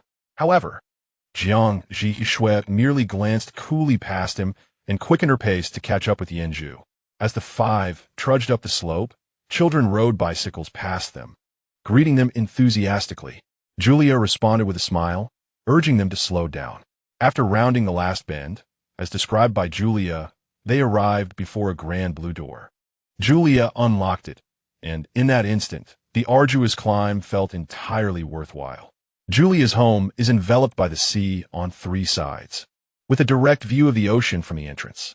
The floors and walls are adorned with colorful tiles, featuring exquisite patterns and unique styles, while elegant arches are a recurring motif throughout the interior. The house boasts excellent ventilation, with blue windows flanked by white curtains that flutter gracefully in the breeze, resembling dancing white gowns. Simultaneously, the interior layout is remarkably exquisite, each room offering a breathtaking view of the crystal-clear sea, shimmering in hues of sapphire and emerald. As Julia guided everyone through the house, she recounted its origins. Originally a charming guest house, the home was beautifully adorned. When my mother first visited, she was so enchanted by its beauty that she promptly contacted the owner to purchase it, leading our family to relocate to Island C. Yao Xian remarked that he understood Julia as personality, as she resembled her mother. Apart from my parents' room, there are 3 additional rooms. Can we stay like we did in the hotel at City R? He inquired. Yan Zhou was the first to object, suggesting that the star-rated hotels on Island C were quite satisfactory, and he intended to stay there. Julia disagreed, asserting that, without exaggeration, the view from the best room in the finest hotel on the island could not compare to that of her home. The bed is too narrow. It would be quite difficult for Jiang Zhi Xue and me to sleep comfortably, Yan Zhou offered as an excuse. Indeed, the guest room's bed was slightly smaller than the one at their hotel in City R, and Yan Zhou feared that turning over in the middle of the night might result in him tumbling into Jiang Zhi Xue's embrace. Julia found merit in Yan Zhou's reasoning, but felt compelled to extend her hospitality, thus devising a solution. I shall sleep on the sofa in the living room, and you can have my room. I have often been a couch surfer during my travels and am quite accustomed to it. Yan Zhou, raised with certain values, found it difficult to accept Julia's proposal and ultimately compromised, agreeing to share a room with Jiang Zhi Xue before they retreated to their respective rooms to pack. Julia thoughtfully reassured Yan Zhou, the bed may be a tad narrow for 2 boys, but if you sleep closer together, it will be fine. You won't fall off. Thank you for the consolation, but it is quite unnecessary, Yan Zhou replied. Wow, Yao Xian exclaimed. Only Feng Ziqing nodded in agreement, affirming Julia's point. He then playfully delivered a light smack to Yan Zhou's head. With tears in his eyes, Feng Ziqing returned to the room with Yao Xian, lamenting. Why is it always me who gets hurt? Because you talk too much, Yao Xian quipped. Chapter 57. The rheumatic male goes that evening. After Yan Zhou had finished a shower and returned to his room, Jiang Zhi Xue, like their first night in City R, was already asleep. However, he seemed to have made room for Yan Zhou, sleeping almost at the edge of the bed. Yan Zhou felt inexplicably displeased and ruffled his hair, moving closer to adjust Jiang Zhi Xue's position, nudging him toward the center of the bed. Perhaps his actions were too abrupt, for Jiang Zhi Xue stirred, his eyes fluttering open, revealing a hint of redness akin to a rabbit. What's wrong? Jiang Zhi Xue murmured, appearing quite drowsy as he slowly closed his eyes once more. Sleep further in. Don't roll off the bed in the middle of the night and frighten others. Yan Zhou retorted brusquely. Jiang Zhi Xue's breathing was steady, and just as Yan Zhou thought he had drifted back to sleep, he heard him say, I thought you disliked sharing a bed with me and want to keep your distance. Yan Zhou halted his movements, recalling how he had indeed been resistant to sharing a bed with Jiang Zhi Xue since arriving in our country. No wonder he harbored such thoughts. Yan Zhou, you truly are insufferable, he chastised himself. Is it not quite normal for good friends to occasionally share a bed? Your exaggerated reaction may lead others to misunderstand the situation. Yan Zhou began to reflect upon himself, finding his own thoughts increasingly absurd. With a flushed face, he responded in a gruff voice, Stop talking nonsense. Just go to sleep. Jiang Zhi Xue replied softly.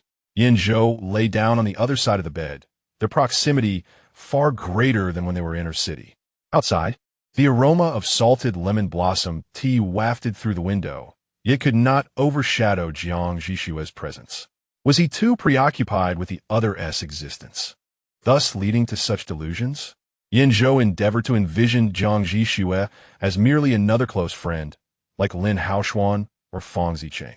This self-deception proved somewhat effective, and he gradually succumbed to slumber amidst the moonlight and fragrance. Suddenly, Jiang Zhi Xue's breath drew closer, a warm arm draping over his side. Yan Zhou was jolted awake, bewildered. What on earth? Jiang Zhi Xue had turned, resting his wrist against Yan Zhou's waist. Yan Zhou glanced down at the hand that dangled in front of his abdomen, his throat involuntarily tightening. He contemplated removing the hand, yet feared that any movement might awaken Jiang Zhi Xue, leading him to think he was being rejected. What a hassle. Oh well, the bed is so narrow, it's not as if he would lose a piece of flesh. In this self-persuasion, Yan Zhou gradually drifted back to sleep. Unbeknownst to him, Jiang Zhi Xue tightened his grip around Yan Zhou's waist, pulling him into an embrace. Inhaling the pheromones that had inadvertently escaped around his neck before finally succumbing to sleep. The next morning, sunlight crept into the room, and Yan Zhou awoke to the scent of the island. Upon opening his eyes, he found Jiang Zhi Xue's fair neck before him, his limbs firmly entwined around the other from behind. Yan Zhou thought, what in the world? This is a complete reversal. How bizarre. He quickly slipped out of bed, bewildered as to how their positions had switched while they slept. If Jiang Zhi Xue were awake first, it would be disastrous. Yan Zhou hastily dressed and nudged Jiang Zhi Xue awake, exclaiming, time to get up and have some fun. Without waiting to see if he was truly awake, he dashed out of the room, moving with the speed of flash. The previous afternoon, they had returned from their outing with some simple ingredients.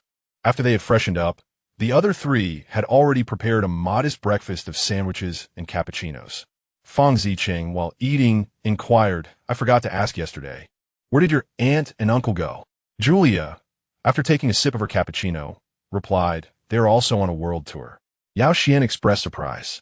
Why didn't you go together? Julia shrugged, our travel styles differ. While they stay in luxurious hotels costing tens of thousands a night to see lions in tea country, I prefer hostels and join group tours with fellow travelers during the day. But wouldn't joining them allow you to enjoy their lavish accommodations? Fang Zicheng pondered.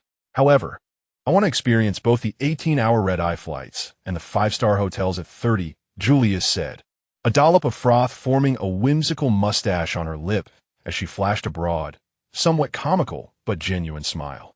The other four were momentarily taken aback by her words. Yao Xian even contemplated that if he were to have children in the future, he would hope they would be like Julia. After breakfast, Julia suggested they visit the beach, as it would be a pity to come to Sea Island and not enjoy the seaside. Thus, they set off for the shore, equipped with swimsuits. The beach at Sea Island was truly breathtaking, with the turquoise, jelly-like waves continuously crashing against the pebbled shore. In the distance, the dark green cliffs harmoniously contrasted with the white frothy waves, creating a picturesque scene. The beach offered rental loungers and umbrellas, and they rented 3 umbrellas and 5 loungers. Julia kindly approached Jiang Zhi Xue, offering to apply sunscreen for him. The sun on Sea Island is quite fierce. It's easy to get sunburned. Whether it was Yan Zhou's illusion or not, since leaving our city, Julia had been particularly attentive to Jiang Zhi Xue, seemingly with a newfound interest in him, as if she were pursuing him. Jiang Zhi Xue politely declined, saying, thank you, I can manage myself. However, Julia persisted, you can't reach her back. I'll help you with that. Yan Zhou, feeling somewhat displeased, strode over, snatching the sunscreen from Jiang Zhi Xue's hand and pushing Julia aside.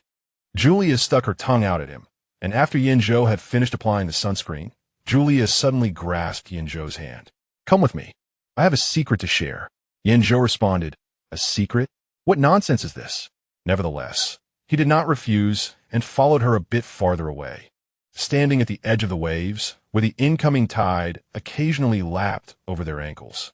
From a distance, they appeared rather well-matched. Fang Zicheng, having just finished his musings, noticed Jiang Zhi Xue sitting on a lounger, his gaze fixed intently on the two nearby. How strange, he remarked, but I can't quite pinpoint what's odd about it. Yao Xian also took note of this and lowered his voice to ask Fang Zicheng, What does Jiang Zhi Xue look like to you right now? Feng Zicheng, puzzled, replied. A person? Yao Xian, exasperated, said through clenched teeth, don't you think he resembles a damp, brooding male ghost depicted in novels and comics? So, it would be wise to avoid provoking him. Feng Zicheng felt the salty breeze and thought Yao Xian was mistaken. In such weather, one could only cultivate a damp, brooding spirit. The other side, Yao Xian said. Yan Zhou, growing impatient, looked at Julia and asked, what do you want to say? Is it necessary to come this far? Julia shot him a sidelong glance.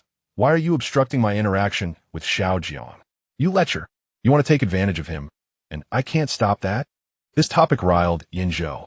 Julia countered, but he will eventually interact, date, and marry others. Are you his father? Why do you interfere with his social life? Yan Zhou's face flushed with frustration. I could be his father. I care for him more than his own father does.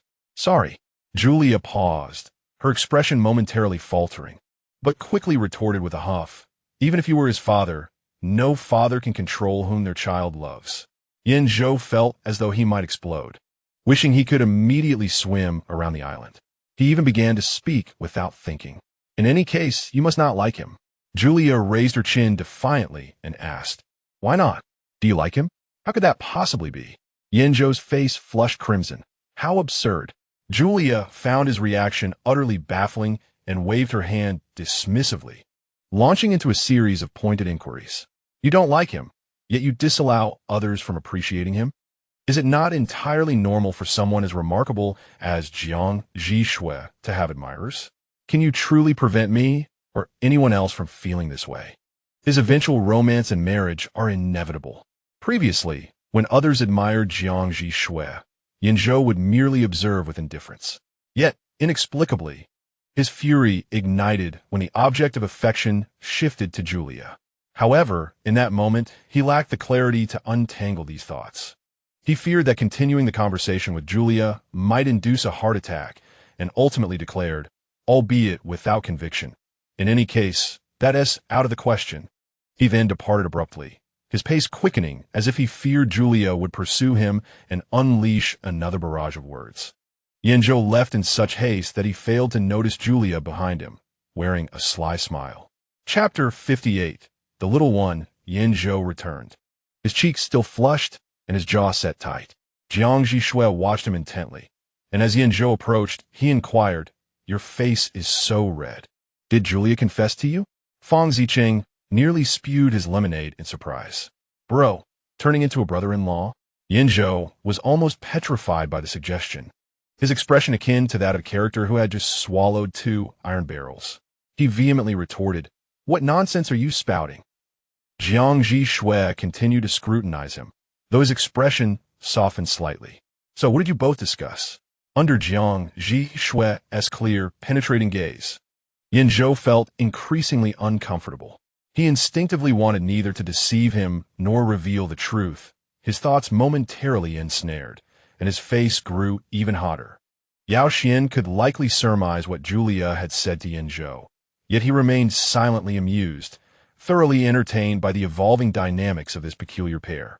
Julia soon caught up, beaming as she leaned toward Jiang Zhi Xue, winking playfully. This is our little secret, okay? Once Julia spoke, Jiang Zhi Xue ceased his inquiries. For the remainder of their time together, Julia, as Yan Zhou had sensed, relentlessly showered Jiang Zhi Xue with attention. Jiang Zhi Xue wiped his brow. She offered him a tissue.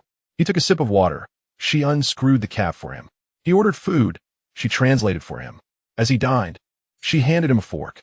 Although Jiang Zhi Xue politely declined each gesture, Julia remained undeterred, her enthusiasm unwavering, akin to a perpetual motion machine radiating energy. Meanwhile, Yan Zhou's demeanor visibly darkened. When Jiang Zhi Xue wiped his forehead, Yan Zhou pressed the tissue against his brow. When Jiang Zhi Xue drank, Yan Zhou inserted a straw into the beverage and held it to his lips. When it came time to order, he found himself at a loss for words in Italian and lamented, damn, I must enroll in an Italian class upon my return. I'll make sure to come back this summer to reclaim my dignity. In the midst of this, Feng Zicheng intended to interject with a few reasonable words, but quickly fell silent after Yao Xian pinched his thigh. obediently joining Yao Xian as an audience member to this unfolding drama.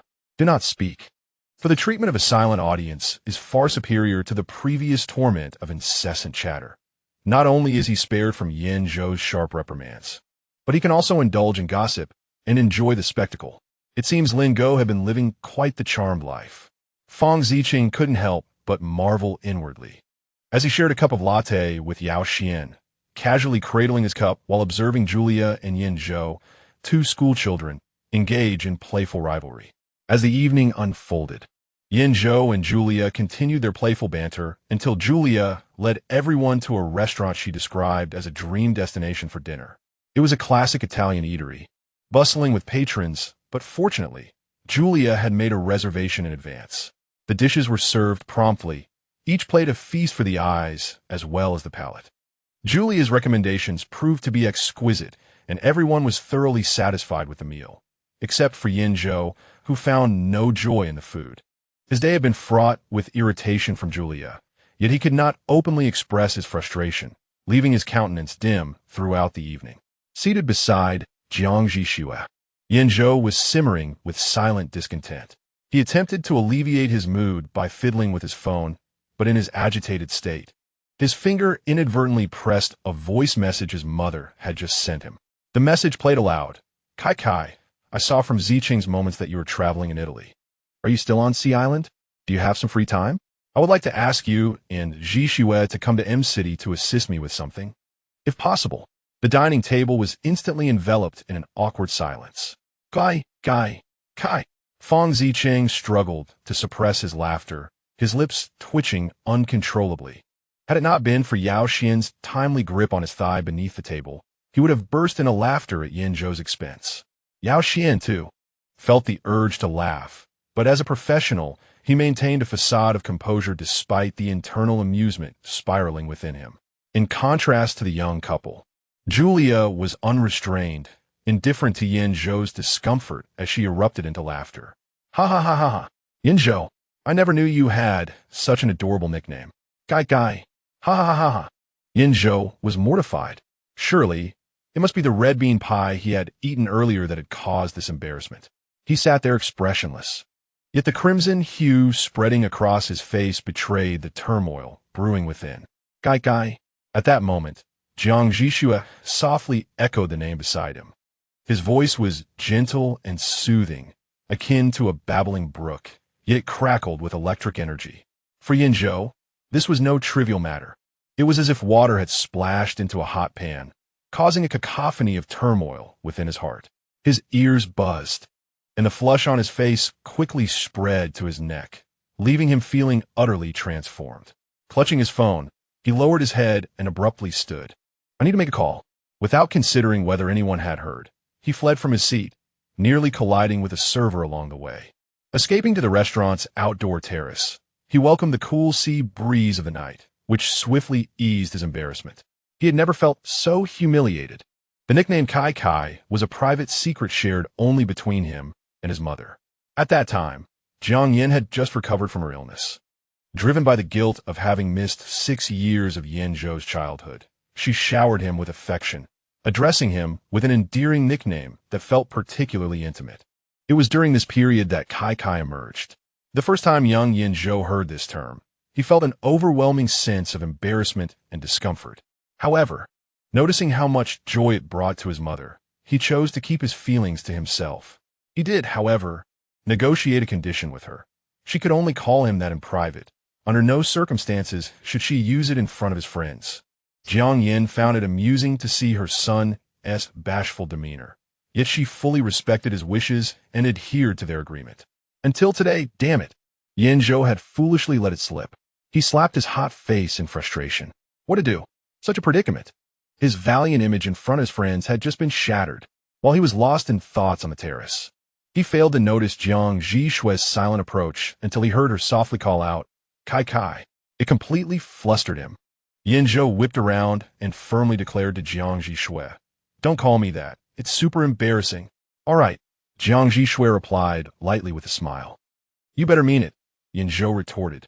Jiang Zhi Xue stepped closer to him, standing by his side. Instinctively, he took a step away, but she remained silent, her sparkling eyes calmly fixed on him.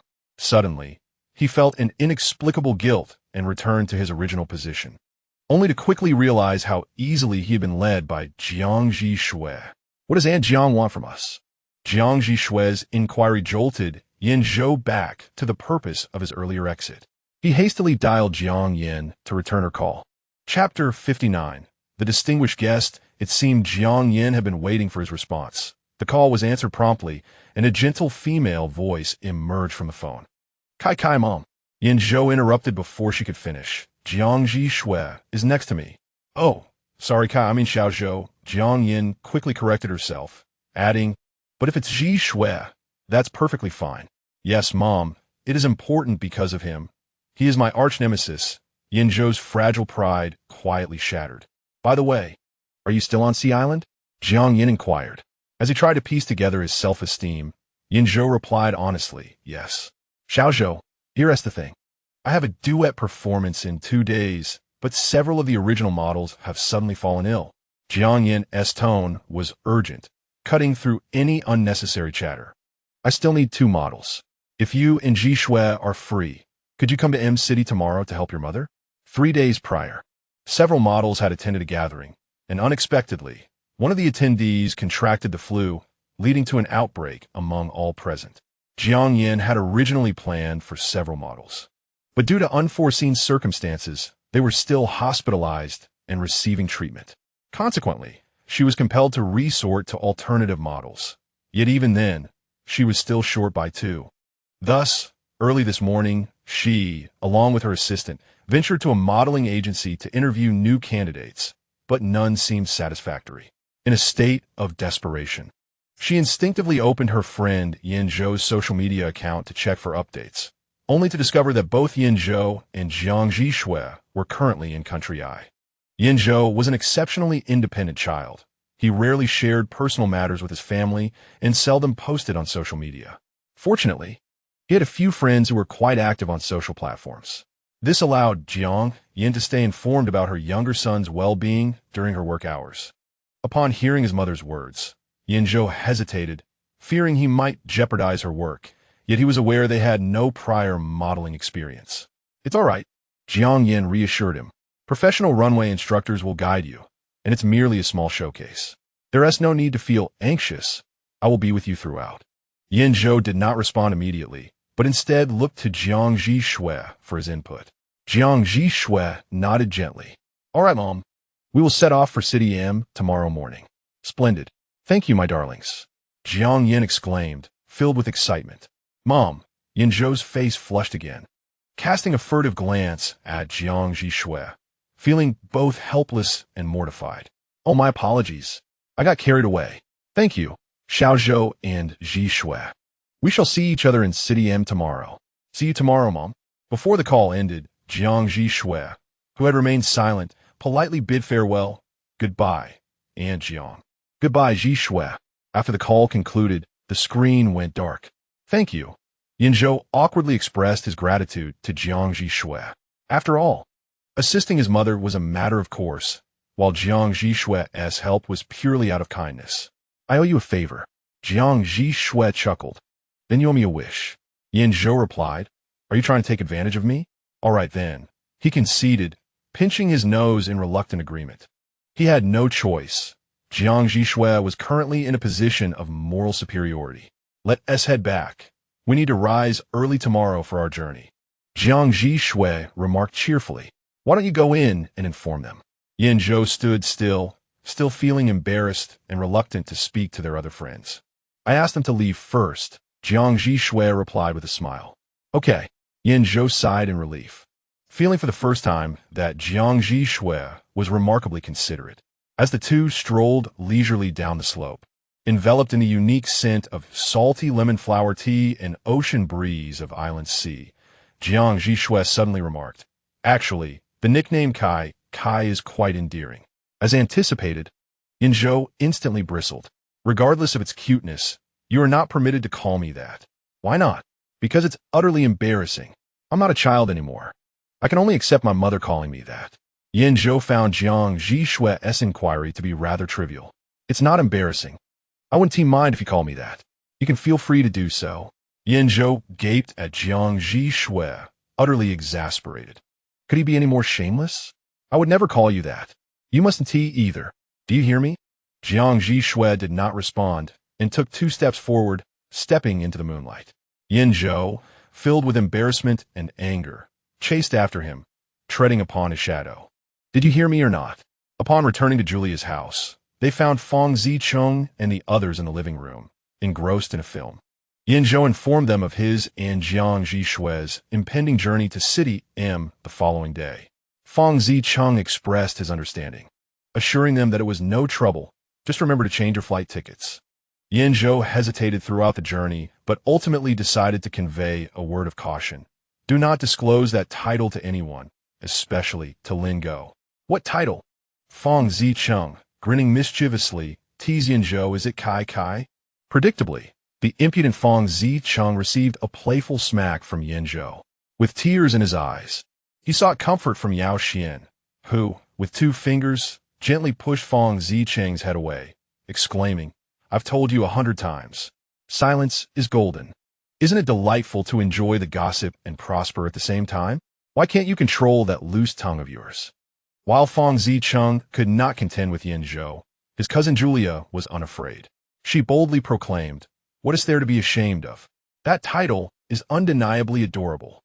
I think Xiao Jiang quite likes it. Xiao Jiang, future esteemed guest. Yan Zhou, he likes it? Nonsense. Yao Xian, oh dear. Feng Zicheng, how peculiar. Truly bizarre. In any case, Yan Zhou reiterated with a puffed-up face, absolutely do not tell anyone. He was on the verge of anger. The others, merely seeking amusement to provoke Yan Zhou, readily acquiesced. Having resolved a significant concern, Yan Zhou finally felt at ease to take a shower. After bathing, he entered the room to find Jiang Zhi Xue crouched on the floor, packing his belongings. Suddenly feeling a wave of shyness, Yan Zhou realized that Jiang Zhi Xue had always been the one to pack their bags before each transition during their trip to White Country. Thank you, he said, kneeling to assist. No need. I've already tidied up, Jiang Zhi Xue replied, closing the suitcase. Go to bed. I'll take a shower. Yan Zhou stood still as he watched Jiang Zhi Xue close the door behind him, inexplicably reminded of the 2 instances today when he called him Kai Kai. Damn it. I'm going crazy. Yan Zhou hurriedly climbed into bed, knowing he would find it even harder to sleep once Jiang Zhi Xue returned. When Jiang Zhi Xue entered wearing his pajamas, Yan Zhou was already asleep under the moonlight. Jiang Zhi Xue smiled, walked to the window, and drew the curtains tightly. The moonlight was effectively blocked out, allowing the furrowed brows of the person in bed to finally relax. After observing him for a moment, Jiang Zhi Xue turned and quietly climbed into bed, effortlessly pulling Yan Zhou into his embrace. A playful speculation. When will Xiao Jiang excitedly call out Xiao Yin Kai Kai in the future? Chapter 60. Helpless resistance in the midst of a dream. Yan Zhou suddenly felt an overwhelming surge of stimulation coursing through him, causing his entire body to tremble involuntarily. Soft, warm, and moist. Something was licking his glands. It was truly exhilarating. Yan Zhou, with his eyes tightly shut, could not help but fumble forward in an attempt to escape. However, the hand firmly clasped around his waist immediately yanked him back, rendering him both unable to flee and powerless to resist. The scent of the cub was intoxicating.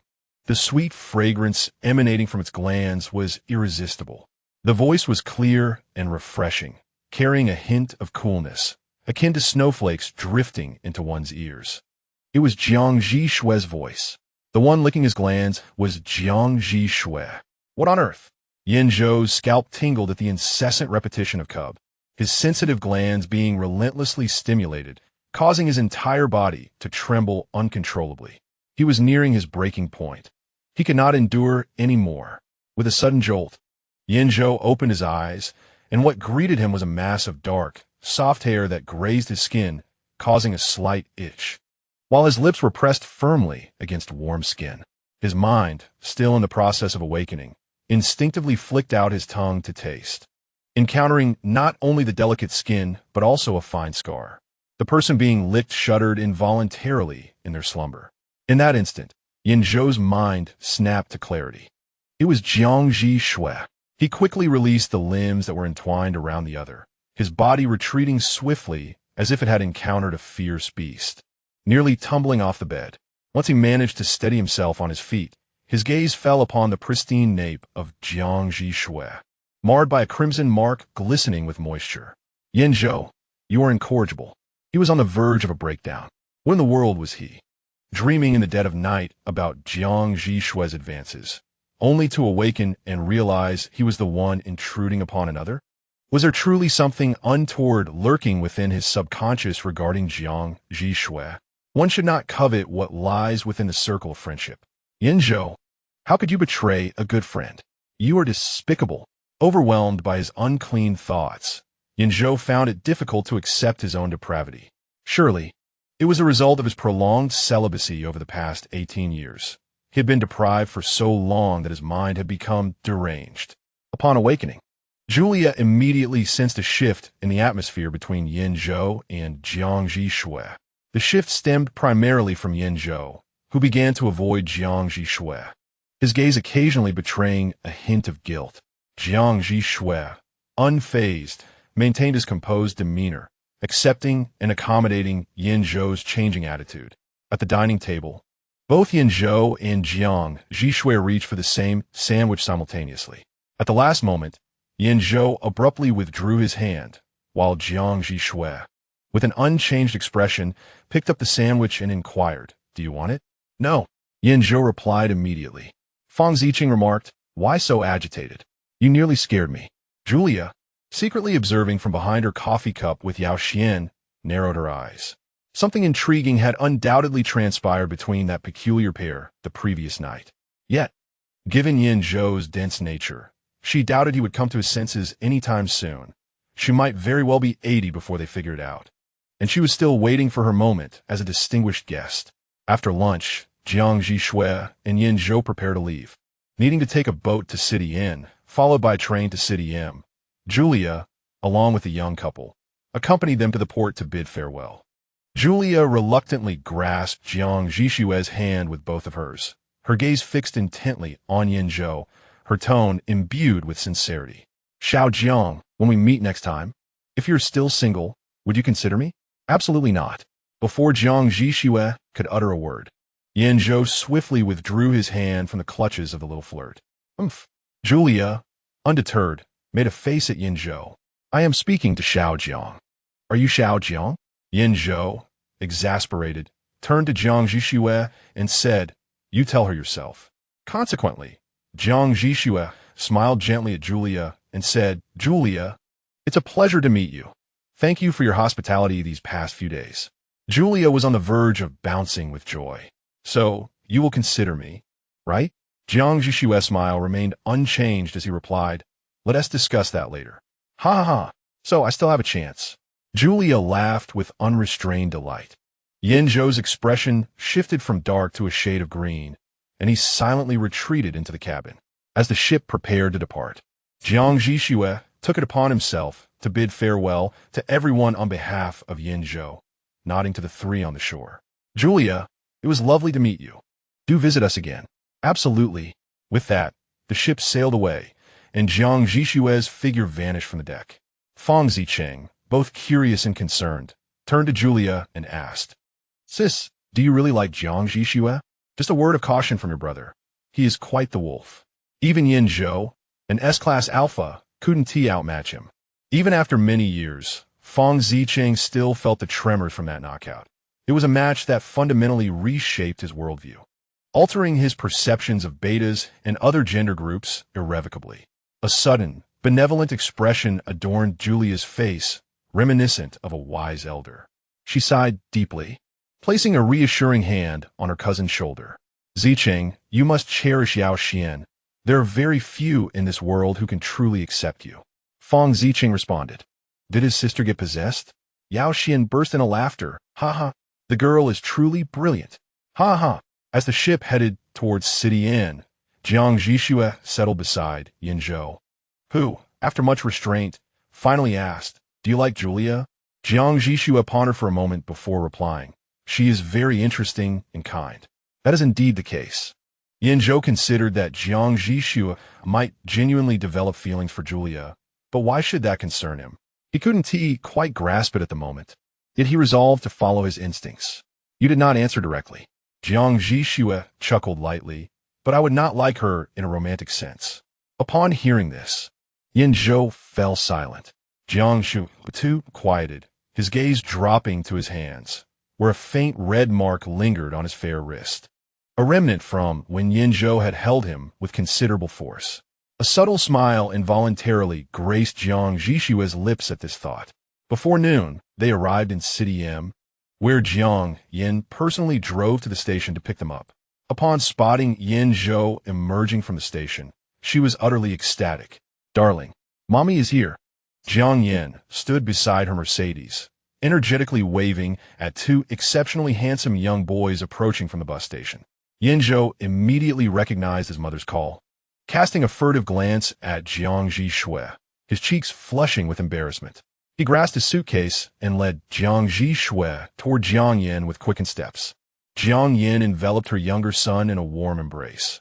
It had been 3 or 4 months since she last saw the children, and she truly missed Yan Shu and Yan Zhou, momentarily forgetting the agreement she had with Yan Zhou. My dear, Mother has missed you so much. Mom. Yan Zhou's face contorted in dismay at the endearment, for he could hardly bear the word dear. Oh, my apologies.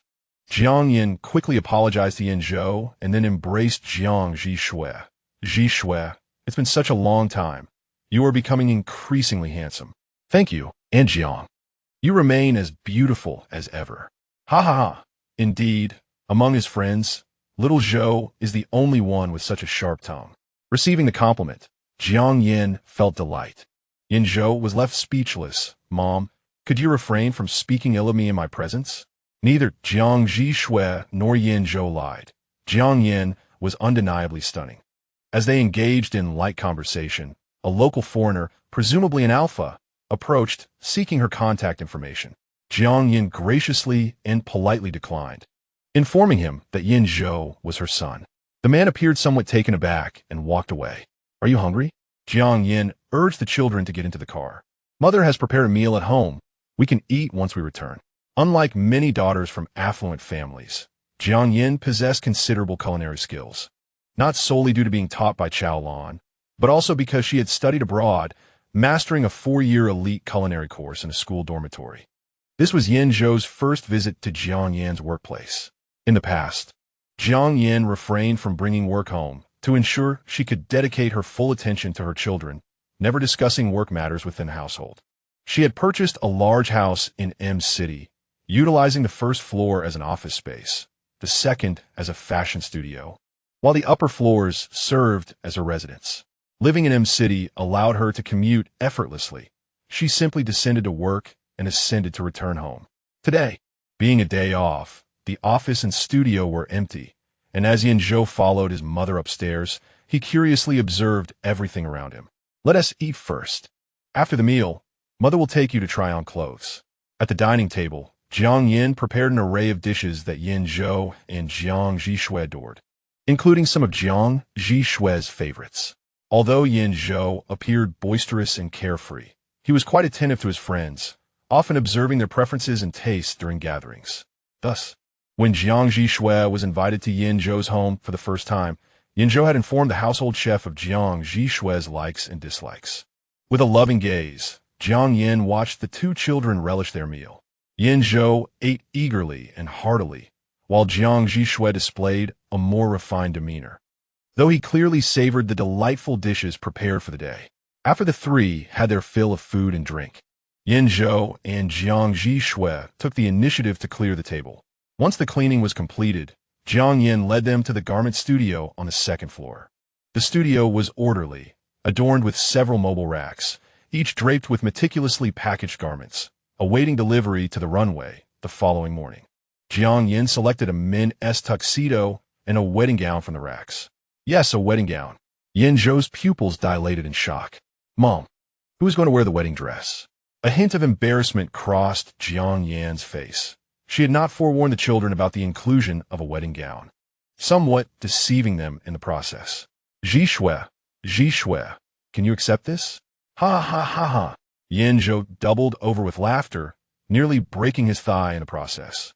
He never imagined he would witness Jiang Zhi Xue donning feminine attire. Ha ha ha ha ha. He was determined to capture 800 photographs and request a 4K recording of the runway from his mother. He would print those photos and burn the footage onto a disc, locking them away in the family safe as treasured heirlooms. Ha ha ha ha. Jiang Yin remarked, Zai, stop laughing. If it weren't for the fact that you are utterly unsuited for this dress, it was originally meant for you. Jiang Zhi Xue gazed at the wedding gown in Jiang Yan's hands for a moment before nodding in agreement. Okay. Zhi Xue's decisive response startled Yan Zhou, who looked at him in disbelief. Are you really okay with this? It's beautiful and has a sense of artistry, doesn't it? Jiang Zhi Xue encouraged Yan Zhou to scrutinize the gown closely.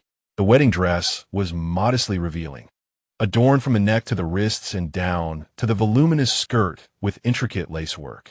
However, the hem and cuffs bore scorch marks.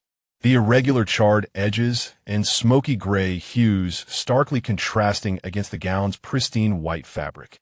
A band of blood-red flowers encircled the waist. Upon closer inspection, one would discover that these flowers were crafted from deep crimson rhinestones, their weight lending a graceful drape, resembling droplets of blood cascading at the waist. Apart from the blood-red flowers and the scorched hem, the gown was strikingly white and exceptionally clean, creating a dramatic contrast among the elements. The narrative was rich. I originally paired this wedding gown with a decorative wide-brimmed hat.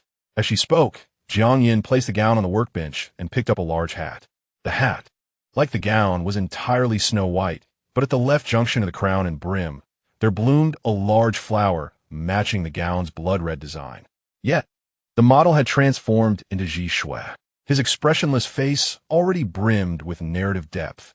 Any additional accessories would only detract from his story. Mom, you're amazing. This was the first time Yan Zhou had so vividly experienced Jiang Yan's talent. Thank you, Xiao Zhou. Jiang Yin smiled as she set down the large hat and picked up the tuxedo prepared for Yan Zhou. This tuxedo also concealed its own secrets. The outfit Yan Zhou was to wear closely resembled the evening attire of the aristocratic male gentry from the Victorian era in the tales of Sherlock Holmes. The ensemble begins with an elegant black tailcoat, its front hem tailored to flow gracefully from the waist to the back of the knees. Beneath it lies a silver-gray waistcoat, and at the innermost layer, a satin white wing-collared shirt adorned with a pristine white bow tie. The trousers are a simple yet classic pair of straight-cut gray pinstripe pants. At first glance, this evening attire appears rather conventional, but upon closer inspection, one can discern a few faint drops of blood at the junction where the white shirt meets the waistcoat. The lapel flower on the tailcoat is a white rose fashioned from a white silk scarf, also stained with several droplets of blood. To further accentuate the ensemble, Jiang Yin has replaced the customary white gloves with a pair of yellow rubber gloves. Yan Zhou stands in stunned silence, unfamiliar with the artistry of fashion, yet profoundly moved. Jiang Yan's narrative is not yet concluded. She produces a bouquet intended for the bride, revealing a riotous array of vibrant flowers, from which protrudes a bloodied knife. Mother, what is the theme of this showcase? A killer's love story? Close enough, Jiang Yin replies, arranging the two outfits and handing them to Jiang Zhi Xue and Yan Zhou. The theme is appearance versus essence. It primarily depicts 12 pairs of seemingly adversarial lovers who appear ready to slay each other, yet privately harbor a fervent love for one another. Chapter 62. A nosebleed. Yan Zhou, astonished, slightly parts his lips as a thought strikes him. He recalls a phrase he encountered on the campus BBS. A true chef serves a meal with every sentence. It appears his mother possesses a remarkable talent for culinary artistry as well. So, what does our attire specifically convey? He inquires curiously as he accepts the garments. Jiang Yin winks playfully. The entire upper class perceives you as a couple who wishes to annihilate each other. Yet in reality, your wife is a serial killer who exclusively targets unfaithful men. And you, as her husband, diligently clean up the crime scenes after her. Goodness. Yan Zhou is momentarily at a loss, yet still profoundly impacted. Thus, the bloodstains on your attire and the lapel flower.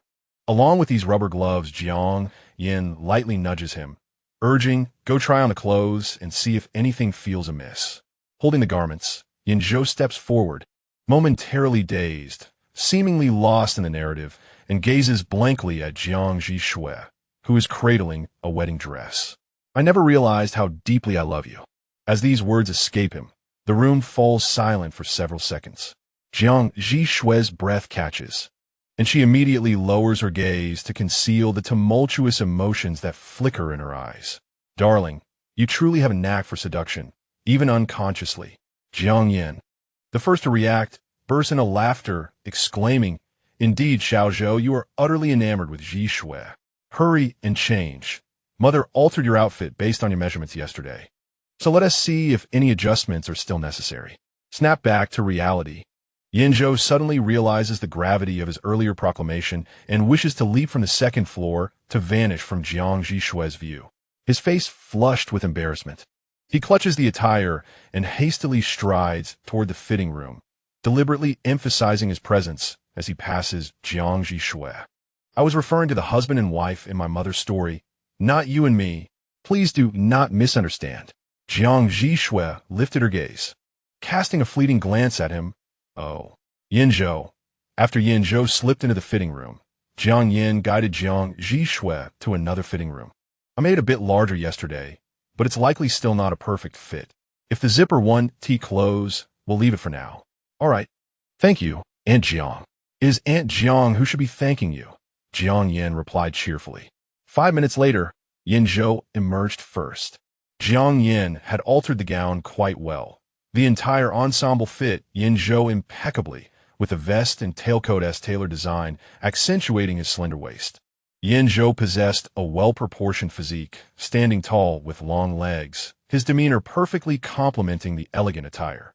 As he lowered his gaze to adjust his cuffs, he resembled a distinguished young gentleman extracted from a Victorian oil painting. This esteemed young gentleman was adored by high society, basking in the affections of many. He was the center of attention in social gatherings, the most charming presence, yet no one knew what kind of beautiful bride could ever win his true heart. Until the day he married a wife due to a family alliance. "My son is truly handsome," Jiang Yin remarked as she removed the slightly loose silk rose from Yan Zhou's chest, neatly folding it before placing it back into his pocket. Yan Zhou, receiving his mother's praise, displayed a gentle smile. Ever since Jiang Yin regained her health, she had been unreserved in expressing her love and admiration for her children. Regardless of how many times he received his mother's compliments, Yan Zhou always felt the same joy as the first time he was praised. With a rustling sound, the curtain of another fitting room was drawn back, revealing the young gentleman's wife. Jiang Yin did not possess precise measurements of Jiang Zhi Xue's figure, and despite the alterations, the wedding dress remained ill-fitting. The zipper could not be fastened halfway up the back. The gown draped loosely on Jiang Zhi Xue, yet it lent him an air of relaxed nonchalance, the burn marks on the cuffs contrasting starkly with his fair hands. As he adjusted the waistline, it seemed he had disturbed a cluster of blood flowers, and while he bent down to correct it to an onlooker, his long, fair fingers appeared to be toying with a bouquet of blood flowers. His nonchalant demeanor exuded a rather sinister charm. Absolutely stunning. Jiang Yin's intuition was spot on.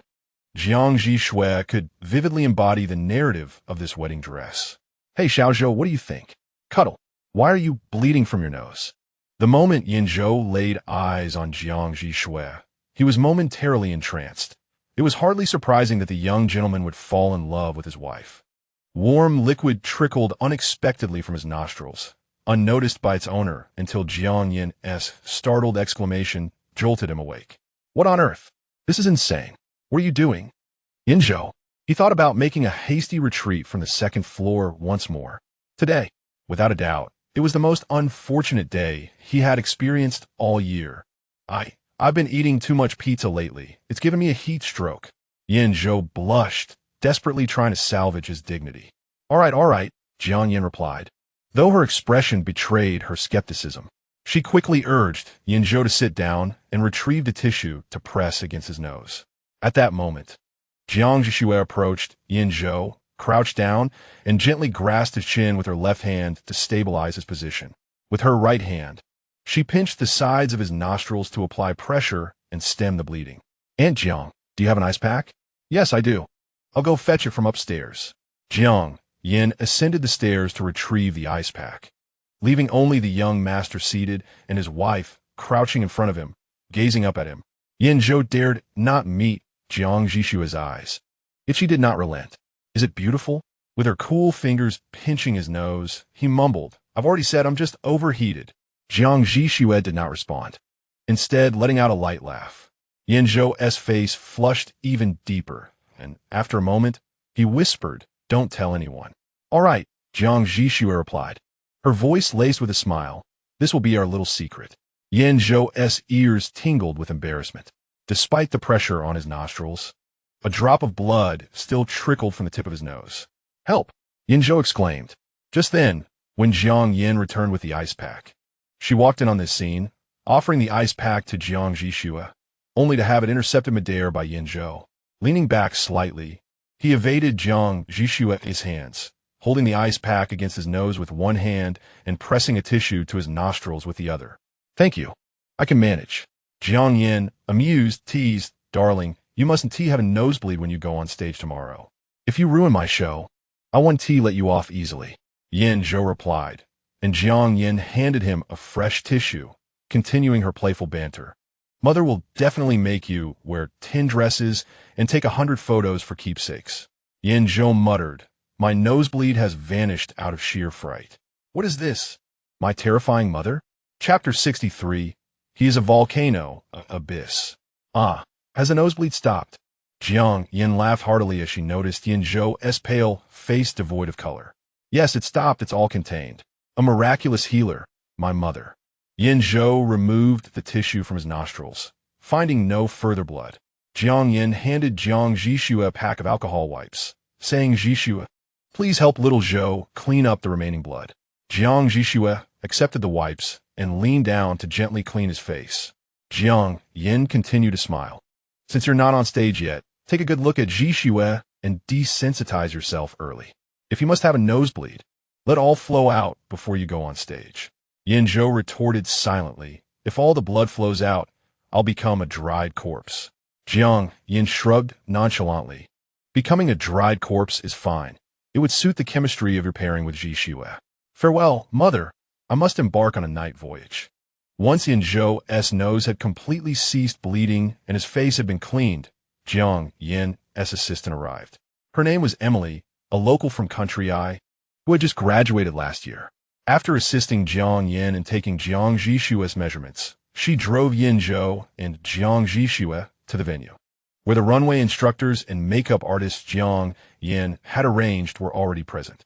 2 novice models were required to attend a runway training and makeup session, while Jiang Yin stayed behind in the studio to amend a wedding gown. Jiang Yin escorted the 2 young ones downstairs, reminding them to return early for dinner. "Emily, we'll be relying on you," she said. The trio soon arrived at the venue, where the lighting and stage decorations were complete. The runway was adorned with an abundance of crimson velvet drapes, flanked by countless withered dried flowers, creating an ambience reminiscent of a Victorian soiree. Tomorrow morning, fresh flowers would be added alongside the dried ones, symbolizing an extraordinary love. Noticing Yan Zhou's lingering gaze on the dried flowers, the runway instructor chuckled and explained, "All right, gentlemen, gather around." The instructor invited Emily to join him on stage, demonstrating several key points for Yan Zhou and Jiang Zhi Xue to remember during their walk. Once the lesson concluded, Emily played the music designated for their performance, signaling it was time for Yan Zhou and Jiang Zhi Xue to take the stage. They donned the shoes they would wear tomorrow and positioned themselves at the beginning of the runway. Yan Zhou let his left hand fall naturally while placing his right hand firmly on his abdomen, his arm gracefully bent. Jiang Zhi Xue gently linked her left arm through the crook of his right. Strangely, Yan Zhou began to feel anxious. Meanwhile, with a playful smile, Jiang Zhi Xue whispered to him, "Feeling nervous? We look just like we're entering a wedding." Upon hearing this, Yan Zhou stiffened. "Your expression is far too tense. You are the darling of social soirees. You thrive in the spotlight. Allow your demeanor to be a little more relaxed and carefree." The instructor advised as he stood before them. Xue, your expression of calm indifference works perfectly. You are the most enigmatic presence at this gathering, making your debut alongside your new husband, oblivious to anyone else but him. Teacher, please, no more. The more you speak, the more anxious I become, Yan Zhou implored. Under the instructor's continuous guidance and corrections, they finally managed to walk in a manner that satisfied him. The instructor could not help but exclaim, "You both possess remarkable talent. Have you considered entering the industry professionally?" Yan Zhou smiled politely and replied, "Thank you, but for now, that is not on the table." The instructor chuckled and shrugged, choosing to say no more. As Yan Zhou and Jiang Zhi Xue moved from the runway to the backstage area, the makeup artist began trialing the looks they would don tomorrow, while Emily observed closely, occasionally offering her insights. This was one of the reasons Jiang Yin had asked her to accompany them. The fashion designer, aside from crafting the garments, needed to be involved in the makeup and hair design, ensuring that everything harmonized for optimal display. Once their makeup was complete, Yan Zhou and Jiang Zhi Xue returned to the runway, where the makeup artist made final adjustments in conjunction with the lighting effects. By the time all tasks were concluded, dusk had settled. Their looks were photographed to serve as a reference for tomorrow. Before parting ways, the runway instructor offered a final piece of advice with a smile. There will be many spectators tomorrow, but do not fret. Simply pretend they do not exist. I wish you both the best of luck. Thank you, teacher. Goodbye. Emily escorted Yan Zhou and Jiang Zhi Xue back, and just before they alighted from the car, Yan Zhou courteously inquired, "Emily, why not join us for dinner before you leave?" Emily smiled and winked at him through the rearview mirror, replying, "No, I have someone else to dine with this evening." "All right." Yan Zhou chuckled helplessly as they bade each other farewell. Upon returning to the studio on the second floor, Jiang Yin had already altered the wedding dress, eagerly urging Jiang Zhi Xue to try it on.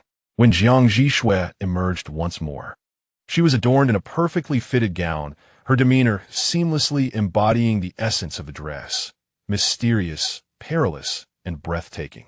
You are aware of his dangers, yet when he gazes down at you, you find yourself irresistibly drawn towards him. He is a volcano, a chasm. Approaching him means risking melting away or plummeting into the abyss, yet you cannot help but continue your advance, opening your arms to him, regardless of whether he reciprocates. Such is his perilous charm that even the darlings of social soirees would willingly set aside their arrogance to extend a hand towards him. Perfection. It's exactly as I envisioned. For a fashion designer, the greatest joy lies in witnessing their creation flawlessly interpreted. Xiaozhou, have you desensitized? Do you still get nosebleeds?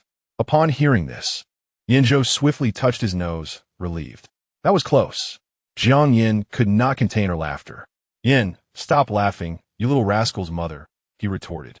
Jiang Yin ascended the stairs to prepare dinner for the children, instructing Jiang Zhi Xue to change and hang the dress. However, Jiang Zhi Xue did not immediately change. Instead, she approached Yan Zhou, who was seated, and looked down at him, reiterating the question he had previously evaded. "Do I look good?" Yan Zhou instinctively leaned back, hitting the edge of the table, feeling somewhat suffocated by the intensity of Jiang Zhi Xue's presence. "You look good." He felt an illusion that if he did not provide an answer, Jiang Zhi Xue would ensure he did not leave the studio that day. Jiang Yan's arrival would be of no help. Even after receiving a response, Jiang Zhi Xue did not easily let him off the hook.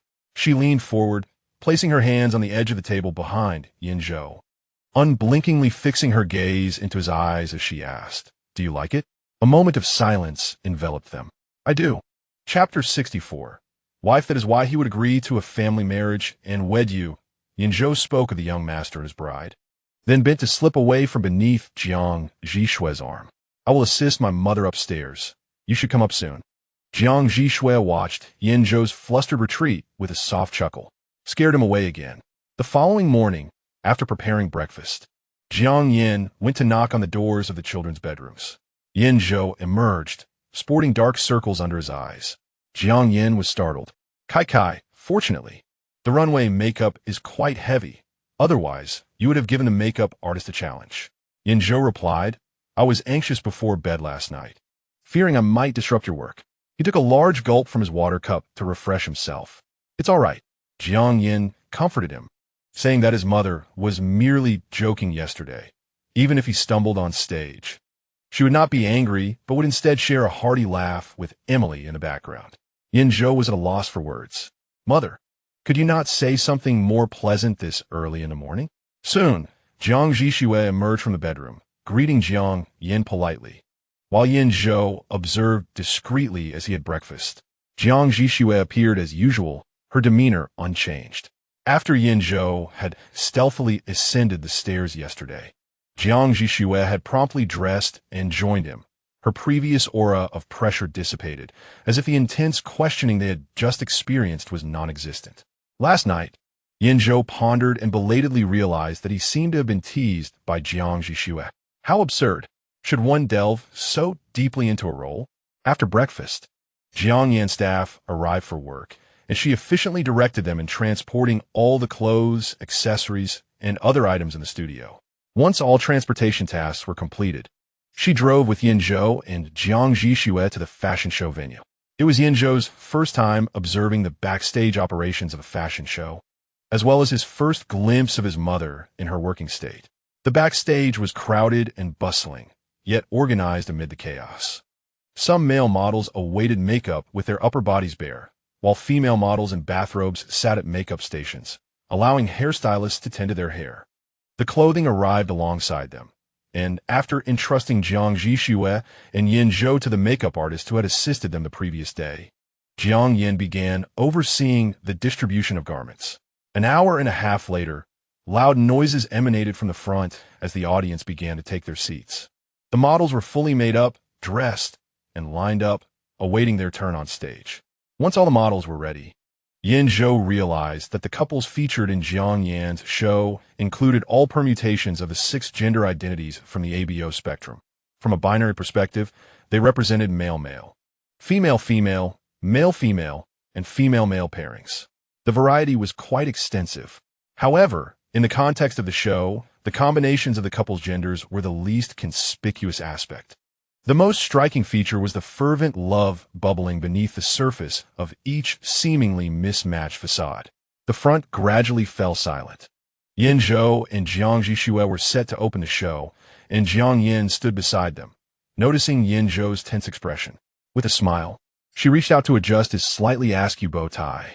"Xiao Zhou, don't be nervous. The audience is just a bunch of potatoes." Her familiar words momentarily eased Yan Zhou's anxiety.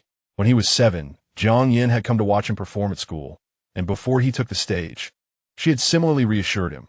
"Xiao Zhou, don't be nervous. The audience is just a bunch of little potatoes." As the memory faded, a smile finally appeared on Yan Zhou's tense face. He pointed at the stunning Jiang Zhi Xue beside him and said, "Then she is potato 1.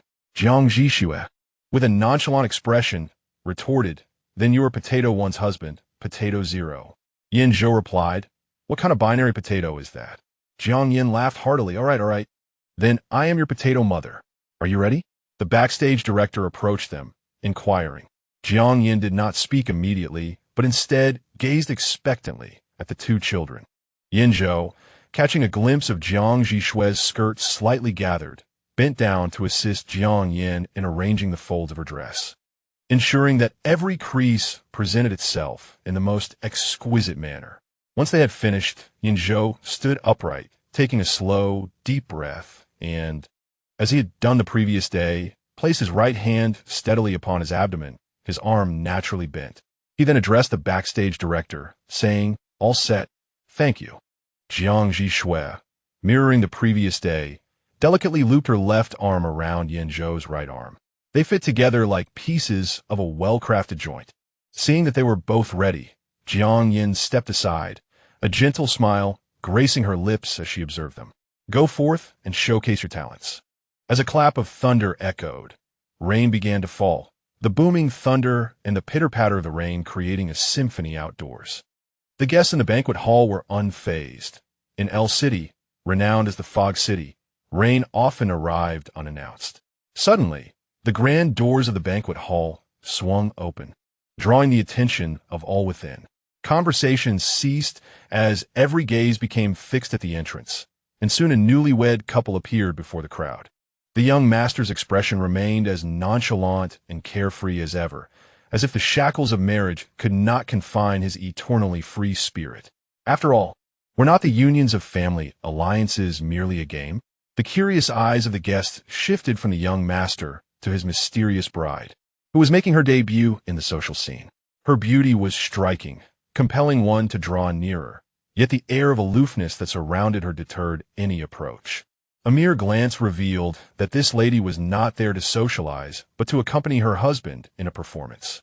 Whispers began to circulate among the attendees, speculating when this seemingly mismatched couple, brought together by mutual interests, would inevitably part ways. Divorce seemed to be the conclusion predetermined by the onlookers. But was that truly the case? Beneath the still waters lay a fervent passion. After Yan Zhou and Jiang Zhi Xue returned backstage, his heart finally began to race. The moment he stepped onto the runway, the audience transformed in his mind into guests of the banquet, murmuring about the newlywed couple. His task was to gracefully accept their gazes and discussions while silently expressing his love for his wife. Jiang Yin presided over the model's entrance at the runway, while Yan Zhou stood in the corner, lost in thought, seemingly still gathering his composure. A bottle of water was offered to him, and he slowly lifted his gaze to find his wife, Jiang Zhi Xue, before him. Wife, he thought, but before he realized the word escaping his lips, it was too late. Now calling her wife would lead to future implications. Chapter 65. Is he your son's partner? Jiang Zhi Xue's teasing gaze met Yan Zhou's eyes. Darling, would you like some water? Damn, he exclaimed, his face flushing crimson as he swiftly took the bottle from Jiang Zhi Xue's hand, unscrewed the cap, and took a large gulp. Upon witnessing the scene, Jiang Zhi Xue let out a light chuckle, concealing the mockery glimmering in her eyes. It was time to temper the atmosphere, as the curtain was about to fall. Indeed, no sooner had Jiang Zhi Xue spoken than Jiang Yan began to summon people. Yan Zhou, wishing to pat his face but wary of the makeup adorning it, could only lift his gaze, regarding Jiang Zhi Xue with utmost seriousness. Look at me. Regard me with your usual aloof demeanor. Jiang Zhi Xue complied, lowering her eyes to coldly gaze down at Yan Zhou. The familiar Jiang Zhi Xue returned to him. She was no longer merely his wife, but the embodiment of Jiang Zhi Xue herself. Within Yan Zhou's tumultuous heart, tranquility emerged. Let's depart. The restored Yan Zhou took the initiative to beckon Jiang Zhi Xue. The sequence of their exit mirrored that of a formal runway show, as the 12 pairs of lovers crafted by Jiang Yin sequentially graced the stage, completing a circuit before retreating backstage. Just as Yan Zhou and Jiang Zhi Xue returned to the backstage area, Jiang Yin called them over. As the designer expressed her gratitude, she ascended the stage alongside her mother. With a beaming smile, Jiang Yin took her son by one hand and her daughter-in-law by the other. My mother never imagined that one day she would take a bow with her children. Jiang Yan's words softened Yan Zhou's heart, and he nodded in acknowledgement. After the final model exited the T stage, Jiang Yin led Yan Zhou and Jiang Zhi Xue from the entrance of the runway to the center of the stage, raising her hands high and bowing in gratitude to the audience alongside them. Thunderous applause resounded through the hall, a tribute to the exceptional designer. Jiang Yan's show, held in the spring, was a resounding success. Upon returning backstage, Yan Zhou and Jiang Zhi Xue changed into their regular attire and removed their makeup, while Jiang Yin was called away for an interview by fashion media. When Yan Zhou and Jiang Zhi Xue sought out Jiang Yin after changing, her interview was nearing its conclusion. A reporter posed a question that piqued everyone's curiosity. I believe the audience is quite intrigued by the two opening models. We have never seen them at any previous show. Particularly, the male model bears a striking resemblance to you. Would you be willing to disclose his identity? Jiang Yin responded with an affable smile. He is my son, a remarkably talented young man. The reporter, still inquisitive, continued, your appearance with him today, does this signify that he will be entering the fashion industry under your guidance? Jiang Yin shook her head gently, her expression warm. I am uncertain. He has not discussed this matter with me. I fully respect my children's free will and will not overly interfere with their life choices. The reporter nodded, not lingering on the topic, and shifted to another question that equally intrigued the audience. We are also curious about the identity of the female model who opened the show. Is she your son's partner? The onlookers, including Emily, reacted with astonishment. Jiang Zhi Xue displayed her surprise, while Yan Zhou was taken aback, exclaiming, "What on earth?" Yan Zhou longed to rush into the interview to answer on his mother's behalf, yet he could only watch as she exchanged a mysterious smile with the reporter before responding. "This is a secret." The reporter displayed a knowing smile before concluding today's interview. Emily burst into laughter at Yan Zhou and Jiang Zhi Xue, mimicking Jiang Yan's earlier response. "This is a secret," exclaiming how delightful it was. Jiang Zhi Xue smiled politely, while Yan Zhou seemed on the verge of exasperation, exclaiming, "What kind of secret, Mom? Was that question really so challenging? Couldn't you have just answered a no?" Upon returning from seeing off the media, Jiang Yan noticed Yan Zhou's forlorn gaze and offered him an innocent smile, stating, "I wanted to make my answer a bit more entertaining." Yan Zhou felt doubled over in disbelief, laughing heartily. "How amusing, Mom. Do you see me laughing? I really should have set sail last night. Your show was such a success. I wanted to bring you a bit of joy." Jiang Yan, feeling a tinge of guilt, patted Yan Zhou on the shoulder, saying, "Thank you, Xiao Zhou and Zhi Xue, for your help today. I'll treat you to a grand feast." She had reserved a lunch slot at a Michelin 3-star restaurant for all the staff and models. The backstage tidying was swiftly completed, and Jiang Yan shared the restaurant's address with everyone. Many had cars, so they drove themselves, picking up a few colleagues along the way to the restaurant. After lunch, Jiang Yan took Yan Zhou and Jiang Zhi Xue for a stroll around M-City. They ultimately arrived at a renowned local ice cream shop famed for its diverse and unique flavors. Jiang Yan bought them each a taro milk and a soy milk-flavored ice cream. "Thank you, Mom." "Thank you, Aunt Jiang." The three sat at an outdoor table, enjoying their ice creams. As she savored her treat, Jiang Yan's expression gradually shifted to one of guilt. "I'm truly sorry for bringing you both to M-City to help, yet not having the time to show you around properly. Especially since you'll be returning home tomorrow." "Not at all, Mom," Yan Zhou replied, glancing at Jiang Zhi Xue, as the subsequent words also represented her sentiments. Jiang Zhi Xue, sensing his gaze, met his eyes briefly, conveying that Yan Zhou could express himself freely. Feeling reassured, Yan Zhou continued to comfort his mother. "Both Jiang Zhi Xue and I found this experience incredibly fascinating. I've never delved so deeply into your work or witnessed how you operate. After these 2 days, I've come to realize that you are even more remarkable than I had imagined. It's like," he paused, contemplating the right adjective, "like a superhero." Jiang Yan burst into laughter while holding her ice cream cone. "So you're my son, a little superhero, are you? That makes us a superhero family. Ha ha ha." Jiang Zhi Xue noticed the hint of tears hidden behind Jiang Yan's joyful laughter and silently offered her a tissue, saying, "Aunt Jiang, your ice cream is dripping onto your hand."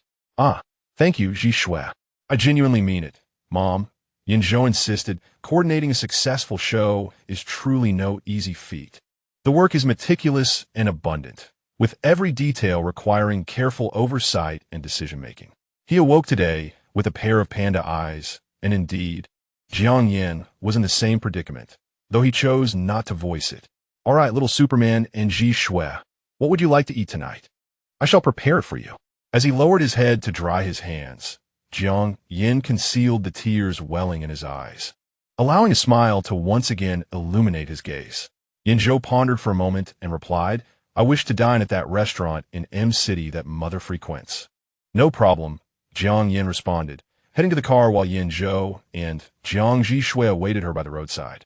The entire street basked in the golden hues of the setting sun, and Yan Zhou suddenly turned to observe Jiang Zhi Xue's profile. "Zhi Xue, thank you for today." "Why do you thank me?" Jiang Zhi Xue's long eyelashes fluttered, glistening with golden light. "There are countless reasons. In short, thank you." Chapter 66. Xiao Zhou doesn't allow it. As Jiang Yan entered Jiang Zhi Xue's room with a gift, she found the 2 children crouched on the floor, packing their luggage, primarily Jiang Zhi Xue doing the packing, while Yan Zhou oversaw the process. Jiang Yan noticed that most of the suitcase was neatly filled with Yan Zhou's clothes and his newly purchased souvenirs. while Jiang Zhi Xue's garments were pitifully crammed into the corners, serving as mere cushioning. Unable to bear the sight, she knocked on the door and couldn't help but point a finger at Yan Zhou. "Dear, in the future, when you travel, you should bring your own suitcase." "No, I'm too lazy to carry one," Yan Zhou replied, shaking his head vigorously. Jiang Yan remarked, "If it were someone else, who would indulge you so? If it were your sister, she would certainly stuff your clothes like pickled vegetables." "What time is your flight tomorrow?" Jiang Yan inquired. 5 a.m., Yan Zhou answered. "We should arrive around 11 p.m. local time in High City, and after a quick wash, we can retire for the night." "Mother, you needn't see us off. We've arranged for our own ride." "All right," Jiang Yan agreed, squatting beside them next to the suitcase, and presented them with 2 small red velvet gift boxes, a smile gracing her face. "This is a token of appreciation for your help." Yan Zhou feigned modesty, saying, "Oh, mother, you are too kind. What need is there for rewards between us?" Yet his hands eagerly accepted the gift, and fearing Jiang Zhi Xue might decline, he took her box as well and pressed it into his own hands. As Yan Zhou opened the box, a pair of blue diamond cufflinks lay quietly inside, the blue diamonds deep and mysterious as the ocean. Jiang Yan glanced at the contents and remarked, "You've taken the wrong one. The blue diamonds are intended for Zhi Xue." "Oh." Yan Zhou exchanged the gift boxes with Jiang Zhi Xue. With a sudden burst of insight, Jiang Yan, having learned from Yin Fanhua, quipped, "It seems you are exchanging wedding rings."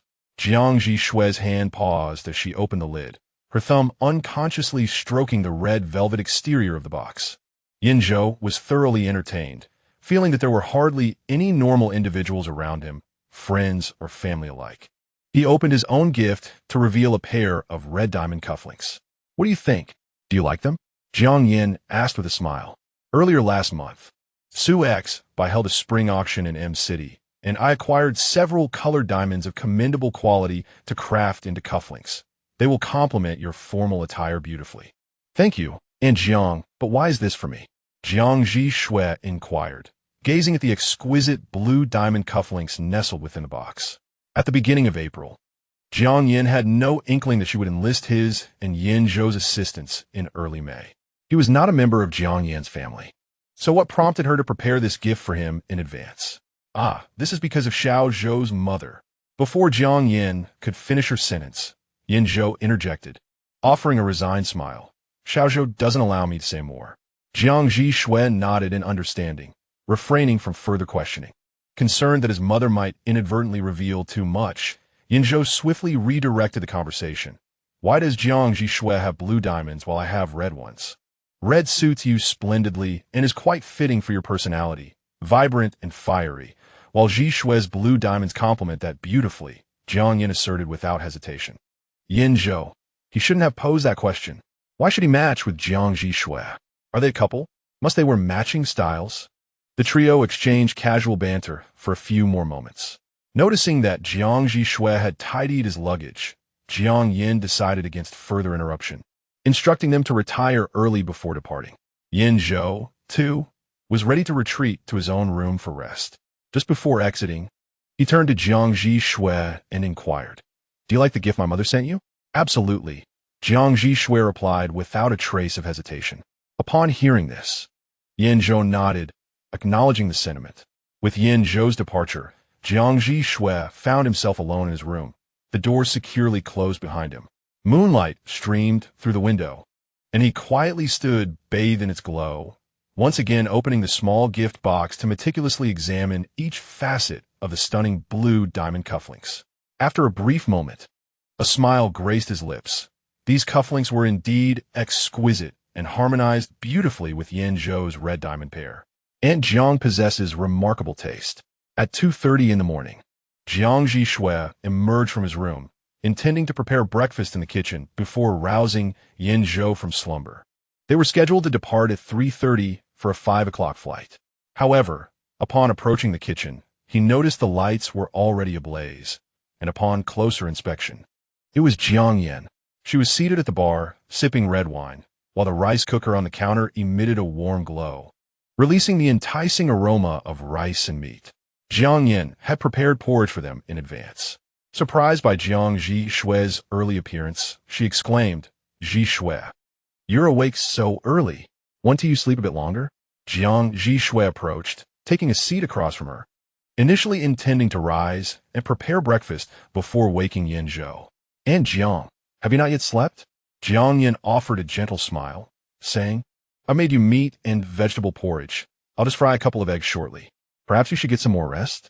Jiang Zhi Xue softly shook his head, responding, Once I'm awake, I can't return to sleep. And Jiang, you should rest. I'll fry the eggs later. It's not solely because you have an early flight that I'm awake, Jiang Yan replied, also shaking her head. I'm accustomed to enjoying a few drinks after completing significant tasks. As she spoke, she lightly tapped the stem of her wine glass. Perhaps it was the gentle intoxication. Perhaps the anticipation of not seeing Yan Zhou and Yan Zhou again for another half-month.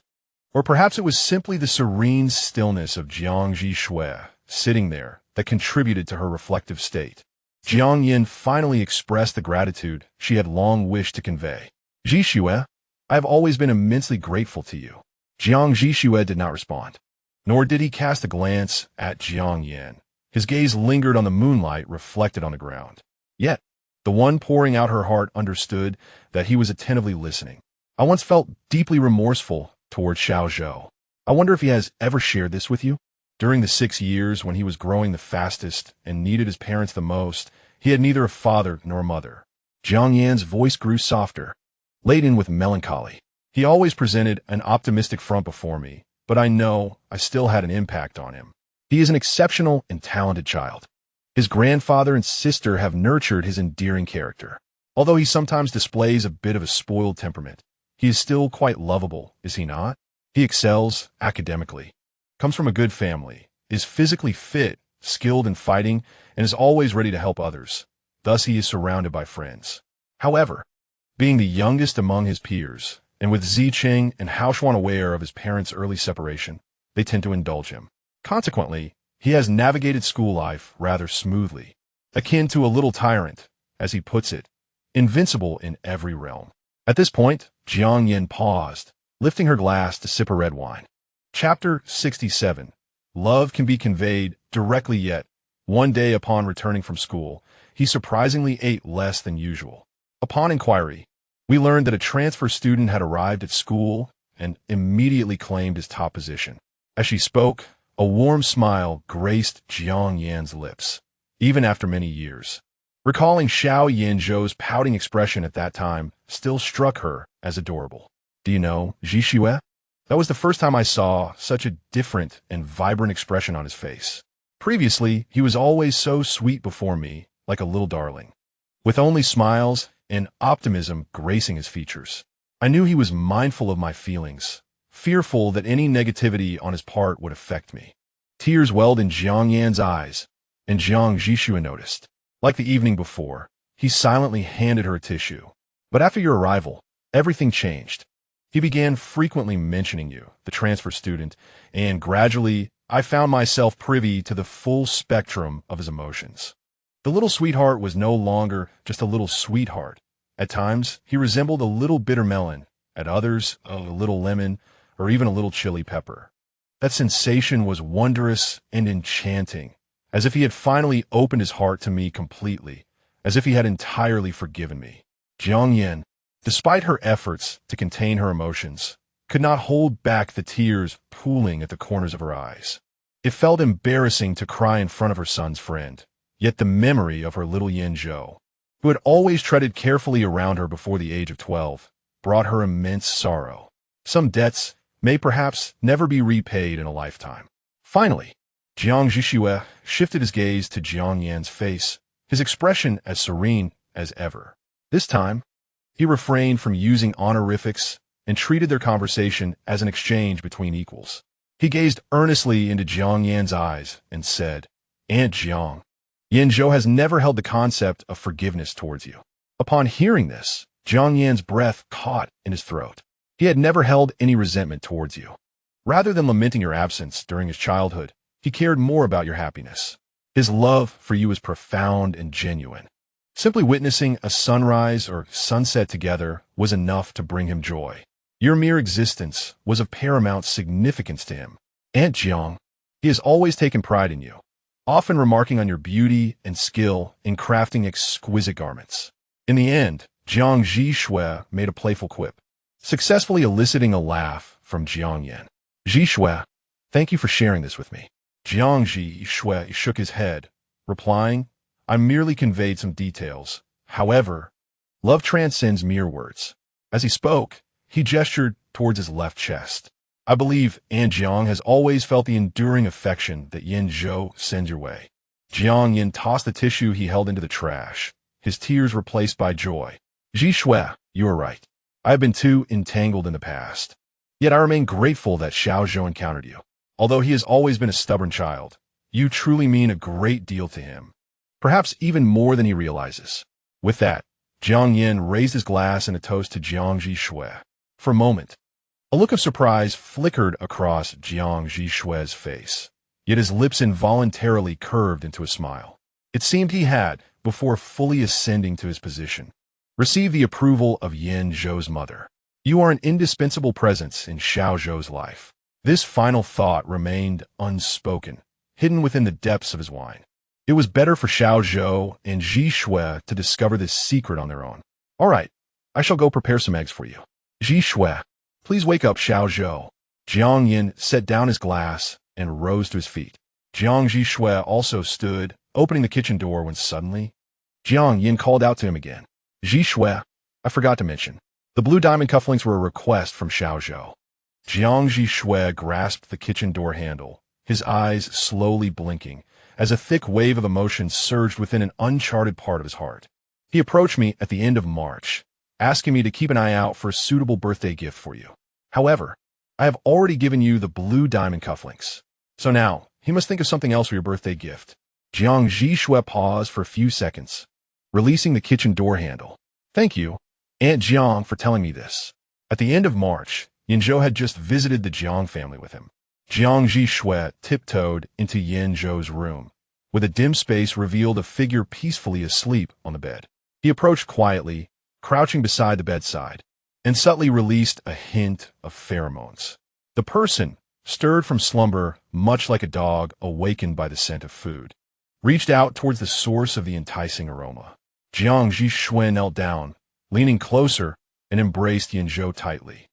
Yan Zhou inhaled the familiar scent of his favorite taro milk, wrapping his arms around Jiang Zhi Xue's neck. Jiang Zhi Xue nestled his head into the crook of Yan Zhou's neck, tightening his embrace. In this world, only Jiang Zhi Xue understood that he was holding onto his most cherished son. Without the son, a person would perish. Jiang Yan expresses gratitude for encountering Yan Zhou, but in truth, he is the one who should be thankful. Yan Zhou is the first individual who does not perceive him as a monster.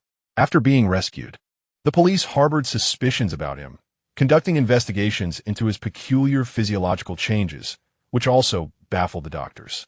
Even his family reacted with fear upon seeing him. Everything seemed to validate the words spoken by the demons. Monsters are unworthy of love.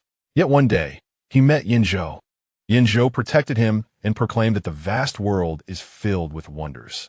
He asserted that it matters not if one experiences secondary differentiation at the age of 10. He declared himself the first of his kind. He stated that those who bullied him were beneath contempt. He insisted that he was merely an individual of unique characteristics. He was the first person to treat him as human. He was his son. He desired him. He yearned for his affection. One night, Yan Zhou awoke in a daze, sensing someone by his bedside. Instinctively, he thought it was Jiang Zhi Xue, who had mentioned he would come to call him in the early hours. What time is it? Yan Zhou's voice, still half asleep, had a somewhat whiny quality to it. It's 3 o'clock. Aunt Jiang has prepared breakfast. You should get up and wash up before the flight. Jiang Zhi Xue's voice was close, as if whispering in his ear. Struggling to open his eyes, Yan Zhou beheld a figure squatting by his bed in the dim light. Something glinting at the corner of the figure's eye. What on earth? Yan Zhou's drowsiness vanished instantly. There was no sorrowful sympathy in his eyes for Jiang Zhi Xue, only the astonishment akin to Columbus discovering a new world. Have you been crying? Why is that? Is it because my mother pondered all night and ultimately decided to ask for those cufflinks back? Jiang Zhi Xue replied, very rare. A curse formed in Jiang Zhi Xue's mind. What kind of nonsense reasoning is this? Chapter 68. Oh dear. Jiang Zhi Xue claimed he had not been crying, but rather that it was merely eye secretions. Yan Zhou fixed his gaze upon him. Oh. Jiang Zhi Xue remarked, reverse the heavens. After accompanying the two little adversaries through breakfast, Yan was promptly sent to rest by rival number 0. After bidding farewell to his mother, rival number 0 yawned and escorted rival number 1 to the airport. After being served 3 meals by the flight attendants on the plane, they safely landed in Haicheng. Yan Zhou was exceedingly fatigued. He had not rested sufficiently before departure and had not slept well on the flight, leaving him in a state akin to having consumed a sedative. While waiting for their luggage, he could not resist dozing off against Jiang Zhi Xue, standing by the baggage carousel. Jiang Zhi Xue supported Yan Zhou with one hand while swiftly retrieving the suitcase with the other. He nearly dragged Yan Zhou along with one hand while pulling the suitcase with the other until they reached the car that Grandma Yan had sent in advance. The driver alighted to assist with the luggage, and Jiang Zhi Xue half-placed Yan Zhou into the back seat of the car. The vehicle soon glided smoothly onto the road. There were few cars on the deserted streets at night, and the road conditions were excellent. The driver, mindful of the young master dozing in the back, deliberately drove with utmost care. Yan Zhou remained asleep throughout the journey, waking only when they arrived at the dormitory. The driver first exited the vehicle to assist them in retrieving their suitcases from the trunk. Yan Zhou, sprawled across the seat, refused to budge an inch. Jiang Zhi Xue, at a loss, leaned closer to him and discreetly released a hint of pheromone. Little one, it's far more comfortable to sleep in bed. Jiang Zhi Xue's cunning strategy was invariably effective with Yan Zhou.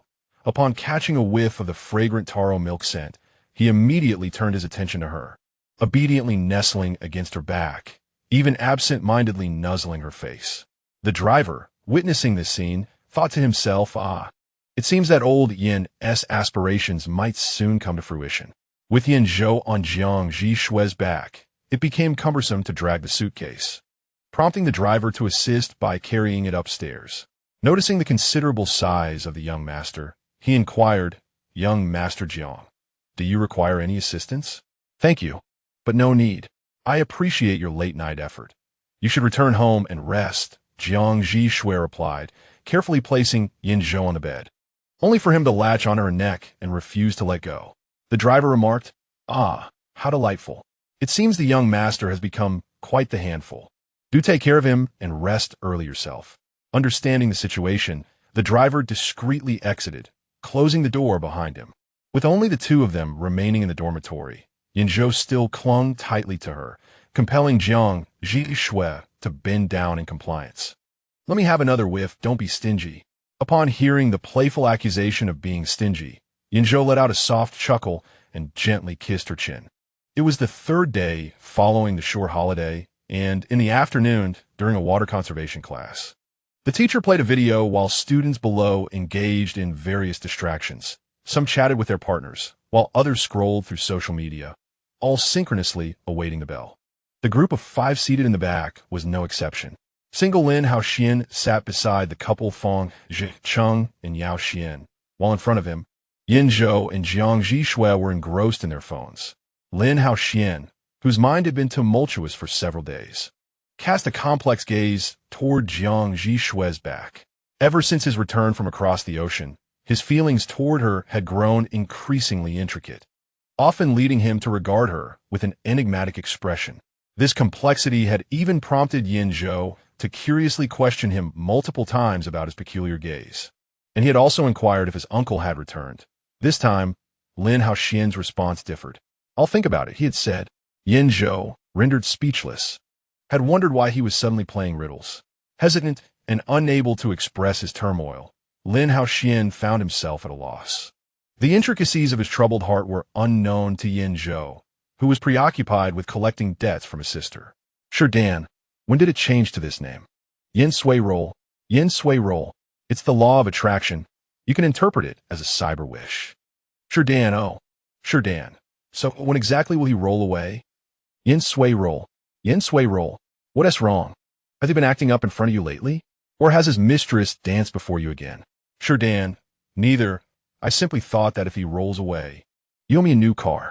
On the top floor of the Yin Corporation building, in the CEO's office, Yan Zhou, fervently working yet stealing moments to reply to his brother, was taken aback upon reading his latest message.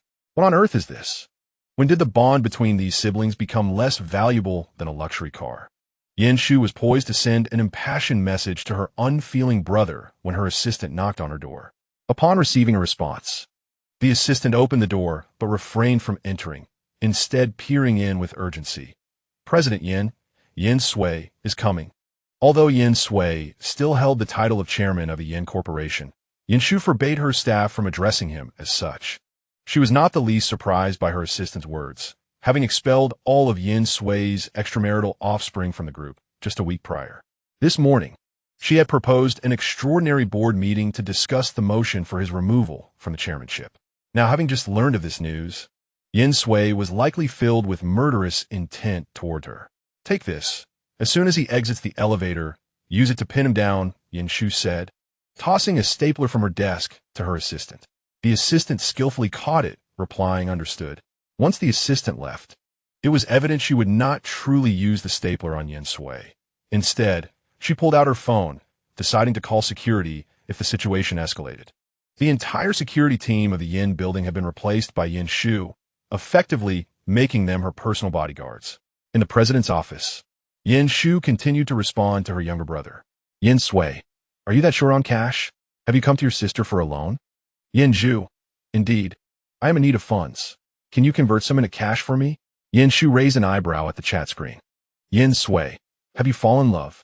Yan Zhou, you speak nonsense. Yan Zhou, oh, so you're just inexperienced and haven't managed to win her over yet. All right, I will transfer the money to you shortly.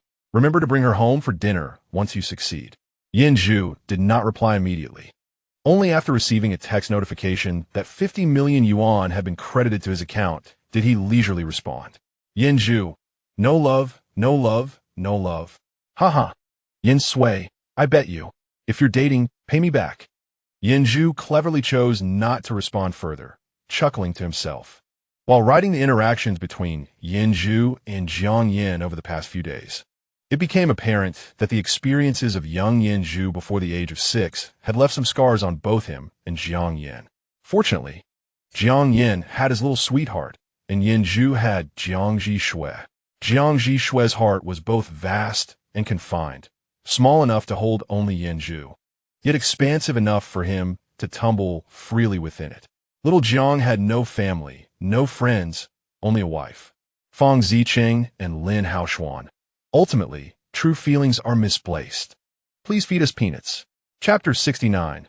Jiang Zhi Xue is, in fact, a B-class alpha. Yan Zhou did not deceive Yan Zhou. He was indeed in need of funds recently. The day after returning from Country Eye, he perused catalogs of upcoming auctions for the next month or two and discovered a stunning blue diamond. It was larger and more brilliant than the one Jiang Yan had given to Jiang Zhi Xue, making it perfect for a pendant. Although Jiang Yan's recent remarks had been quite nonsensical, Yan Zhou had no doubts about her aesthetic judgment. The blue diamond was undeniably suited for Jiang Zhi Xue. Or more accurately, the blue diamond complemented Jiang Zhi Xue impeccably. If everyone's heart were a diamond, then Jiang Zhi Xue's heart would undoubtedly be a blue diamond, somewhat melancholic and enigmatic, yet remarkably radiant and beautiful. This was the initial thought that Yan Zhou had upon viewing the exquisite blue diamond in the auction catalog. He immediately resolved to present this magnificent gem as a birthday gift to Jiang Zhi Xue this year. However, therein lies a flaw that accompanies all fine treasures in this world. They are exorbitantly priced, exceedingly so. Yet, one might argue, if an item is truly exceptional, then its cost is not a flaw, but rather a reflection of one's own shortcomings. Yan Zhou pondered this with a furrowed brow. After setting his sights on the blue diamond, he promptly contacted the Yin family's jewelry consultant for an appraisal, who soon provided a figure that made him involuntarily scratch the back of his head in distress. Nevertheless, he quickly composed himself, grimacing as he reviewed all his liquid assets, and then proceeded to lament his financial woes to his mother, grandmother, and grandfather, successfully obtaining 3 contributions. Subsequently, in the present moment, he sought to reclaim a debt from his sister. All the funds, when combined, barely met several modest goals, and if the total fell short at the event, he would simply request Jiang Zhi Xue to transfer him the remainder. After all, it was a gift intended for him. Asking for a contribution from her seemed reasonable. Did it not? With the financial matter resolved, Yan Zhou felt a sense of relief. Out of the corner of his eye, he caught a glimpse of Jiang Zhi Xue's phone wallpaper, which struck him as familiar. Like a curious little golden retriever, he stealthily approached. "What are you looking at?" Jiang Zhi Xue inquired calmly, lowering his gaze towards the crouching Yan Zhou. "Are you sure you want to see?" Yan Zhou nodded. This could very well be one of Jiang Zhi Xue's little secrets. Jiang Zhi Xue generously presented his phone for Yan Zhou to behold. As Yan Zhou scrolled and observed, his eyes widened with each passing moment, until he ultimately felt compelled to gently close them. Jiang Zhi Xue was once again perusing the campus BBS. A side of him Yan Zhou had never realized existed, revealing an unexpected penchant for gossip as he frequently browsed the platform. The post Jiang Zhi Xue was examining was titled "Good News. Congratulations to Secret Ge for winning the approval of a renowned fashion designer as his mother-in-law. 1L. I'm a student majoring in fashion design, and I browse through the fashion world's news daily. As is well known, the mother of a certain top student in the Finance Academy is a famous fashion designer, and today I happen to come across an exclusive interview in a fashion magazine. Ahem. I want to say much more, folks. 3, 2, 1. Here is the link. Link 1. 2L. I'm utterly astonished. Truly, Secret Ge is remarkable. The original poster has summed it up splendidly. 3L. Goodness. Is Secret Ge even human? So stunning. 4L. I understand why that certain top student would be enamored. It's only natural. 5L. By the way, why is it mother-in-law and not mother? 6L. To the person above. Does that certain top student really appear to be capable of such things? The photo shows Jiang Zhi Xue with Yan Zhou. 7L. The above has images and evidence. I am convinced, and I ship to be attacked. 10L. Just returned after reading. It's quite a thrill. Are they really not married? 11L. Are they genuinely not married? Are they truly not married? Yan Zhou's hand trembled, inadvertently pressing the button to turn off Jiang Zhi Xue's phone, completely forgetting his initial intention to sneak a glance at the phone's home screen. Why are you scrolling through such posts again? Are you learning catchphrases? What is this catchphrase? Yan Zhou asked in a shaky voice, bombarding him with questions. Are they really not married? Moreover, on what grounds do you consider yourself the dominant one? Is that reasonable? Jiang Zhi Xue looked at Yan Zhou with an innocent expression, his eyes shamelessly blinking. Yan Zhou felt defeated. The little person inside him was so enraged that it transformed into a rubber figure bouncing back and forth in the cosmos. Yet in reality, he felt utterly powerless. No, he had a way. He possessed the power of wealth. Have you deleted it, brother? Here comes another task. After class, Lin Haoshuan suddenly called out to Yan Zhou. Yan Zhou, I need to discuss something with you privately. Although Lin Haoshuan directed his words to Yan Zhou, his gaze was fixed on Jiang Zhi Xue. His meaning was clear. He hoped Jiang Zhi Xue would not eavesdrop on their conversation. Yao Xian immediately showed his perceptiveness and called out to Jiang Zhi Xue. Hey, Jiang Zhi Xue. A new bakery just opened at the school gate. I heard their taro milk buns are delicious, and their specially crafted taro milk and soy milk are also delightful. Shall we go buy some? Jiang Zhi Xue nodded and followed Yao Xian and Fang Ziqing away. Once the classroom was empty, Yan Zhou casually flipped through his textbook and inquired. What is it? Why the secrecy? Yan Zhou, I deceived you. Lin Haoshuan looked at Yan Zhou with a serious expression. Actually, I contacted my uncle before he went abroad, but he was unwilling to disclose anything. Yan Zhou felt a chill from Lin Haoshuan's gaze. Being deceived was no great matter, and he had anticipated this outcome. No. Lin Haoshuan shook his head. I later sent someone to investigate. Yan Zhou furrowed his brow, about to speak, but Lin Haoshuan did not grant him the opportunity. Yan Zhou, I have pondered long before deciding to tell you this. I know Jiang Zhi Xue holds a unique place in your heart, so I believe it is better for you to be informed about these matters. Lin Haoshuan's lengthy preamble left Yan Zhou feeling inexplicably anxious. He looked at Lin Haoshuan in confusion, awaiting the revelation. Ultimately, it was indeed a bombshell. Jiang Zhi Xue is actually a B-grade alpha. This is impossible. He has never emitted the scent of pheromones before. Yan Zhou's face momentarily blanked. Then he suddenly realized, has he undergone a third differentiation into a B-grade alpha? Just as you said, this could explain why he had recently begun to emit pheromones. No, Lin Haoshuan firmly denied it.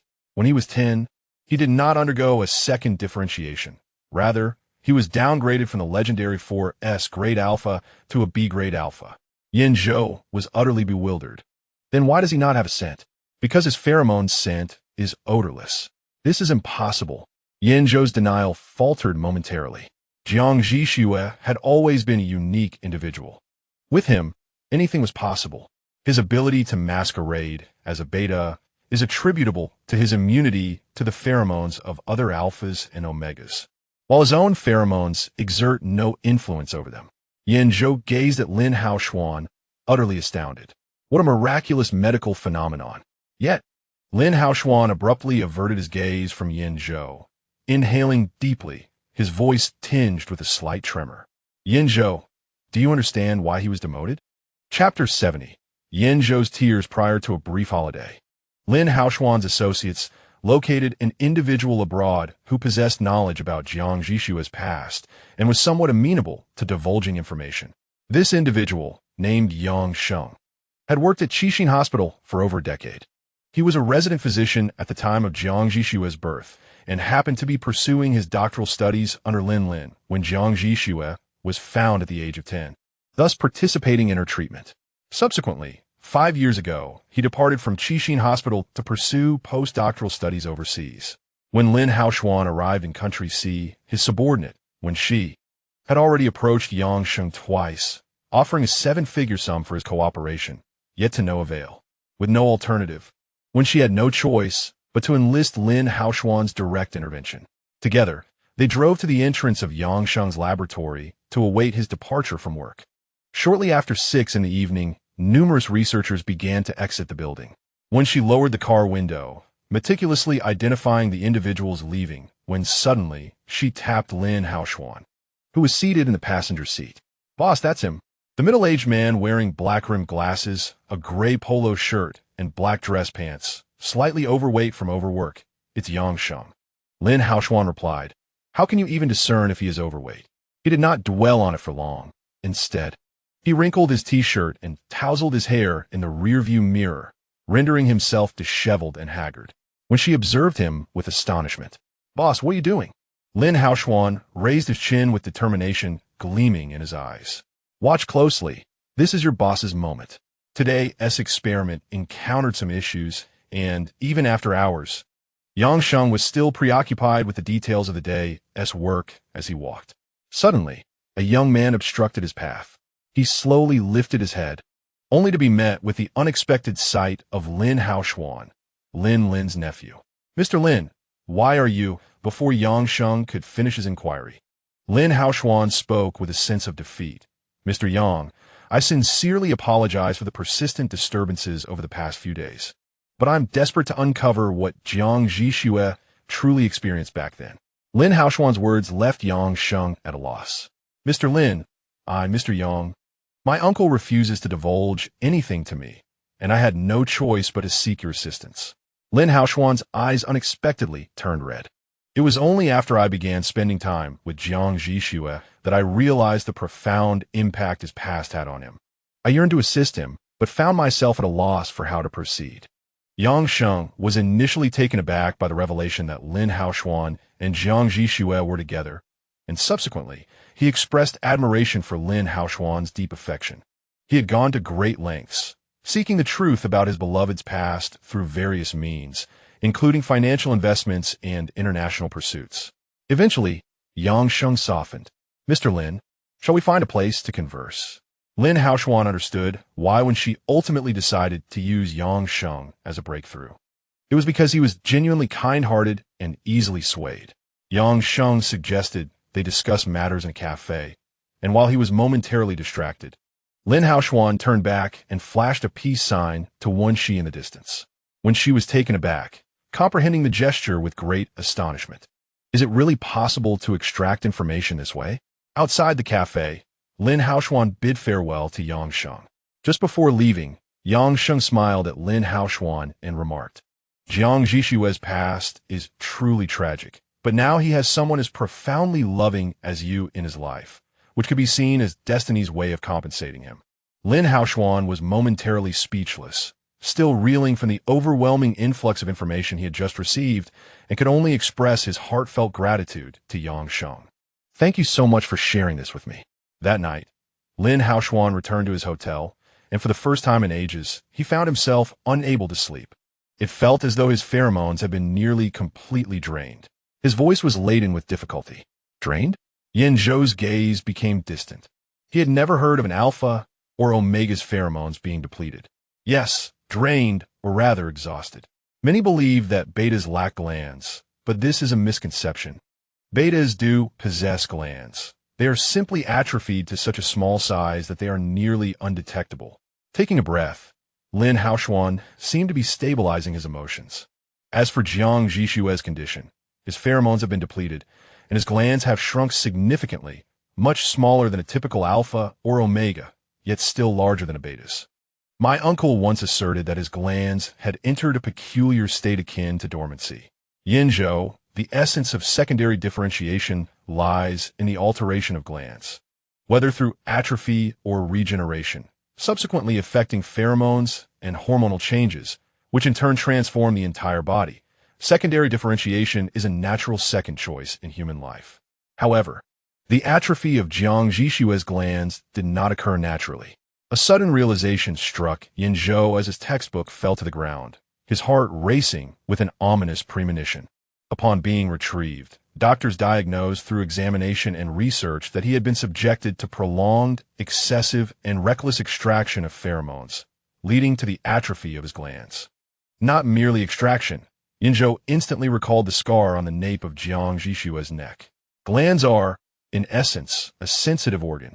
Even a gentle breath directed at them can be unbearable, let alone the relentless jabs of needles and the incisions of scalpels.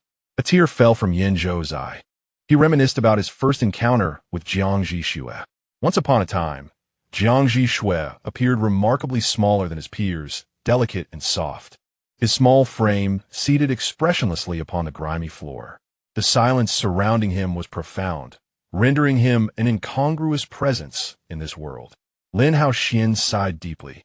Uncertain of how to console Yan Zhou, he too felt a profound discomfort upon learning of these revelations.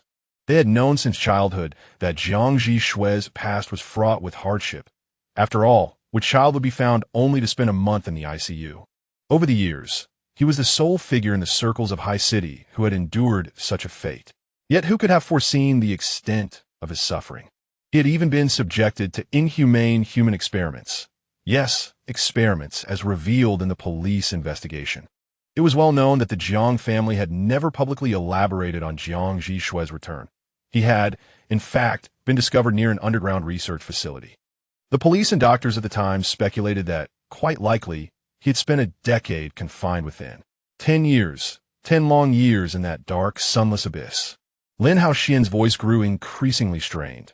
He held back words unspoken, and though Yang Sheng did not share, it was clear what kind of life Jiang Zhi Xue had endured during those years. Those wretched beings were truly cruel. After all he had been through, I must confess, when I heard the news of his romantic endeavors today, I felt an overwhelming joy for him. In those days, we feared he might develop antisocial tendencies. Yet now he is able to study, play, fall in love, and integrate into society like any other child. What a wonderful transformation. On that day, Yang Sheng expressed this sentiment to Lin Haoxian. At that moment, Lin Haoxian felt an immense relief. He was grateful that, years ago during that physical education class, Fang Zicheng had gossiped to Yan Zhou about Jiang Zhi Xue being bullied. Otherwise, Yan Zhou would never have found that poor child who had grown up in darkness in that filthy restroom. Chapter 71. A, B, and O, all are remarkable. Yan Zhou felt a heaviness in his chest, his heart racing unnaturally. He resolved that if he lacked sufficient funds at the auction for that blue diamond, he would seek assistance from his grandmother, rather than ask Jiang Zhi Xue for money. Moreover, how could the Jiang family be so indifferent to his suffering? So neglectful of him? Were they even human? Jiang Zhi Xue was also flawed. How could he so easily forgive the Jiang family? Indeed, those who are excessively kind often find themselves victimized. Lin Haoxian observed the rapid shifts in Yan Zhou's expression.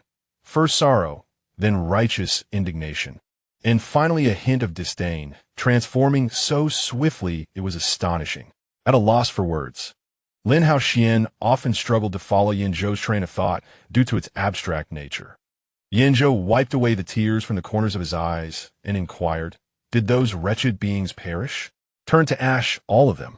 Too lenient a fate." Lin Haoxian concurred, nodding in agreement.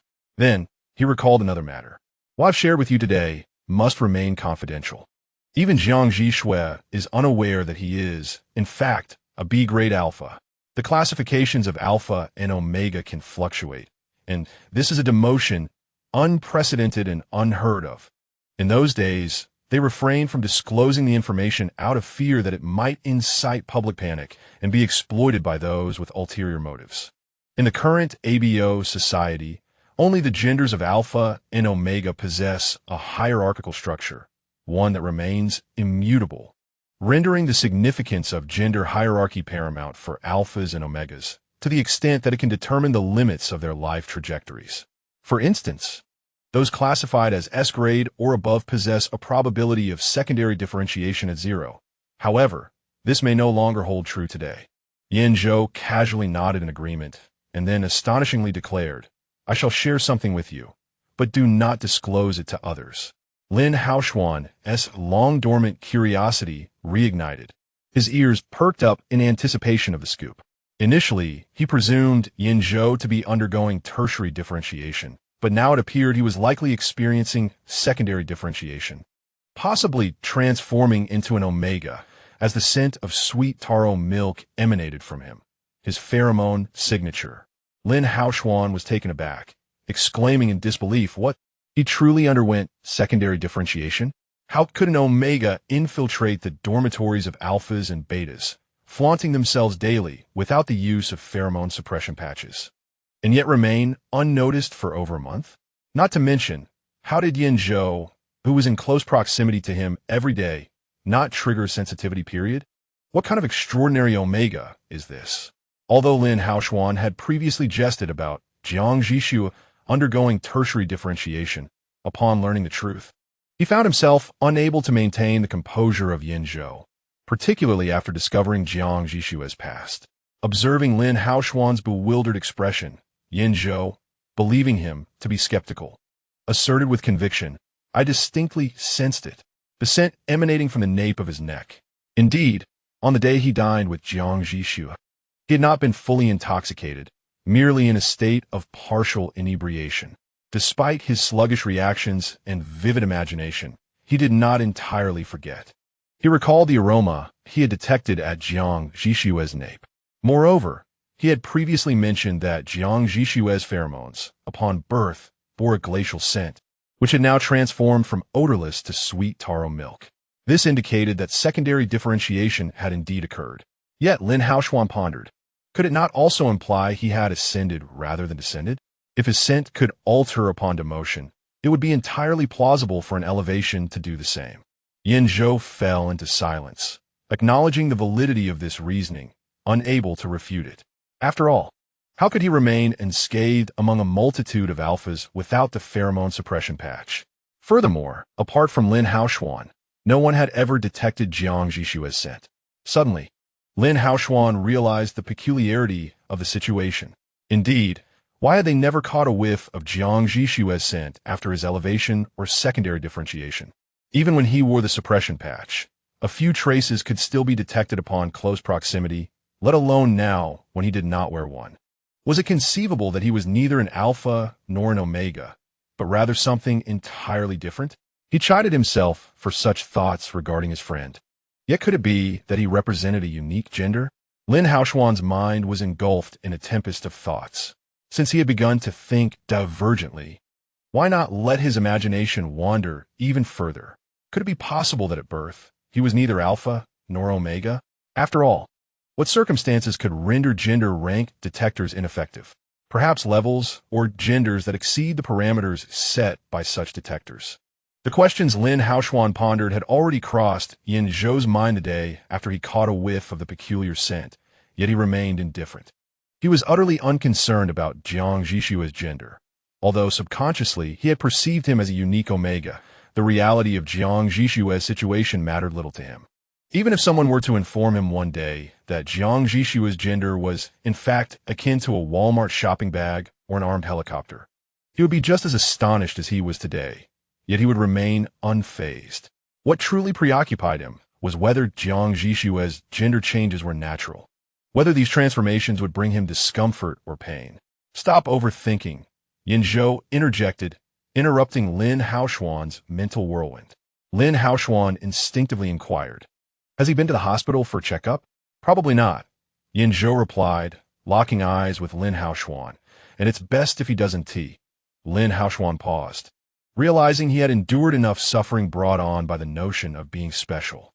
Even though the Jiang family said nothing back then, Yan Zhou remarked in a flat tone, "Anyone with a modicum of sense would deduce from the Jiang family's demeanor and Jiang Zhi Xue's prolonged hospitalization that he must have endured immense pain."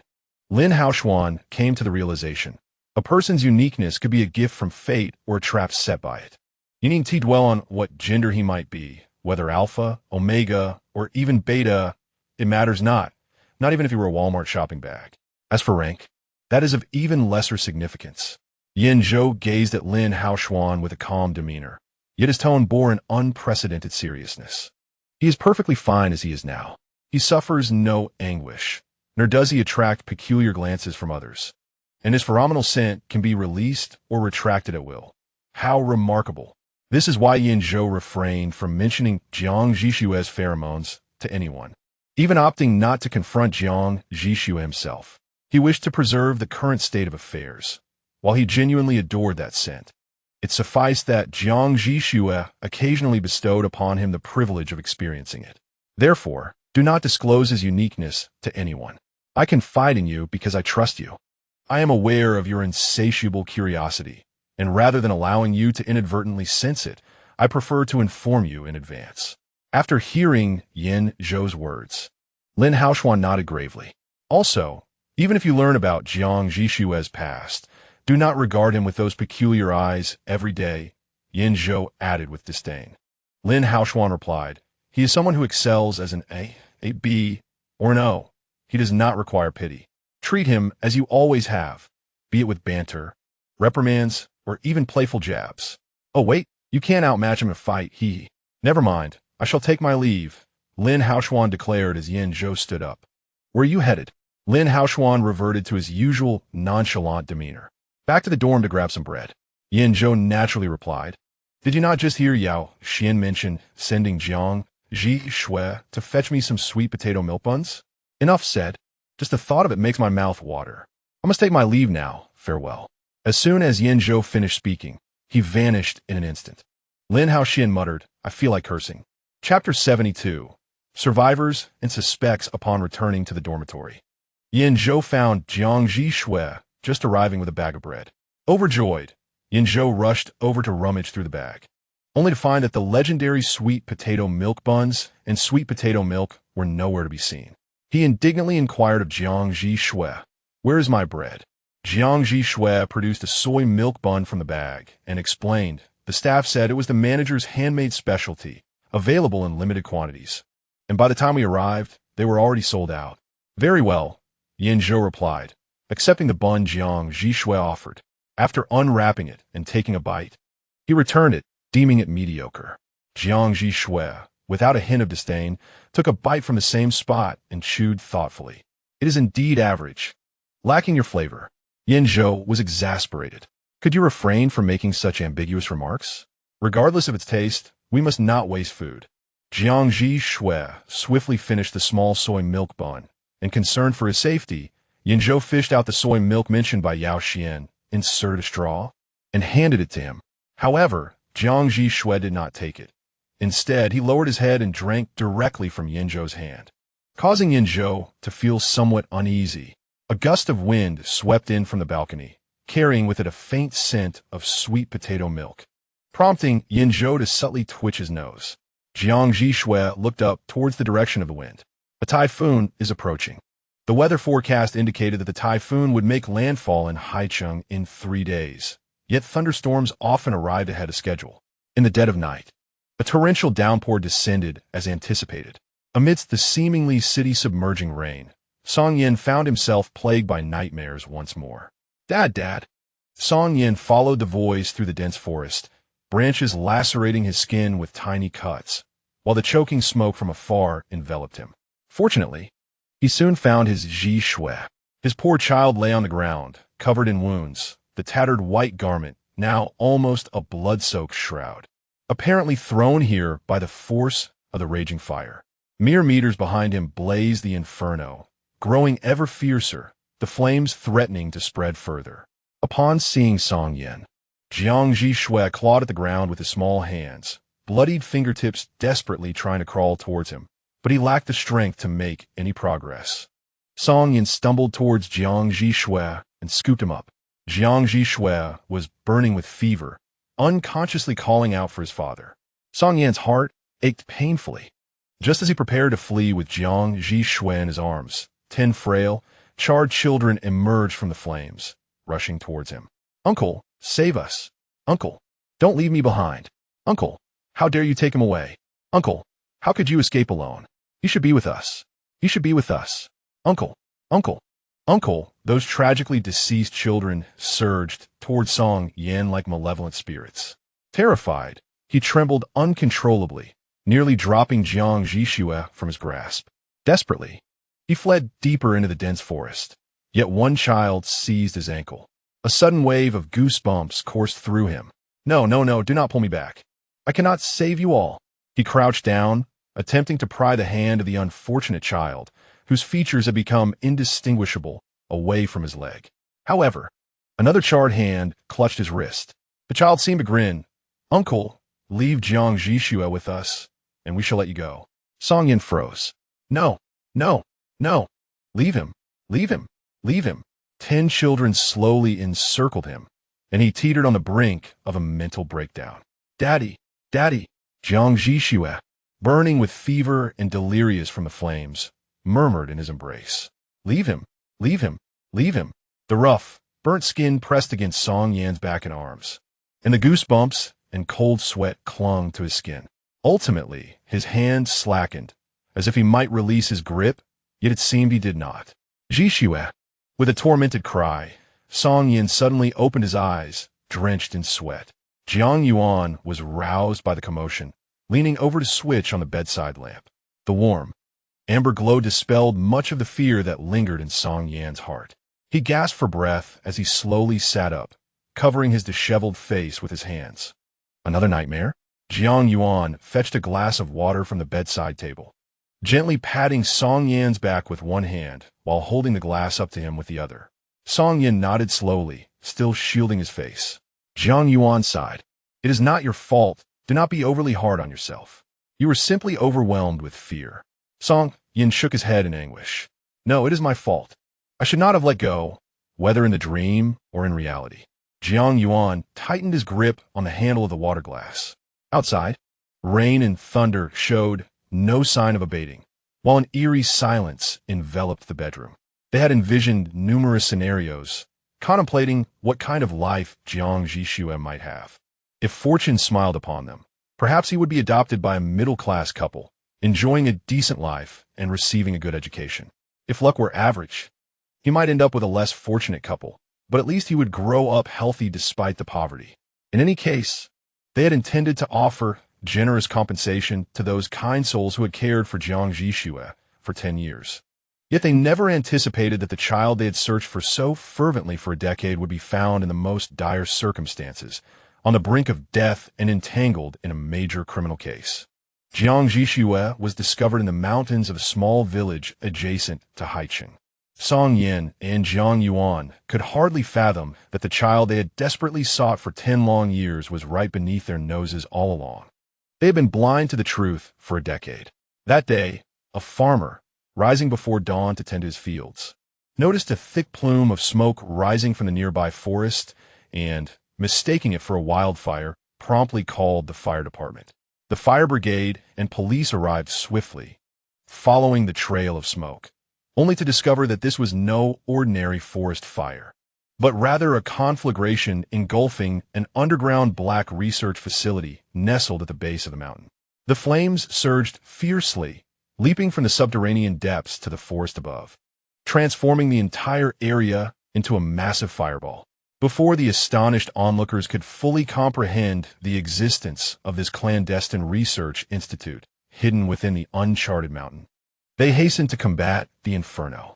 Thanks to the concerted efforts of the firefighters, police, and nearby villagers, the blaze was eventually extinguished. However, amid the wreckage, the firefighters unearthed 10 bodies of minors, all in their teenage years, alongside numerous adult corpses, as well as Jiang Zhi Xue, who lay barely alive several meters from the inferno. He emerged as the sole survivor and suspect of this tragic incident. Chapter 73. He can only be beta when Song Yin and Jiang Yuan rushed to the hospital upon receiving the news. Jiang Zhi Xue had just undergone surgery, lying in the pediatric intensive care unit with tubes inserted all over his frail body. Song Yin stood outside the PICU, staring through the glass at the almost unrecognizable child within, tears streaming down his cheeks, unaware of when they had begun to fall. How had the once tiny, soft, and adorable infant transformed into this wretched state? Jiang Zhi Xue's condition was dire. His body was marred by severe burns, with puncture wounds on his abdomen and legs, and he exhibited signs of severe malnutrition, resembling a mere skeleton. Most alarmingly, there were evident signs of severe abuse on his frail form. The first emergency doctor to attend to his external injuries could not help but avert his gaze upon cutting open the child's clothing.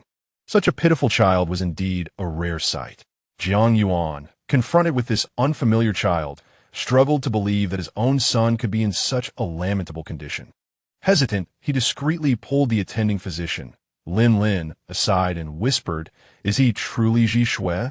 Lin Lin gazed intently at Jiang Yuan for several seconds before responding, her expression inscrutable. "We have already matched him with the DNA you provided. If you have doubts, we can conduct another test." Jiang Yuan looked at the pitiable child in the PICU and, after a moment of steeling himself, replied, "Let us test again." The results soon confirmed that Jiang Zhi Xue was indeed the child abducted from Song Yin and Jiang Yuan.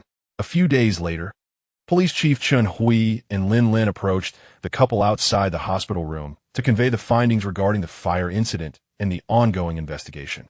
In a conference room at Qixin Hospital, Chen Hui began, "Are you saying that Zhi Xue spent the past decade subjected to cruel human experiments and severe physical abuse?" Song Yin trembled as he sat in a chair, his voice quivering with emotion. "The experimental data from that research institute has been entirely consumed by fire, and the majority of the premises have collapsed in the blaze. The technical department has conveyed that the probability of recovering the related information is exceedingly slim. In fact, their exact words were that recovery is utterly impossible. However, Chen Hui found it difficult to convey such starkness to the grieving parents. Moreover, there are 2 additional matters that require your attention." As Chen Hui began to speak, he faltered, diverting his gaze to the table, evading Song Yan's anguished stare. After a brief moment, he turned to Lin Lin, feeling that the forthcoming revelations would be exceedingly cruel for both Song Yin and Jiang Yuan. The first matter, Lin Lin adjusted his glasses and, with a calm demeanor, spoke on behalf of Chen Hui. "Do you recall that during the gender testing of Jiang Zhi Xue, 3 gender classification detectors were damaged? At that time, we speculated he might be a 4S level alpha, surpassing the 3S level. However, the latest results from the gender classification test indicate that he has been downgraded. He is now classified as a B level alpha." "What?" Jiang Yuan exclaimed, nearly leaping from his chair, while a look of disbelief washed over Song Yan's face. The notion of an alpha or omega experiencing a downgrade was unprecedented. Although some lower-tier alphas or omegas may undergo secondary differentiation, their levels remain unchanged thereafter. Thus, how could someone plummet from the highest alpha level to the lowest? Setting aside the fact that the probability of secondary differentiation for S-level and above alphas is non-existent, Jiang Zhi Xue is only 10 years old, not 18. How could such a phenomenon occur? Even if we were to entertain the notion of secondary differentiation, why has there been no change in his gender? Jiang Zhi Xue's condition defies all established medical knowledge, and it is not merely Jiang Yuan who struggles to accept it. Even Lin Lin initially found it perplexing. Yet, the truth remains. We conducted 5 repeat tests to confirm this result. While it is indeed counterintuitive, it stands as fact. Lin Lin continued with a steady voice, preparing to disclose an even harsher reality to the couple. Based on our diagnoses and research, we preliminarily ascertain that the cause of his downgrade is glandular atrophy. His glands have shrunk significantly, entering a state akin to dormancy. As he spoke, Lin Lin gestured to illustrate the extent. Atrophy? Dormancy? Song Yin stared at Lin Lin in disbelief. How could a child still in the growth and development phase exhibit such organ atrophy? Lin Lin met Song Yan's gaze and articulated each word carefully, because in the past he was subjected to prolonged, excessive, and unrestrained extraction of pheromones by that group of miscreants. His glands are now virtually depleted. Song Yin nearly toppled from his chair, only to be steadied by Jiang Yuan in the nick of time. How dare they?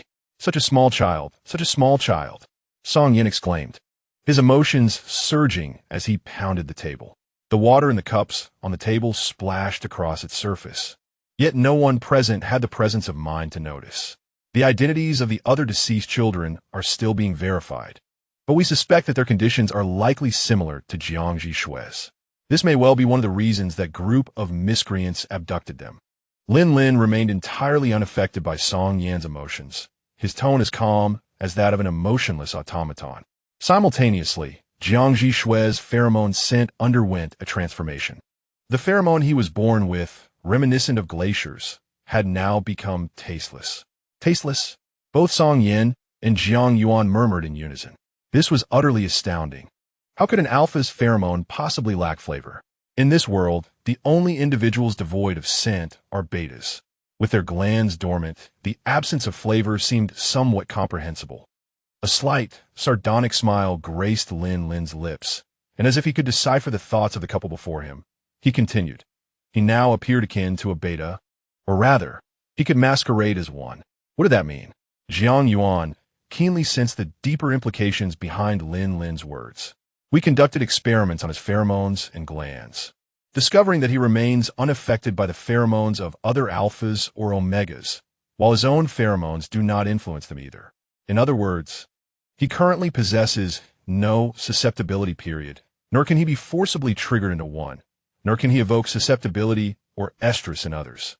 Finally, Lin Lin fixed his gaze on Jiang Yuan, enunciating each word. He can only be a beta. As Lin Lin's words settled in the air, a profound silence enveloped the conference room, an eerie atmosphere silently unfurling. Chapter 74. The incident is man-made. Chun Hui, sensing the atmosphere had stagnated, stepped in to alleviate the tension. Jiang Yuan, do not misunderstand. Dr. Lin means that Zhi Xue must live as a beta henceforth. Why should that be? It was Song Yin who spoke this time. Even a demotion in his eyes was not a matter of great consequence. Why should his child, who had already endured so much suffering, be forced to live in disguise? This society is well aware of the hierarchy where alphas are favored over betas. Chun Hui could empathize with Song Yan's sentiments, yet this was not a decision within his power to make. He could only gently advise. You know that it is unprecedented for a top-tier alpha to be demoted. Announcing it rashly could incite panic. Therefore, we can only publicly state it as a secondary differentiation. Although a secondary differentiation at the age of 10 is also unheard of, it is, after all, more palatable than a demotion. As Chun Hui spoke, he scrutinized Song Yan's expression, ultimately adding further weight to his argument. Most critically, if the potential for an alpha or omega to be demoted were to be discovered by those with ill intentions, it could trigger a series of malevolent events. After all, if demotion is possible, could not elevation also be feasible? Chun Hui's words were a veiled indication that revealing the truth would yield no benefit for Jiang Zhi Xue and might even attract calamity. All of us in the know must sign confidentiality agreements. We can only impose this burden on Zhi Xue. Chen Hui had articulated the stakes quite clearly. Jiang Yuan understood there was no room for negotiation. He reached out, embracing Song Yan's trembling shoulders, his voice heavy as he inquired, "What about the other matter?" "No one knows." As Jiang Yuan uttered these words, his heart raced with an ominous premonition. "The second matter." Chen Hui sighed softly, ultimately deciding to meet Jiang Yuan's gaze. The investigation into the fire revealed that the incident was indeed man-made. The fire department's report indicated that the blaze was deliberately set, and the motives behind such an act were all too evident, either to escape or to ensure mutual destruction. The researchers at the institute had no need to flee, nor would they intentionally set themselves ablaze. Thus, the arsonist could only be one of those children or a specific child among them. The conference room fell into a profound silence once more. Song Yan leaned back in his chair, seemingly lost in thought, while Jiang Yuan's chair scraped violently against the floor, producing a harsh, piercing sound. Lin removed his wire-rimmed glasses and retrieved a cleaning cloth from the pocket of his lab coat, meticulously polishing his lenses as if he were an outsider. He was the only one who had successfully escaped the scene, so it was implausible. Song Yan interrupted Chen Hui sharply. At present, everything was mere conjecture, lacking direct evidence to substantiate any claims. Chen Hui spoke in a low voice, imbued with a subtle reassurance. The true circumstances surrounding the fire would only be revealed upon Zhi Xue's awakening. Lin donned his glasses once more, his eyes glinting with sarcasm. Awakening? We cannot even ascertain if Jiang Zhi Xue will survive. As Jiang Zhi Xue's attending physician, Lin was acutely aware of the severity of her injuries and the extent of the cruel human experimentation she had endured. Even gland dormancy might be beneficial for her current condition. In his view, Jiang Zhi Xue did not seem like an arsonist, but rather like someone fortunate enough to escape. As for the wretched souls trapped within that underground research facility, perishing in such a manner was far too lenient a fate. The only true victims were those unfortunate children who met a tragic end. Thus, it remained conjecture, Chen Hui reiterated, asserting that all matters would be addressed once Zhi Xue regained consciousness. What about the investors? Song Yan interjected suddenly. To sustain the operation of a research institute, one cannot overlook the role of investors. With those wretches dead, what becomes of the investors? Chen Hui's expression stiffened, and he sighed deeply. All records have been destroyed, complicating our investigation. However, I assure you, we will not abandon our pursuit of justice. We will ensure that all the victimized children receive their due recompense. As he concluded, Chen Hui locked eyes with Song Yan, making a solemn promise. After a brief moment of mutual gaze, Song Yan lowered his eyes, seemingly convinced. Jiang Yuan accompanied Chen Hui as he departed, while Song Yan returned to the Pika's exterior, standing alongside Lin. Dr. Lin, is it truly possible that Zhi Xue may never awaken? Song Yan's fingers traced the glass, outlining the silhouette of his unfamiliar child. I cannot say. Only time will tell, Lin replied, his hands tucked within the confines of his lab coat as he shrugged. You need not concern yourself with whether she is a beta.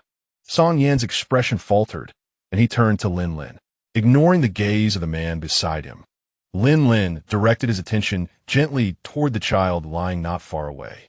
In truth, I envy her current physiological state. Her pheromones are neutral, untainted by external influences, and she does not affect others. What a remarkable state to be in.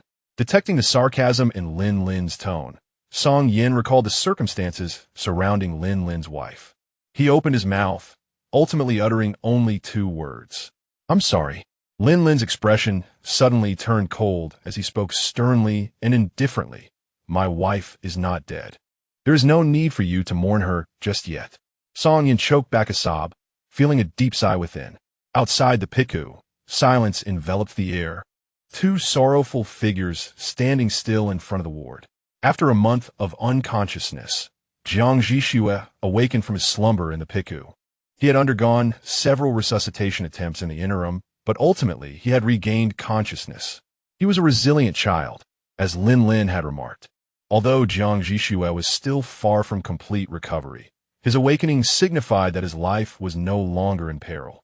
Upon regaining consciousness, Jiang Zhi Xue appeared exceedingly frail, mumbling indistinct sounds. After much deliberation, the attending nurse deduced that he was likely expressing hunger. Given Jiang Zhi Xue's weakened digestive system, he was unable to consume regular food, prompting the nurse to prepare a specialized nutritional formula for postoperative patients to feed him.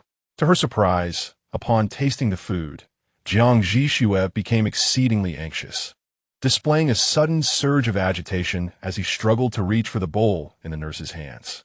Fearing that his eagerness might lead to choking, the nurse deftly maneuvered to avoid his grasp while soothing him with gentle words. "Take it easy, little one, there's no rush. Sister will feed you slowly." Yet, Jiang Zhi Xue paid no heed to her reassurances. He resembled a wild beast deprived of its prey, caught in a state of stress, adrenaline coursing through him. Momentarily alleviating his physical frailty, he flailed about, desperately attempting to seize the food, even violently tugging at the tubes attached to his body. Chaos erupted within the ward. Chapter 75. He hadn't seen his father again. The nurse, at her wit's end, called for the on-duty doctor. Meanwhile, Jiang Yuan, upon receiving news of Jiang Zhi Xue's awakening, hurried to the hospital from his company. Upon witnessing the scene in the ward, he immediately took the bowl from the nurse's hands. "Allow me to feed him." During Jiang Zhi Xue's struggles, the foreneedle in his hand shifted, and a vivid crimson began to seep from the wound. The attending doctor, noticing this, patiently reassured him. "Little one, do not fret. Does your hand hurt? Please remain still. I will help you with your hand, all right?" She endeavored to calm Jiang Zhi Xue in order to address the dislodged needle, but her efforts proved futile. The prolonged wait for food only exacerbated Jiang Zhi Xue's agitation. The doctor signaled for a sedative. "Please, little one, stay still. This way, your father can feed you." Jiang Zhi Xue, however, remained oblivious, fervently reaching for the bowl in Jiang Yuan's hands, kicking his legs frantically, his entire being flushed with urgency, particularly his eyes, which appeared as if they were about to spill blood. The on-duty doctor found herself inadvertently kicked a few times, but fortunately, Jiang Zhi Xue's strength was limited, and the doctor was agile enough to avoid serious harm. Observing his child in such a state, Jiang Yuan felt a mix of bewilderment and heartache. He had never anticipated that the first time he would witness Jiang Zhi Xue's lively demeanor would be under such distressing circumstances. "Mr. Jiang, could you please come over and feed the child a few bites? Perhaps this will help him calm down," the doctor urgently suggested to Jiang Yuan, as she struggled to restrain Jiang Zhi Xue. In response, Jiang Yuan leaned closer to the agitated Jiang Zhi Xue, bending down carefully to offer him a spoonful of the thick liquid from a bowl. Jiang Zhi Xue seemed to have calmed down, fixating his gaze on the bowl in Jiang Yuan's hand. He opened his mouth, bit down on the spoon, and then unexpectedly lunged to snatch the bowl from Jiang Yuan. Caught off guard, Jiang Yuan had the bowl seized from him, which subsequently fell to the ground, spilling its contents everywhere. Enraged, Jiang Zhi Xue bit down on Jiang Yuan's thumb with all his might, as if exerting every ounce of strength he possessed. Jiang Yuan gasped in pain. "Jiang Zhi Xue, let go." He felt as though his flesh was being torn away, his face turning pale, cold sweat beading on his brow, contorting in agony. The attending physician was frantic, and with the nurse yet to return, she dashed out of the ward in search of assistance. In a moment of panic, Jiang Yuan struggled to free his hand, yet Jiang Zhi Xue clung on tenaciously. Soon, thick crimson blood trickled from the corner of Jiang Zhi Xue's mouth, the blood belonging to Jiang Yuan. Jiang Yuan felt as if his hand was about to be rendered useless, his pain intensifying, eyes reddening with fury. He instinctively slapped Jiang Zhi Xue. The sound of the slap echoed, causing Jiang Zhi Xue's right cheek to distort and swell, yet he continued to hold on. Suddenly, Jiang Yuan froze. The sharp crack of the slap jolted him back to reality, and he stared in disbelief at the hand that had just struck Jiang Zhi Xue. At that moment, Song Yan, who had encountered Lin Lin in the elevator, arrived at the ward and witnessed the scene. His eyes immediately filled with tears. "Jiang Yuan, what are you doing?" He rushed forward to push Jiang Yuan away, only to discover that Jiang Zhi Xue was firmly biting Jiang Yuan's hand, leaving him astounded. Upon seeing Song Yan, Jiang Zhi Xue paused for a second, his mouth gradually loosening its grip. He shaped his lips into words. Finally, the attending physician arrived with a sedative. After administering the injection, Jiang Zhi Xue slowly became limp, his bloodshot eyes fluttering shut. Lin reached out to catch him, gently placing him back onto the bed. The chaos in the ward subsided. The physician rushed forward to staunch the bleeding wound on Jiang Yuan's hand, while Lin began to examine Jiang Zhi Xue. Only Song Yan remained frozen in place, tears streaming down his cheeks as he realized that Jiang Zhi Xue had just mouthed the words "Ba, Daddy." He recognized himself. Song Yan crouched down, covering his face as he wept. Indeed, Jiang Zhi Xue remembered Song Yan. During the time of Jiang Zhi Xue's birth, Jiang Yuan was exceedingly busy. Aside from the day of Song Yan's delivery, when he accompanied her during the daytime, he could only visit the hospital late at night to check on the father and son still hospitalized. Each time he arrived, Jiang Zhi Xue was already fast asleep. The only time he held Jiang Zhi Xue while he was awake was on the day of his birth when the baby cried uncontrollably. At that moment, Jiang Zhi Xue, with his eyes swollen from crying, would hardly recall anyone holding him. Thus, in his memory, he had never seen Jiang Yuan, but he remembered Song Yan. He recalled being gently handed by a woman clad in white, wearing an odd hat, into the arms of a strikingly handsome man. That man smiled and said, "Zhi Xue, I am your father." He remembered that.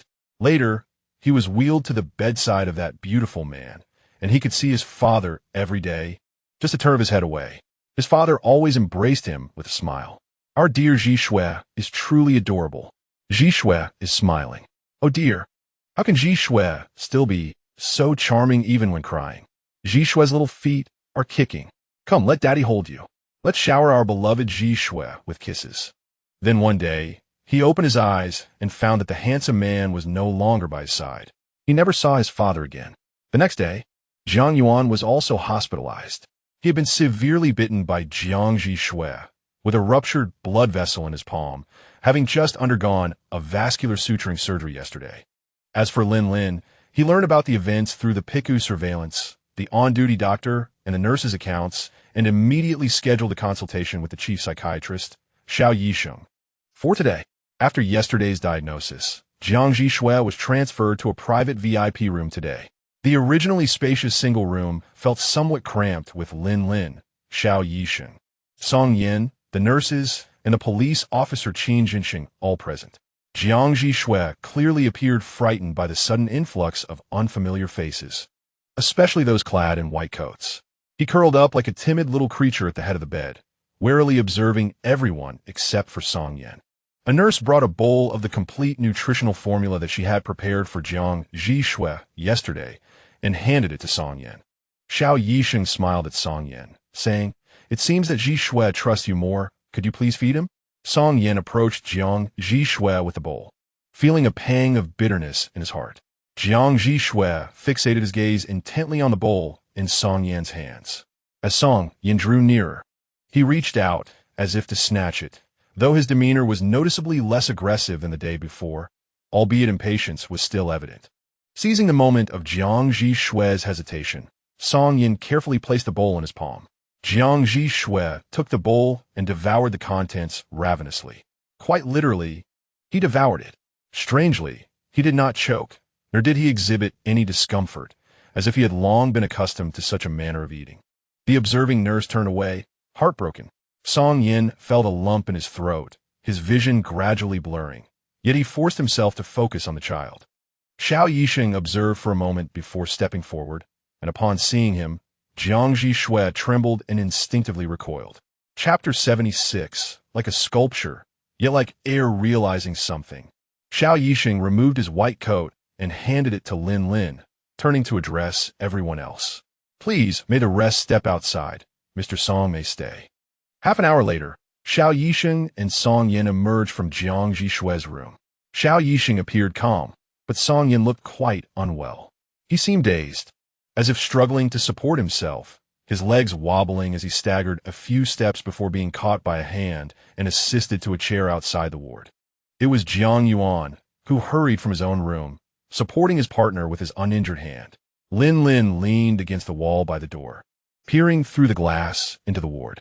Jiang Zhi Xue sat curled up at the head of the bed, sunlight creeping in from outside, barely reaching the edge of the bed, never illuminating the child resting there. He sat there quietly, seemingly devoid of any emotion beyond anger and tranquility, like a sculpture, yet like air.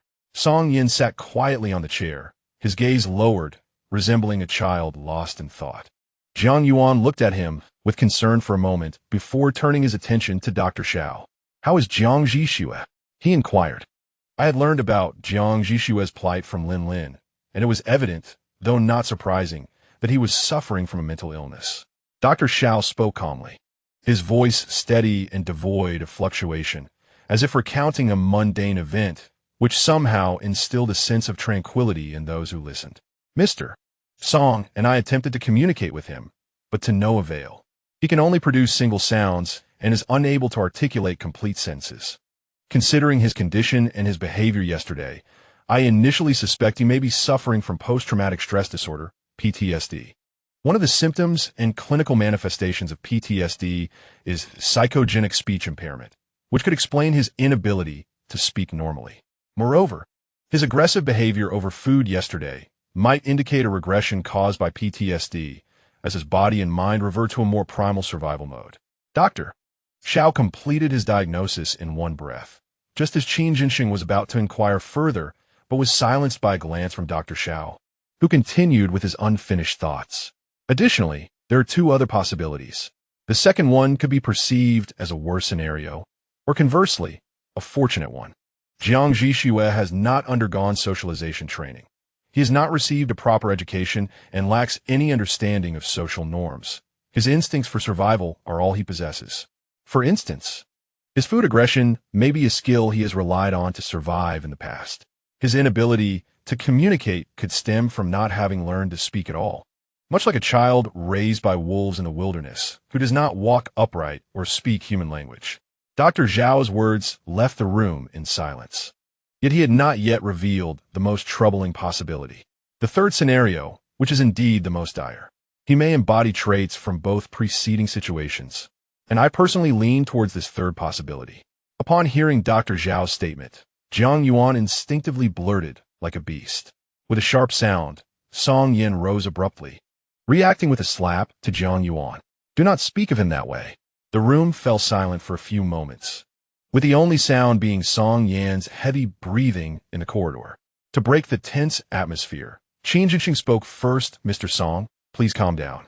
Jiang Yuan lowered his head, a look of embarrassment and regret washing over his face. "I apologize." Dr. Xiao appeared unfazed, his gaze softening as he addressed the couple.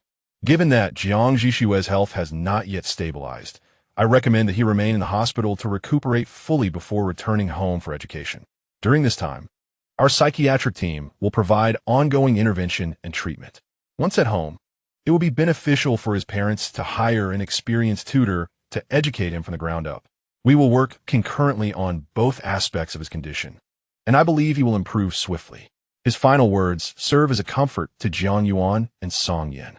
Education may be straightforward, but the treatment of PTSD is a long and arduous journey, particularly considering Jiang Zhi Xue's trauma spans a decade and likely includes witnessing the death of others.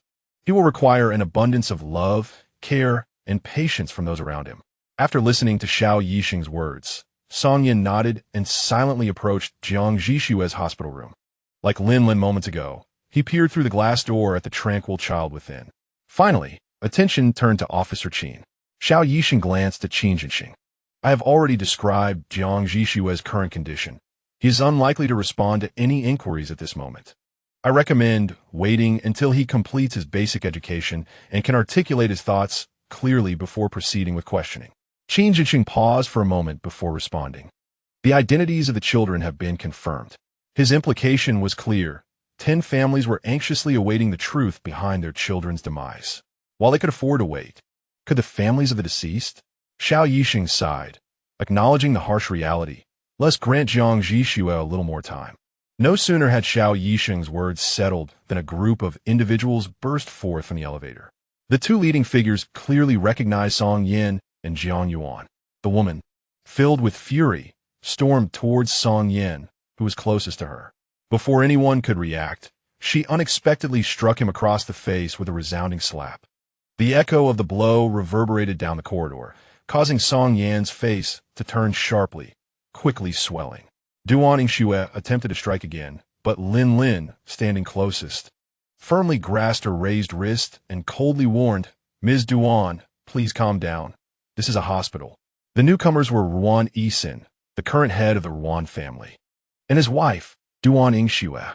Their youngest daughter, Ruan Ziki, a 3S, level alpha, had also gone missing 10 years ago. If she were alive, she would now be 13. Like the Jiang family, the Ruan family had searched for their daughter for a decade. Unlike Jiang Zhi Xue, however, she was deceased, having perished in a fire over a month prior. Duan Yingxue disregarded her restrained hand, her eyes filled with hatred darting between Jiang Yuan and Song Yin. Finally unleashing her fury, "Why wasn't it your child who died?" Her words struck everyone like a thunderclap. The immense pain of losing a daughter drove a grieving parent to the brink of madness, desperately seeking an outlet for their anguish. The direct perpetrator was already dead, and the instigators were still unknown. Thus, their ire was directed at the lone survivor and his parents. "Your child is unfortunate. Is my deceased child not deserving of pity?" If fate decreed that only one child could survive, every parent would wish for their own child to be the one. Jiang Yuan pulled the dazed Song Yin close to him, shielding him from further harm, while Ruan Yixin reached out to grasp Lin Lin's hand that held Duan Yingxue's wrist. Lin Lin cast him a detached glance before releasing her. Ruan Yixin instinctively pulled his wife protectively behind him, with bodyguards standing close by. Jiang Yuan, his face cold and voice laced with indignation, addressed Ruan Yixin and Duan Yingxue. "What is the meaning of this, Mr. and Mrs. Ruan?" "Apologies," Ruan Yixin replied calmly, returning Jiang Yuan's gaze. Since receiving the news of Ziki's passing, Yingxue's mental state has been precarious. She is unwell. With this statement, the Ruan family claimed the moral high ground, effectively silencing all unspoken words from Jiang Yuan. Qin Jinxing's complexion appeared far from favorable. "Mr. Ruan, Mrs. Ruan, I comprehend your emotions, yet the case remains under investigation. We shall provide everyone with an explanation." The phrase "under investigation" echoed repeatedly, pushing Duan Yingxue further into despair. He hasn't awakened, and that would have been one thing. But now that he has, you must let him out. Was he the one who set that fire? Why'd he do it? Why? As Duan Yingxue reached the end of her lament, she could no longer contain her tears. "I would rather my Ziki remain in that hell than die without reason. As long as she is alive, her father and I will eventually find her. As long as she lives, there remains a glimmer of hope. Once dead, all is lost." Ruan Yixin lowered his gaze to conceal his emotions, extending his arms to securely embrace his wife's trembling form. Suddenly, Duan Yingxue produced a stack of photographs from her pocket and hurled them towards Jiang Yuan and Song Yin. The images struck the couple and cascaded to the floor, revealing their harrowing content. The profound agony depicted seemed to resonate within the hearts of all present. "I would rather my child be alive, not in this state." Duan Yingxue's voice brimmed with all-encompassing hatred and resentment. Lin Lin stepped back, granting full access to the doorway, while firmly grasping the doorknob to prevent anyone from entering. He regarded the Ruan couple with calm determination. Jiang Zhi Xue bore visible signs of severe abuse and cruel human experimentation, and the suffering endured by his beloved amidst that group was likely no less severe. Lin Lin's words were harsh but grounded in reality. Jiang Zhi Xue was the only one who might hold the truth, and if you pushed him to the brink, you might never uncover the reality. Even if you were to identify the masterminds behind that group, they too would remain ignorant of the fire's true nature. Duan Yingxue seemed to absorb his words and gradually quieted. "I hope everyone can grant him some time and refrain from disrupting his recovery." Qin Jinxing spoke with difficulty. He too was a victim in this tragedy. The Ruan family departed, and it appeared the matter was settled. That night, Song Yin was haunted by nightmares. Visions of the child from the photographs. Upon awakening, he sat on the bed, sharing a silent night with Jiang Yuan. Song Yin began to devote himself entirely to Jiang Zhi Xue's recovery. The physical healing progressed swiftly, yet the psychological recovery was heart-wrenching. The police periodically consulted Xiao Yixing, but for an extended period, they received the same responses. Meanwhile, various individuals occasionally lingered around Jiang Zhi Xue's hospital room. Although Qin Jinxing and his companions managed to deter some, they could not stop all. Yet fortunately, none exhibited intentions of harming Jiang Zhi Xue. With the diligent efforts of the medical staff and Song Yan's patient companionship, Jiang Zhi Xue was discharged after 6 months of hospitalization. A month after returning home, he was able to articulate a coherent sentence. His first utterance was "Daddy," followed by "Don't cry." Song Yin nodded, stifling his tears. 2 months after Jiang Zhi Xue was discharged from the hospital and returned home, he underwent police questioning in the company of Xiao Yixing. In the back and forth of inquiry, he unveiled a fragment of the hell he had endured. He recalled all of his love, hatred, and suffering. Each pang of pain was etched in his memory, alongside the fond recollection of a father who cherished him. A longing to reunite with his father became an obsession that sustained him for a decade. He remembered the malevolent figures clad in white, who inflicted pain upon him and branded him a monster. Yet, he also remembered the older siblings who, despite their own torment, were kind to him and would secretly share their food. His memories were abundant, yet 2 crucial elements eluded him: how the fire ignited and how he managed to escape. Jiang Zhi Xue's recollection seemed to halt at a certain point, plunging the room into an oppressive silence. After nearly 8 months of waiting, the truth they yearned for remained elusive. Jiang Zhi Xue sat helplessly in his chair, his gaze fixed on his fingers. Xiao Yixing sighed and gently patted Jiang Zhi Xue's head. "I mentioned before your decision to interrogate him that he has not fully recovered. Amnesia can be a symptom of post-traumatic stress. Perhaps, for him, that fire represents the most painful memory." In other words, Jiang Zhi Xue required more time. However, this also implied that the parents' anguish would be prolonged. While Jiang Zhi Xue spoke of the kindness of his older siblings, his obsession with returning home lingered, leaving his suspicions unresolved. Nevertheless, based on Xiao Yixing's counsel, the investigation into Jiang Zhi Xue was halted. They resolved to allow him to reintegrate into societal life, hoping that one day he might recollect everything. Yet in the shadows, a covert act of vengeance began to unfold. Jiang Zhi Xue was but a child, the sole bearer of the truth, and thus could not be provoked. Consequently, it was Song Yin and Jiang Yuan who bore the brunt of everything. They started discovering photographs in various corners of their lives, sometimes within books, at other times on the keys of their laptops, or tucked away in the pockets of overcoats. Jiang Yuan dismissed numerous employees, bringing in new faces, yet to little avail. With the source remaining unknown and lacking evidence or tangible harm, they were unable to pursue the matter. Song Yan's nightmares multiplied, and his mental state grew increasingly precarious. Until one day, upon touching Jiang Zhi Xue, the images of those children flooded his mind. He released the grip he had on Jiang Zhi Xue at that moment. That night, Song Yin developed a high fever and was admitted to the hospital. As Song Yin and Jiang Yuan confronted Jiang Zhi Xue, they found themselves overwhelmed by an inescapable fear, gradually rendering contact with him impossible. Ultimately, they resorted to a cruel yet effective strategy to ignore and evade Jiang Zhi Xue. Human behavior tends to follow patterns.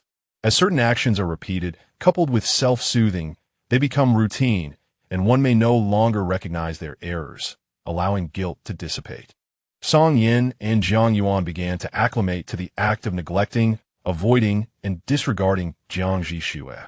The servants are adept at reading their master's moods, and gradually, they began to treat Jiang Zhi Xue with the same demeanor and mentality. As for Jiang Jialan and Jiang Hong, they harbored little affection for this unfamiliar brother. Their discontent had already simmered since his return, as he had usurped much of their father's attention, and now they mirrored his behavior. Jiang Zhi Xue became an awkward presence within the Jiang family. Even though the clandestine retaliation eventually ceased, and despite Song Yin and Jiang Yuan experiencing fewer nightmares. And even though they could now interact with Jiang Zhi Xue normally, the habitual behaviors and the hearts of the people could never revert to their former state. Chapter 78. How fragrant. My brother the counselor announced in the group chat that a typhoon was approaching, advising students to prepare water and food in their dormitories. Yan Fenhua initiated a video call with Yan Zhou, inquiring whether he wished to bring Jiang Zhi Xue home to escape the storm. After some contemplation, Yan Zhou decided against it. A university is notoriously reluctant to cancel classes. As seniors have recounted, there was a year when heavy rains caused the water to rise to knee level. Yet the school still required all students to attend classes as usual, demonstrating an unforgiving stance. If Yan Zhou were to return home today to avoid the typhoon, and then needed to drive back to school tomorrow, he could find himself ensnared by flooded roads, creating a dilemma. Yan Fenhua shrugged during the video call, saying, "It's up to you," and promptly ended the call. Yan Zhou felt that even his grandmother did not seem particularly concerned for him. Since he had resolved not to return home, Yan Zhou called Jiang Zhi Xue to accompany him in parking their car in the underground garage of a nearby mall, to prevent it from being damaged by debris blown by the typhoon. Although Yan Zhou was not financially strained, he did not wish to be an unfortunate victim of circumstance. After parking the car, they ventured into the mall's chain supermarket to procure some emergency snacks while also replenishing the snack cabinet in their dormitory. While selecting drinks, Yan Zhou lingered indecisively in front of the dairy shelf. After grabbing some soy milk, Jiang Zhi Xue asked what's wrong. Yan Zhou appeared troubled. "I feel like the sweet brand's taro milk has become less palatable." "Why is that?" "How would I know? Perhaps the manufacturer has started cutting corners? Or maybe the recipe has changed." Jiang Zhi Xue picked up a bottle and glanced at the ingredient list, noting that the formula remained unchanged. Oh, relieved of his dilemma, Yan Zhou decided to take 2 bottles, satisfying his cravings when the mood struck. After completing their shopping, they took a taxi back to school. As they passed the bakery that Yao Xian had mentioned, Yan Zhou, seized by impulse, instructed the driver to stop, turning to Jiang Zhi Xue, "You head back first. I'll buy some bread." Before Jiang Zhi Xue could respond, he exited the vehicle, closing the door behind him. Returning to the dormitory, Jiang Zhi Xue began organizing the food they had purchased together. Meanwhile, Yan Zhou entered the bakery that had recently gained immense popularity at a university, searching for his desired bread. He was determined to finally indulge in the taro milk bun he had missed last time, even with the impending typhoon and the overcast skies. The bakery was bustling with customers, some chatting quietly as they selected their pastries. It was rumored that the bakery's manager was also one of the bakers and had studied abroad in France. No wonder the flavors were superior to those of other establishments. Allegedly, the manager was exceptionally handsome. Just how handsome could he be? Uncertain. Yet those who have encountered him all proclaim him handsome. "My friend, could it be that you have uttered a trivial remark?" Alas, we shall discover the truth when we meet. I wonder if the store manager is present today. As Yan Zhou listened to the idle chatter around him, he searched for the bread he desired, but after 2 laps around the store, he found nothing. He placed his last hope in the hands of the staff. Approaching the bread-cutting station, he inquired of the attendant, "Excuse me, do you still have the taro milk bun and taro milk?" "Sir, I apologize, but we have sold out of both items today." Before the attendant could finish, an unfamiliar presence surged close behind him. "Please reserve that for him." "Certainly, manager." Yan Zhou, feeling uneasy with strangers so near, stepped aside. Suddenly, a familiar scent wafted to his nostrils, the fragrance of pheromones. Despite the plethora of synthetic pheromone fragrances available today, each alpha and omega possesses the innate ability to discern between the two. As that scent exploded in his nasal passages, a sharp glimmer flickered in Yan Zhou's eyes. The attendant retrieved a bag from the counter behind him and handed it to Yan Zhou, containing a taro milk bun and a bottle of taro milk. "Sir, you may proceed to the checkout." "Thank you." Yan Zhou accepted it with an air of indifference, passing by the manager without a glance. The manager turned his head to observe Yan Zhou's retreating figure, and a cryptic smile graced his handsome visage. After walking 100 meters, Yan Zhou paused and extracted the much-rumored delectable taro milk bun from the bag. Emotionless, he tore open the packaging and took a bite. That person had done it intentionally. He had deliberately released his pheromones as he approached. Though Yan Zhou had not directly looked at him, as a 3S, grade alpha, his senses were remarkably acute. As he passed, he caught a glimpse of the nape of the man's neck. No pheromone suppression patch. He shared a similar or identical condition to Jiang Zhi Xue. Yan Zhou spat the bread back into the bag, tore off a piece of the remaining pastry, and squatted down to offer it to the stray dog, A Huang. A Huang sniffed it and turned away. Oomph! Inwardly, Yan Zhou scoffed. Even a dog would not eat it. Rumors, indeed, are unreliable. The bottle of taro milk was equally unworthy of consumption. He presumed it to be of similar quality. With a cold expression, Yan Zhou ruthlessly discarded the bag into a nearby trash bin and returned to his dormitory empty-handed. Upon his arrival, he found Jiang Zhi Xue restocking the snack cabinet. Yan Zhou approached him. Seeing him, Jiang Zhi Xue looked up and asked, "Where's the bread?" It was too unpalatable. "I discarded it midway," Yan Zhou replied, then abruptly made a startling request. "Release a bit of your pheromones. Let me catch a whiff." Jiang Zhi Xue paused in his task, standing upright and meeting Yan Zhou's gaze. "You know," still agitated by the earlier incident at the bakery, Yan Zhou's tone became somewhat impatient. "On the day we went for barbecue, I wasn't completely inebriated. I could smell it. Do you not find me peculiar?" Jiang Zhi Xue lowered his eyes, his voice dropping to a whisper like some kind of monster. "Are you unwell?" Yan Zhou found himself both exasperated and infuriated. He even contemplated seizing Jiang Zhi Xue as calf, flipping him over in a bid to expel the foolishness dwelling within his mind. "You have no impact on others while lacking the flaws typical of alphas and omegas. You are undeniably handsome. I can hardly contain my envy." Jiang Zhi Xue remained silent, his gaze obscured yet shimmering with myriad obscure glimmers. Yan Zhou, feeling an urgent impatience, had no time for lengthy discussions. "Hurry and release your pheromones for me to inhale. I need to cleanse my senses." Jiang Zhi Xue reverted to his usual demeanor, raising his eyes to meet Yan Zhou's. "Have you caught a whiff of someone else's pheromones?" Yan Zhou nodded in disdain, affirming, "Yes, I detected an exceedingly foul odor, utterly repugnant." No sooner had Yan Zhou finished his complaint than he was enveloped by the very scent he adored, the aroma of taro milk. Sinking lazily into his chair, he let out a contented sigh. "This is the scent. Delightful." Yan Zhou felt every pore in his body expand in sheer ecstasy. Every cell radiated joy. "Such a delightful fragrance, my brother." What he had failed to disclose to Jiang Zhi Xue was that the bakery owner's pheromones bore an identical scent of taro milk, mirroring Jiang Zhi Xue's aroma perfectly. Chapter 79. Little Zhou's inner turmoil. This resemblance indicates that if a passerby were to sniff, they would undoubtedly perceive the pheromones of both the bakery owner and Jiang Zhi Xue as indistinguishable. But is that plausible? Just as no two leaves in the world are identical, alphas and omegas cannot possess completely alike pheromone scents, even if two aromas are strikingly similar. A passerby can discern the difference.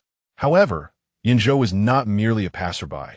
He knew Jiang Zhi Xue all too well, more intimately than anyone else in this world, and he could instantly detect the distinction. The bakery owner was a poor imitator. He was undoubtedly abnormal. By 8 in the evening, the howling winds outside the balcony had commenced, the tightly shut doors creaking ominously as if they might burst open and be swept away at any moment. Yan Zhou and Jiang Zhi Xue had finished their dinner early, taken their baths, and planned to retire for the night. On a typhoon night, there was nowhere to go. Listening to the wailing winds made gaming frustrating, and studying was utterly unfeasible. The only viable option left was sleep. Just as Yan Zhou was about to lie down, he noticed Jiang Zhi Xue approach his bedside with his own pillow. Yan Zhou inquired, "What do you intend to do?" Jiang Zhi Xue lowered his gaze towards the person on the bed and replied in a neutral tone, "I am afraid." Yan Zhou was at a loss for words. "Seriously? Brother, does this demeanor truly convey fear?" Yet, for some reason, he found himself unable to refuse any of Jiang Zhi Xue's requests over the past month. Moreover, during previous typhoon nights, they had been in their respective homes, unaware of each other's genuine feelings regarding the storm. What if Jiang Zhi Xue was truly frightened? Resigned, Yan Zhou shuffled over in bed, somewhat gruffly asserting, "You cover yourself with your own blanket." Jiang Zhi Xue obediently carried his quilt to Yan Zhou's bed. The two spring quilts filled the bed completely, leaving no room for an adult man to lie down.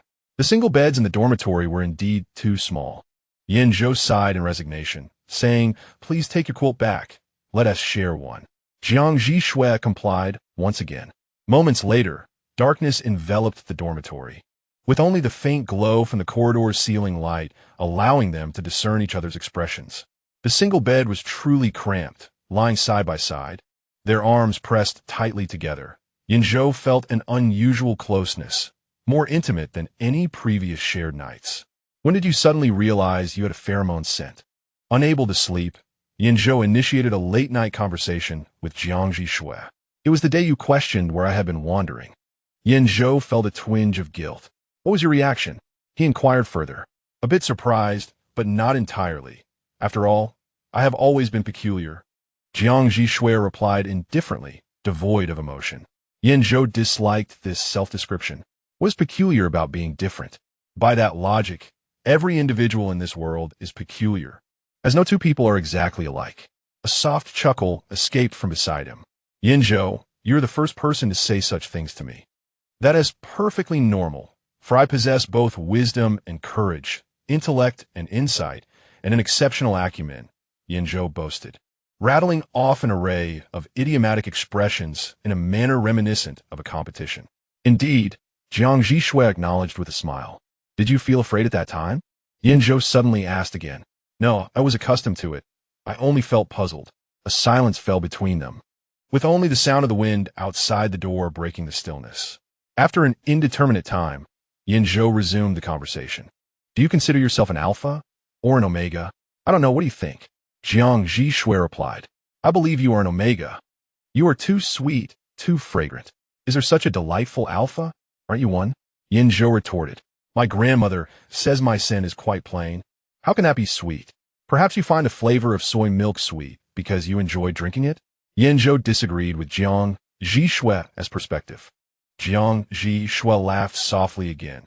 "Have you ever considered that your perception of my scent being sweet might stem from your own fondness?" The last part of his query was somewhat ambiguous, but Yan Zhou remained oblivious. "Perhaps, but you truly do smell delightful." As their conversation continued, Yan Zhou felt a pang of desire. He cautiously turned his head to glance at Jiang Zhi Xue, noting his composed demeanor, and hesitated to voice his cravings. He could hardly say, "My good roommate, may I have another whiff of your pheromones? I'm craving it." That would be too strange. Sighing inwardly, Yan Zhou reflected, "I see it but cannot smell it." Little Zhou's heart aches. "Yan Zhou, why do you wish for me to be an omega?" Jiang Zhi Xue initiated a topic of his own. "I do not wish. I make a rational deduction." Yan Zhou defended himself. "Oh, Yan Zhou, do you even believe me, buddy? Otherwise, mark me." Jiang Zhi Xue suddenly uttered these astonishing words, startling Yan Zhou to the core. "What nonsense! If you dare to mark me, it would indicate that I am an omega." Upon hearing this, Yan Zhou felt a shameful stir within him. That was his favorite flavor, taro milk, a scent he could revel in. Jiang Zhi Xue's suggestion was exceedingly tempting. Ultimately, Yan Zhou's desires triumphed over reason, and he replied, "All right."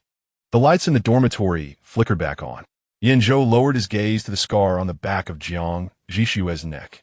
It was an old scar. In the center lay a raised area where the wound had healed, the edges of the scar a stark white in contrast to Jiang Zhi Xue's skin tone, unalterable and distinct. This unassuming scar had adorned Jiang Zhi Xue's nape for nearly a decade, indicating the impossibility of its removal. Such a minute mark bore the weight of all of Jiang Zhi Xue's past pains. A sudden ache pierced Yan Zhou's heart. He fervently wished that every day of Jiang Zhi Xue's future would be enveloped in love. He yearned for the indelible scars of pain to one day be enveloped by affection. Yan Zhou had never bitten anyone's neck, nor had anyone bitten his. Thus, he remained oblivious to the sensations others might experience. Yet, instinctively, he sensed something was amiss. It seemed Jiang Zhi Xue could absorb the pheromones of others, a wondrous ability. If this were true, it could be quite advantageous. Perhaps he could replenish the pheromones that had been drained by that group of rascals. How could a person's glands be empty? Unbeknownst to anyone, after learning of Jiang Zhi Xue's past, Yan Zhou's inner turmoil was far from the calm demeanor he projected. A tumult of thoughts began to swirl within him, prompting Yan Zhou to retreat to his position. He quietly focused on the scene before him, allowing those chaotic thoughts to run rampant in his mind, fermenting. After a moment, he inquired, "What does it feel like?" Chapter 80. You bite me too. The sensations of being bitten on the neck differ vastly between alphas and omegas. Omegas are undoubtedly affected, while alphas experience an overwhelming sense of repulsion, wishing to retaliate against the alpha that dared to bite them. However, Jiang Zhi Xue's experience lay somewhere in between, not wholly belonging to either category. I do not reject you at all, nor have I been marked. Rather, I feel as if my pheromones have been replenished. Jiang Zhi Xue turned to face Yan Zhou, his eyes glimmering with a hint of crimson. Yan Zhou leaned forward, drawing closer to Jiang Zhi Xue's neck, inhaling deeply. Indeed, Jiang Zhi Xue emanated only his own pheromones. Not a trace of Yan Zhou's lingered upon him. This left him somewhat dissatisfied. Yan Zhou mused. Jiang Zhi Xue observed Yan Zhou's expression for a moment before suddenly leaning in closer as Yan Zhou resumed his position. You seem rather disappointed? You're talking nonsense. Yan Zhou was once again struck by Jiang Zhi Xue's stunning beauty, feeling as though he might be kissed. Startled, he leaned back abruptly, nearly colliding with the wall, but Jiang Zhi Xue swiftly reached out, encircling his waist and pulling him back. The distance between the two drew abruptly closer. The spring and summer pajamas were quite thin, and Yan Zhou could distinctly feel the warmth emanating from the person in front of him. Jiang Zhi Xue's body temperature was slightly lower, and their combined warmth created a harmonious balance. Yan Zhou's face gradually flushed. He propped himself up with one hand while awkwardly taking Jiang Zhi Xue's hand away with the other, inadvertently brushing against him in the process. My waist is quite sturdy. It holds well, haha. Jiang Zhi Xue slowly blinked, the air filled only with Yan Zhou's awkward laughter. He took a few steps back until his back pressed against the wall, finally feeling a sense of safety. Once his mind settled, he recalled the question he had intended to ask before being interrupted by Jiang Zhi Xue. What was it like the day you discovered you had become an alpha or omega? Was there discomfort or pain? Reactions to the second differentiation varied among individuals. Some experienced intense pain, while others transitioned as seamlessly as drinking water or eating, feeling nothing at all. Yan Zhou feared that Jiang Zhi Xue might have suffered greatly during that time. Are you concerned about me? Jiang Zhi Xue sensed Yan Zhou's sentiments, his lips involuntarily curving into a smile. If he had a tail, it would likely be joyfully spinning like a propeller at that moment. Indeed, Yan Zhou straightforwardly threw a direct question, believing there was nothing inappropriate about caring for a friend. It didn't hurt. Jiang Zhi Xue tilted his head, laughing lightly like a seductive demon. That day, I went to deal with a little pest, and suddenly realized I could suppress it with my pheromones. It was very abrupt, with no sensations or signs. He emphasized this, fearing Yan Zhou might doubt him. Yan Zhou was an exceptionally radiant individual. Being a source of light, he naturally attracted some bothersome little pests. While some of these nuisances did not concern Yan Zhou, Jiang Zhi Xue was different. He was always vengeful when it came to matters pertaining to Yan Zhou. You cannot be temporarily marked by an alpha, so you must also be an alpha. Perhaps an even higher tier alpha, capable of absorbing the pheromones of other alphas? Yan Zhou pondered aloud, suddenly struck by a brilliant idea. You should try suppressing me with your pheromones. Xuechang is a 2S, level alpha. You must be superior to him. As the pinnacle of alphas, Yan Zhou had never been successfully suppressed by anyone, and he was genuinely curious whether Jiang Zhi Xue could achieve this, especially since he had once been a 4S level alpha. Jiang Zhi Xue blinked at Yan Zhou and replied slowly, "But I can suppress you without using pheromones." Yan Zhou's mind was flooded with that embarrassing memory of being overwhelmed, wishing his friend would refrain from reopening such wounds. In any case, just give it a try. The eagerness on Yan Zhou's face was evident. He truly wished to experience it. Jiang Zhi Xue obediently nodded, extending a hand gently to rest at the back of Yan Zhou's neck. In an instant, Yan Zhou's body uncontrollably fell backward. He was taken aback, exclaiming, "What the?" He felt utterly defenseless, a sensation of helplessness enveloping him. He attempted to raise his hand, managing only to lift it about 20 centimeters before he could raise it no further. However, his current sensation is rather peculiar. Theoretically, those subdued by pheromones would experience considerable torment. Yet, the pheromone suppression emanating from Jiang Zhi Xue is exceptionally gentle. While others may feel as though they are being crushed by a heavy weight, drowning in discomfort and sensing impending danger, Yan Zhou experiences a gentle confinement. The rich aroma of taro milk wafting pleasantly around him. What is this feeling? Jiang Zhi Xue hovers above Yan Zhou, one hand cradling the back of his head while the other rests near his ear. He finds himself immobilized, yet not in distress. Is that so? A delightful smile graces Jiang Zhi Xue's face. Or perhaps, why not take a bite out of my neck? Yan Zhou gazes up at Jiang Zhi Xue, and a shiver runs down his spine. His rational mind acknowledges that there is no malice in Jiang Zhi Xue's words, yet his primal instincts scream of danger. It feels like a point of no return. Once bitten, how frightened are you? Jiang Zhi Xue chuckles, retracting his pheromone suppression and returning to his original position. Jiang Zhi Xue's words, once spoken, ignite Yan Zhou's competitive spirit. After all, they are both alphas. Who is afraid of whom? It's merely a bite. Alphas cannot be marked. With a sudden burst of resolve, Yan Zhou sits upright, ready to bite. Who fears whom? Very well.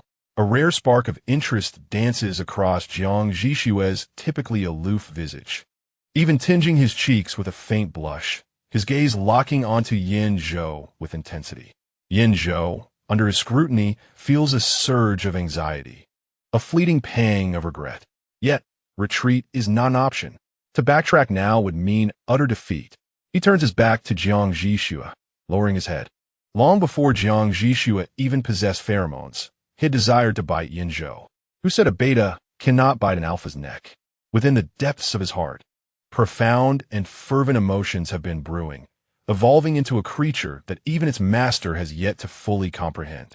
Jiang Zhi Xue's Adam's apple subtly rolls as he gazes at that expanse of skin, seemingly intent on etching its patterns into his memory. Time stretches as he reverently lowers his head. The moment he touches the warm skin, his blood seems to boil. The creature within him lets out a satisfied sigh. Yan Zhou, with his head bowed, feels the weight of Jiang Xue's gaze, growing increasingly anxious, almost prompting him to say, "Stop staring, young master. If you wish to bite, then bite." As Yan Zhou's thoughts spiral further into chaos, a sharp pain pierces the nape of his neck. Chapter 81. Family. How to describe this sensation? In an instant, countless scenes flood Yan Zhou's mind. The moment he was first captivated by Jiang Zhi Xue, the first time he surpassed him in an exam, the moment he recognized they could forge a friendship, the first time he received Jiang Zhi Xue's praise. All the countless moments of joy inspired by Jiang Zhi Xue pale in comparison to this one. Before departing, Jiang Zhi Xue discreetly inhaled Yan Zhou's pheromones, exercising considerable restraint. "Apologies, you are simply too alluring. I could not resist." Yan Zhou, lost in reverie, barely registers Jiang Zhi Xue's words. "There is a wound. Do not touch." Jiang Zhi Xue rose from the bed and retrieved the medical kit, carefully extracting iodine and cotton swabs to meticulously disinfect the wound on Yan Zhou's nape, ultimately affixing a large bandage. Yan Zhou was taken aback. It was his first realization that after a temporary marking, one must also disinfect the wound. How could Jiang Zhi Xue's thought process be even more abstract than his own? Recently, you should avoid water. Yan Zhou was thoroughly impressed. "Fine, you are quite something too." He turned to restrain Jiang Zhi Xue, who was about to put away the iodine, taking the items from his hands and, with an air of practiced finesse, began to apply iodine to his own nape and affix a bandage. Jiang Zhi Xue lowered his head, allowing him to proceed. Once Yan Zhou completed the task and began to tidy the medical kit, he marveled at the absence of any repulsive sensation. "Why not infuse a bit more pheromone?" Jiang Zhi Xue replied slowly, "I feel that if we continue, you might enter your sensitivity period." Though he had yet to fully comprehend his own bodily condition, an instinctive feeling surged within him, like a code inscribed in his very genes. He believed he possessed the ability to mark and stimulate an alpha's sensitivity period. However, he refrained from doing so today. Yan Zhou's face instantly flushed. What on earth? Jiang Zhi Xue focused intently on the blushing figure, grinning like a cat that had just pilfered a treat. Speaking of the sensitivity period, Yan Zhou realized a crucial point. Do you have a sensitivity period? The sensitivity period for alphas occurs monthly, and Yan Zhou typically calculates the days in advance to administer suppressants, sometimes even asking Jiang Zhi Xue for assistance. Yet since March, he had never witnessed Jiang Zhi Xue receiving one. I don't seem to have a sensitivity period, Jiang Zhi Xue pondered aloud. Wow, so impressive, Yan Zhou exclaimed, genuinely awestruck. You are truly remarkable. This is astonishing. His eyes sparkled like two bright suns, filled with admiration, novelty, and affection. Jiang Zhi Xue suddenly felt compelled to pat his head. His body acted more swiftly than his thoughts. Yan Zhou watched as the beautiful hand he had secretly desired to touch several times reached for his head and gave it a gentle pat. He was momentarily stunned, and only when his hair threatened to become a disheveled mess did he react, quickly turning his head away. You seem to be petting a dog. Jiang Zhi Xue was amused, and upon witnessing this, Yan Zhou couldn't help but chuckle.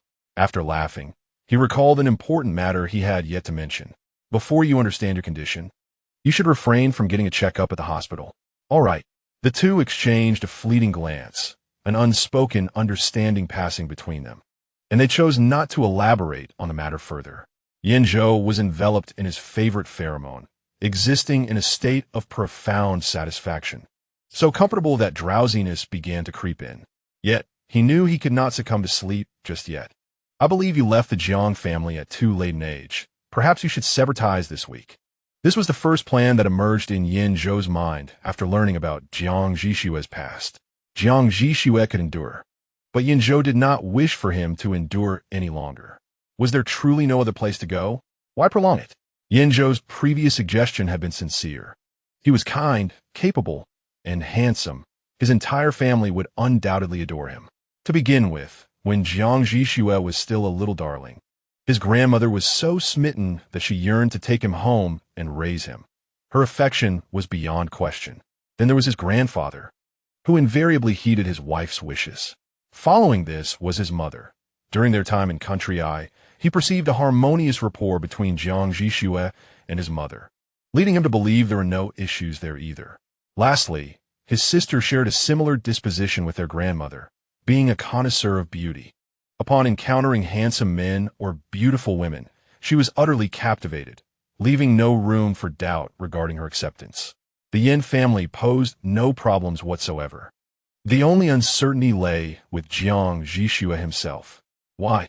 Jiang Zhi Xue suddenly interjected, disrupting Yan Zhou's musings. Yan Zhou, feeling a twinge of guilt, glanced at Jiang Zhi Xue for a moment before ultimately deciding to speak the truth. I enlisted Lin Haoxuan's assistance to investigate your circumstances upon your return. Yan Zhou, displaying a semblance of integrity, refrained from betraying Lin Haoxuan and instead took the burden upon himself. I harbor no malice, nor do I intend to mock you, Yan Zhou said slowly, observing Jiang Zhi Xue's expression, apprehensive of inciting his anger. I merely wish to comprehend why the Jiang family treats you in such a manner. Jiang Zhi Xue smiled, exuding an enchanting allure. Darling, you are simply adorable. Yan Zhou exploded, exclaiming for the umpteenth time, do not call me that. I'm not the least bit angry, Yan Zhou. On the contrary, I am quite pleased. The smile on Jiang Zhi Xue's face remained, and he obediently altered his form of address. I sense your concern for me. The last 8 words from Jiang Zhi Xue rendered Yan Zhou's heart tender and tumultuous, a blend of sweetness and bitterness. Jiang Zhi Xue, I was sincere in my previous suggestion. You are welcome to stay at my home. Sitting cross-legged on the bed, Yan Zhou clasped his ankles, straightened his posture, and gazed earnestly at Jiang Zhi Xue. While we cannot choose our blood relatives, we can choose our family. Until you select your own family, my family and I can serve as yours. As Yan Zhou spoke, a whimsical thought crossed his mind, prompting a chuckle. You must first experience a normal, loving household to understand how to interact with new family members. I do not pity you, Jiang Zhi Xue. I genuinely invite you to become part of my family.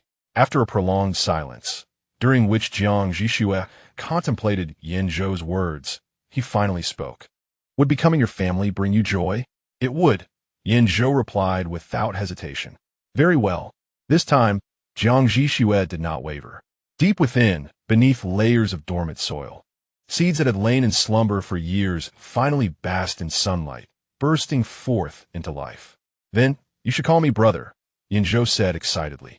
Jiang Zhi Xue neatly arranged his pillow, lay down, and tucked himself under the blanket, resembling a well-behaved child ready for bed at the appointed hour. I'm going to sleep now, good night. Outside, the wind howled ominously, yet he found no fear in it anymore. Chapter 82. He is ascendant the following day.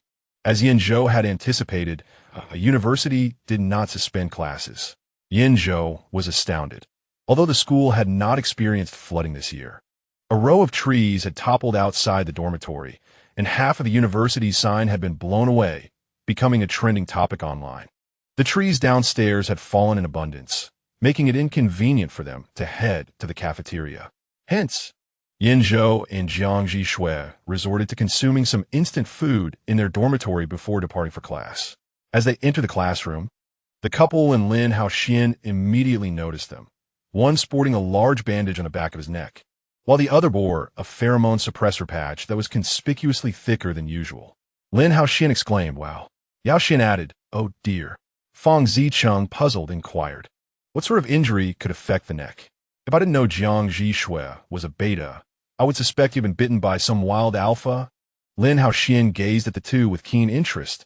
"How did you injure your neck?" Jiang Zhi Xue, with a cool demeanor, shot him a glance. "I was scratched by a puppy." Lin Haoxian responded with surprise, while Yan Zhou observed quietly. Fang Zicheng, with naive curiosity, asked, "How does a puppy manage to scratch the back of someone's neck?" Jiang Zhi Xue took a seat near the back door. Retrieving his textbook from his bag as he explained, "The puppy tried to jump onto my shoulder and scratched me with its claws while landing." Fang Zicheng was astonished. "What an amazing puppy. Wait, how could there be a dog in the dorm? Is it a stray from downstairs?" Yao Xian, unable to bear it, swiftly redirected his boyfriend's silly and inquisitive head towards the blackboard. With Fang Zicheng's level of comprehension, it was best he refrained from gossiping and conserve his mental capacity for studies. Failing at the end of the term would not be ideal. The old professor entered the classroom punctually before the bell rang, earning the students' respect. Given the day's traffic, it was impressive that he was not late. During the break, Yan Zhou rested his head on the desk while Jiang Zhi Xue reviewed their notes, assisting Yan Zhou in filling in the gaps he had missed. Suddenly, a shadow loomed over their table, prompting Jiang Zhi Xue to look up. A tall, handsome boy stood beside their desk, a pheromone suppressor patch affixed to the back of his neck. With his striking appearance, it was easy to deduce he was an alpha. At that moment, the charming alpha blushed slightly and nervously spoke, "Jiang Zhi Xue, I have liked you for a long time. May I have your contact information?" Whispers erupted throughout the classroom as Fang Zicheng opened a bag of cucumber-flavored chips, sharing them with Yao Xian and Lin Haoxian. The three munched on the chips, enjoying the unfolding drama. Everyone awaited Jiang Zhi Xue's response, even though it was typically predictable. However, before Jiang Zhi Xue could refuse as he usually did, Yan Zhou shifted his position from resting his forehead on his arm to leaning his left cheek against it. With his left eye still closed, he opened his right eye, casting a glance at the newcomer from below. "I'm sorry, but you're the one who must take on the submissive role for love, aren't you?"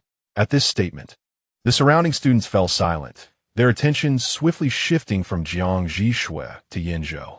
Lin Haoxian exclaimed, What is Yan Zhou saying?" Yao Xian added in disbelief, "Oh dear." Fang Zicheng's chips fell back into the bag. Has this young master been possessed? In the past, whenever Jiang Zhi Xue received a confession, Yan Zhou always maintained an exceptionally detached attitude, merely a spectator among the onlookers, never interjecting. At that moment, Yan Zhou was oblivious to the thoughts swirling in the minds of the audience. His gaze was fixed intently on the confessor, who, despite being the one kneeling, felt as if he were being looked down upon. The handsome alpha Zhue's countenance shifted from pale to a deep crimson after hearing Yan Zhou's words, resembling a boiled shrimp in its vividness. Ultimately, he could not even wait to hear Jiang Zhi Xue's response before hastily declaring, "I'll think about it," and fleeing through the back door. Jiang Zhi Xue lowered his gaze towards Yan Zhou, who had closed his eyes again, pondering. "How did you know I was the one in control?" Yan Zhou turned his head away, resting the back of it against the table, responding, "Just a guess." Of course, with Jiang Zhi Xue's potent pheromones released, which brave soul could withstand such pressure? Fang Zicheng finished the last of his potato chips, wiped his hands with a wet wipe, and fearlessly poked Yan Zhou's arm that was propped up on his head. "Yan Zhou, why did you suddenly take it upon yourself to reject Jiang Zhi Xue's suitor? That guy was quite handsome. What if Jiang Zhi Xue had an interest in him as well?" The first query intrigued the other onlookers, while the latter was utterly unnecessary, definitely a misstep. Yao Xian kicked Fang Zicheng, who looked back at him with a pitiful expression before turning his expectant and curious gaze towards Yan Zhou's dark hair. Yao Xian, Yan Zhou is about to be driven mad by Fang Zicheng. He himself was unaware of the reason. He simply felt an inexplicable displeasure and wanted to act accordingly. There needn't be such elaborate reasoning. Seeing that Yan Zhou was ignoring him, Fang Zicheng continued to prod him insistently. Unable to bear the annoyance any longer, Yan Zhou decided to satisfy his inquisitive nature and delivered a light smack to Fang Zicheng's head. "You just said it was a spur-of-the-moment decision. What more is there to explain? Even if Jiang Zhi Xue were interested, it would be futile if he did not accept being submissive in love." Fang Zicheng, clutching his head with tears in his eyes, turned his gaze back to Jiang Zhi Xue, exclaiming, "As expected of you, truly formidable." As the class bell rang, signaling the start of the second period, the brief interlude of the break was quickly forgotten by all. At noon, after a morning filled with classes, ravenous university students spilled from the classrooms. The final class of the morning was a specialized one. Fang Zicheng and Yao Xian did not sneak away early, as the corridor was too crowded. The five of them chose to remain in the classroom for a while longer. Yan Zhou and Jiang Zhi Xue were diligently completing their assignments. Even in a university where most tended to relax, this pair of old rivals maintained their unwavering seriousness towards their studies. As the corridor gradually emptied, the cacophony of voices faded away. Just as Jiang Zhi Xue and Yan Zhou were putting away their assignments, a figure appeared outside their classroom door. It was the handsome Alpha who had come to confess to Jiang Zhi Xue during the break. "Oh, how wonderful! You haven't left." He gasped for breath, his eyes sparkling as he looked at Jiang Zhi Xue, his tone earnest. "I thought about it during the entire class. I believe that if it were you, I could." Lin Haoshuan, "Oh no." Yao Xian, "This is true love." Fang Zicheng, "This person is so deeply in love." Incredible. Yan Zhou's expression visibly darkened, and it was evident he was on the verge of becoming furious. "This person is so annoying. Is it fair for an alpha to be a zero?" Chapter 83. Have you two secretly obtained your marriage certificate? The onlookers displayed a variety of expressions, yet Jiang Zhi Xue remained composed. He calmly addressed the alpha, thanking him for his affection, but regrettably informing him that he already had someone he cherished. The alpha felt a pang of hurt. After much deliberation, he was reluctant to give up easily. "Are you two together?" "No, but we will definitely be together." Jiang Zhi Xue spoke with resolute conviction, as if declaring a fated occurrence. Lin Haoshuan couldn't help but glance at him, and after a brief moment, shifted his gaze back to Yan Zhou, suddenly feeling a twinge of concern for him. The alpha, receiving such a definitive answer, found it inappropriate to pursue the matter further and sadly departed. Yan Zhou's face, which had been puffing up with anger, relaxed, and his mood shifted from gloomy to bright. How had he not noticed Jiang Zhi Xue's remarkable ability to fabricate lies so convincingly? The tone and expression when he declared they would definitely be together nearly fooled the others as well. "Let's go eat." Yan Zhou cheerfully beckoned his friends. After lunch, Yan Zhou checked the traffic conditions on a map application. The municipal efficiency was commendable. The roads that had been closed in the morning due to the typhoon were all accessible by noon. There is no time like the present. With no classes in the afternoon, Yan Zhou decided to assist Jiang Zhi Xue with his move today. He took Jiang Zhi Xue back to the mall where they had parked, first driving their cars back to the school, and then taking Jiang Zhi Xue home. In the car, Jiang Zhi Xue inquired of Yan Zhou, "Do Yan Grandma and Zhao Grandpa know about this?" Yan Zhou confidently replied, "They will only perceive this as a delightful surprise." Yan Zhou's assessment of the elderly couple was astute. After lunch, Yan Fenhua and Zhao Lan were enjoying tea in the tea room when they were pleasantly surprised to see Yan Zhou unexpectedly return home on a weekday. Upon noticing Jiang Zhi Xue behind him, their astonishment transformed into joy. "Wow, Zhi Xue is here." Yan Zhou, "Miss Yan, just who is your true grandson?" Zhao Lan was equally delighted, inviting Jiang Zhi Xue to partake in the pastries. Come, Zhi Xue, come over. These pastries were freshly made by Grandpa at noon. There's cake in the fridge. Would you like a slice?" With no one to invite him, the unceremonious Yan Zhou sidled up to Jiang Zhi Xue, sitting beside him and stuffing his face with pastries, nearly choking in the process. Yan Fenhua and Zhao Lan exchanged glances. Such a conspicuous and sizable package could not possibly be their grandson. After downing a pot of tea, Yan Zhou finally managed to swallow the food.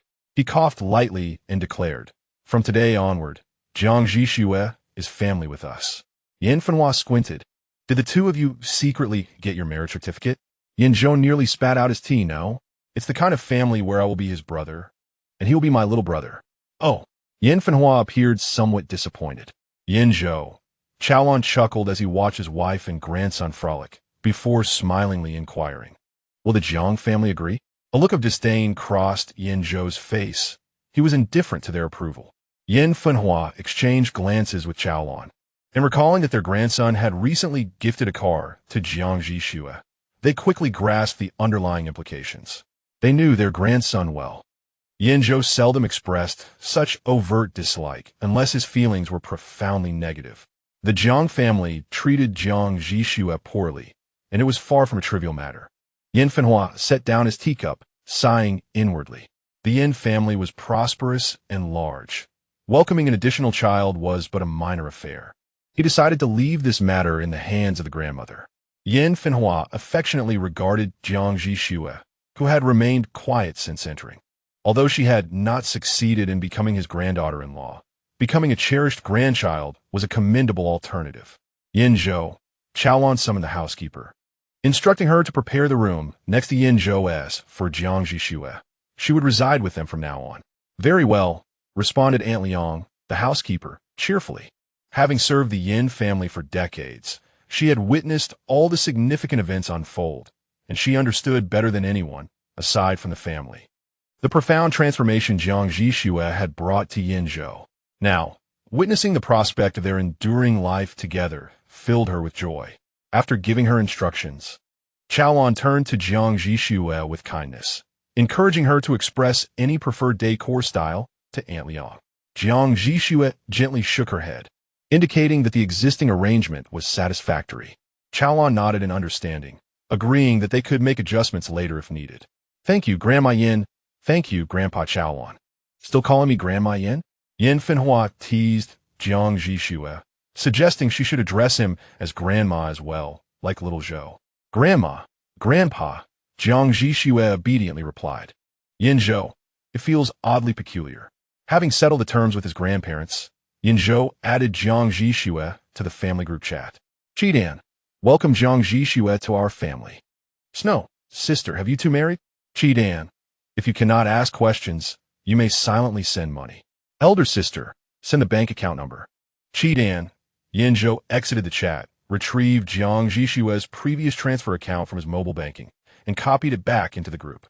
"Mother, call me mother." "Snow, mother." "Grandma, call me grandma." "Snow, grandma." "Grandpa, call me grandpa." "Snow, grandpa." "Elder sister, call me sister." "Snow, sister." "Chidan, call me brother." "Snow." Suddenly, Jiang Zhi Xue's phone displayed a message. "You have been removed from the group chat." Jiang Zhi Xue. But soon, she was re-added by Yan Fenhua. "Grandma, be careful, or I shall remove you." "Chidan." "Grandpa, be cautious, or I shall remove you." "Chidan." "Mother, be wary, or I shall remove you." "Chidan." "Elder sister, Watch out, or I shall remove you. Cheat-an, cheat-an. Yan Zhou felt a twinge of frustration. He had never heard of a situation where a great-grandchild led to a great-grandmother, great-grandfather, or great-aunt. How vexing. Sitting in his seat, Yan Zhou hummed softly next to Jiang Zhi Xue, whose phone suddenly displayed 4 bank messages.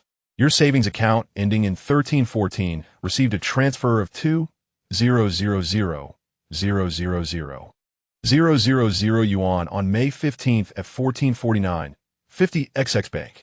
Your savings account, ending in 1314, received a transfer of 2,000,000 yuan on May 15th at 1450, 16 XX Bank.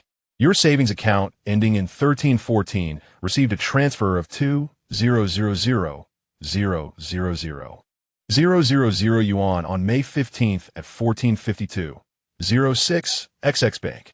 Your savings account, ending in 1314, received a transfer of 2,000,000 yuan on May 15th at 1452, 08 XX Bank. In just a few minutes, an astonishing sum of 80 million entered the account. Jiang Zhi Xue looked up in disbelief, and Yin Fenhua cheerfully exclaimed, "Just accept it as our wedding gift." With a loud thud, Yan Zhou dropped the teacup in his hand. "No, wait, it's a return gift." He lifted and set down the plate of treats again. "No, that's not right. It's a congratulatory gift. Is that acceptable, Xiao Zhou?" Yin Fenhua rolled her eyes at Yan Zhou. "If you dare to make my plate wobble, I'll make yours do the same."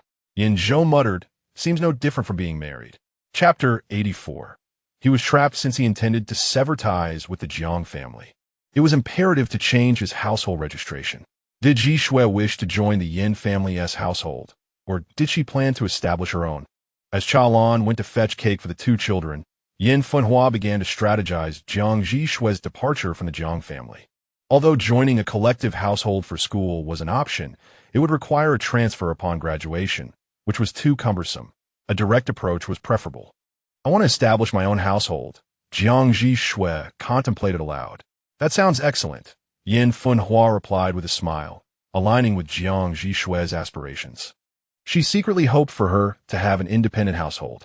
After all, she was banking on the union of Yan Zhou and Jiang Zhi Xue.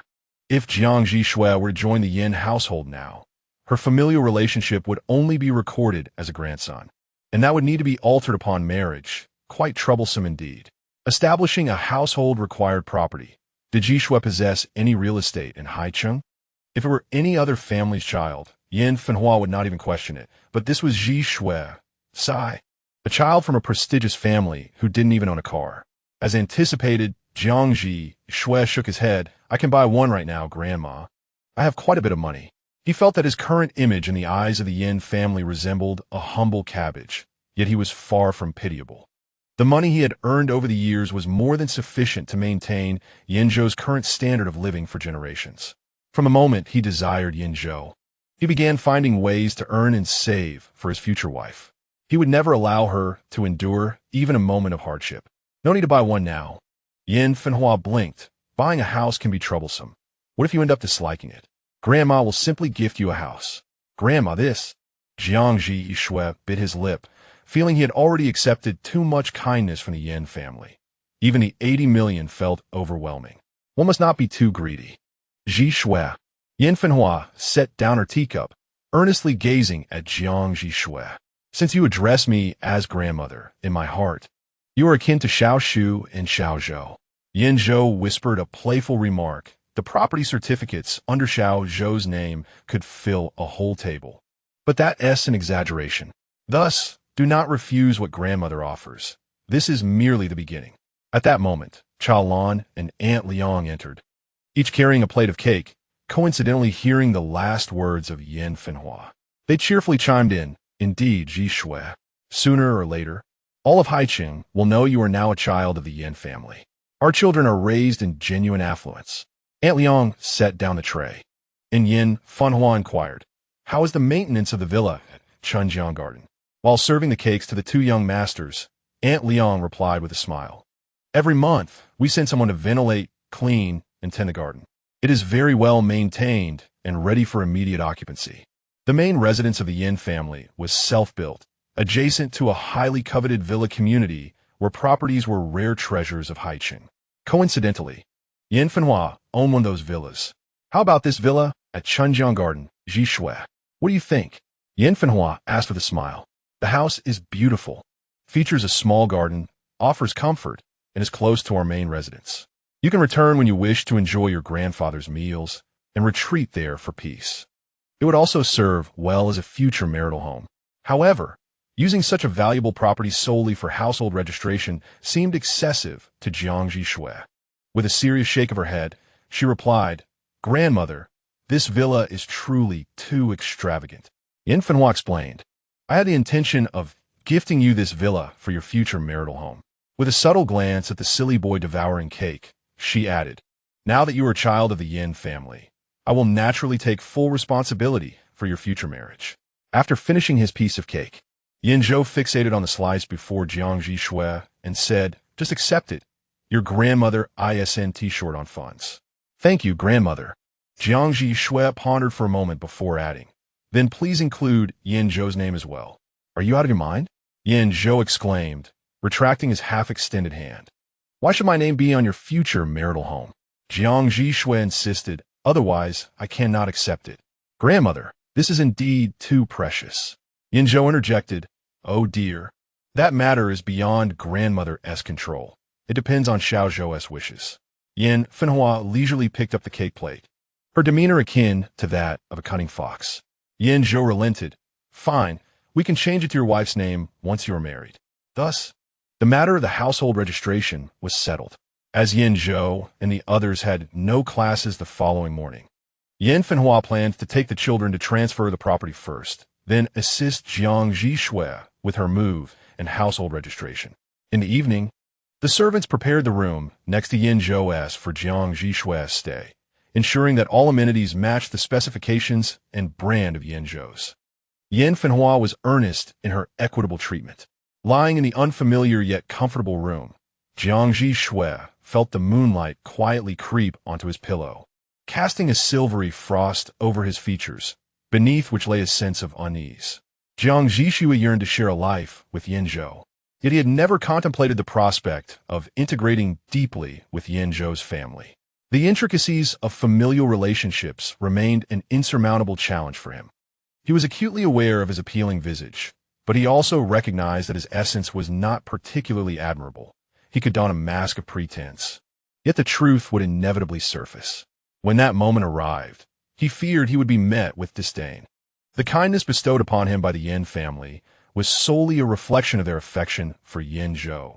Should he become unlikable, would Yan Zhou's feelings for him wane as well? Amidst this tumultuous train of thought, Jiang Zhi Xue recalled fragments of his past.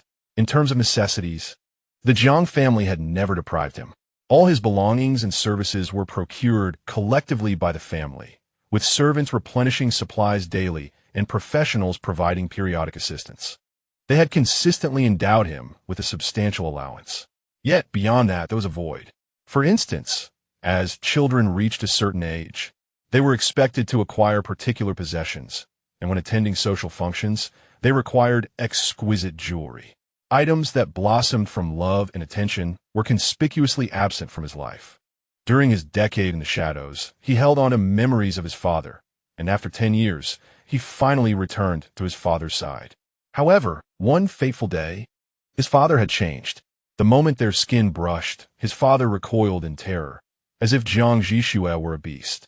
It was then that he witnessed, for the first time, the fear that resided in his father's eyes. From that day forth, he felt imprisoned. To the outside world, young Jiang appeared adept. Yet beneath the surface lay a core of insecurity. By chapter 85, he had undergone social education. He could comprehend his father, his family, and his siblings. Yet perhaps, he had never truly grasped their essence. Doubt began to plague him, and he entered a period of introspection, convinced that it was his own shortcomings that led to his family's neglect and avoidance. Perhaps it was due to the time he had bitten his father, or the fact that he was different from his siblings. Perhaps it was his slow recovery, or the dissatisfaction with his responses to the police. His survival instincts had taught him that to receive, one must first give. Thus, he endeavored to excel in his studies and exhibit exemplary behavior. If his family feared him, he would retreat. If his presence rendered the atmosphere stifling, he would concoct excuses to distance himself from their company. He conformed to their emotions, yet despite his efforts, he never garnered their genuine acknowledgement. Gradually, he relinquished his expectations. He was himself, and they were themselves, and he no longer required their presence. The initial separation perhaps signified a lack of destined connection. One day, as he lay on the grass basking in the sun, he contemplated a future where he would live in such a manner for a few years before ultimately severing ties with them, never to cross paths again. It was then that he encountered Yan Zhou. Yan Zhou extended to him an inexplicable, selfless kindness, even when Jiang Zhi Xue regarded him as an adversary. This encounter reshaped Jiang Zhi Xue's understanding. He realized that innate kindness and emotion existed in the world, where one need not first sacrifice to receive benevolence. Yan Zhou transformed his perception of reality. If one were to describe his decade of existence as a physical purgatory, and the days steeped in the dread of familial expectations as a torment of the spirit, then the unprovoked and selfless kindness bestowed upon him by Yan Zhou was the force that drew him back to the realm of the living. He could not exist without Yan Zhou. A person deprived of sunlight would perish. A person deprived of sunlight would perish. A person deprived of sunlight would perish. Jiang Zhi Xue cocooned himself within the confines of his blanket when, suddenly, a gentle knocking resounded at the door, two soft taps echoing through the silence. He lifted the blanket, his visage returning to calm, and descended to open the door. Standing before him was the very person he had been yearning for. Yan Zhou, flushed with color, cradled a pillow in his arms, peering cautiously around as if fearful of being discovered, desperately attempting to squeeze through the narrow gap between Jiang Zhi Xue and the door. "Let me in quickly. I'll explain once I'm inside." Jiang Zhi Xue obediently stepped aside, allowing Yan Zhou to slip in with haste, urging him to close the door softly. Once the door was secured, Jiang Zhi Xue turned to inquire, "Can't sleep?" Yan Zhou's face reddened further, his words stumbling in his throat. How could he articulate his thoughts? Tonight, he had tossed and turned in bed, a sense of incompleteness gnawing at him. And amidst his musings, he found himself contemplating Jiang Zhi Xue's unique pheromone. Unconsciously, he swallowed, as if ensnared by an addiction. Consequently, his insomnia intensified. "Could you release your pheromone, so I might catch a whiff?" Yan Zhou uttered, his cheeks burning with embarrassment, feeling as though he was beseeching Jiang Zhi Xue. "You brought a pillow. Are you intending to sleep here?" Jiang Zhi Xue did not respond to his inquiry right away. "I'll lie down for a bit. If I grow tired, I'll return." Jiang Zhi Xue nodded. "Why should I let you smell it, Yan Zhou?" Yan Zhou furrowed his brow in discontent. "You previously claimed, if my pheromone were to smell like taro milk, you'd indulge in it daily." "Oh, I have since rescinded that statement." Yan Zhou felt a surge of exasperation. "You rascal." Jiang Zhi Xue snatched the pillow from Yan Zhou's grasp, placing it beside his own, then lay back on his pillow, pulling back the covers in anticipation of Yan Zhou. "Call me brother, and I shall allow you to indulge. I'm merely 2 months your senior." Yan Zhou retorted through gritted teeth, "You are the younger one." "Oh, brother. If you call me brother, I shall grant you permission." Yan Zhou was first taken aback by Jiang Zhi Xue's affectionate address, only to be further vexed by the ensuing demand. It was akin to a pufferfish being both pampered and provoked. After a moment of hesitation, Yan Zhou reluctantly approached the bedside, lying down with his back to Jiang Zhi Xue, his voice barely above a whisper. "Brother." No sooner had he spoken than a light laugh emanated from behind him, followed by Jiang Zhi Xue drawing closer, a subtle waft of the delectable taro milk scent, perceptible only to him and not intrusive to those beyond the room, enveloping his senses. How delightful! Yan Zhou felt a sense of satisfaction. The contentment of his spirit gradually ushered in a wave of drowsiness. The individual who had claimed he would return upon feeling tired found himself utterly fatigued, yet reluctant to stir. Just a brief slumber. Jiang Zhi Xue had long awakened, seated on the sofa in the room, engrossed in his mobile phone. After Aunt Liang departed, he approached Yan Zhou's bedside. "Brother, "Brother," he called, as Yan Zhou was lost in a sweet dream. In his slumber, he recalled the day they first met, when Jiang Zhi Xue readily agreed to be his little brother, trailing behind him each day, calling him brother Yan Ge and Yan Shao, to the point where he felt he might transform into a crooked-mouthed dragon king. Suddenly, Yan Zhou, eyes closed, burst into a couple of silly chuckles. Jiang Zhi Xue raised an eyebrow. Yan Zhou. He pinched Yan Zhou's nose. Struggling for breath, Yan Zhou drowsily opened his eyes, immediately noticing Jiang Zhi Xue crouched by his bedside, illuminated by the sunlight behind him. What the? Startled, Yan Zhou flailed his limbs like a fish out of water. "What time is it?" "7 o'clock. Aunt Liang has come to call you for breakfast."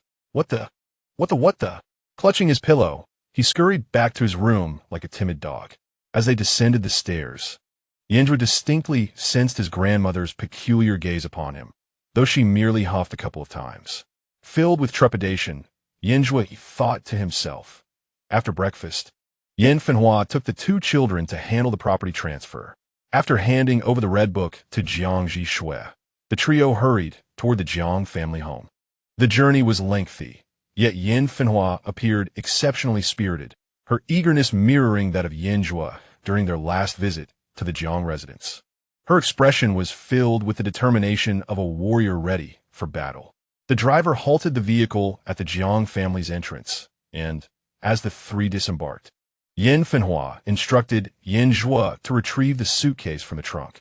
However, Jiang Zhi Xue bypassed Yan Zhou and went directly to the rear of the car, retrieving only an empty suitcase. Yet, Yan Fenhua had prepared 3. "Grandmother, 1 is sufficient." Upon hearing Jiang Zhi Xue's words, Yan Fenhua's desire for confrontation surged even more. The angriest moment of her life was discovering Yan Sui's infidelity and his mistreatment of his wife. Her second most infuriating moment was now. "Xiao Zhua, go knock on the door." Chapter 86, Full Force. 1 against 2. Yan Fenhua had initially intended to address the matters between Jiang Zhi Xue and the Jiang family in a more composed and dignified manner. After all, the Yan and Jiang families had a long-standing relationship and numerous collaborations. They often encountered one another in society. However, upon hearing Jiang Zhi Xue declare that 1 suitcase was enough, her rage ignited. A child who had been painstakingly reclaimed, living at home for 8 years, wished to take away all his belongings, yet they could fit into a mere 24-inch suitcase. Even if Jiang Zhi Xue now resided in a university dormitory, where most of his daily necessities were stored, how much could possibly fit in that modest space? With his grandmother's support, Yan Zhou barged in like a troublemaking tyrant, neglecting to ring the doorbell and instead knocking loudly on the Jiang family's door. Butler Chen quickly came to answer, initially surprised to see Yan Zhou. "Young Master Yan Yu," he started, but quickly noticed Jiang Zhi Xue's indifferent nod behind Yan Zhou and the imposing presence of Yan Fenhua, his surprise deepening. "Young Master, you have returned. And old Yan Dong, please come in. I will notify Mr. Jiang and Mr. Song immediately." Yan Fenhua had battled in the business arena for the better part of her life, and even after stepping back for many years, she was still addressed with respect as old Yan Dong by those who met her. Upon witnessing the imposing demeanor of old Yin today, Butler Chen silently lamented the situation. It seemed that old Yin had not come for a mere social visit.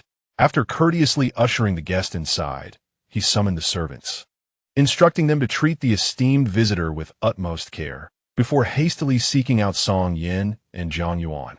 Yan Fenhua possessed a unique characteristic. Her countenance was perpetually adorned with a congenial smile, exuding warmth towards everyone, even amidst the ruthless exchanges of the business world. However, today that amiable facade had completely vanished.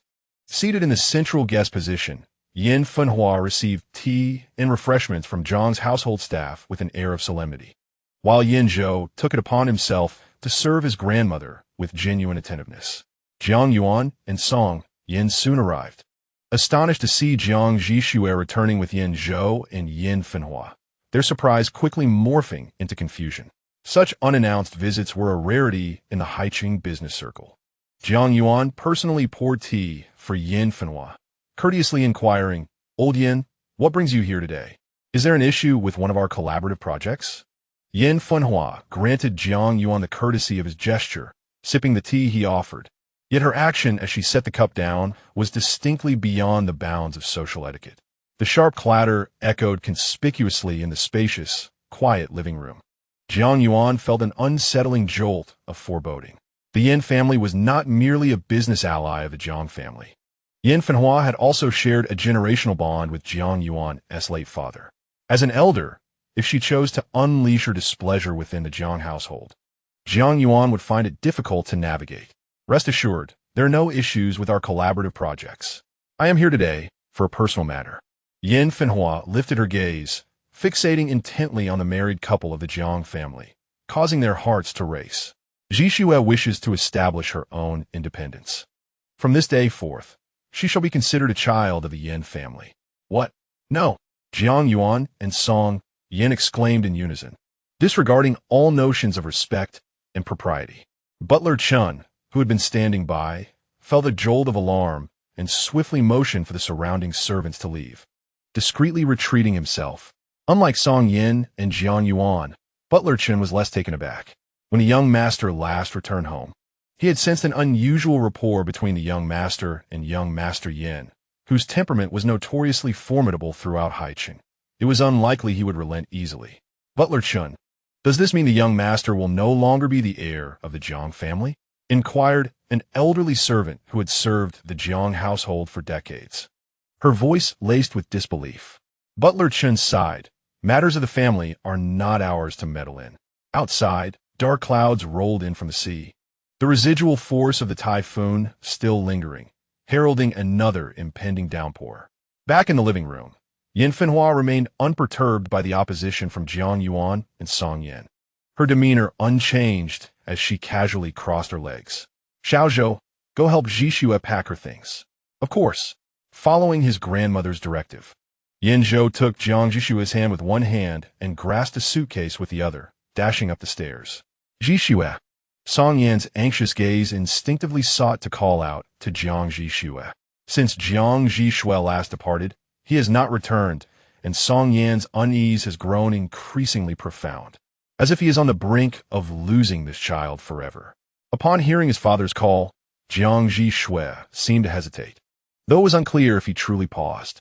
Yan Zhou gripped his hand with considerable force, exuding an air that suggested he would forcibly drag him away should he dare to stop.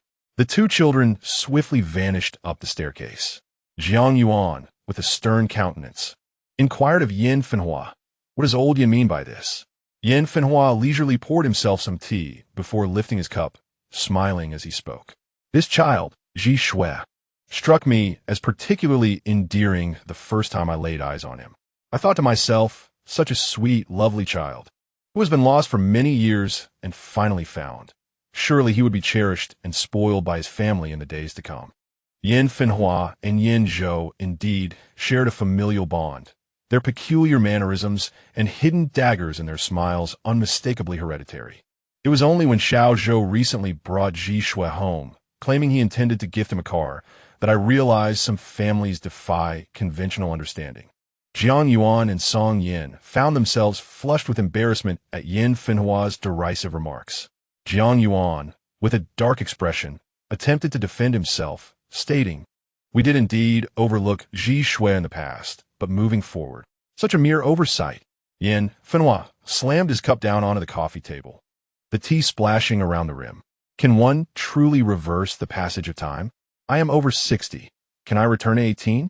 The debts you left when he was 11 or 12, will they be settled by the time he reaches 18? Moreover, do you even display a willingness to make amends?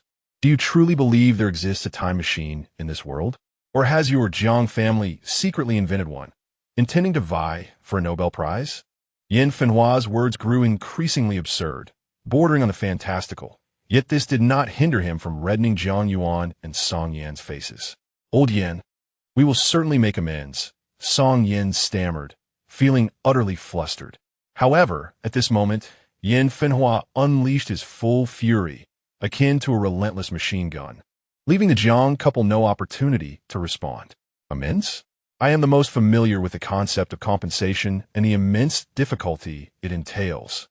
I have endeavored to make up for what Xiao Zhou and his mother endured, yet they still bear the scars of those past events. Compensation. Do you truly believe it is so simple? Is this a matter that can be resolved merely by the exchange of words? The more Yin Fenhua spoke, the more animated he became, even striking the table, a display of fervor that had never been directed at Yan Zhou before.